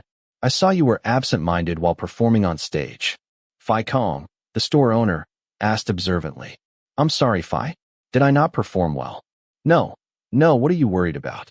You were absent-minded, but the performance was still as wonderful as ever. The girls at the front table were so immersed that they couldn't look away. The girls looked until their eyes turned red. Sister Jeed, who was sitting on the staff chair, walked in. Phi Kong smiled and put his arm around his wife's waist. He was in a good mood. You just want to encourage him, right? Do you want to see for yourself? The smile on Jeed's lips was as sweet as honey mixed with poison. Phi Kong shrugged and looked weak. A group of people at the table burst into laughter at Kong's strict wife. Ah, don't pretend there. He will misunderstand that you are a cruel woman when he hears you say that. As ordered, my wife is as beautiful as a fairy. Well, does that cunning guy have anything to do with this absent-minded guy over here? Does today's appearance have anything to do with the handsome guy last time? As she spoke, she turned her head to look at Tharn, who tried to move the corner of his mouth but couldn't smile. The others at the table also looked. They didn't know how many girls he had captured, but none of them knew that he was gay. New boyfriend, Tharn? After hearing from her boyfriend, Tharn was a bit taken aback. Not a boyfriend, Phi. Hey, if Gnome is still pursuing, please let us know so we can help. That young man is really handsome, with a good figure. His skin is a very healthy wheat color, she said excitedly. When Tharn announced that Type couldn't come, Phi Jeed couldn't help but feel a little disappointed. It seemed like she cared a lot about Type. What she said also made people want to know more about him. Really, Tharn? Do you know him, boy? Phi Kong asked Phi Boy politely. They had known each other before he entered the music industry. Phi Boy shook his head to show he didn't know about this person. No, I don't know. Who is it, Gnome Tharn? Someone who doesn't care about you no matter what you do. This time, everyone stopped talking. They focused their eyes on Tharn. Tharn held the drink in his hand, calmed down, and looked up at them. Seniors, don't look at me like that. I'm just heartbroken. I won't die. Tharn didn't want people to worry about him. So, they understood and didn't talk about it anymore. Phi Kong gave Tharn a glass of beer and said, Losing a love is not death, right? Come on, drink. Tharn smiled. Senior is trying to get you to drink alcohol? You're not a kid anymore, Tharn. Besides, I'm the bar owner. If people don't drink, how can I survive? Sorry, I need to support my business. Phi Kong said that, but Tharn knew that everyone was worried about him. The seniors were all very busy, and Phi Boy had to return after 11 o'clock, but they paused their work to stay and comfort him. Ms. Jeed smiled apologetically and was still blaming herself for bringing up this topic. Even though Tharn wanted to tell everyone that he was okay, he didn't feel okay at all. Today, Type would confess his love to that girl. After today, he had no right to say that Type was his anymore. Tharn also knew that he was just lying to himself. He always told himself that as long as Type didn't have a girlfriend, he still had hope. Even if the hope was fragile, it would still be there. And Tharn didn't expect that he would feel so much loss. Because everyone he liked was gay, and Tharn was always confident that no one would be able to take away the person he liked. But this time the person Tharn liked was a straight guy, a man who hated gays. It was true that at first there may have been no hope, but he still hoped wildly. Today, Tharn might have to admit defeat. This experience also made Tharn remember that he shouldn't touch straight guys. The relationship that had been cherished for many months had finally come to an end. As a result, he was the only one left to sit here and gnaw at his wounds. Chapter 66. So cute. Really lovely. Thank you, Type. FAI will keep it carefully. Type had thought for a long time about choosing a gift for Pui-Fi. He realized he didn't know anything about the girl in front of him's hobbies, except that she liked cooking. But if he gave her a recipe, he would most likely be knocked on the head. So in the end, he chose the safest option, a teddy bear. But Type didn't know which teddy bear to give. Luckily, Type opened Pui-Fi's line message and found a picture of her puffing her cheeks to pretend to be a goldfish. So he decided to give her a goldfish teddy bear. That was why, when Pui-Fi opened the gift package, she screamed in surprise, then hugged the soft teddy bear tightly, eagerly promising that she would take good care of it. Type felt relieved. It's reassuring because FAI likes it. Type was very worried about it. Why worry? FAI really likes it. Type smiled even happier. If FAI likes it, hold it often. Then, think about the person who gave it to FAI too. Type couldn't help but tease her. Pui-Fi immediately blushed and started talking to the teddy bear in her hand. Why do you have to think about the person giving the gift? People aren't as cute as you, right, goldfish? Whoa, are you criticizing the giver? Should I ask for it back? A gift once given cannot be taken back. When Type reached for the doll, Pui-Fi immediately hugged the goldfish with both hands, which made him want to tease her even more. Type actually reached out to steal the teddy bear from her. Type, FAI won't pay. FAI won't give it to Type. Do you still say that Type is not cute? If you say so, you must return the gift. Type loved to tease. At first, he intended to rob her as a joke, but when he saw the petite girl trying to hug the teddy bear with both hands, he quickly put his arm around the girl and grabbed the goldfish's tail. Ha. Type no? FAI is not joking anymore. They both burst out laughing. At this moment, Pui-Fi raised her face. Her eyes met Type's eyes. She was confused. Her face slowly turned red, but her hands still held the teddy bear tightly. The lovely girl whispered, Type is not cute, but very handsome. Doesn't Type know? After listening, Type smiled and looked at the girl in his arms and made a decision immediately. Type's silence. The moment her soft lips touched the corner of her lips, the girl opened her eyes, but she didn't push Type away or struggle at all. Pui-Fi remained obediently in the warm arms of the boy she had liked at first sight. Type started to speak, which made Pui-Fi's heart feel lighter. FAI is also very beautiful. Happy birthday, little girl. Type specifically used a low voice. FAI's face became redder. She gently pushed Type's shoulder and spoke in a low voice. Taking advantage of people? Yeah, little Type took advantage of Pui-Fi. Type deliberately called himself in a funny way. Pui-Fi bit her lip slightly. Type looked down and tried to kiss her, but Pui-Fi pushed Type's shoulder to escape his embrace. Then she put the goldfish in Type's arms and spoke softly. FAI has to go to the bathroom. FAI doesn't want to see this foul-mouthed guy anymore. Pui-Fi said, and then quickly left, leaving Type laughing silently. He was sure that if he joked like that, Pui-Fi wouldn't let him kiss her. Type was more relaxed. He started looking around. The restaurant was not far from Pui-Fi's university, and the atmosphere here was also quite good. At this time, Type thought it was worth calling his father to ask for money. In the end, his father had sponsored 2,000 baht as encouragement. Type's thought, it would be more valuable if the relationship could be defined. While thinking, Type pinched the teddy bear in his hand. The thought that should have been suppressed now appeared in his mind. Tharn, that guy really liked the style of pubs decorated with dim yellow lights. The light was soft, as if lit from a candle.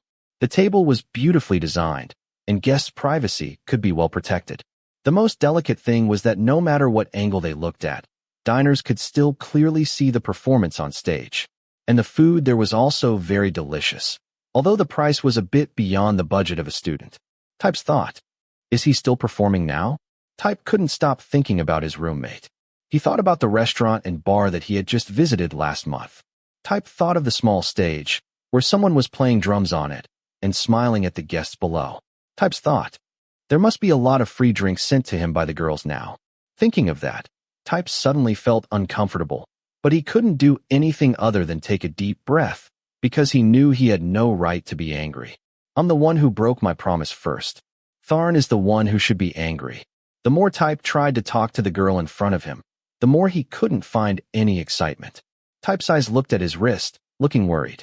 Even though he thought Tharn should have finished performing, he still wanted to go there to find him. Does Type have to return to the dorm early? No. Type's dormitory closes at 11 o'clock, so we can stay a little late. Just then, Puifai came back. She greeted Type and asked when she saw him constantly checking his watch.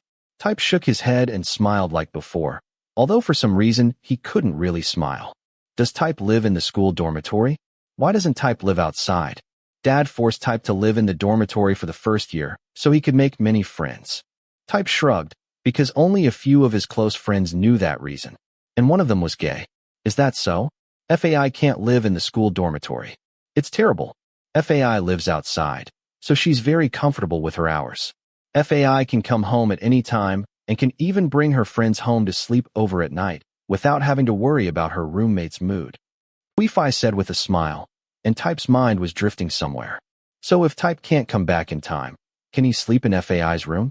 Type's just kidding, right? Puifai raised her voice in panic. Type knew he was joking too much, so he immediately put out the fire. Type's just kidding.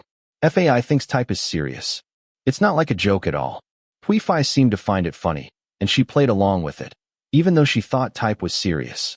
Actually, at this time, Type's mind was also quite restless, because he had only slept with men for the past few months, so he felt a bit confused.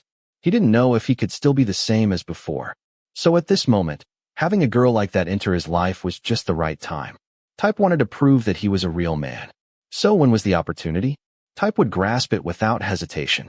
He had even prepared a condom in his pocket.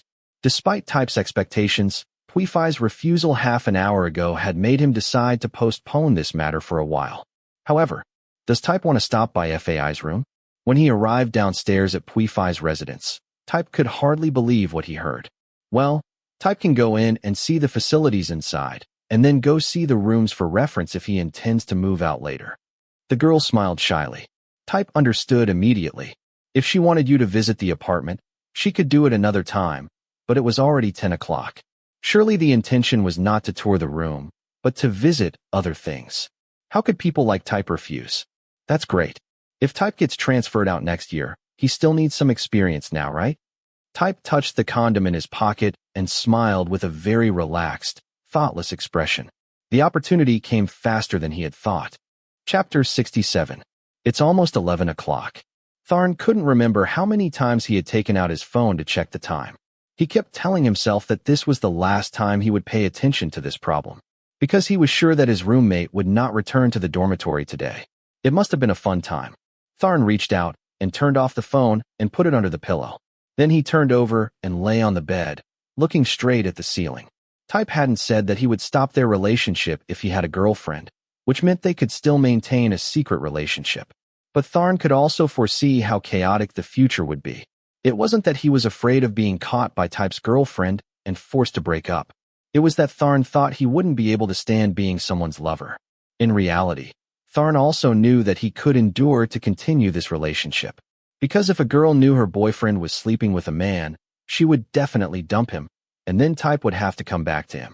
But from the beginning, Tharn also knew that Type was not gay. So even if they broke up, he could soon find someone new, and the only person who would be hurt would be himself. It's really time to stop. Finally, Tharn decided. He sighed and reached for his phone. Tharn looked at the numbers displayed on the screen again. It was 11 o'clock. He put on headphones and turned on the video, intending to continue watching the international MV on his music list, because at this moment, only music could calm Tharn down. However, at that moment, the door opened. Tharn didn't care. He was too lazy to look back. His eyes only looked at the screen in front of him, but his nose already smelled the perfume when the other person entered. The smell of women's perfume. They definitely slept together. Thinking about this, Tharn didn't want to look at the other person even more. Even when Type stood next to his bed, Tharn still didn't care at all. Type climbed into Tharn's bed and wrapped his arms around him. There was no space between the two. Type buried his head in Tharn's neck. This allowed Tharn to smell the perfume still lingering on Type's body more clearly. He didn't expect that the other person would hug his waist tightly. He even ignored that action. Tharn just quietly raised his cell phone higher to get away from the person pressing on his body. At that time, suddenly, "I'm sorry." It wasn't clear why Type apologized. Tharn was extremely confused whether Type was apologizing for sleeping with someone else or apologizing for hurting him. Now Type realized many things. He understood what he wanted and needed. I'm sorry, Tharn." So all he could say at this moment was those two words. He held Tharn tightly, but only received coldness from him. In the past, Tharn had hugged him every time. But today his phone seemed 10,000 times more attractive than Type. But no matter what Type thought, he still couldn't stop himself from saying sorry. "I'm sorry." "Ugh." Tharn sighed, but he still didn't turn around and just asked in a low voice, "Why are you sorry?" Type was confused when he heard the question. He put his head on Tharn's shoulder and took a deep breath. For the first time, he realized that Tharn's body had its own special scent. At the same time, he opened his mouth to speak. "I just slept with Pui-Fi." Type's silence. Even though he heard that, Tharn still didn't say anything. He kept his original sleeping position and ignored Type's repentant confession. "Pui-Fi invited me to her apartment. I wanted to go there too. I told you that when I pursue a girl, you also have the right to sleep with whoever you want, remember?" Tharn replied indifferently. "Why?" Tharn didn't answer. Type continued to talk because he now understood his heart clearly. "Because when I asked us to become partners, and I said I could go to bed with anyone. So, you said I had to take protection, right? I felt very sad and almost numb with pain. Obviously, I just want to wear a condom when I go to bed with you. I don't know why it hurts so much to hear you say that you don't care who I want to sleep with. I can't stand it." Type said as if he had lost all his strength. He didn't even want to look up. "Why? Isn't that sweet girl better than me? Why do I only remember the smell of your sweat? Why do I only think of you when I'm holding a girl in my arms? Why do I think about you when I kiss Pui-Fi? In my heart, I always think of you." In the last sentence, Type raised his voice and looked at the cruel person who finally put down his phone and took out his headphones. "Tharn, you bastard, why do I only think of you?" Type asked in a bitter voice, but Tharn still didn't respond. He only asked Type one question. "You slept with her?" Type opened his eyes wide, grabbed Tharn's collar with both hands, looking very angry because he felt like the other person was looking down on him. "I can't. Do you hear me? I can't. I can't sleep with women anymore." Type shouted to the person below. He breathed heavily, then once again buried his face in Tharn's chest, his hands tightly grasping the other person's clothes. "I can't do it, Tharn. I can't do it. I'm not interested in her. I only feel it when I'm with you. Only you." Type seemed to be venting his anger, because now he had the opportunity to be with a beautiful and lovely girl like Pui-Fi. But he didn't react to her touches. He even started to dislike the smell of her perfume. The scent was too strong, and that sweet body was not something he desired or cared about. "I'm not interested in other people." Finally, Type closed his eyes as if he had lost all his strength. He had to admit what he really thought. "I'm sorry, Tharn. I'm sorry. Please forgive me." So Type could only continue repeating this sentence. Tharn breathed heavily and slowly placed his big hand on Type's black hair. "Maybe you're just a little tired today." "No, I'm not tired." "Maybe it's because this girl doesn't interest you." "No, I don't react to all women." "Then maybe you will react to other men." At this time, Type grabbed Tharn's collar again and looked at him angrily. Tharn was trying to tell Type that he was gay. How could he not be angry? "You want to die, don't you?" "I'm a man. I don't want to sleep with any man. Just thinking about them makes me disgusted." Then, Tharn didn't expect that the other person would be so angry. He looked straight at the boy in front of him, who was red with anger. Tharn raised his hand and touched the other person's cheek. Before, Type always brushed his hand away. But now he just looked like he was about to cry and admitted the truth. I only have reactions to you. Only you. Type's voice was no different from crying. In the end, Type could only bury his face in Tharn's chest, then said, "Forgive me." "Okay." Tharn gently touched the short hair of the man lying on him. His voice was warm and gentle, but it made the heart of the person who knew he had done wrong feel even more painful. How could he hurt someone who was so good to him? How could he ignore what Tharn had done for him? "You know I've never been angry with you." With a strong hug around the other person's shoulders, Type felt like he had lost his strength in that moment. It wasn't easy for a straight guy to admit that he was gradually becoming gay. But Type's body and heart told him not to continue ignoring his true thoughts any longer. Besides the man in front of him, Type couldn't like anyone else. He was willing to admit that he belonged to that person. He wouldn't be able to escape this man. "You're mine now." A deep voice rang in his ear, and Type only responded weakly. "You are mine too. I will never let you go. Except for you. I don't react to anyone anymore." Even though it sounded selfish, without any tenderness, and the content seemed to be only about lust, Tharn also knew that the self-respecting person in front of him was truly captivated. And no one else in this world could be treated like that except himself. "I've been yours for a long time." When he heard this, Type raised his face and looked into his eyes that couldn't hide his true feelings at this time, and whispered, "I'm sorry." The sweet kiss that came with the apology was gentle, as always, simply a touch of lips. Chapter 68. I'm sorry. Tharn really didn't expect to hear such a sentence from Type. He hadn't expected Type to come back tonight, hadn't expected him to hug him tightly like a child and keep saying sorry like this. Tharn couldn't believe that Type had chosen him over that girl. In this way, Tharn, who had been patient for a long time, couldn't help but start reviving his dead heart. Love was not just expressed in a few words. The warm physical touch was reminding Tharn that his man had returned to him, and all the trouble was over. No, it should be said, Type officially belonged to him. Tharn smiled. Type pressed his soft lips against Tharn's lips. Then, Type bit Tharn's lower lip and then licked the corner of his mouth, like a small dog playing with its owner. Tharn couldn't stop himself from thinking. Tharn's thought, "You're so cute, Type." Although he couldn't believe his eyes, Tharn was sure of one thing. He was very happy right now. Who would have thought that someone like him would apologize to Tharn, even though he always emphasized that he was a straight guy? Although Type still hated gay people as before, the most important thing was that this man in front of him was kissing him. A gentle kiss along the lips made Tharn unable to control himself. He ran his hand through Type's short black hair and pulled his head closer. Then, he parted his lips to welcome the other's invasion. Type's lips were so soft, accompanied by a strange coolness. That feeling made Tharn want to kiss the other person even more intensely. The two lips wrapped tightly together, creating a lively sound that echoed throughout the room. "I'm sorry. Don't be angry with me," Type whispered, but his words contained more of an order than an apology. Then he lowered his head and continued to kiss Tharn. This made Tharn, who had never been angry with him, become more gentle than ever. Type slowly pulled away, quietly looking into the deep eyes of Tharn, who was always willing to serve him. The eyes were surrounded by eyelashes so thick and long that Type couldn't help but touch them a few times. That look, right now, was full of complexity, violence, aggression, unwillingness to admit defeat, self-assertion, and most importantly, full of self-esteem. All types of possessiveness were expressed without missing a single detail. "Kiss me to hope I'll forgive you, right?" Tharn raised an eyebrow, and Type reached for his neck. "Yeah, I'm trying to make you happy."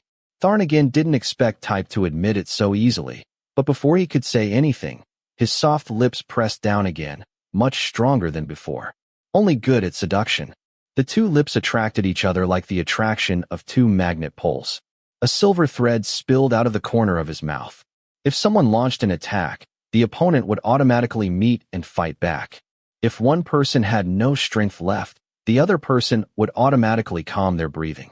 The only thing left in the room was the sound of two people kissing passionately. At the same time, Tharn put his hand inside Type's clothes and caressed his toned abs, which fascinated him to no end. Type also cooperated with a soft moan in his throat. Then he proactively moved away a bit so Tharn could help him take off his clothes. As soon as the clothes were thrown on the corner of the bed, he moved closer, hugged Tharn, and kissed him as if he didn't want to leave that person for a moment. It wasn't until both of them started breathing heavily that Type sat up and looked down at the man staring at him. Are you planning to seduce me with just kissing? Oh. Tharn raised his eyebrows and looked at the man's bare chest muscles. He couldn't help but put his hand on Type's stomach, slowly groping from bottom to top. Type took a deep breath. So what do you want me to do? Type asked, and Tharn smiled. Then he sat up, clasped their hands, and buried his face in Type's neck, kissing and licking slowly. I want to eat you. Saying that, Tharn's lips gradually moved from the other person's neck down. Type grabbed the other person's hair. Tharn whispered, the last thing I want to tell you is that I really want to do it with you. Tharn swept his lips down to Type's small nub. As usual, he couldn't stop himself from licking around there. His face was buried deep into Type's chest. He kept sucking the other person's two small nubs until they gradually became hard. This isn't enough, Type. Tharn couldn't wait to switch his position and suck the other's nubs. But Type grabbed Tharn's brown hair and gently touched his body. Tharn looked up, looking puzzled. Type raised his hand to block the lips that were possessing his chest and said in an impatient voice, Then let me give you something that makes you feel enough, Tharn. After that, Tharn was pushed down on the bed by him, but he had no intention of resisting and just quietly looked at the man in front of him. Type put his head on Tharn's neck, and his lips gradually moved down his neck. At the same time, Type's hand slid into Tharn's clothes and caressed his warm skin, until Type caught Tharn's light pink nub with both hands and gently kneaded it. Tharn sighed, his eyes glancing at the person lying on top of him, constantly moving down. Type, through the clothes, continued to pass through his chest. Tharn's breathing gradually became more rapid. Whether it was a woman or a man, that place was a sensitive area. Tharn put his hand on the other man's black hair and looked at him licking around his nub. Unlike before, Type proactively bit into Tharn's small nub. Tharn knew that he was learning from what Tharn had done for him before. Therefore, Tharn felt that he was very adorable. Then he also took off his pajamas and threw them at the end of the bed. When the other party grabbed his warm object with a large hand, Tharn couldn't help but moan softly. Before, if Tharn asked him to touch his son, Type definitely wouldn't do it. But now, Type was trying to please and tease him with his hands. Type's face was also full of emotions. Seeing Type sweating profusely, his face and eyes full of desire, Tharn thought he looked really delicious. Even though he really wanted to, Tharn still tried not to move. He quietly lay on the bed and watched the other person's performance. At this time, Type had moved to the end of the bed, looking straight at Tharn. Knowing what the other person was planning to do next, he spoke up. If you don't want it, you don't need it. Shut up, Tharn. I'm concentrating. Haha. Tharn couldn't do anything but smile. Even though his son was swollen, Tharn didn't expect Type to do that to him. Type hugged Tharn's son with both hands, his head swollen and showing red above. Type raised his eyes to Tharn, and his lips began to lick the exposed part. Tharn was so happy that he thought he was about to die. It was a wonderful sight. The man below was slowly licking Tharn's hot penis. He wasn't very skilled, so he hesitated and wasn't sure how it would turn out. But now, Type didn't find this disgusting at all. Use your tongue to lick the center slowly. Tharn couldn't help but scream. Type's heavy breath was sprayed heavily into the middle of the fiery hot object. He held it with both hands and gently moved it around. Looking at the scene of Type's mouth slowly opening and swallowing his son deep into his throat, Tharn felt his mind go blank, extremely aroused. Type may not have known how attracted he was to Tharn. Tharn once again affirmed that Type was born to become a killer, especially for homosexuals like him. So that's what it tastes like. Type looked like a kid who had just tried something new. Not only that, after realizing that licking Tharn's hardness wasn't as bad as he thought, Type lowered his head and did it again. He continued to try his best to suck and swallow the object deep into his throat. His lips moved in and out like he was sucking on an ice cream, and his tongue kept licking the tip. Tharn reached out and grabbed Type's hair. He really didn't want to force the other person, even though he really wanted to fill Type's throat with all of his hotness. A week ago, no, yesterday, Tharn could not even imagine that one day he would be able to see such beauty with his own eyes. He began to guide Type, trying to regulate his breathing. Watch your teeth. So many words. I don't know why people like to do this. Despite Tharn's complaints, Type returned to continue his work, and he tried to swallow the other person's hot object a little deeper into his throat. Tharn started smiling with a trembling voice. He was trying to control himself, not to make himself climax too quickly, because the pleasure that Type brought really made him passionate. There was no way to control it. But Type had no intention of cooperating and seemed to have the intention to oppose Tharn's wish, because Type was gradually accelerating the movement of his mouth. Now Tharn's son was surrounded by Type's saliva. Type's chin was also filled with his own saliva. Tharn breathed rapidly and suddenly looked up. Cough, cough, and damn it, why didn't you say you were about to shoot? It's so fishy and bitter. How were you able to swallow it before? At that moment, Tharn knew he couldn't control it anymore, but he didn't have time to tell the other person. Tharn shot all over Type's mouth before he could react.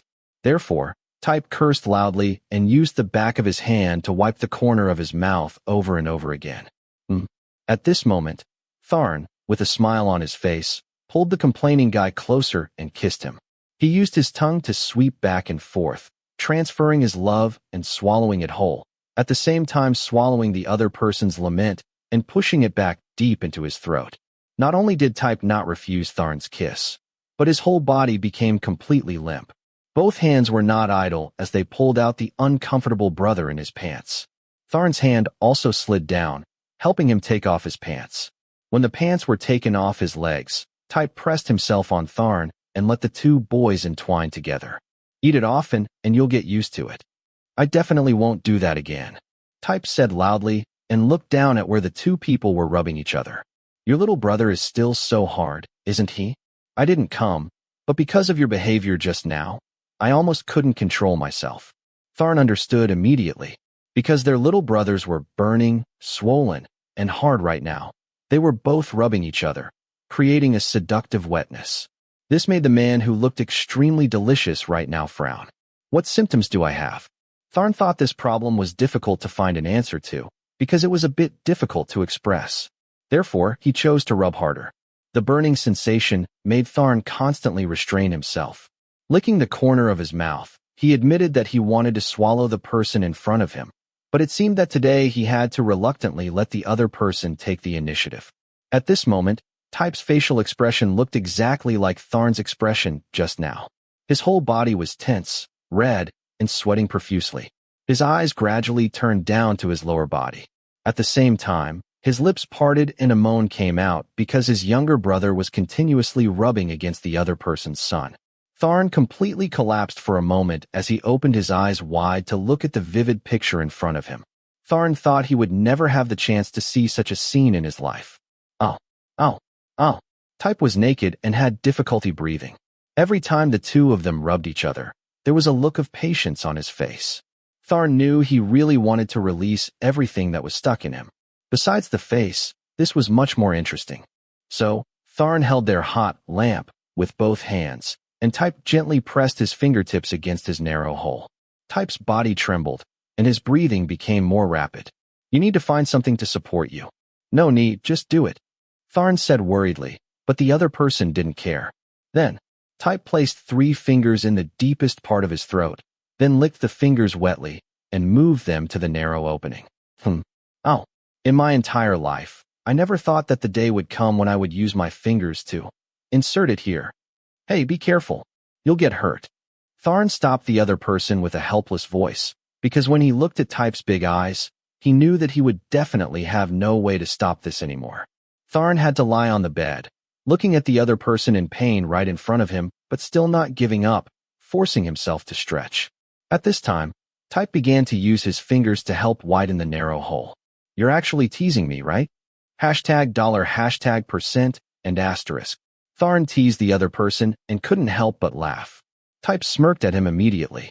Tharn couldn't help but whisper, I'll see if you can smile like that after we're done. The other person grabbed Tharn's giant stick and made him immediately stop laughing. Type pulled his fingers out of himself, then held the other person's hot light right at the entrance to his narrow slit. Tharn also caught the rhythm quickly. He could feel the warmth as he moved into the other's body and felt the tightness of the slit. Worried that Type was injured at this time, Tharn unconsciously moved his body to hug his shoulder and whispered, "Slow down, Type. Don't insert it all at once. Fuck. I know. What? Because. After Type finished speaking, he couldn't help but reach out and hug Tharn's neck. The narrow hole slowly swallowed the hot light. A little, then a little more, combined with rapid breathing sounds and heavy breaths to the deepest depths. After that, the two leaned against each other again, their lower bodies exploding in pain, but nonchalantly exchanging enzymes. Tharn was gradually convulsing, and Type was having a hard time controlling himself to the point of wanting to bite the other person's lips really hard. Tharn. Right there. Fuck. Ow. Me. Hearing that, Tharn no longer hesitated. He thrust into the previous position one more time, and moans of pleasure echoed throughout the room. Tharn also began to hold the person sitting on top of him to move his hips in harmony with the rhythm. So, as soon as he grasped the rhythm, Type pushed his legs wide open, placed his hand on Tharn's lower abdomen, and felt his heart being caressed. His angular face turned upward, and his breathing gradually increased according to the rhythm of Tharn's body. Tharn's mind rang again. Type was born to kill him. Tharn. That's it. Damn it. Relax. The person above was drenched in sweat, looking like a piece of chocolate about to melt. His handsome face and heavy breathing showed that he didn't care at all if anyone heard them. The person below moved his body, deliberately tightening his grip, unable to help but grit his teeth. Is that you? How can I satisfy you? There. I can't say. I just can. It's there. That's it. You. Hey, but I know you like. Tharn, who was playing with his younger brother Type's top, laughed out loud. I didn't say I didn't like it. I can't do it. But soon, Type almost collapsed, with only the giant light tube still moving heavily. Tharn also increased the strength of his body's contortions, his arms tightly holding Type on his sweaty shoulders. The man on his body hugged his head tightly. Ultimate happiness was approaching step by step. The sound of bodies colliding and the bed shaking echoed throughout the room. Desire was almost about to be released. Type. I'm almost. Tharn knew that Type didn't like him shooting inside, so he didn't think he would hear such an answer. No problem. Shoot inside. Hearing such lovely words, Tharn could no longer restrain his desires, and Type himself took the initiative to grab the giant light tube and put his body into a state of extreme excitement. Immediately after that, all the milky white liquid from both was quickly secreted. The room was filled with only gasps. You won't be able to get out of bed tomorrow. Don't worry about me. I won't go anywhere on vacation. I'll lie on the bed and wait for you to serve me food and drinks. After his breathing began to return to normal, Tharn gently stroked Type's back and spoke worriedly, but he also knew that he had no way to stop. In the end, Type just calmly answered as if it was no big deal. So aren't you going out to find that person? Tharn didn't mean to provoke an argument. He just wanted to be more certain. Type slowly shook his head, but he didn't look at Tharn. No, I told her that I won't see her anymore, and I also deleted her phone number and even line. Tharn's thought. You don't need to do that. Tharn also wanted to say that to Type, but he wasn't good enough to create more opportunities for the person he loved to continue seeing another woman. He raised his head and smiled slightly, his expression not at all forced. Even if I want to go back, I can't go back anymore. Why? Type collapsed on the bed, breathing heavily. I told her I had a boyfriend. Hearing this, Tharn was a bit stunned. He couldn't believe what he heard. What Type just said was not for any other reason but about his boyfriend. Don't look at me like this. I told her I had a man, then she slapped me when I got out of bed. It seemed like she called me a pig or a dog or something. Couldn't hear clearly. Type shrugged. But she slapped me lightly, so I don't know if I was slapped or fondled anymore. Do you know how stupid you are? Tharn couldn't help but complain about him.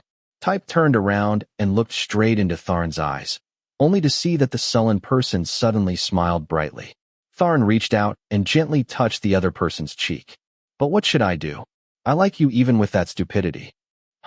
Type made a ha sound in his nasal cavity, but the temperature of his cheek touched by Tharn's fingertips became increasingly higher. Tharn smiled brighter and hugged Type. Before that, Tharn hadn't dared to hope that Type would be willing to be bound like this. Not only did he not want to, but he would also give you a punch. You'll definitely be okay with a gay guy like me, right? It wasn't like Tharn liked to ask back and forth like that. But for Type, who was very unsympathetic towards gay people, he still needed to verify again. This problem also made Type pause. Then he shook his head. I really don't know. I spent my whole life hating gay people. Even now I don't know if I'm crazy or not. I got such a good girl, but in the end I chose you. I feel like a real idiot. Type said stiffly, but after a moment he gasped. I'm sorry. You know I can't say nice things. Don't be angry. Many times Tharn felt that he had no future when he couldn't even be half as cruel to the other person. As soon as Type said don't be angry, he immediately softened. At first I was planning to break up when you returned. Hearing those words, Type immediately sat up, turned his head to look at Tharn, shocked. Tharn said and smiled more happily. But now, even if you let me die in your arms, I can't leave. Are you afraid? Yes. How can I not be scared? You're talking about dividing. That's what I've been worried about all week. I was afraid you were going to tell me that. Tharn continued. Type's face was immediately filled with regret, and he began to confess again. I'm sorry. I won't treat you like a spare wheel anymore. You better know that, Tharn said, then pulled the other person back and signaled him to lie down and sleep together. The bed is too small. I've never heard you complain like that before. I always go back to my bed when I'm done, Type said and hugged Tharn, placing his hand on that person's broad shoulder. Two big men sleeping on such a small bed is really cramped. Type continued to complain, and Tharn smiled. He rolled over to Type, his eyes glued to the other person, his mouth smiling. What do you think about moving out next semester? My father won't agree. Type spoke in a nasal voice. Then I'll clear out myself, and you can come with me, Tharn immediately said. Type frowned tightly. He continued talking about how good it would be after moving out. I want to hear you moan freely without having to hold back. It's guaranteed to be extremely sexy. You don't know how worried I was just now that we would be heard. But you're moaning so seductively, Tharn said, then buried his face in the other person's neck. Type's eyebrows furrowed. Do you want to be kicked by me, Tharn? I'm telling the truth. Tharn leaned close to Type's ear and whispered, how attractive is someone like me who smells like a man? You don't need to know. I already know. Tharn's voice was low, and he spoke slowly. Oh, are you jealous? Type asked. After hearing that, Tharn turned to him and asked, so do you want to date a jealous guy like me? Type looked at Tharn, their eyes mingling. Type's angular face had a smile on the corner of his mouth. If I didn't want to go on a date with you, would I immediately come back and feed you everything? So can I eat all night? Tharn leaned close to Type's ear and whispered. He reached out and grabbed the other person's separated leg. Type even took the initiative to put his legs on his waist. A satisfactory answer was given. Do whatever you want. Chapter 69. Actually, having a husband is not as bad as he had thought. After waking up, Type felt pain in every aspect of his body. He saw breakfast prepared on a Japanese-style table. Tharn was struggling with his homework on the opposite bed. When he saw Type waking up, he immediately dropped everything and came to him. Can you take a shower by yourself? I cleaned you up, but you might still feel a little uncomfortable. After Tharn finished speaking, Type looked down at his body. The other person had helped him change into comfortable and pleasant sports clothes. So Type shook his head. I want to brush my teeth and wash my face first. What's wrong with my voice? Type's voice was hoarse and almost inaudible. He immediately remembered. Last night had been really intense. Type said to himself and refused the other person's intention to help. He lifted his feet and stepped out onto the balcony. There was a small wash basin there. Every step was like walking on a knife's edge. Pain was clearly everywhere. At the moment of contact with cold water, Type's gloomy feeling when he woke up gradually faded, and his reason slowly returned. He started washing his face, brushing his teeth, then decided to take a shower after breakfast. However, just as he was using his hand to wipe the drops of water from his face, a small towel covered his face. Type frowned a bit, but he still took the towel and wiped his face. The food is cold. Do you need me to warm it up? It's okay, I can eat it. Type shook his head, because his stomach was rumbling loudly right now, so it didn't matter whether the food was hot or not. Type walked over and sat straight in his seat, then, shit. The person who was pouring water for him turned his head to look. What's up? Then Type turned back to look at him and exclaimed, isn't that a good thing for you? My good thing. Shut up. Tharn was innocent. He didn't understand why the other person was angry with him. Type looked at Tharn and was silent. Currently, the pain was still evident when he sat down. Forget it. I'll take a shower first. Type pretended to be fierce because he didn't want to let his boyfriend know that he was embarrassed. He took the towel and tried to walk out like a man, but it seemed like such a short amount of time was enough for Tharn, who was a bit confused, to understand the problem. Because last night I intended to help you take it all out, but you pushed my hand away, so I didn't have time to clean it up. Type didn't think he would continue to listen to last night's situation. He quickly walked out of the room, but still couldn't help but remember the climactic scene between the two of them last night. The more details he remembered, the more embarrassed Type felt. While thinking about it, Type put his head under the shower. The cold water flowed directly down his feet. Some unidentified liquid also flowed out with the water. At this time, Type started to clean himself. Type, open the door. What? When he heard his boyfriend's sudden knock on the door wanting to come in, Type was also shocked, and his eyes opened wide, because he was worried that the other person would continue to do the same thing to him as last night. He admitted that doing it in the bathroom was fun, but now was really not the time. Last night's embarrassment still hadn't disappeared. Type replied loudly, I won't open it. Type's thought, this bastard probably wants to torture me again in here. Well, you don't need shampoo or shower gel, do you? Huh. Wait, you came here just to give me shampoo. Type raised his voice a little so everyone outside could hear. That's right. You didn't bring these things when you went to the bath. I just came to bring them to you. Hearing that, Type opened the door and reached out to take it. Give it here and leave. Why? Are you afraid of what I will do to you? Even though he said that, Tharn still quickly gave the other person shampoo and shower gel and closed the door. Type didn't know why he didn't dare look straight at the other person. Maybe it was because he thought the other person would do something to him, but in reality, the other person only had kindness. Can I come in and help you? Tharn asked him if he needed help, but the guy in the bathroom gritted his teeth and said, Get away from the door. Trouble. There was a burst of laughter from outside the bathroom, and Tharn obediently left, leaving only the one who couldn't help but want to bang his head against the wall out of embarrassment. Type didn't return to the room until he put his original clothes back on after taking a shower. As soon as he entered the room, Type smelled breakfast. Apparently, someone had reheated it and placed an extra bottle of water on the table. If his nose wasn't wrong.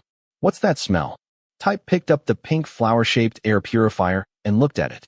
Didn't you say you didn't like the smell in the room after we finished? In the morning I washed the bedsheets, then bought this one. It really removed the smell, right? Tharn said while Type turned to look at his bed and saw that it had been replaced with new sheets. Last night, the bed had been covered with white liquid everywhere, but now it only had a faint scent like blooming flowers. Type couldn't help but nod. He spoke casually and didn't want the other person to realize that he was happy because the other person cared for every little bit like that. After that, Type sat in his seat. He put his breakfast on a plate and began to eat it greedily. He didn't dare look up because he felt the other person constantly staring at him. Type's thought, Why are you staring at me like that? Type was engrossed in eating and drinking while knowing that the other person was definitely thinking back about what had happened in bed. If it had been before, Type wouldn't have hesitated to look up and make eye contact with the other person. But now he didn't have enough courage. Why are you avoiding my eyes today? Whoa, Type, why did you kick me? As soon as the other person proactively brought up the topic, Type, trying to hide his shyness and pretend as usual, kicked Tharn's leg, causing him to curl up under the table. But Type still didn't say a word, only starting to speak when the other person grabbed his foot. Let go of my leg, Type said bitterly, but the person holding his leg just quietly looked and smiled. Look at me first. Why don't you dare look straight at me? If Tharn glanced up, the other person would immediately look away. He placed Type's foot on his knee and started tickling the sole of the foot. Ah, stop. It tickles. Ha ha. Tharn scratched his leg, making Type almost jump up to escape. But Tharn still didn't stop until, Look at me. Whoa, just want me to look at you, right? I'm looking. Type raised his voice, turned his head, and looked at Tharn expressionlessly, showing the other person that he was angry. Tharn stopped tickling the soles of his feet and turned his head to look at Type and smiled, but his hands still held his ankles tightly. Type's fiery gaze seemed to want to drill a hole in the other person's handsome face. But as soon as he saw the smiling eyes, the corner of his mouth, and the face of the person who had seduced him last night. Then, Type raised a hand to cover his face. I give up. His skin was so hot that it could be clearly felt.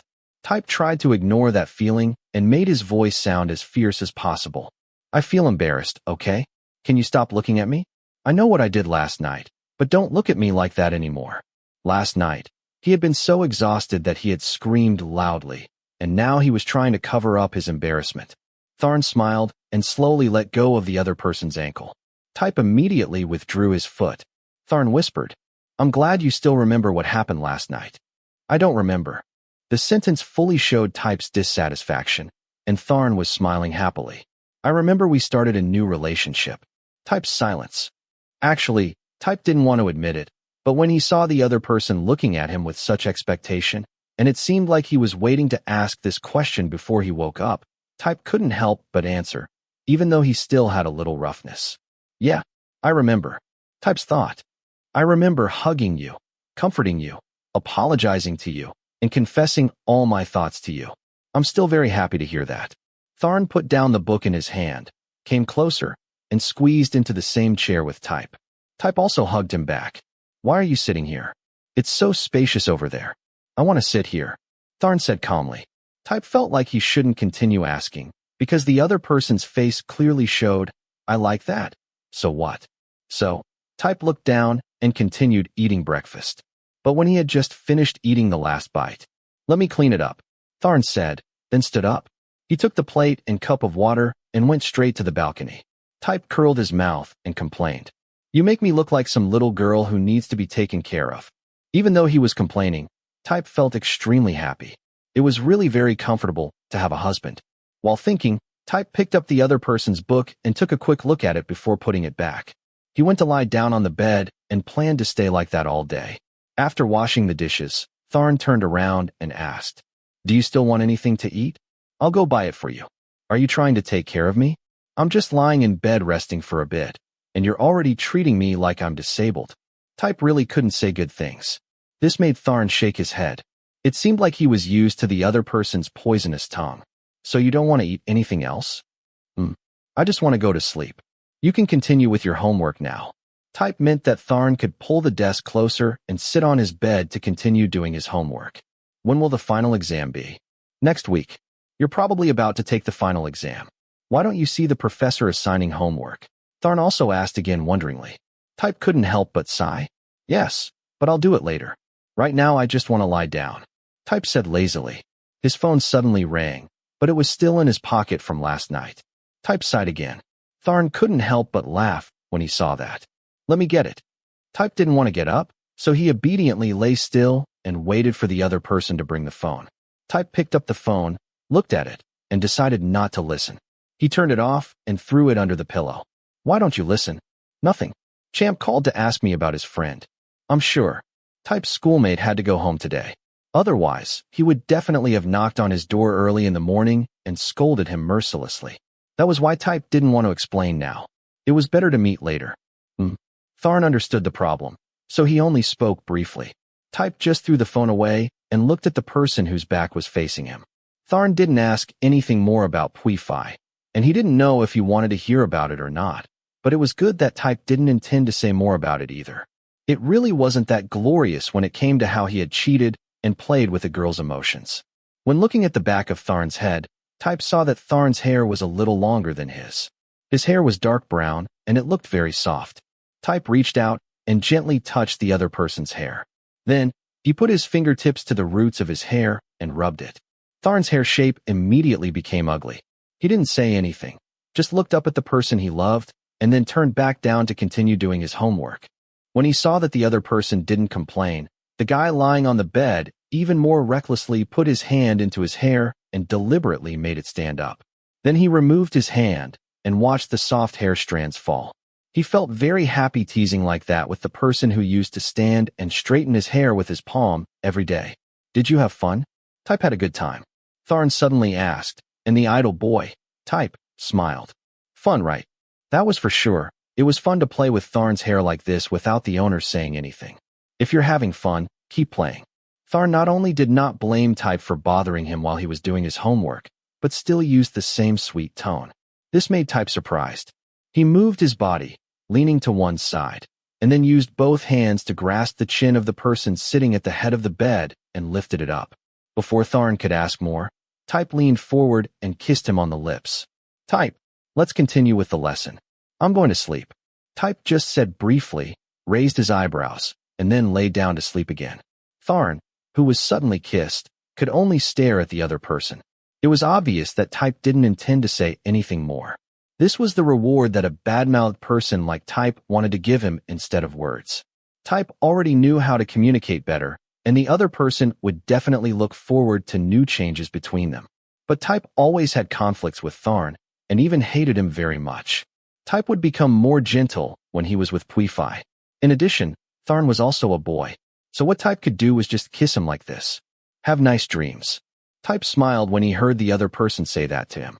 Yes, having a husband was not as terrible as he had thought. Ring, ring, ring. Type didn't know when he fell asleep, but when he woke up, the phone was ringing. Type looked at the screen and saw who was calling. His first reaction was to hang up immediately, but in the end he still answered the phone after taking a long breath. "What's wrong, Dad?" This person's phone couldn't be ignored, otherwise next month's living expenses would be gone.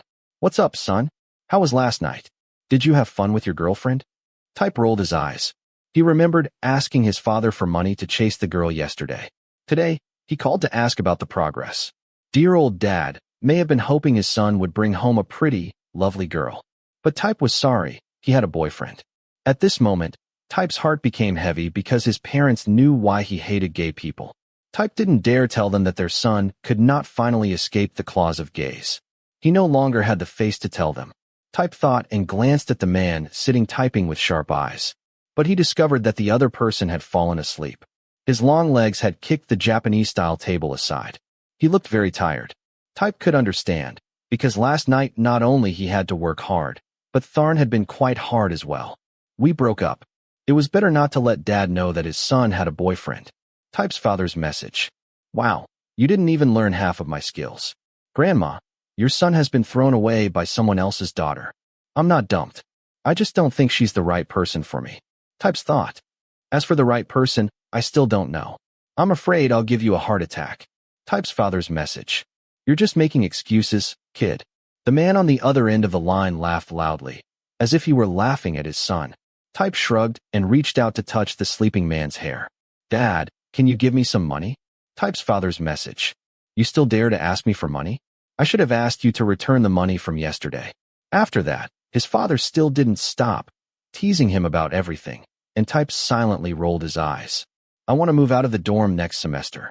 Because what Tharn said made sense. If they moved out, they could live more comfortably without affecting others. Moreover, sleeping in a big bed would certainly be more comfortable than having two people crowded together like now.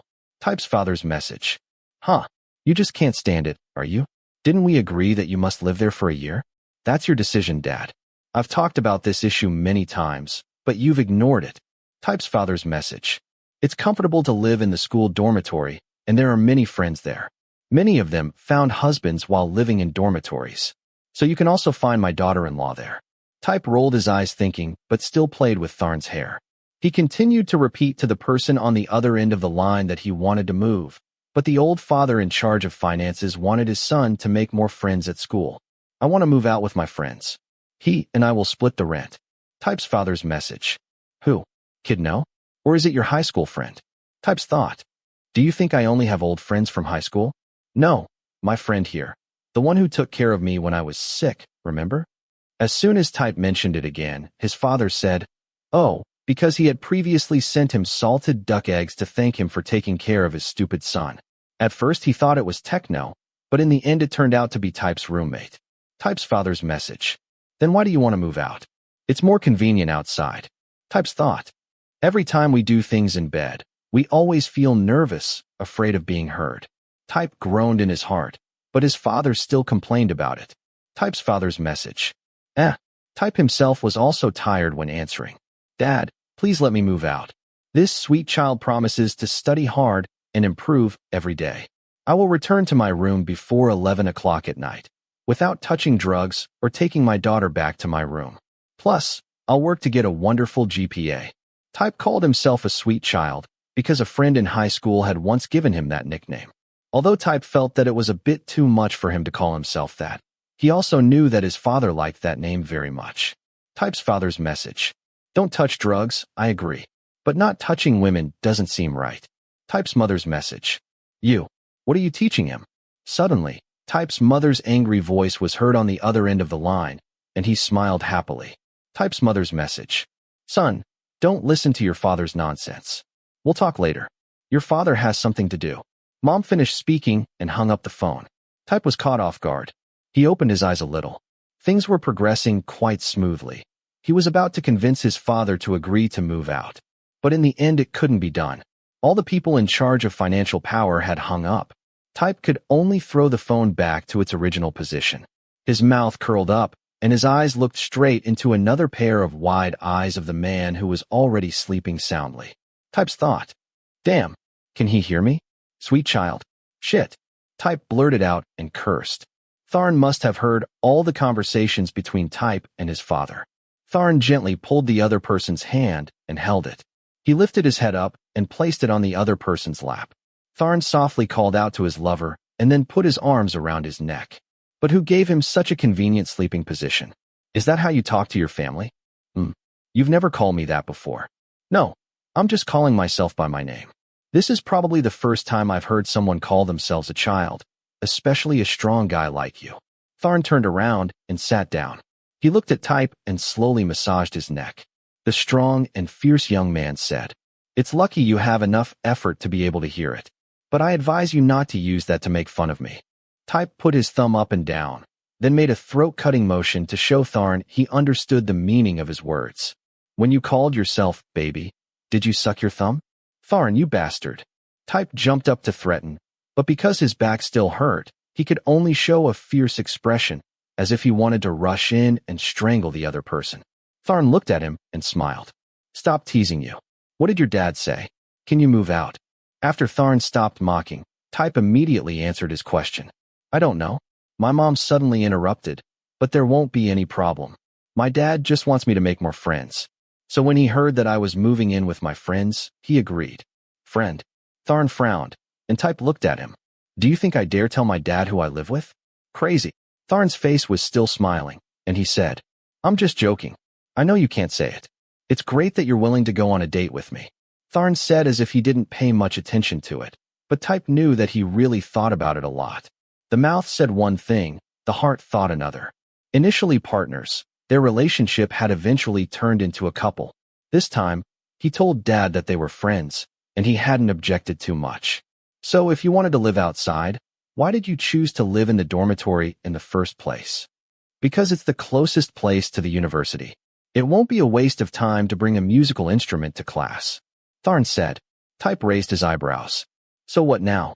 But nothing is as important as the fact that I can live comfortably with you. Tharn continued, and then turned to turn off the computer. Move over a bit. Go back to your own bed and sleep. It's too cramped and hot. It was hot for a reason, but for what reason they had to squeeze together on the same bed to sleep, Type didn't understand. When he heard Type say that, Tharn stood up and returned to his bed. However, he walked there only to turn his fan towards Type's bed.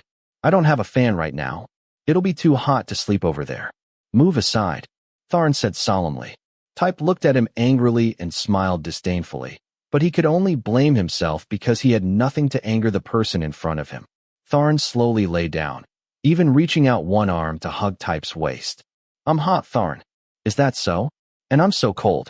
The fan blows straight on my back. Guy. Before Type could say rude words, Tharn chuckled. He laid his head on Type's arm and asked, Let's go see the apartment tomorrow. What do you think? Do I have a chance to refuse? Even if I don't want to go, you will definitely take me there anyway. That was right. Tharn could make excuses to squeeze into a small bed with him when it was hot. And when he had said before that he didn't want to go out to buy bed sheets, everyone knew what happened after that. So Type was sure that going out to rent an apartment would be the same. No matter what, the hateful guy would find every reason to force him to leave. I don't want to force you. Tharn's mouth still spoke to Type, but his body gradually moved closer to his lover. Upon hearing this, Type's attitude softened, but I'll just think of some way to make you unable to refuse. The only thing Type could do was gently shake the man's head, because since he decided to hang out with Tharn, the guy he had bullied was no longer as honest as before. Type's thought. Or was he inherently not as honest as I thought from the beginning?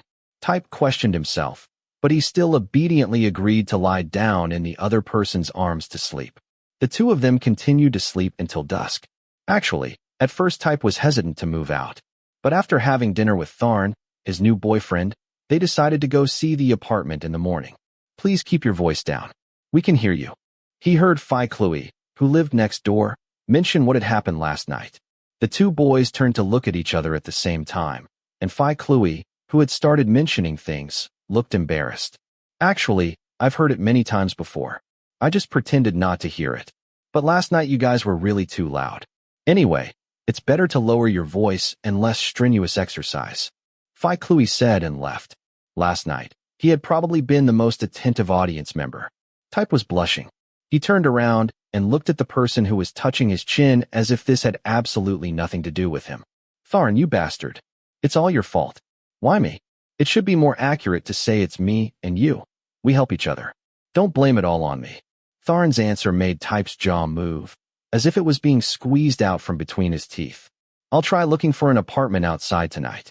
Yes, Type had no face left to live here for another semester. Even if he died, he must ask his father to agree to let him move out. Chapter 70. Do you have a lover, Type? Huh? Type has a lover? Type felt confused. Were these bad friends deliberately not letting him finish his breakfast? Monday morning, Type and his roommate, who was also his lover, went to the cafeteria to find food.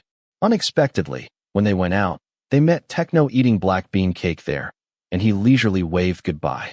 A moment later, Champ rushed to find them. Just now, the loud questioning voice had come from this person's mouth. As for the person who was shocked and asked back like a genuine close friend, it was none other than Techno. Pui-Fi called me, and she cried hysterically, saying that you deceived her and deliberately gave her hope. And I was not only tortured by her cries alone. Mai also called me and scolded me. She said, why would I introduce someone like that to Pui-Fi? Champ sat across from Type with a headache, turned to look at the bastard in front of him who had just finished eating a large plate of spaghetti. Right now, he was biting a piece of bread and butter in his mouth. I'm sorry. I just told Pui-Fi that I don't think we're compatible. Having said this, Type also took a deep breath. It wasn't a confession, just a way to escape. In the end, he felt a bit helpless. Tharn looked around and listened quietly. He was still chewing delicious spaghetti. When you were chasing Pui-Fi, why didn't you say that? Now she's really sad. I heard that the teddy bear you gave Pui-Fi as a birthday gift was enchanted and cursed by Mai. Champ sighed deeply when he finished speaking. It seemed like he was very worried about Pui-Fi, but also didn't want to blame Type. Forget it. After all, it was my fault for introducing both of you. You don't need to call her to apologize. She won't forgive you and will definitely curse you even worse again. Champ said, and Type frowned. Type's thought. Calling to listen to the scolding? Do you think I'm a shameless person?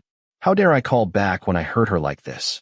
Type thought to himself, and he nodded in response calmly, because he was sure that Pui-Fi had not told Champ the details of the situation.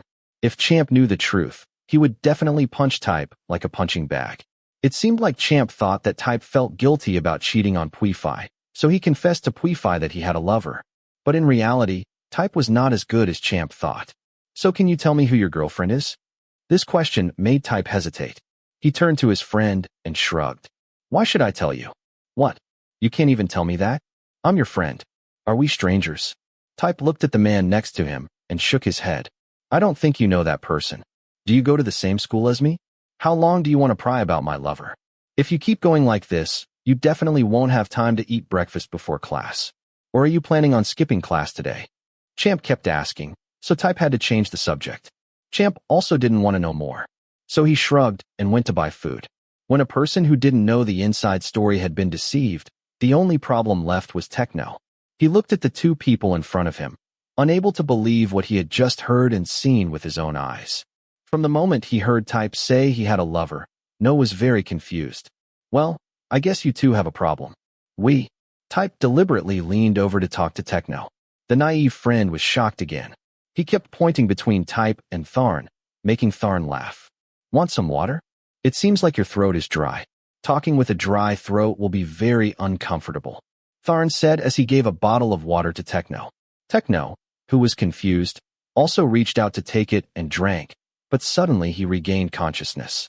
Whoa, I don't have a dry throat. You too. Techno just went back and forth between Type and Tharn. Type sighed. I said you'd better drink water. Haven't your throat become dry after talking all this time? Realizing that the two people didn't want to tell the truth to him, Techno appeared more serious. Although in reality, No's first reaction was girl, Type's lover was definitely the guy, Tharn. Techno thought that Type really liked Puify, but since Puify had finally left, could he choose someone else? No, there was someone else.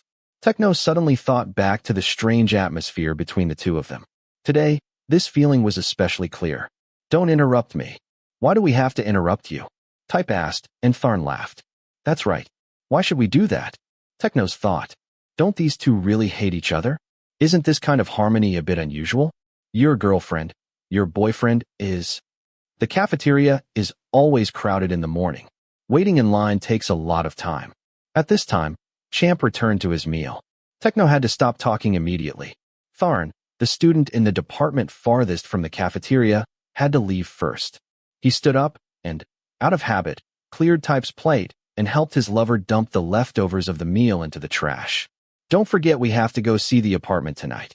When he took a few steps, Type reminded him, and Tharn nodded to show he knew. I'll call you after school. Techno's head hung to the side, looking at the two of them talking in harmony. It was a bit unusual, as if the previous noisy scene of the two of them had been his own hallucination. Apartment? Which apartment? I'm about to move out to live with Tharn. Huh, Techno exclaimed. He looked at the two people in front of him, seemingly realizing something. At this moment, Tharn, who had left to dump the leftovers, returned. He also seemed to think of something to say. About what you asked just now, no? You guessed right. It's time for me to go. As soon as Tharn finished speaking, Type immediately raised his foot and kicked him. The footprints on Tharn's clean pants were clearly visible. However, Type grasped the power very well, because Tharn's body didn't even tremble at all. Tharn not only did not get angry, but also smiled, and said he would call Type after class. Then he took his things and left Techno, who was extremely confused, behind. Techno's thought. Guess right. That means. Techno opened his eyes wide and almost exclaimed, but thinking that Champ was still there, he just kept his mouth shut. No looked at his so-called best friend, and the other person rolled his eyes at him, but at the same time nodded to confirm his guess again. With just one move like that, Techno immediately understood everything in his heart. He lowered his head and looked at his hands. You didn't even say you liked black bean pie. Techno could only speak vaguely. He sighed, but his heart was still full of wonder, not understanding how the two of them had ended up together. Or, as the ancients often said, hate what God gives you. Chapter 71. Everyone thinks that finding a love nest for a newly in-love couple together is very romantic. But actually, what Type wanted was for it to be closer to school and have thicker walls, better soundproofing effect, and Tharn wanted a larger, simpler, and cleaner space. And if anyone thinks that moving into a new home must have a sweet scene like a newlywed couple, then they are wrong again. Because final exam week would come after finding an apartment. And if anyone thinks they would have a sweet time together after the final exam, they would be wrong for the nth time. Because Type is back. Type turned his face towards the sea, raised his hands to the sky, like a prisoner just released after 4 months of imprisonment, screaming. The sun shined brightly, making the sea sparkle, and screams rang out from the beach. That was right. Type packed his things into the new apartment right after finishing the exam, and he immediately went home after that. Type didn't even have time to say goodbye to Tharn, who hadn't finished his exam yet. Continue to fight in hell. I'll go find heaven first. Type said that, then patted his butt and went home. Of course, going home was the best option now, because he didn't want to stay in the new apartment and just wait for his boyfriend to finish his exams. Anyway, they didn't have time for much warmth, but it didn't mean Type wouldn't see the other person next semester. Besides, Type now also wanted some private time to think about whether the path he had chosen was really the right one or not. After all, making up your mind to be with a man was not easy, so it somehow made his decision a bit difficult to make. I feel tired of seeing Tharn's face for the past 4 months. It's good to be without him for a month. Type was satisfied that he could avoid Tharn, because in his heart he still hadn't really accepted his own decision. So this vacation was equivalent to giving him some time to balance and accept it. Is studying so much driving you crazy? Standing here babbling alone like that, son? I'm so happy, Dad. What are you so excited about? Haven't you just been dumped by a girl? While Type was intoxicated with the breath of the sea, suddenly someone spoke to him from behind. Type's father, who liked to tease his son, was rolling his eyes at him in silence. It's over, Dad. Forget it. Well, how could I forget? I invested 2,000 baht in your Get the Chick fund and lost it all. You don't deserve to be my son. When I was little, I didn't spend a penny but still got all the girls. A dog, Type replied, intentionally speaking against his old father's wishes. He laughed even louder. Type's father was a typical southerner. People could easily tell which region he was from when they saw him. His skin was darker than Type's, his eyebrows were thicker and darker, and his eyes were sharp. Although he spoke with a Bangkok accent, he also often used a southern accent. And when people spoke with a Bangkok accent too fast, he couldn't keep up. The most important thing was that his rough smile and loud laugh were the clearest signs of recognition. Type's mother was a petite beauty, but she could cure Type's father's illness and make him obey. When will you return to Bangkok? Dad, what's wrong? I just came back yesterday. There's still plenty of time. What are you in such a hurry for? Type complained about his father's laughter. No, I can't keep up with you. I just wanted to send you there. In the end, you decided to move out. That was really too much. Whose child is this? Type's father shook his head. He looked at his son like he was a useless child, but Type understood the meaning behind his words. Are you worried about me? Who cares about you, you heartless bastard? The grumpy father immediately denied it, and Type listened with a bright smile. Type knew that his father was very worried about him because of many things that had happened in the past. He had sent him to study in Bangkok to stay away from the place that had left him with many unhappy memories. So it was hard to avoid the fact that he was still as worried as always. He always told his wife that Type was a boy and could live well outside. But in reality, he still constantly worried about his son's life far away. Anyway, how's your roommate? His father suddenly asked about this. Type raised his head and thought of Tharn's handsome face. Today, he would complete his final test. Thinking of that, Type suddenly had a smile on his lips. He's also handsome and knows how to take care of others. Sometimes it makes me feel uncomfortable because he treats everyone so well. He's also often as cold as an iceberg, and at those times he looks quite scary. He's also the kind of person who likes to defy others.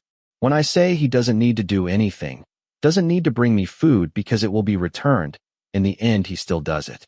When he hangs his clothes out to dry, he's ready to conveniently dry mine too. Sometimes, he even helps me change the bed sheets. Isn't it annoying, Dad?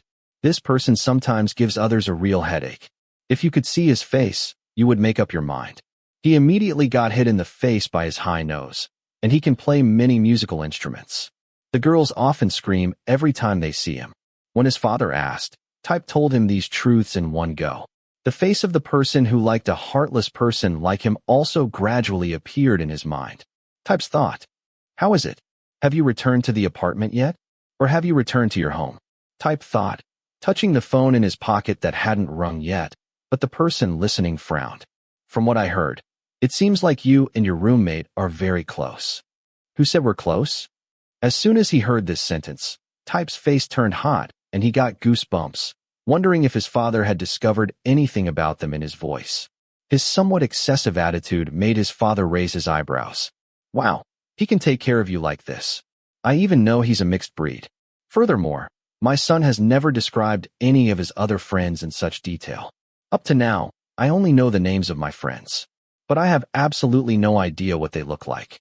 Type was silent, because what his father said was absolutely right. How many times had he told him about his friends, but never talked about what they looked like? This time he didn't know how many times he had said Tharn was handsome. However, it seems like you really like this friend and keep praising him. Who praises him? Type immediately refused and disappeared. That's not it. You keep talking endlessly and keep praising him. You don't like him? You hate him. Type was left speechless when asked. He looked from left to right to try to find a way to stop this topic, because if he continued talking about Tharn with his father, he would probably find out about their relationship. Dad, It seems like a customer is looking for you, right? As soon as he turned around and saw the blonde foreigner behind the house looking here, Type immediately signaled his father to come back. Well, anyway, if you're at home, don't sit there all day. Help out with the household chores. There's been a lot of guests lately, all of them foreigners. Type's father complained and then went to the guest. His English was very good. He used it equally well with Ty. Type's family was not very rich, but they didn't have to worry about food and clothing. His father was the owner of a very special homestay on Fangon Island. The homestay was very famous, but strangely the main number of visitors were not Thai tourists but foreign tourists. Because customers introduced each other, there were many new and old customers coming all year round. They all came to Thailand to see the beautiful sea views. Besides, some people came here to attend the full moon party. The blonde from before turned towards Type again. He shrugged and turned back to continue enjoying the beautiful scenery, but felt like someone behind him kept looking at him. What the hell are you looking at? Type frowned. He tried to get rid of the strange feeling in his heart when that man looked at him. After all, he was a guest. Type walked to the other side, wanting to ask the motel staff if they needed help. When passing by, he didn't forget to pick up his phone and look at it. I don't want to chat with you. I just want to ask if you're dead. Type spoke to himself, and then the phone connected. Miss me? Shit. As soon as it connected, the other person's voice rang out, but Tharn's words made Type angry. Don't make me angry. Did I do something to provoke you? I was just asking. My answer is no. I just left yesterday. You think I'll miss you? You just left yesterday. You called me early this morning. This bastard. Type frowned and his eyes were angry. He wanted to strangle the other person because it seemed like he had hit the nail on the head with what he said. Yes, he had just left yesterday. Why call today? The momentary silence made Tharn realize that he seemed to be testing Type's patience, so he quickly changed the subject. You're home already, right? Type heard that. The corner of his mouth began to curl up, his voice a bit happy. Are you worried about me? Type could forget that people like Tharn were never shy about those things, because Tharn immediately answered him. I'm worried, and I really want you. Type's silence. Once again, Type was speechless and didn't know what to say. Because a month ago, a gay hater like him would have gone crazy hearing this. But this time, he felt his whole body heat up and began to sweat. He felt the heat spread through his phone. I'm not a girl. I won't be moved by your cheesy sentences. The person on the other end of the line immediately replied.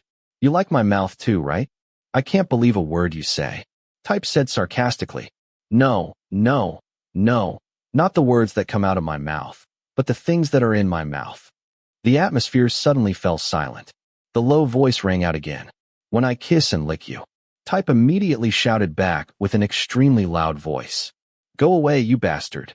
After that, he hung up the phone, seemingly very angry because the other person talked like he was addicted to his oral service. Despite the fact that Type couldn't really deny that. Damn it. I hate you. That was what Type said on the outside, but inside Type's heart, it was a different story.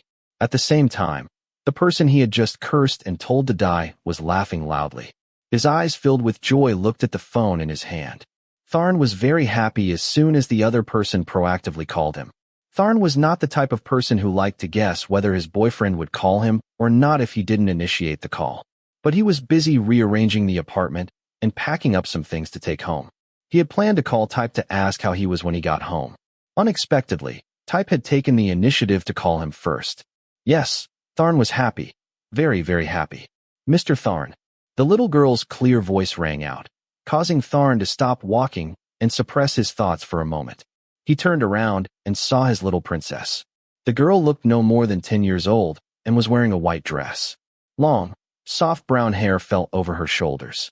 When she saw Tharn, she was very happy. Mr. Tharn, I miss you so much. I miss you so much. Haha, I miss Thanya too. Tharn picked up his sister and went into the house. The little girl didn't believe what he said. Thanya doesn't believe it. If you miss me, why hasn't Tharn come home for a month?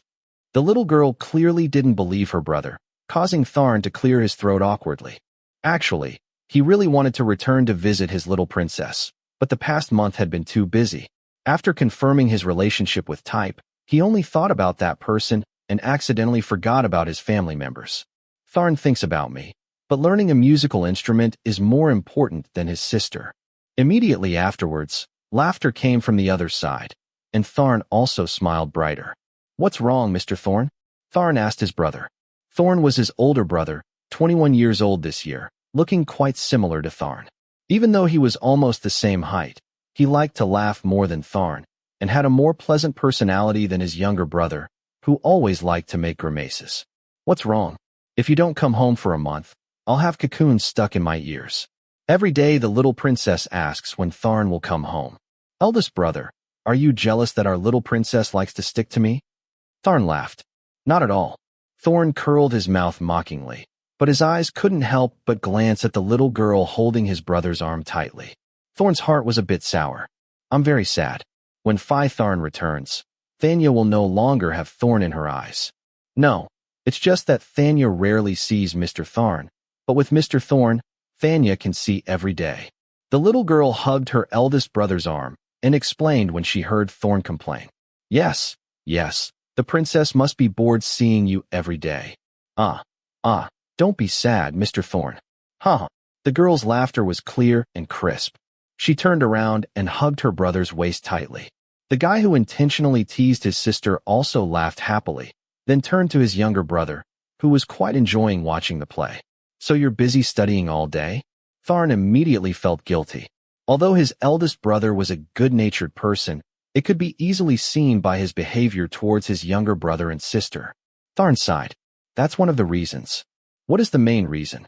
Is it the thing that made you sigh like a dead person last time when you returned home?" Thorn asked with a smile and serious eyes. Tharn sighed again.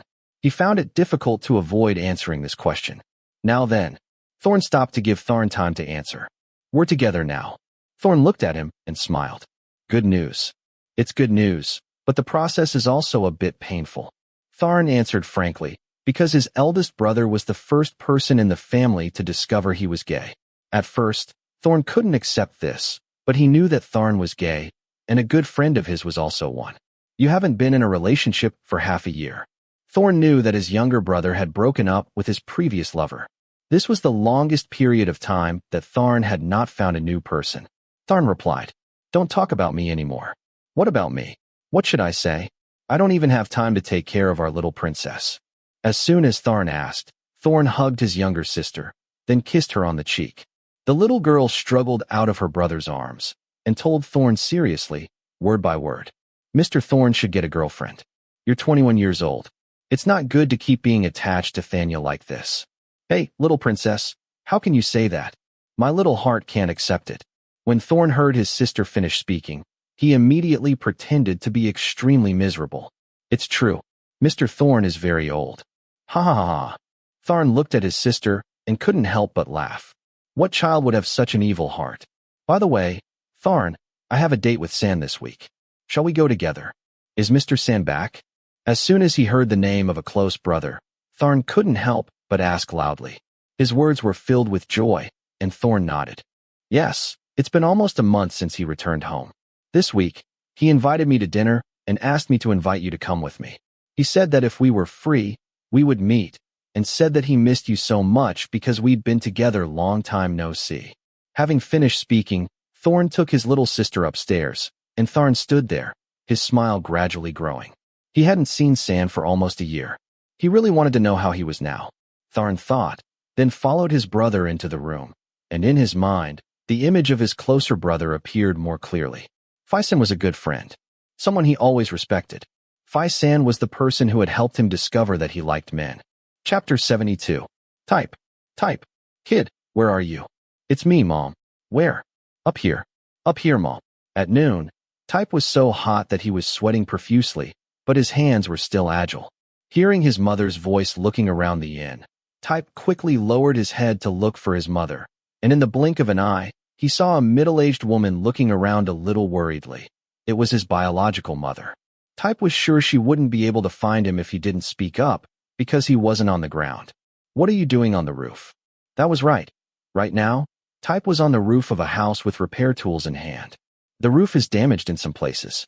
Dad told me to climb up and fix it first with boards, cover it, and then Dad will come and redo it himself later." "Let him fix it later. If you fall, it will hurt a lot," his mother exclaimed worriedly, and Type shook his head after hearing that. "No, Mom. If it rains again tonight, guests will definitely complain. Our room is full of guests, and there is no room for guests to change. Type said, feeling that it was better to fix the roof first rather than just ignore it. His mother sighed again. Mom, how can I help you? Type asked while wiping sweat with the back of his hand. His eyes turned to his newly trimmed, gray dog, which was barking loudly and circling around his mother. What's wrong with Longan? He keeps barking. That was right. This was the dog that Type had said had just died to please Puify. Therefore, he wanted to treat it well when he returned home this time. It's not because of you. Seeing a kid crawling around on the roof like a monkey makes even Mom forget all about business. You better go down. Your friends are coming to find you. Who is it, Mom? Type immediately frowned when he heard this, because he was sure he hadn't told anyone about his return. Where did this person know he was coming home? It's me. Type was about to curse back when he raised his head slightly and saw the shadow of a man under the porch. His eyes were screaming nonstop towards that man. He rushed out and waved at Type. Hey, come. Haha, it's me. As soon as he saw that man's face, Type immediately recognized him, his childhood best friend. Come, his best friend since elementary school, also lived in this area. They grew up, played, and studied together. Later, Type moved to Bangkok to study, and Kam moved to Surat Thani before the two separated. But, Kam, you look different. I'm more handsome, right? Type simply wanted to vomit when he heard it, but he also had to admit that his friend was indeed much more handsome than before. As a child, Kam was a dark, shy boy, but now he was whiter and dressed quite smartly. His previously skinny arms now looked full of muscle. Don't make me tell the truth. It will make you cry. However, Type still teased with a smile as he climbed down the ladder and examined Kam from head to toe. You now have the look of a Bangkok boy. Where are you looking to say that? Type looked down at the black tank top and knee-length shorts he was wearing. Is the roof broken? Yeah, but I don't know exactly how much it's broken. Type pointed to the roof, and Kam nodded. Yes, there was a storm last night. Let me go check it out for you. Kam said. Type listened and raised his eyebrows. Don't underestimate me. Kam said as he quickly climbed up. Then you two continue to talk. Kam, please stay and have dinner with us. Type's mother turned to Kam while hugging her beloved dog. Thank you, Auntie. After Type's mother returned to the house, he also climbed up to the roof, looked at his furry friend carefully checking up there, then listened to him talk about his current life, and finally talked about love. I met someone last year, Kam said, and Type, who was giving him the tools, stared. That's a wonderful person. Haha, what about you, kid? These days you're tall and tall. Before you were as short as a dwarf. Kam smiled and didn't forget to ask Type. But Type's mind was spinning for a moment because he suddenly remembered the person who stayed in Bangkok. How would Kam react if he knew Type wasn't in a relationship with a girl, but was instead gay? I also got to know a few people. Type didn't explicitly say that he had a friend who was more than just a friend in Bangkok. Because Type, who hated homosexuality, decided in his heart that he would never tell anyone here about this. Thinking about the future of the two of them, Type's face became more serious. Type would definitely not tell anyone that he was in a relationship with a man.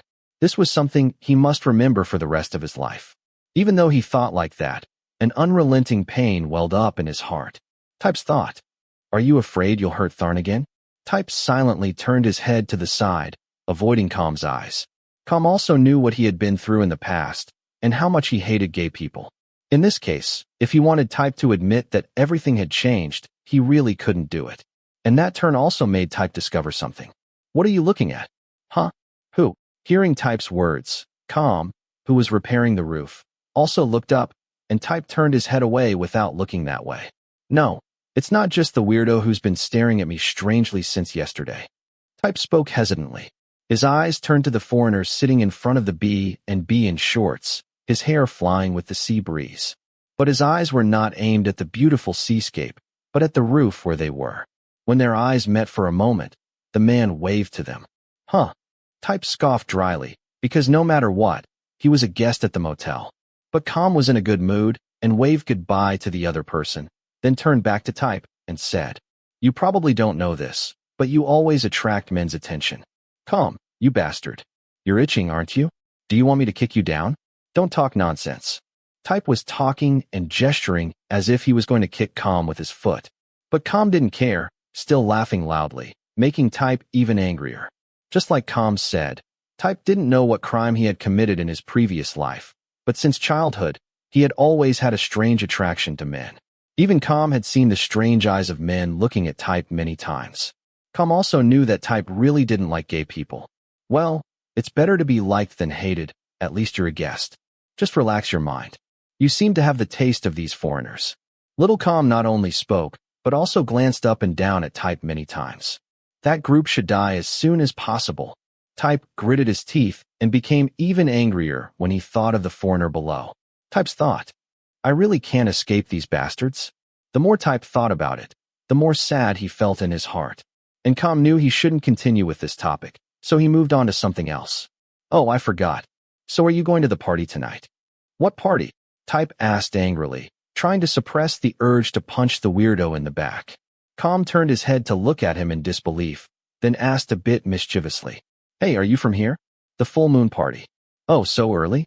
Type was stunned for a moment, thinking of the world-famous party under the full moon. Full moon party.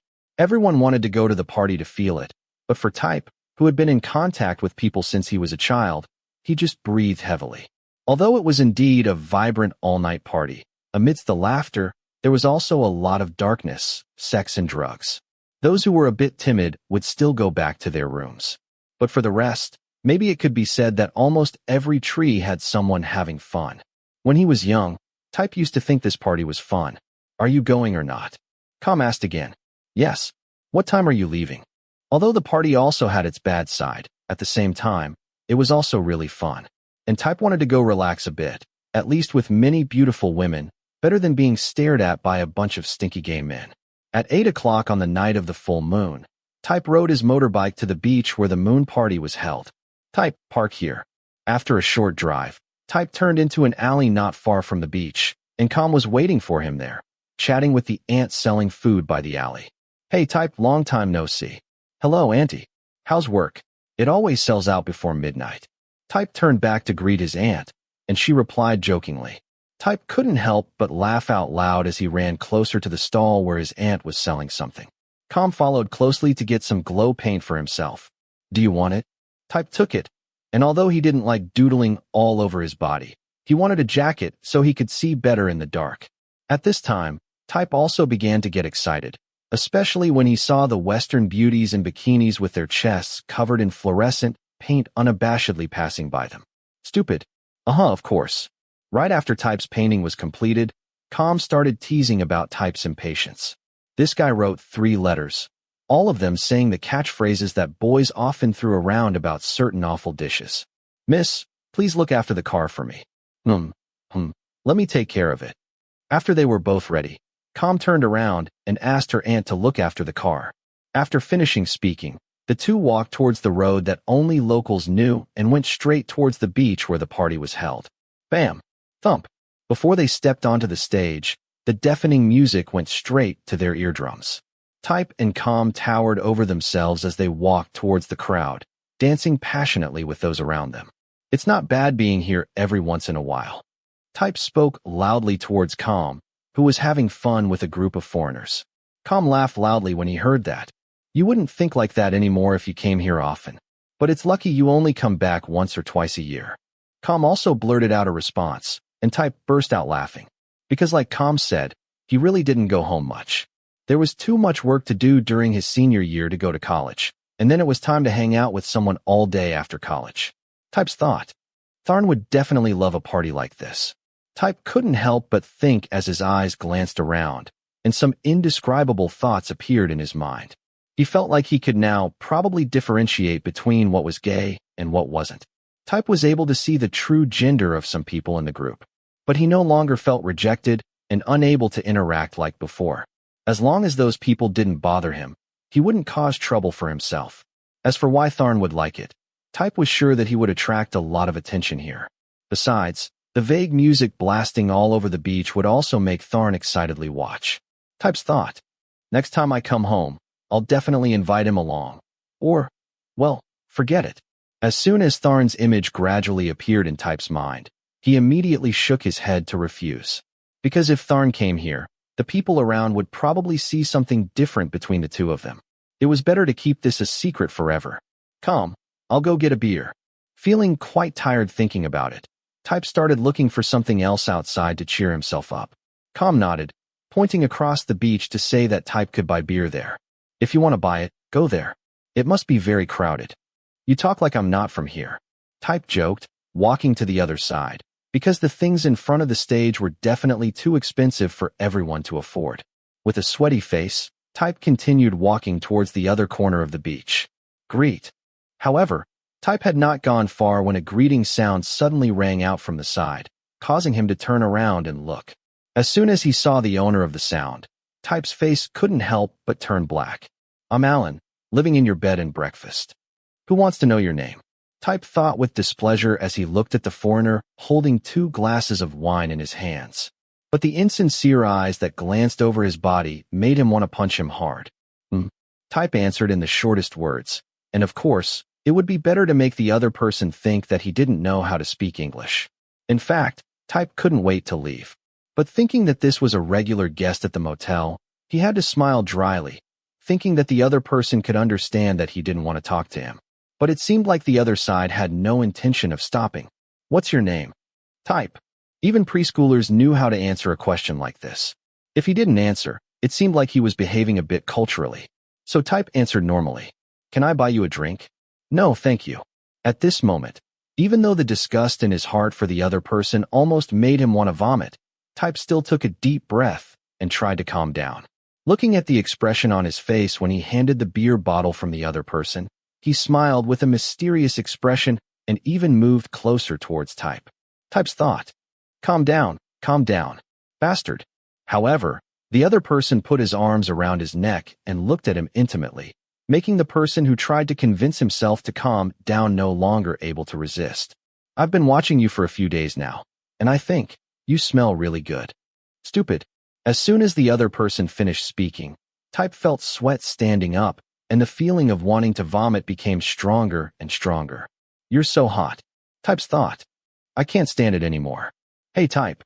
Just as Type's clenched fist was about to attack the man who still didn't know that he was acting rudely by whispering in his ear, Com's grunt helped Type regain his composure. Type took the man's hand that was on his shoulder and moved it away, threw back the beer bottle in his hand, and even smiled at that man in an unusual way.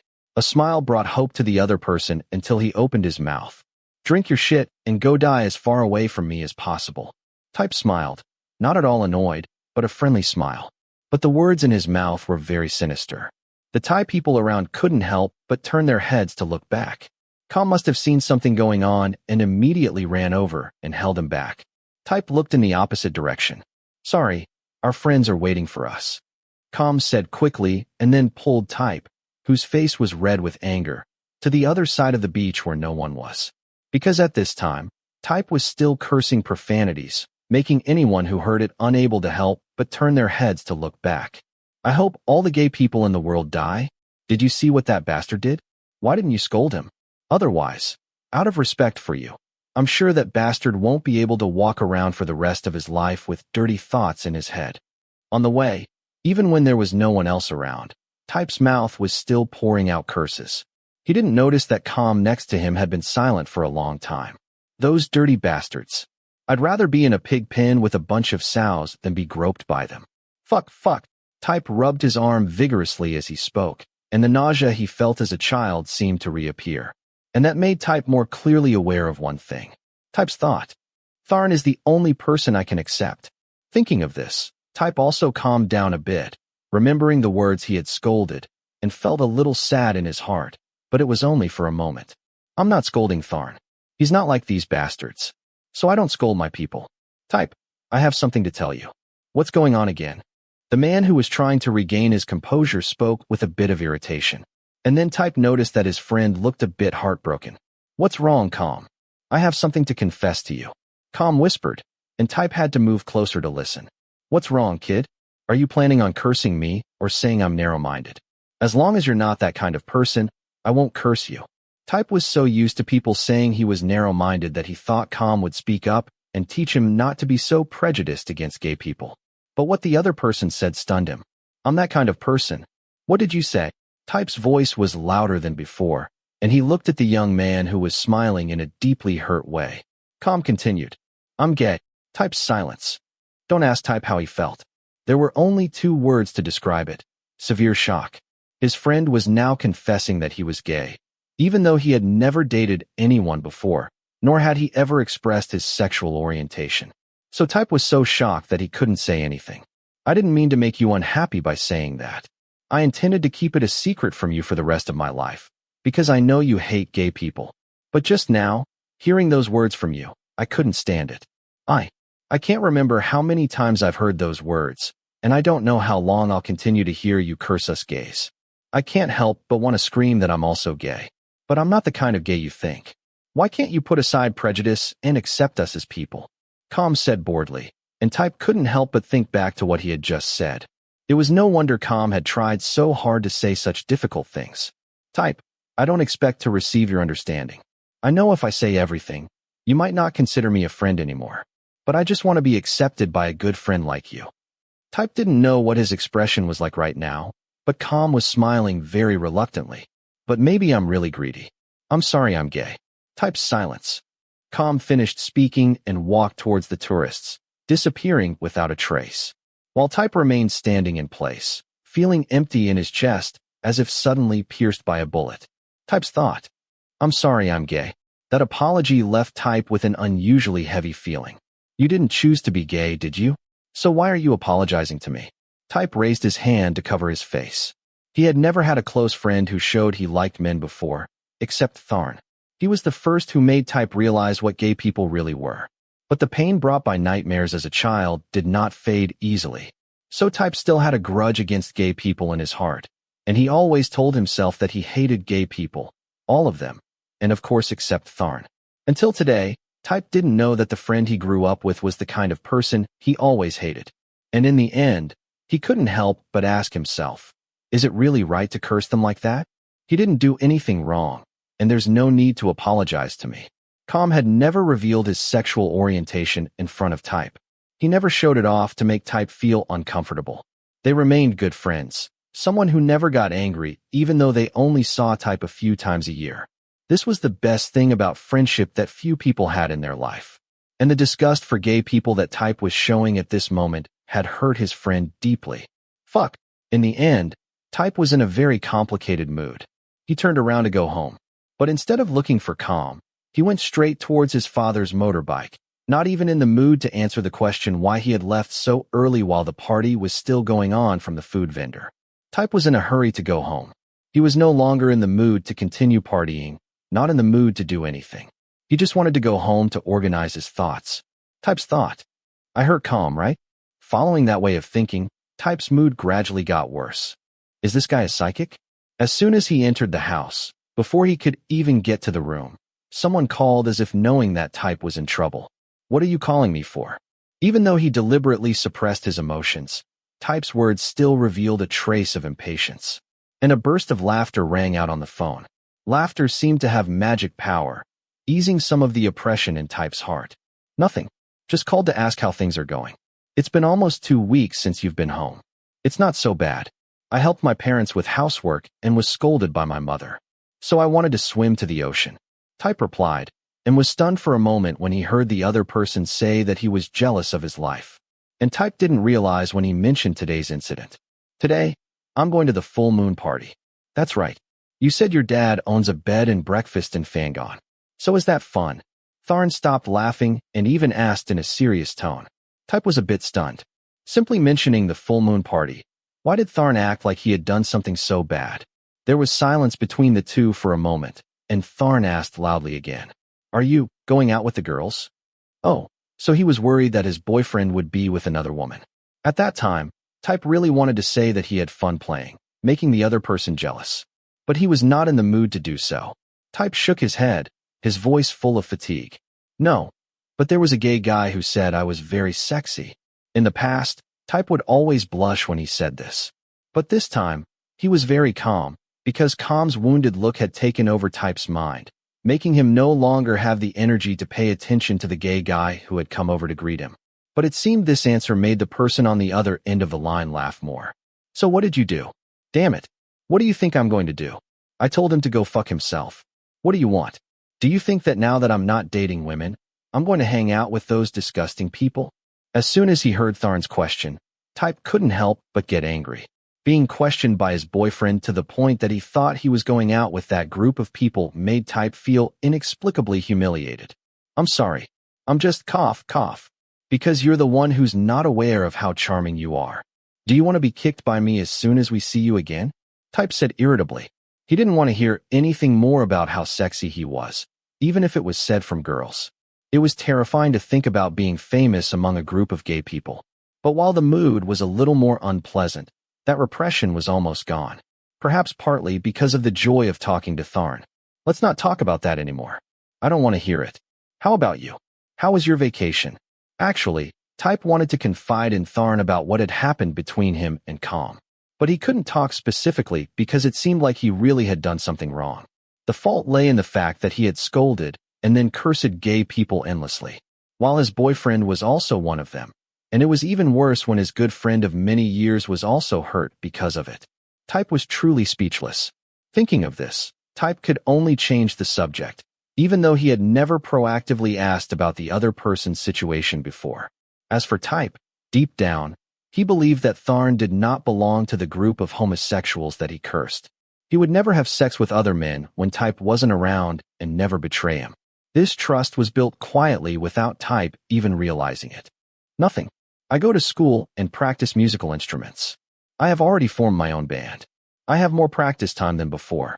Sometimes I go to Sister Jeet's bar to perform. And I also have friends who study thanks to me. Tutoring for the upcoming exam. But I thought I couldn't afford it, so I refused. After that, I just stayed home with my little sister. Type almost burst out laughing when he heard the last sentence. And he couldn't help but think of the image of his man sitting and playing with his little sister. So when are you coming back? So why ask? Type himself also wondered when it would be better to go back, because at first he thought about waiting until the semester started to return. But what had just happened made him feel depressed and unable to explain. And the place that made Type feel most comfortable right now, maybe even he didn't realize it, that was where Tharn was. I miss you. However, when he heard the person on the other end of the line say that, all thoughts in Type's mind immediately disappeared. Only those words remained. Just bear with it. Type responded briefly. Having finished speaking, he conveniently hung up the phone, threw it on the bed, and went straight to lie on it, raising his hands to cover his face. Tharn, you bastard. You say some chilling things. Type scolded the person on the other end of the line. But thinking that person could no longer hear him, he could only speak to himself. I miss you too. Of course, this sentence. Type would rather be killed than ever say it in front of his man.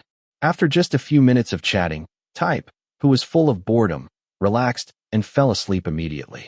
The nightmares of the past no longer appeared. Tonight, only one person appeared, who told him that he missed him. Chapter 73. I miss that evil name. The sun broke through the clouds, shining through the lone man's bedroom window, allowing us to see the owner of the room. He lay on the bed, eyes closed, shirt pulled up to his stomach, pants down to his hips, breathing heavily from what he was doing. Everything was becoming more and more urgent. Type had been home for almost 3 weeks. The most fun or relaxing thing for him in the past 3 weeks was being able to come home and be able to do what he liked. But this time, it was also a bit disturbed by the tourists at the motel. Type didn't know if it was because he had lost interest in the sea for many years, or if he couldn't stand the daily chores, or if it was because he was tired of a friend's sorrow and having to accept one's personal biases. Or rather, he was sad because of someone's absence. From waking up early every morning and arguing with the person sleeping across from him, now everything had become so quiet that he could wake up whenever he wanted. The cold appearance that the other person created was supposed to be a good thing, but it was extremely boring for Type. And it was even more annoying when Type didn't get done several times a week. Therefore, emotions that had been repressed for so long could only be released through his hands. The desire kept coming, making Type feel like it wasn't enough. That really wasn't enough. The man on the bed took a slow breath, and as he gritted his teeth, his mind recalled the lithe bodies of several beautiful women. A soft moan escaped at the thought of plunging his body deep into that wet warmth. Type tried to focus on the problem of letting go of his desires. But Tharn's thought in Type's mind. I know you like this. Bastard. Type couldn't help but blurt out unpleasant language. The image of a beautiful woman in his mind was suddenly overwhelmed by the sound of a large man. Type silently cursed himself. He tried to control what he was holding between his hands, but the thought of the other person suddenly appeared in Type's mind. Tharn's thought in Type's mind. The things I do for you will be many times better than what other girls helped you with before. Tharn's hoarse voice came, as if whispering in his ear, causing Type to squeeze tighter and use his hand harder. Thinking about that man made the little brother in his hands grow many times larger than when he did it with the girls before. Finally, Type knew what he liked, which was, Type's breathing became even more unstable as his mind flashed to the other person's face, which he would definitely reveal after bringing himself to climax. An evil smile. The handsome face appeared in his mind, causing Type to begin to indulge his desires. He felt more and more that his desire was about to explode. He was so excited that he couldn't help but speed up the frequency of his hand's friction. And this isn't over yet. Type gritted his teeth, so angry that his hands were shaking because he couldn't use his hands to bring his younger brother to the peak of his emotions. Because the more he thought about that person's face, the more he thought about what that person had done for him. Type wanted to scream loudly. Bastard. Type, who said he would never touch the small nubs on his chest, now rolled up his shirt and bit it in his mouth. Then he used his other hand to gently pat the dark brown nubs. Closing his eyes, Type felt that this position was very good. His heart was pounding, but the more he touched, the more he squeezed, the more he rubbed his chest, the more the hot feeling swept over his body. Fortunately, there was a piece of clothing that allowed him to bite to suppress his moans. Otherwise, he would definitely not be able to control himself and would let out embarrassing sounds. Tharn's thought in Type's mind. You have a feeling here. No, I don't like it. Hell, I don't like it there. Type struggled strongly with his subconscious, his thoughts drifting back to the image of Tharn helping him with his hands. Type tried to restrain his hand from touching that place. Bastard. Type was suddenly surprised when the image of the man who was currently in Bangkok appeared in his mind, using his tongue to lick a part that Type thought was disgustingly dirty. His soft tongue slowly moved up, deep inside. The man who never put his finger in his mouth was willing to give up his dignity to lick it, and was very immersed in what he was doing. I really can't believe it. Type pushed his wet fingers back, knowing that his whole body was trembling. The shirt that was originally tightened was gradually loosening, and a soft moan escaped when thinking about how the other person had moved his fingers and helped him climax. I'm crazy, Type told himself. He gasped and spread his toes, his hand unable to stop, enjoying the friction and thrill with each thrust, imagining it was the other person's hand going faster and faster. So good. Tharn, faster. Harder. Type's hand speed increased before his eyes completely closed. Accompanied by the wetness that sprayed into his hands, his whole body was filled with pleasure. Wipe off the stain, then throw the paper under the bed and tell himself he'll come back to clean it up later. Right now, he was really not in the mood to pick up trash because, I'm done. Thinking about what had just happened, Type spoke as if he couldn't accept himself. You are Type, but look, what did you do with your hands? That's silly. Type raised his hand to hit the bed as a way to vent his emotions. But a moment later, he was enveloped by an overwhelming feeling of happiness. Type's thought. You can't go back anymore, right? Whether you like it or not, you have become that kind of person, right? The more Type wanted to appear serious, the less serious his expression became. But surely, no one could blame him for this. It's all my fault. He spoke heavily and buried his head in the pillow, still unable to accept what had just happened. Type, son, dinner is ready. Dad, I'm not hungry yet. I can't eat. I don't want to eat. No matter what his father called, Type still refused to come down to eat. He lay on the bed like a corpse, unable to accept himself for becoming the way he was now. Type's thought. Bastard. Type, you really are. What is this called?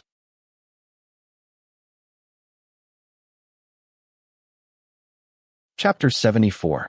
Sunday afternoon, Tharn's family gathered in the living room. The father was carefully polishing golf clubs. The mother was attentively sitting on the sofa watching a cooking show.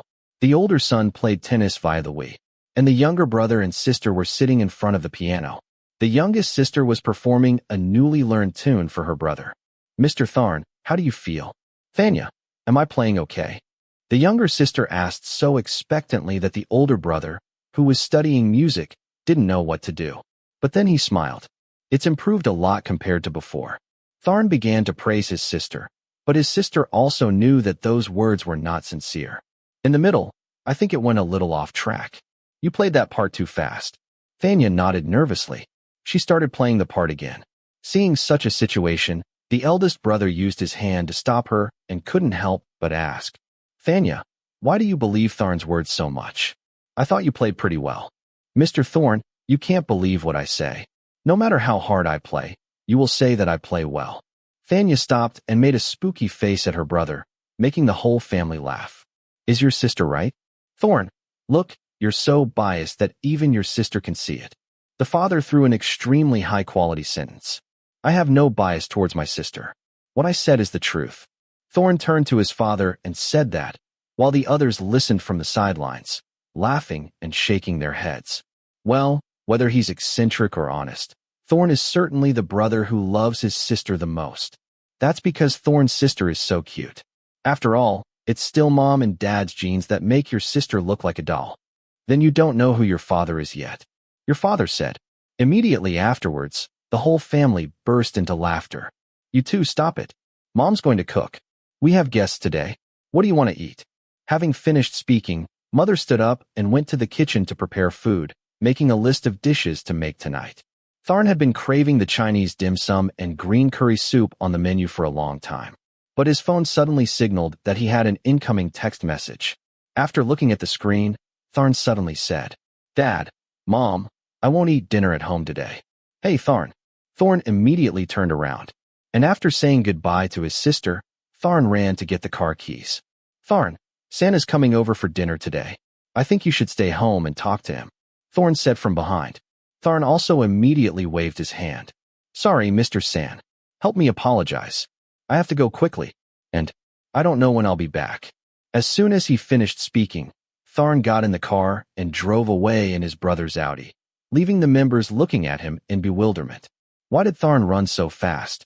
Thorn sighed deeply at Fanya's question. He turned around and saw his parents also sighing. Thorn said, seeing him so happy is enough to understand who he's meeting. Mom was also muttering in the kitchen. Forget it. It's Tharn's business. Can we interfere? Just looking at the way Tharn smiled, everyone in the family knew that he was going to meet his lover. And that was a man. The message on the phone was just a short line. Type's message. I'm back in Bangkok. Tharn repeatedly called the person who sent him the message, but that person did not answer. This made Tharn distraught, not knowing where the other person was in Bangkok right now. But he had to quickly get to the most likely place. The square, the newly rented apartment for 2 people. The couple's new apartment was located next to the school's back gate, an apartment building more than 10 stories high. It had a swimming pool, and the apartment was equipped with a large parking lot to meet Tharn's travel needs. So he decided to go home and bring his car to use. The parking lot was now conveniently arranged, so he could go straight to their apartment from there. Not long after, Tharn arrived at the apartment, a place several times larger than his previous dormitory. The apartment had a king-sized bed with a couch and a table at the back of the room, a landline phone, and other miscellaneous items. Inside was equipped with a small kitchen, but currently there were no cooking utensils. And then there was a balcony and bathroom. Clicking sound. The sound of water flowing from the toilet helped Tharn know that the man he was looking for was here. Tharn couldn't help but smile. How long had it been since he had seen that person? Only when thinking about it did Tharn reflect on how much he missed the other person. Although in reality, Type was very cold, and sometimes it must be said that he was so cruel that it broke Tharn's heart. But just not seeing him for a long time really made Tharn want to die. Whistle. The sound of water stopped with the sound of the faucet turning off. Tharn heard footsteps inside the bathroom. He thought Type would be shocked to find him waiting at the door as soon as he opened it. Whistle. The bathroom door opened, and Tharn saw Type come out with only a towel around him. His hair was a little longer now. Tharn almost raised his hand to rub the other person's hair before realizing that his hair was longer. Sharp eyes swept over Type, which was still covered with water droplets and bristles standing up due to the cold wind from the air conditioner. Tharn looked at it to the point that his mouth began to water. He was very enamored with Type's charm, even though the other person never knew it. You're late. I'm late. Tharn quickly withdrew his thoughts, raised his head to look at the man in front of him with a smile on his face, and asked again. Yeah, you're late. You should have rushed back here as soon as I texted you. Type said, snorting confidently. Tharn frowned. I'm not a puppy that follows you around all the time, wagging my tail. Oh, isn't that right? Type turned his head and frowned, making Tharn dismayed. That was right. The man he hadn't seen in almost a month was acting a bit haughty. He was a genuine type, unmistakable. Tharn's thought. Were you expecting a cute, adorable face? Dream on. Just full of venom as always. I'm not a puppy. I'm your boyfriend. Are you sure? Type asked in surprise, seemingly not very familiar with the word boyfriend. Everything happened very suddenly. Tharn grabbed Type's shoulder and turned him around to face him. He looked intently at Type and smiled. You haven't forgotten something, have you? What did I forget? Type, as usual, posed with a fierce face. But he showed no signs of wanting to avoid it, simply looking at the person opposite. This feeling. As soon as the words fell, warm lips landed on the thin lips of the man who had just finished showering, as if wanting to retaste the long-lost flavor. Tharn didn't hesitate to put his tongue in and let them dance together in both of their mouths. At first, Tharn thought Type would refuse, but he didn't expect him to cooperate and kiss him back enthusiastically. The intense kiss made Tharn's whole body tingle. Tharn slowly withdrew, only to hear the other person's cold words. I didn't forget, but you were too slow. Tharn was stunned for a few seconds before reacting. Okay, I'm sorry for being late. Having finished speaking, Tharn grabbed the other person again and kissed him. But this time, Tharn pushed Type straight into the wall and even kissed him very sweetly. He used his other hand to take off the only towel on Type's body. It turned out, Type not only blamed him for being late, but also blamed Tharn for not kissing him at first sight. Most of all, Type, the person Tharn missed, also raised his knee and rubbed Tharn's pants, making him growl with excitement. Type teased, whispering in Tharn's ear. Can't stand it after just one kiss? After hearing the teasing words, Tharn immediately threw him on the bed. Don't be so arrogant, he panted and said, turning around to sit facing Type, looking at his boyfriend's body. Why are you so quiet? There's no need to think about disturbing others, Type said in a low voice. It was undeniable that his body also began to react. If you can't keep your mouth shut, then leave it to me. Bastard. Type burst into excitement again. He couldn't help but shudder when his younger brother was clamped tightly in Tharn's arms. And Tharn didn't hesitate to lower his head and skillfully lick it with his tongue, the taste that Tharn had always longed for. Is my little brother better than a cool ice cream cone? You eat it like a hungry, reincarnated ghost. Tharn tried to argue back, but every time he helped Type with his mouth, Type always hugged his head tightly and let out gasps that made Tharn unable to bear it. Not paying attention to Type's words because he was too lazy to argue right now, Tharn regained the initiative. Only with Type did he enthusiastically want to use his mouth like that. Oh. Type moaned again like before, always lifting his hips every time Tharn used the tip of his tongue to lick his brother. Type was soaked as if he had just finished exercising. His cheeks were red, as if he had just experienced an erotic encounter he had never had before in his life. Type reached one hand behind the king-sized bed, trying to tease the other person, making him let out the moan he wanted to hear. But, what the hell? Tharn stopped immediately. He was extremely confused because he was pushed away. Type had pushed him off the bed. Tharn's expression made Type a bit wary. What the hell are you thinking? I'm asking you, Type. Tharn said angrily. Tharn's voice became so serious that he almost fell off the bed if he hadn't grabbed Type's ankle before. What do you want? Don't you want my help? Damn it, Tharn shouted, angry and almost losing his mind. But Type's answer was even more surprising. I want to help you too. Damn it. What did you say? Tharn gave Type his middle finger, feeling like he was being played. Tharn's face showed a reaction as if he was trying to suppress a smile. I'm sorry. I didn't expect you to do that. Tharn said he couldn't believe his ears, because as always, kind Type would wait patiently until he helped. The two hugged and kissed each other fiercely, while Tharn took off his shirt. He thought to himself. Tharn's thought. Type's willingness to do so shows that he wants more. Afterward, suddenly, Type actively pulled Tharn's pants and pushed him to the end of the bed. What are you doing? You. Tharn was not surprised to see that Type would do that. He sat directly on top and didn't let go. Type said something that made Tharn very happy. So you're the only one who can help me? I'm willing to die with you. I don't, because if you don't help me, I'm afraid I won't be able to stand it. Obnoxious, Tharn said, then gently patted the other person's head, causing him to bend down and reprimand again, staring at Tharn. Type moved a little closer to Tharn to lick something that he had always found disgusting before. Once, twice. At first, Type was quite reluctant. But after he started, he gradually moved. The movements made Tharn extremely excited, letting out moans with a satisfied expression. Tharn's expression showed how much he wanted Type to blow him away. Intense infatuation. Oh, good, awesome. Tharn hissed. It was the most wonderful experience Type had ever had. Hey. Tharn reached out and groped Type's two nubs, biting, kneading, and squeezing, making Type moan. His expression became more and more lustful, making him unable to wait any longer. You're truly amazing. Tharn couldn't help but admire. He pulled Type's ankles and lifted him up. Type still hadn't adjusted his breathing, so he answered Tharn in a hoarse voice. Shut up. I told you, you really need me, right? Fatigue also flowed from Tharn's voice as he leaned down to tease with his tongue, causing Type to pout again, clutching the bedsheet in his hands. This move made Tharn unable to hold back his evil smile. Now Type was becoming very sensitive. Your tongue. Oh, Tharn, that's enough. Type soon gave up the fight, and he knew what would happen. He hugged Tharn's head and kissed him deeply, between the moans that followed. Ah, you're too tight. Wait, it hasn't been long. You need to be loosened a bit. Type's gap was so tight that Tharn couldn't even move. Now, after Type loosened it a bit, it was better. He immediately started moving in and out more continuously. At first, Tharn moved his body slowly, seeing the man in front of him breathing more and more heavily, as if he was about to pass out. Type couldn't take it anymore. A little deeper, Tharn.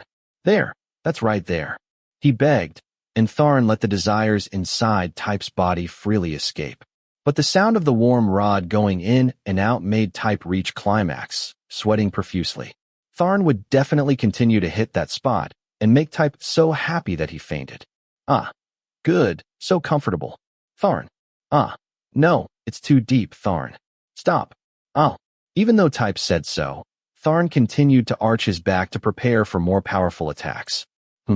At this moment, the sounds of the two men rising and falling were like a kind of catalyst, promoting their desire more and more. And Type's desire flared up first. Tharn followed soon after.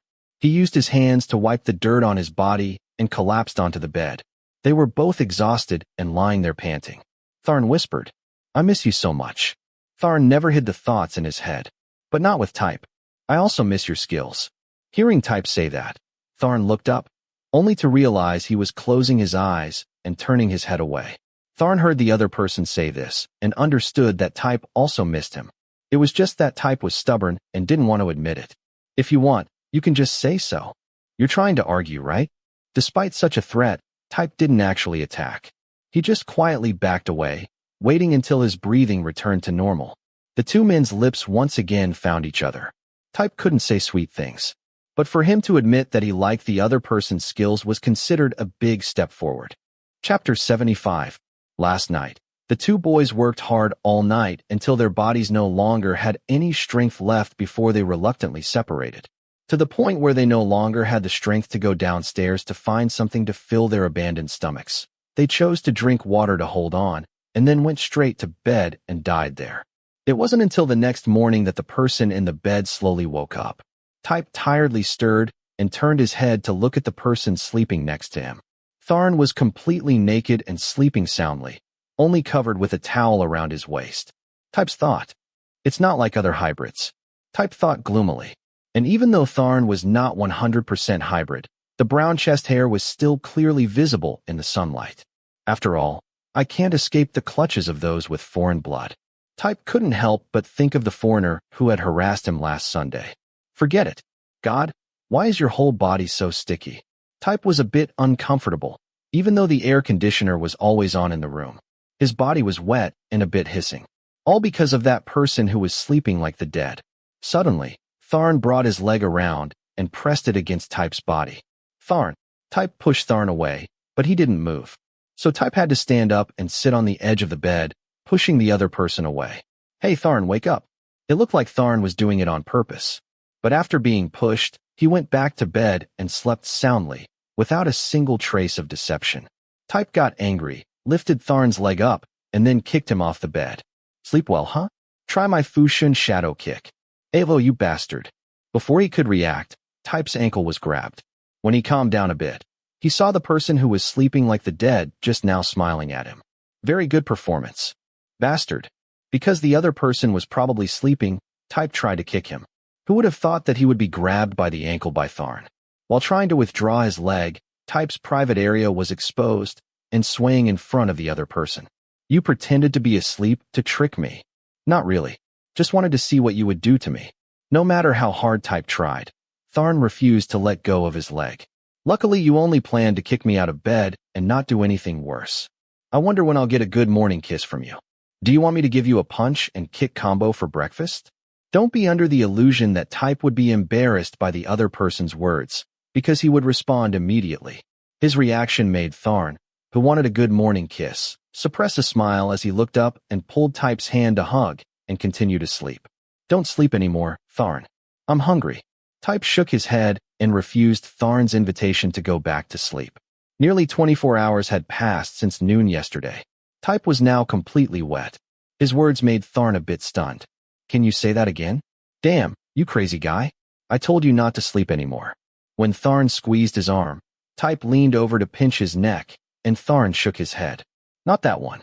The next one. Bastard. Type literally hit Tharn's head hard and answered impatiently. I said I'm hungry. Are you hungry again? Tharn started rambling, and Type directly interrupted him. I'm hungry, damn Tharn. I'm starving, do you understand? I'm hungry. Tharn couldn't help but laugh, because he had made Type so angry that he wanted to kill him right now. What do you mean you're begging me? Fuck. Who wants to beg you? Is there something wrong with your mind? Type's tone of voice made Tharn extremely excited. He stood up and walked to the bed. It was clear that the bed was very big, and yet some people like to sit so far away. I've been insane ever since I met you, because whatever you do becomes so adorable in my eyes. If you use the word cute again, I will definitely push your head against the wall. Type immediately showed his attitude, bluntly saying that he didn't like Tharn using the word cute to describe him. What boy liked to be complimented on how cute he was all the time? That to him was just like a horror. And worse, it was gradually becoming true. Meanwhile, Tharn's eyes scanned the room, and finally he looked down at the mattress between the two of them. Type himself bowed his head and looked away. So whose are these white things on the bed? Yours. Type seemed about to rush to punch the other person. But when he thought about what had happened last night, he just stood up and ended the conversation. Type grabbed the towel around Tharn's waist and prepared to take a shower. Tharn's voice came from behind. Why do you put all the responsibility on me? You know all this isn't mine alone, right? Type turned around and glared at Tharn, who was smiling like a fool. Ha ha, I'm just kidding. I can take care of everything about my wife. As soon as Tharn uttered the word wife, a towel flew straight into his face, knocking him straight onto the bed. And Type said with a gloomy expression, Don't call me your wife. Type said without looking directly at the other person and then left for the bathroom. Tharn's laughter rang out from behind him. Okay, fine. It's okay not to call you wife. So, my respectful lady, do you know what dish you like to have for such a late breakfast? Bastard. Type was so angry that he kicked the bathroom door hard, only to hear Tharn laugh even louder. Ha ha. Type, have you been home too long? It had been so long that he had forgotten what kind of capricious man Tharn was. He seemed very easygoing and willing to accept anything. But in reality, he almost had a way to get everything he wanted.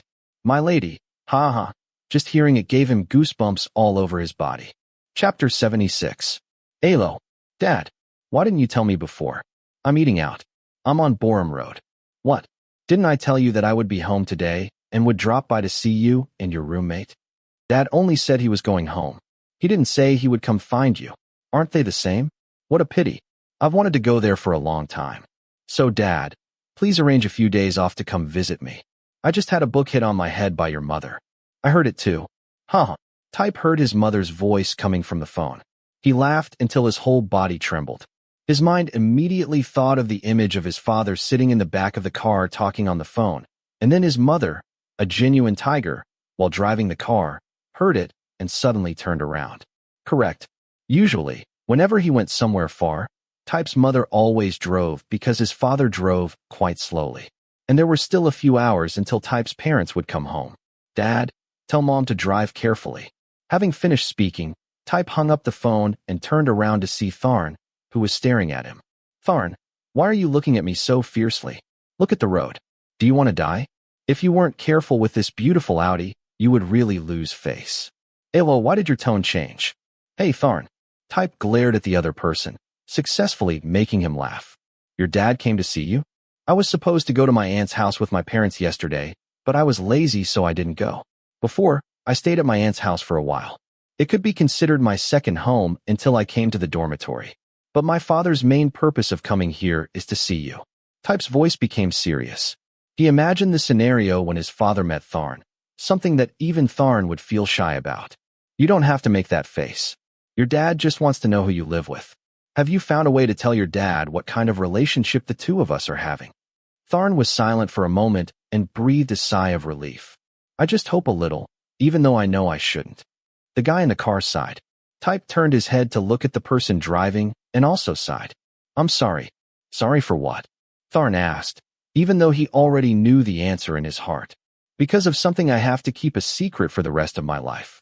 Type was so straightforward that Tharn didn't think anymore and immediately gave up hope. Then he smiled again and looked straight ahead. But his disguise didn't get past Type's eyes because he could clearly see Tharn's hands were gripping the steering wheel very tightly. I know you will never tell anyone what happened between me and you. Tharn's answer made Type feel more and more guilty. Tharn was ready to tell the world that the two of them were together. He just hadn't had the chance to say it yet. Letting a homophobe like Type accept having a relationship with gays was the best answer. But eventually they will know.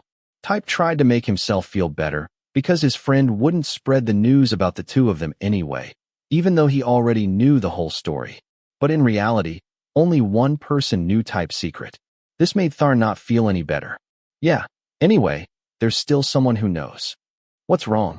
Why are you suddenly angry at me? Tharn knew Type was unhappy, so he immediately said, I'm not angry.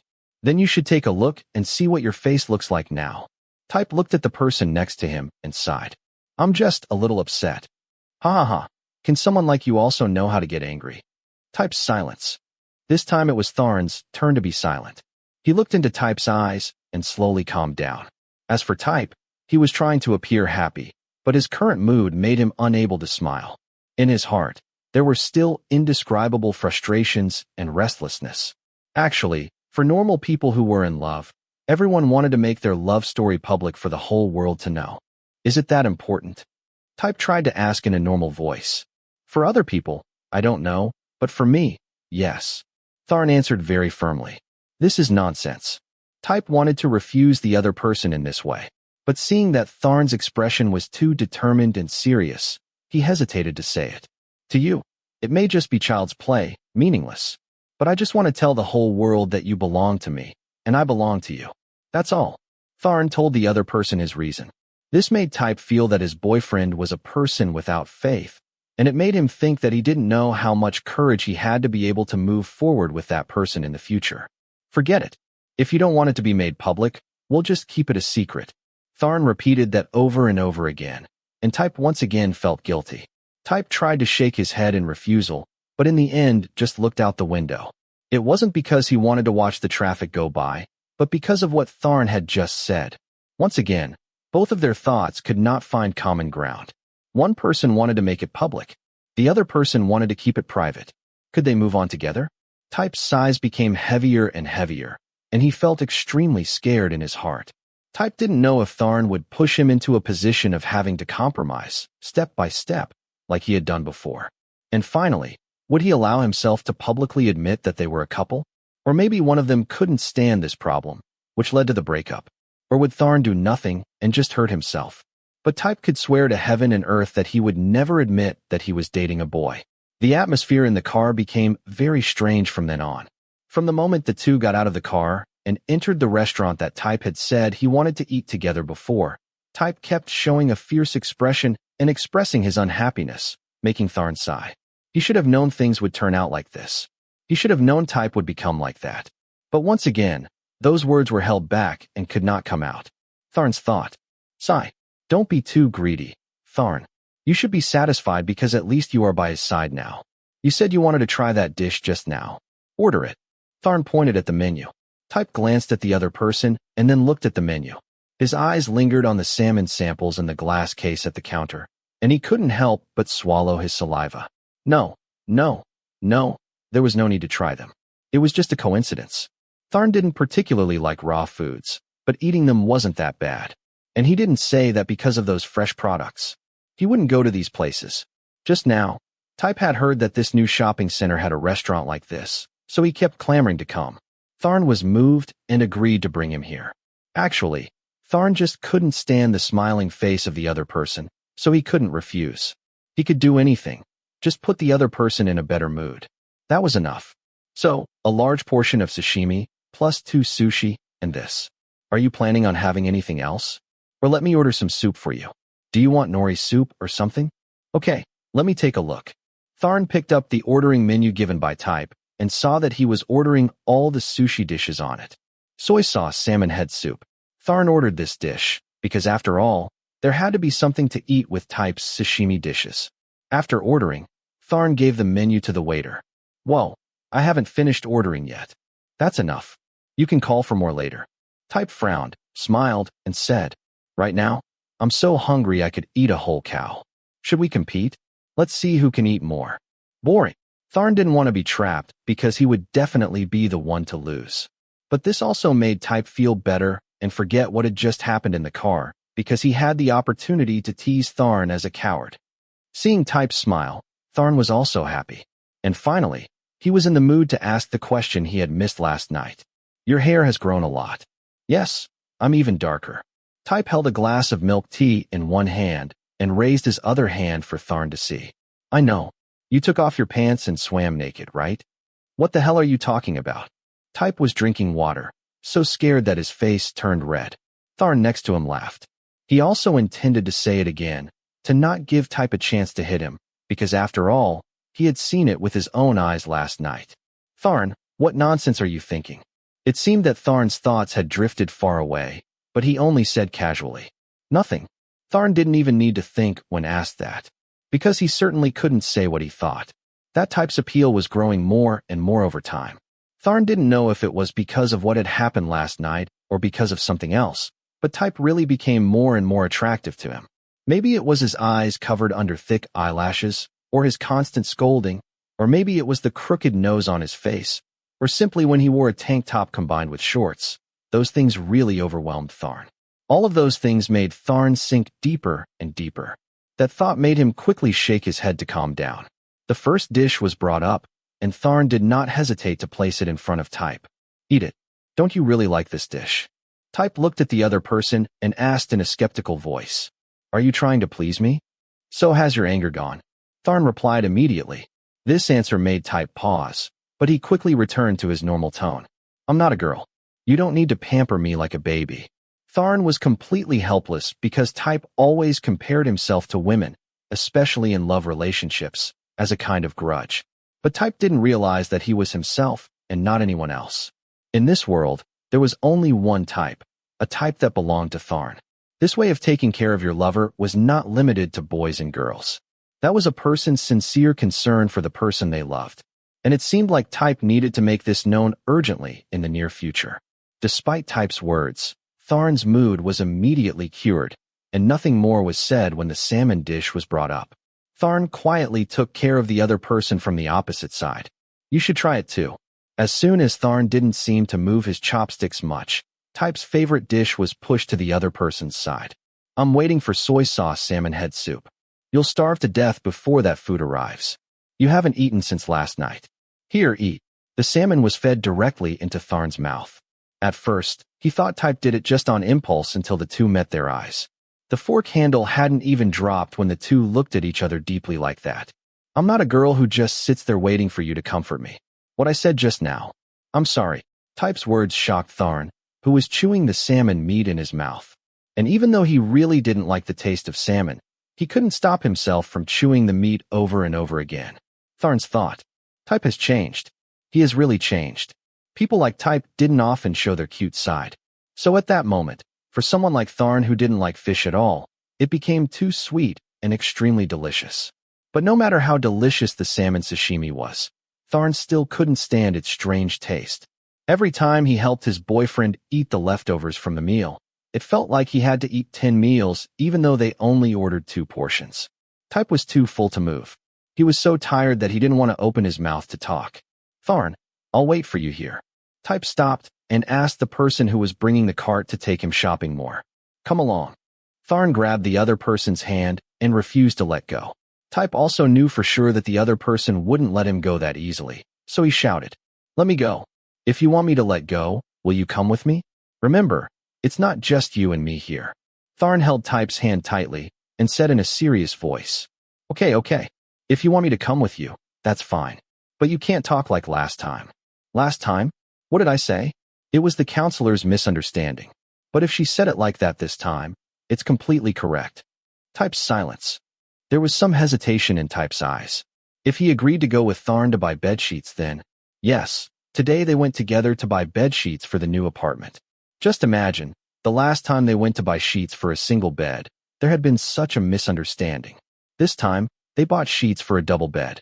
Type silently walked away and always pretended to others that it was not his bed. He was just shopping with his friends. How is it? Tharn turned around and asked. It's all the same. Both are used for sleeping. Type whispered, and his words caused the counselor next to him to look up and say, They are not the same, dear customers. The bedsheets may have the same shape, but their fabric is not the same. If you don't believe me, come and try it. Tharn almost burst out laughing when he saw Type trying so hard to escape the bedsheet area, only to be pulled closer. Come and see. We'll sleep up there together anyway. That bastard Tharn. Alo, we're roommates, living in the same rental apartment. What did I say wrong? Because Type's face already showed a fierce look, Tharn was still reluctant to admit his mistake. And he secretly glanced at Type, who was still not ready to publicly announce the relationship between the two of them. Oh, you guys live together? Yes, we came to choose bedsheets. Type's eyes began to avert. But when he saw Tharn still smiling and chatting with the counselor, he turned around and held the bedsheet without realizing it. If that's the style you're looking for, you should choose this model. It will get dirty less. Guys are more likely to stain the bedsheets when living together than girls. And if you two get this color, it won't look very noticeable when dirty, and you can flip it over to use the other side. Tharn actually almost laughed when he saw the man who often stained the bedsheets blush. But it was anger, not embarrassment. I think you better go to the bookstore and wait for me there. Ring, ring, ring. As soon as he finished speaking, Tharn's phone rang. He picked it up, saw the name on the caller ID, immediately turned to Type, and said, You continue watching. I'll answer the phone first. Fai-san. Type glanced at Tharn, then resignedly looked around and continued to choose. The consultant was still very enthusiastic and gave many suggestions to Type, but his mind had long since drifted to the other phone. Sans message. Why is Tharn avoiding me? Yesterday, Tharn let me climb that tree. Tharn's message. That's not true, Phi. Isn't the person you're dating Phi Thorn? Sans message. But Tharn knows you also want to meet Tharn, right? Tharn was stunned for a moment. He knew Phi-san well enough to know that he wasn't joking with him. Tharn said with a smile on his face. Sans message. Phi-san, how can I help you? Sans message. So does Tharn like any food? The question made Tharn shake his head and answer. No, there's really no need for that, Phi. As soon as he heard the question, Tharn immediately understood why the other person had asked that. Sans message. Are Tharn sure he doesn't want anything? Tharn knows he doesn't like to choose gifts arbitrarily. So, please tell me what Tharn likes. Tharn turned back and glanced at Type, who was choosing bedsheets. Isn't what he really wanted already here? Something the person on the other end of the line couldn't give him? There's really no need, Phi. Sans message. Well, then don't blame me if Tharn doesn't like my gift.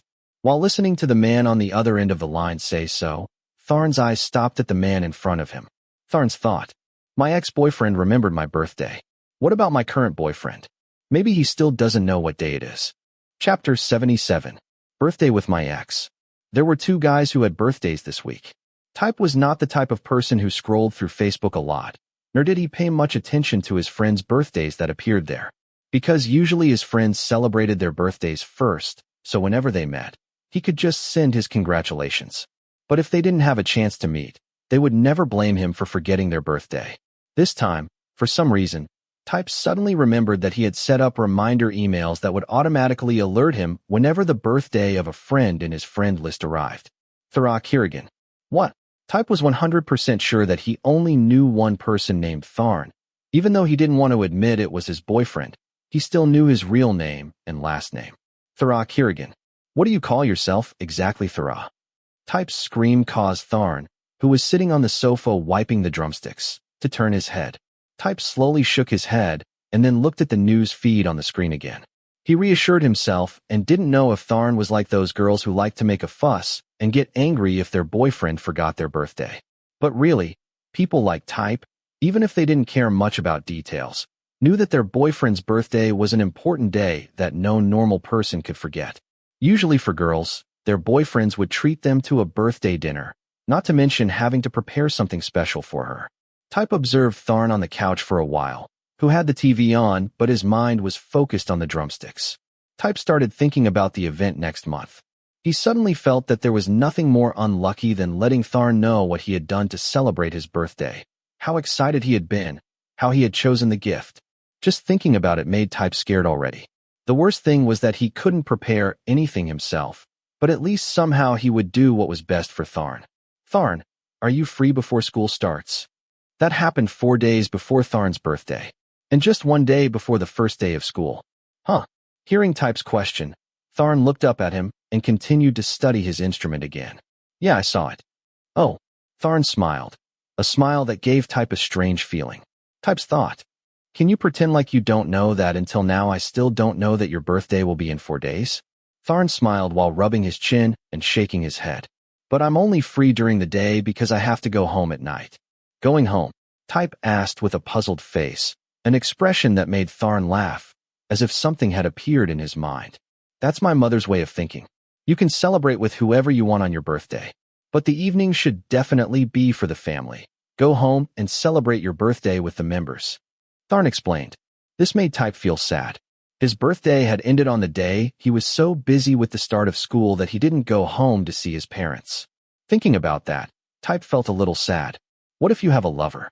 Type didn't ask this because he claimed to be Tharn's boyfriend, but because he wanted to check how many boyfriends the other person had in the past, and how he celebrated his birthday with them each year.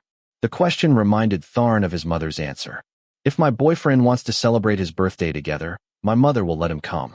But if my boyfriend complains to me that he doesn't feel important enough for me to dedicate his birthday to him, then my mother would answer like this. A son's birthday is a difficult day for the mother, and the mother is the one who experiences the most pain. Therefore, the mother is the one who has the right to choose who will be the important one on my son's birthday. My mother also said, if my boyfriend is upset by this, please answer him. How can someone who doesn't even love his family love anyone else? Type got a bit bogged down. Tharn continued. Mother's birthday is the same. Grandparents should be the most important people when celebrating a birthday, not husband and children. Tharn moved to sit next to Type, but he quickly covered the computer screen, not wanting the other person to see that it was thanks to Facebook reminding him that he had learned of Tharn's birthday. So will you come home with me? Huh. Tharn's bold invitation caught Type off guard. He turned to look at the other person in bewilderment. Seeing that, Tharn asked again, are you coming home for my birthday? Type looked at the smiling person in front of him. His expression did not look like he was inviting his boyfriend to his house. Type's thought. Sorry, if you're dating someone of the opposite sex, just bring that person home and celebrate their birthday together. Your mother might have said so. But you forgot that I'm a guy. You forgot. Just come. Huh. Type was about to panic, staring at the smiling person in front of him. My family all know I'm gay because I told them about it my senior year. Tharn thought that was Type's only concern, so he quickly explained. But the other person just lay straight on the bed, not moving at all. Sit up. We still have a lot to talk about. We have to resolve everything properly. I don't have anything else to say. You just go home for your birthday, and I'll buy you something as a gift. All of Type's answers were written on his face.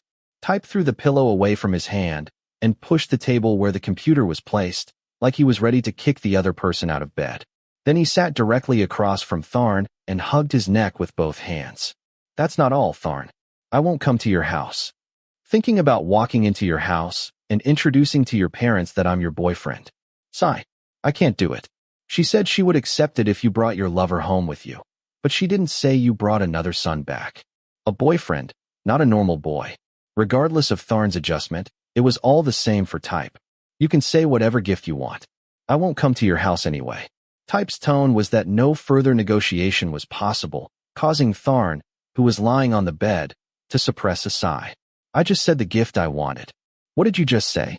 I've been here all day and haven't heard you mention anything. Tharn hadn't said what he wanted for his birthday since the two had started the conversation. Type really couldn't keep up with the developments and still didn't understand what was going on. I told you, but you don't pay attention. Hey, stop being a child. Tharn was about to say something else when he was interrupted by Type, who brought his face closer. Suddenly Tharn leaned forward and kissed Type directly on the mouth. Hey, it hurts. Type was a little hurt by his bumpy nose and couldn't help but cry out. But there was a smile on Tharn's face. What I want is you. So do you want to get the gift from now on? This time Type was able to face his sexual desires. Both of them started cleaning their guns and played continuously for several hours. When the two were immersed in the game of love, Type finally found a gift to give Tharn.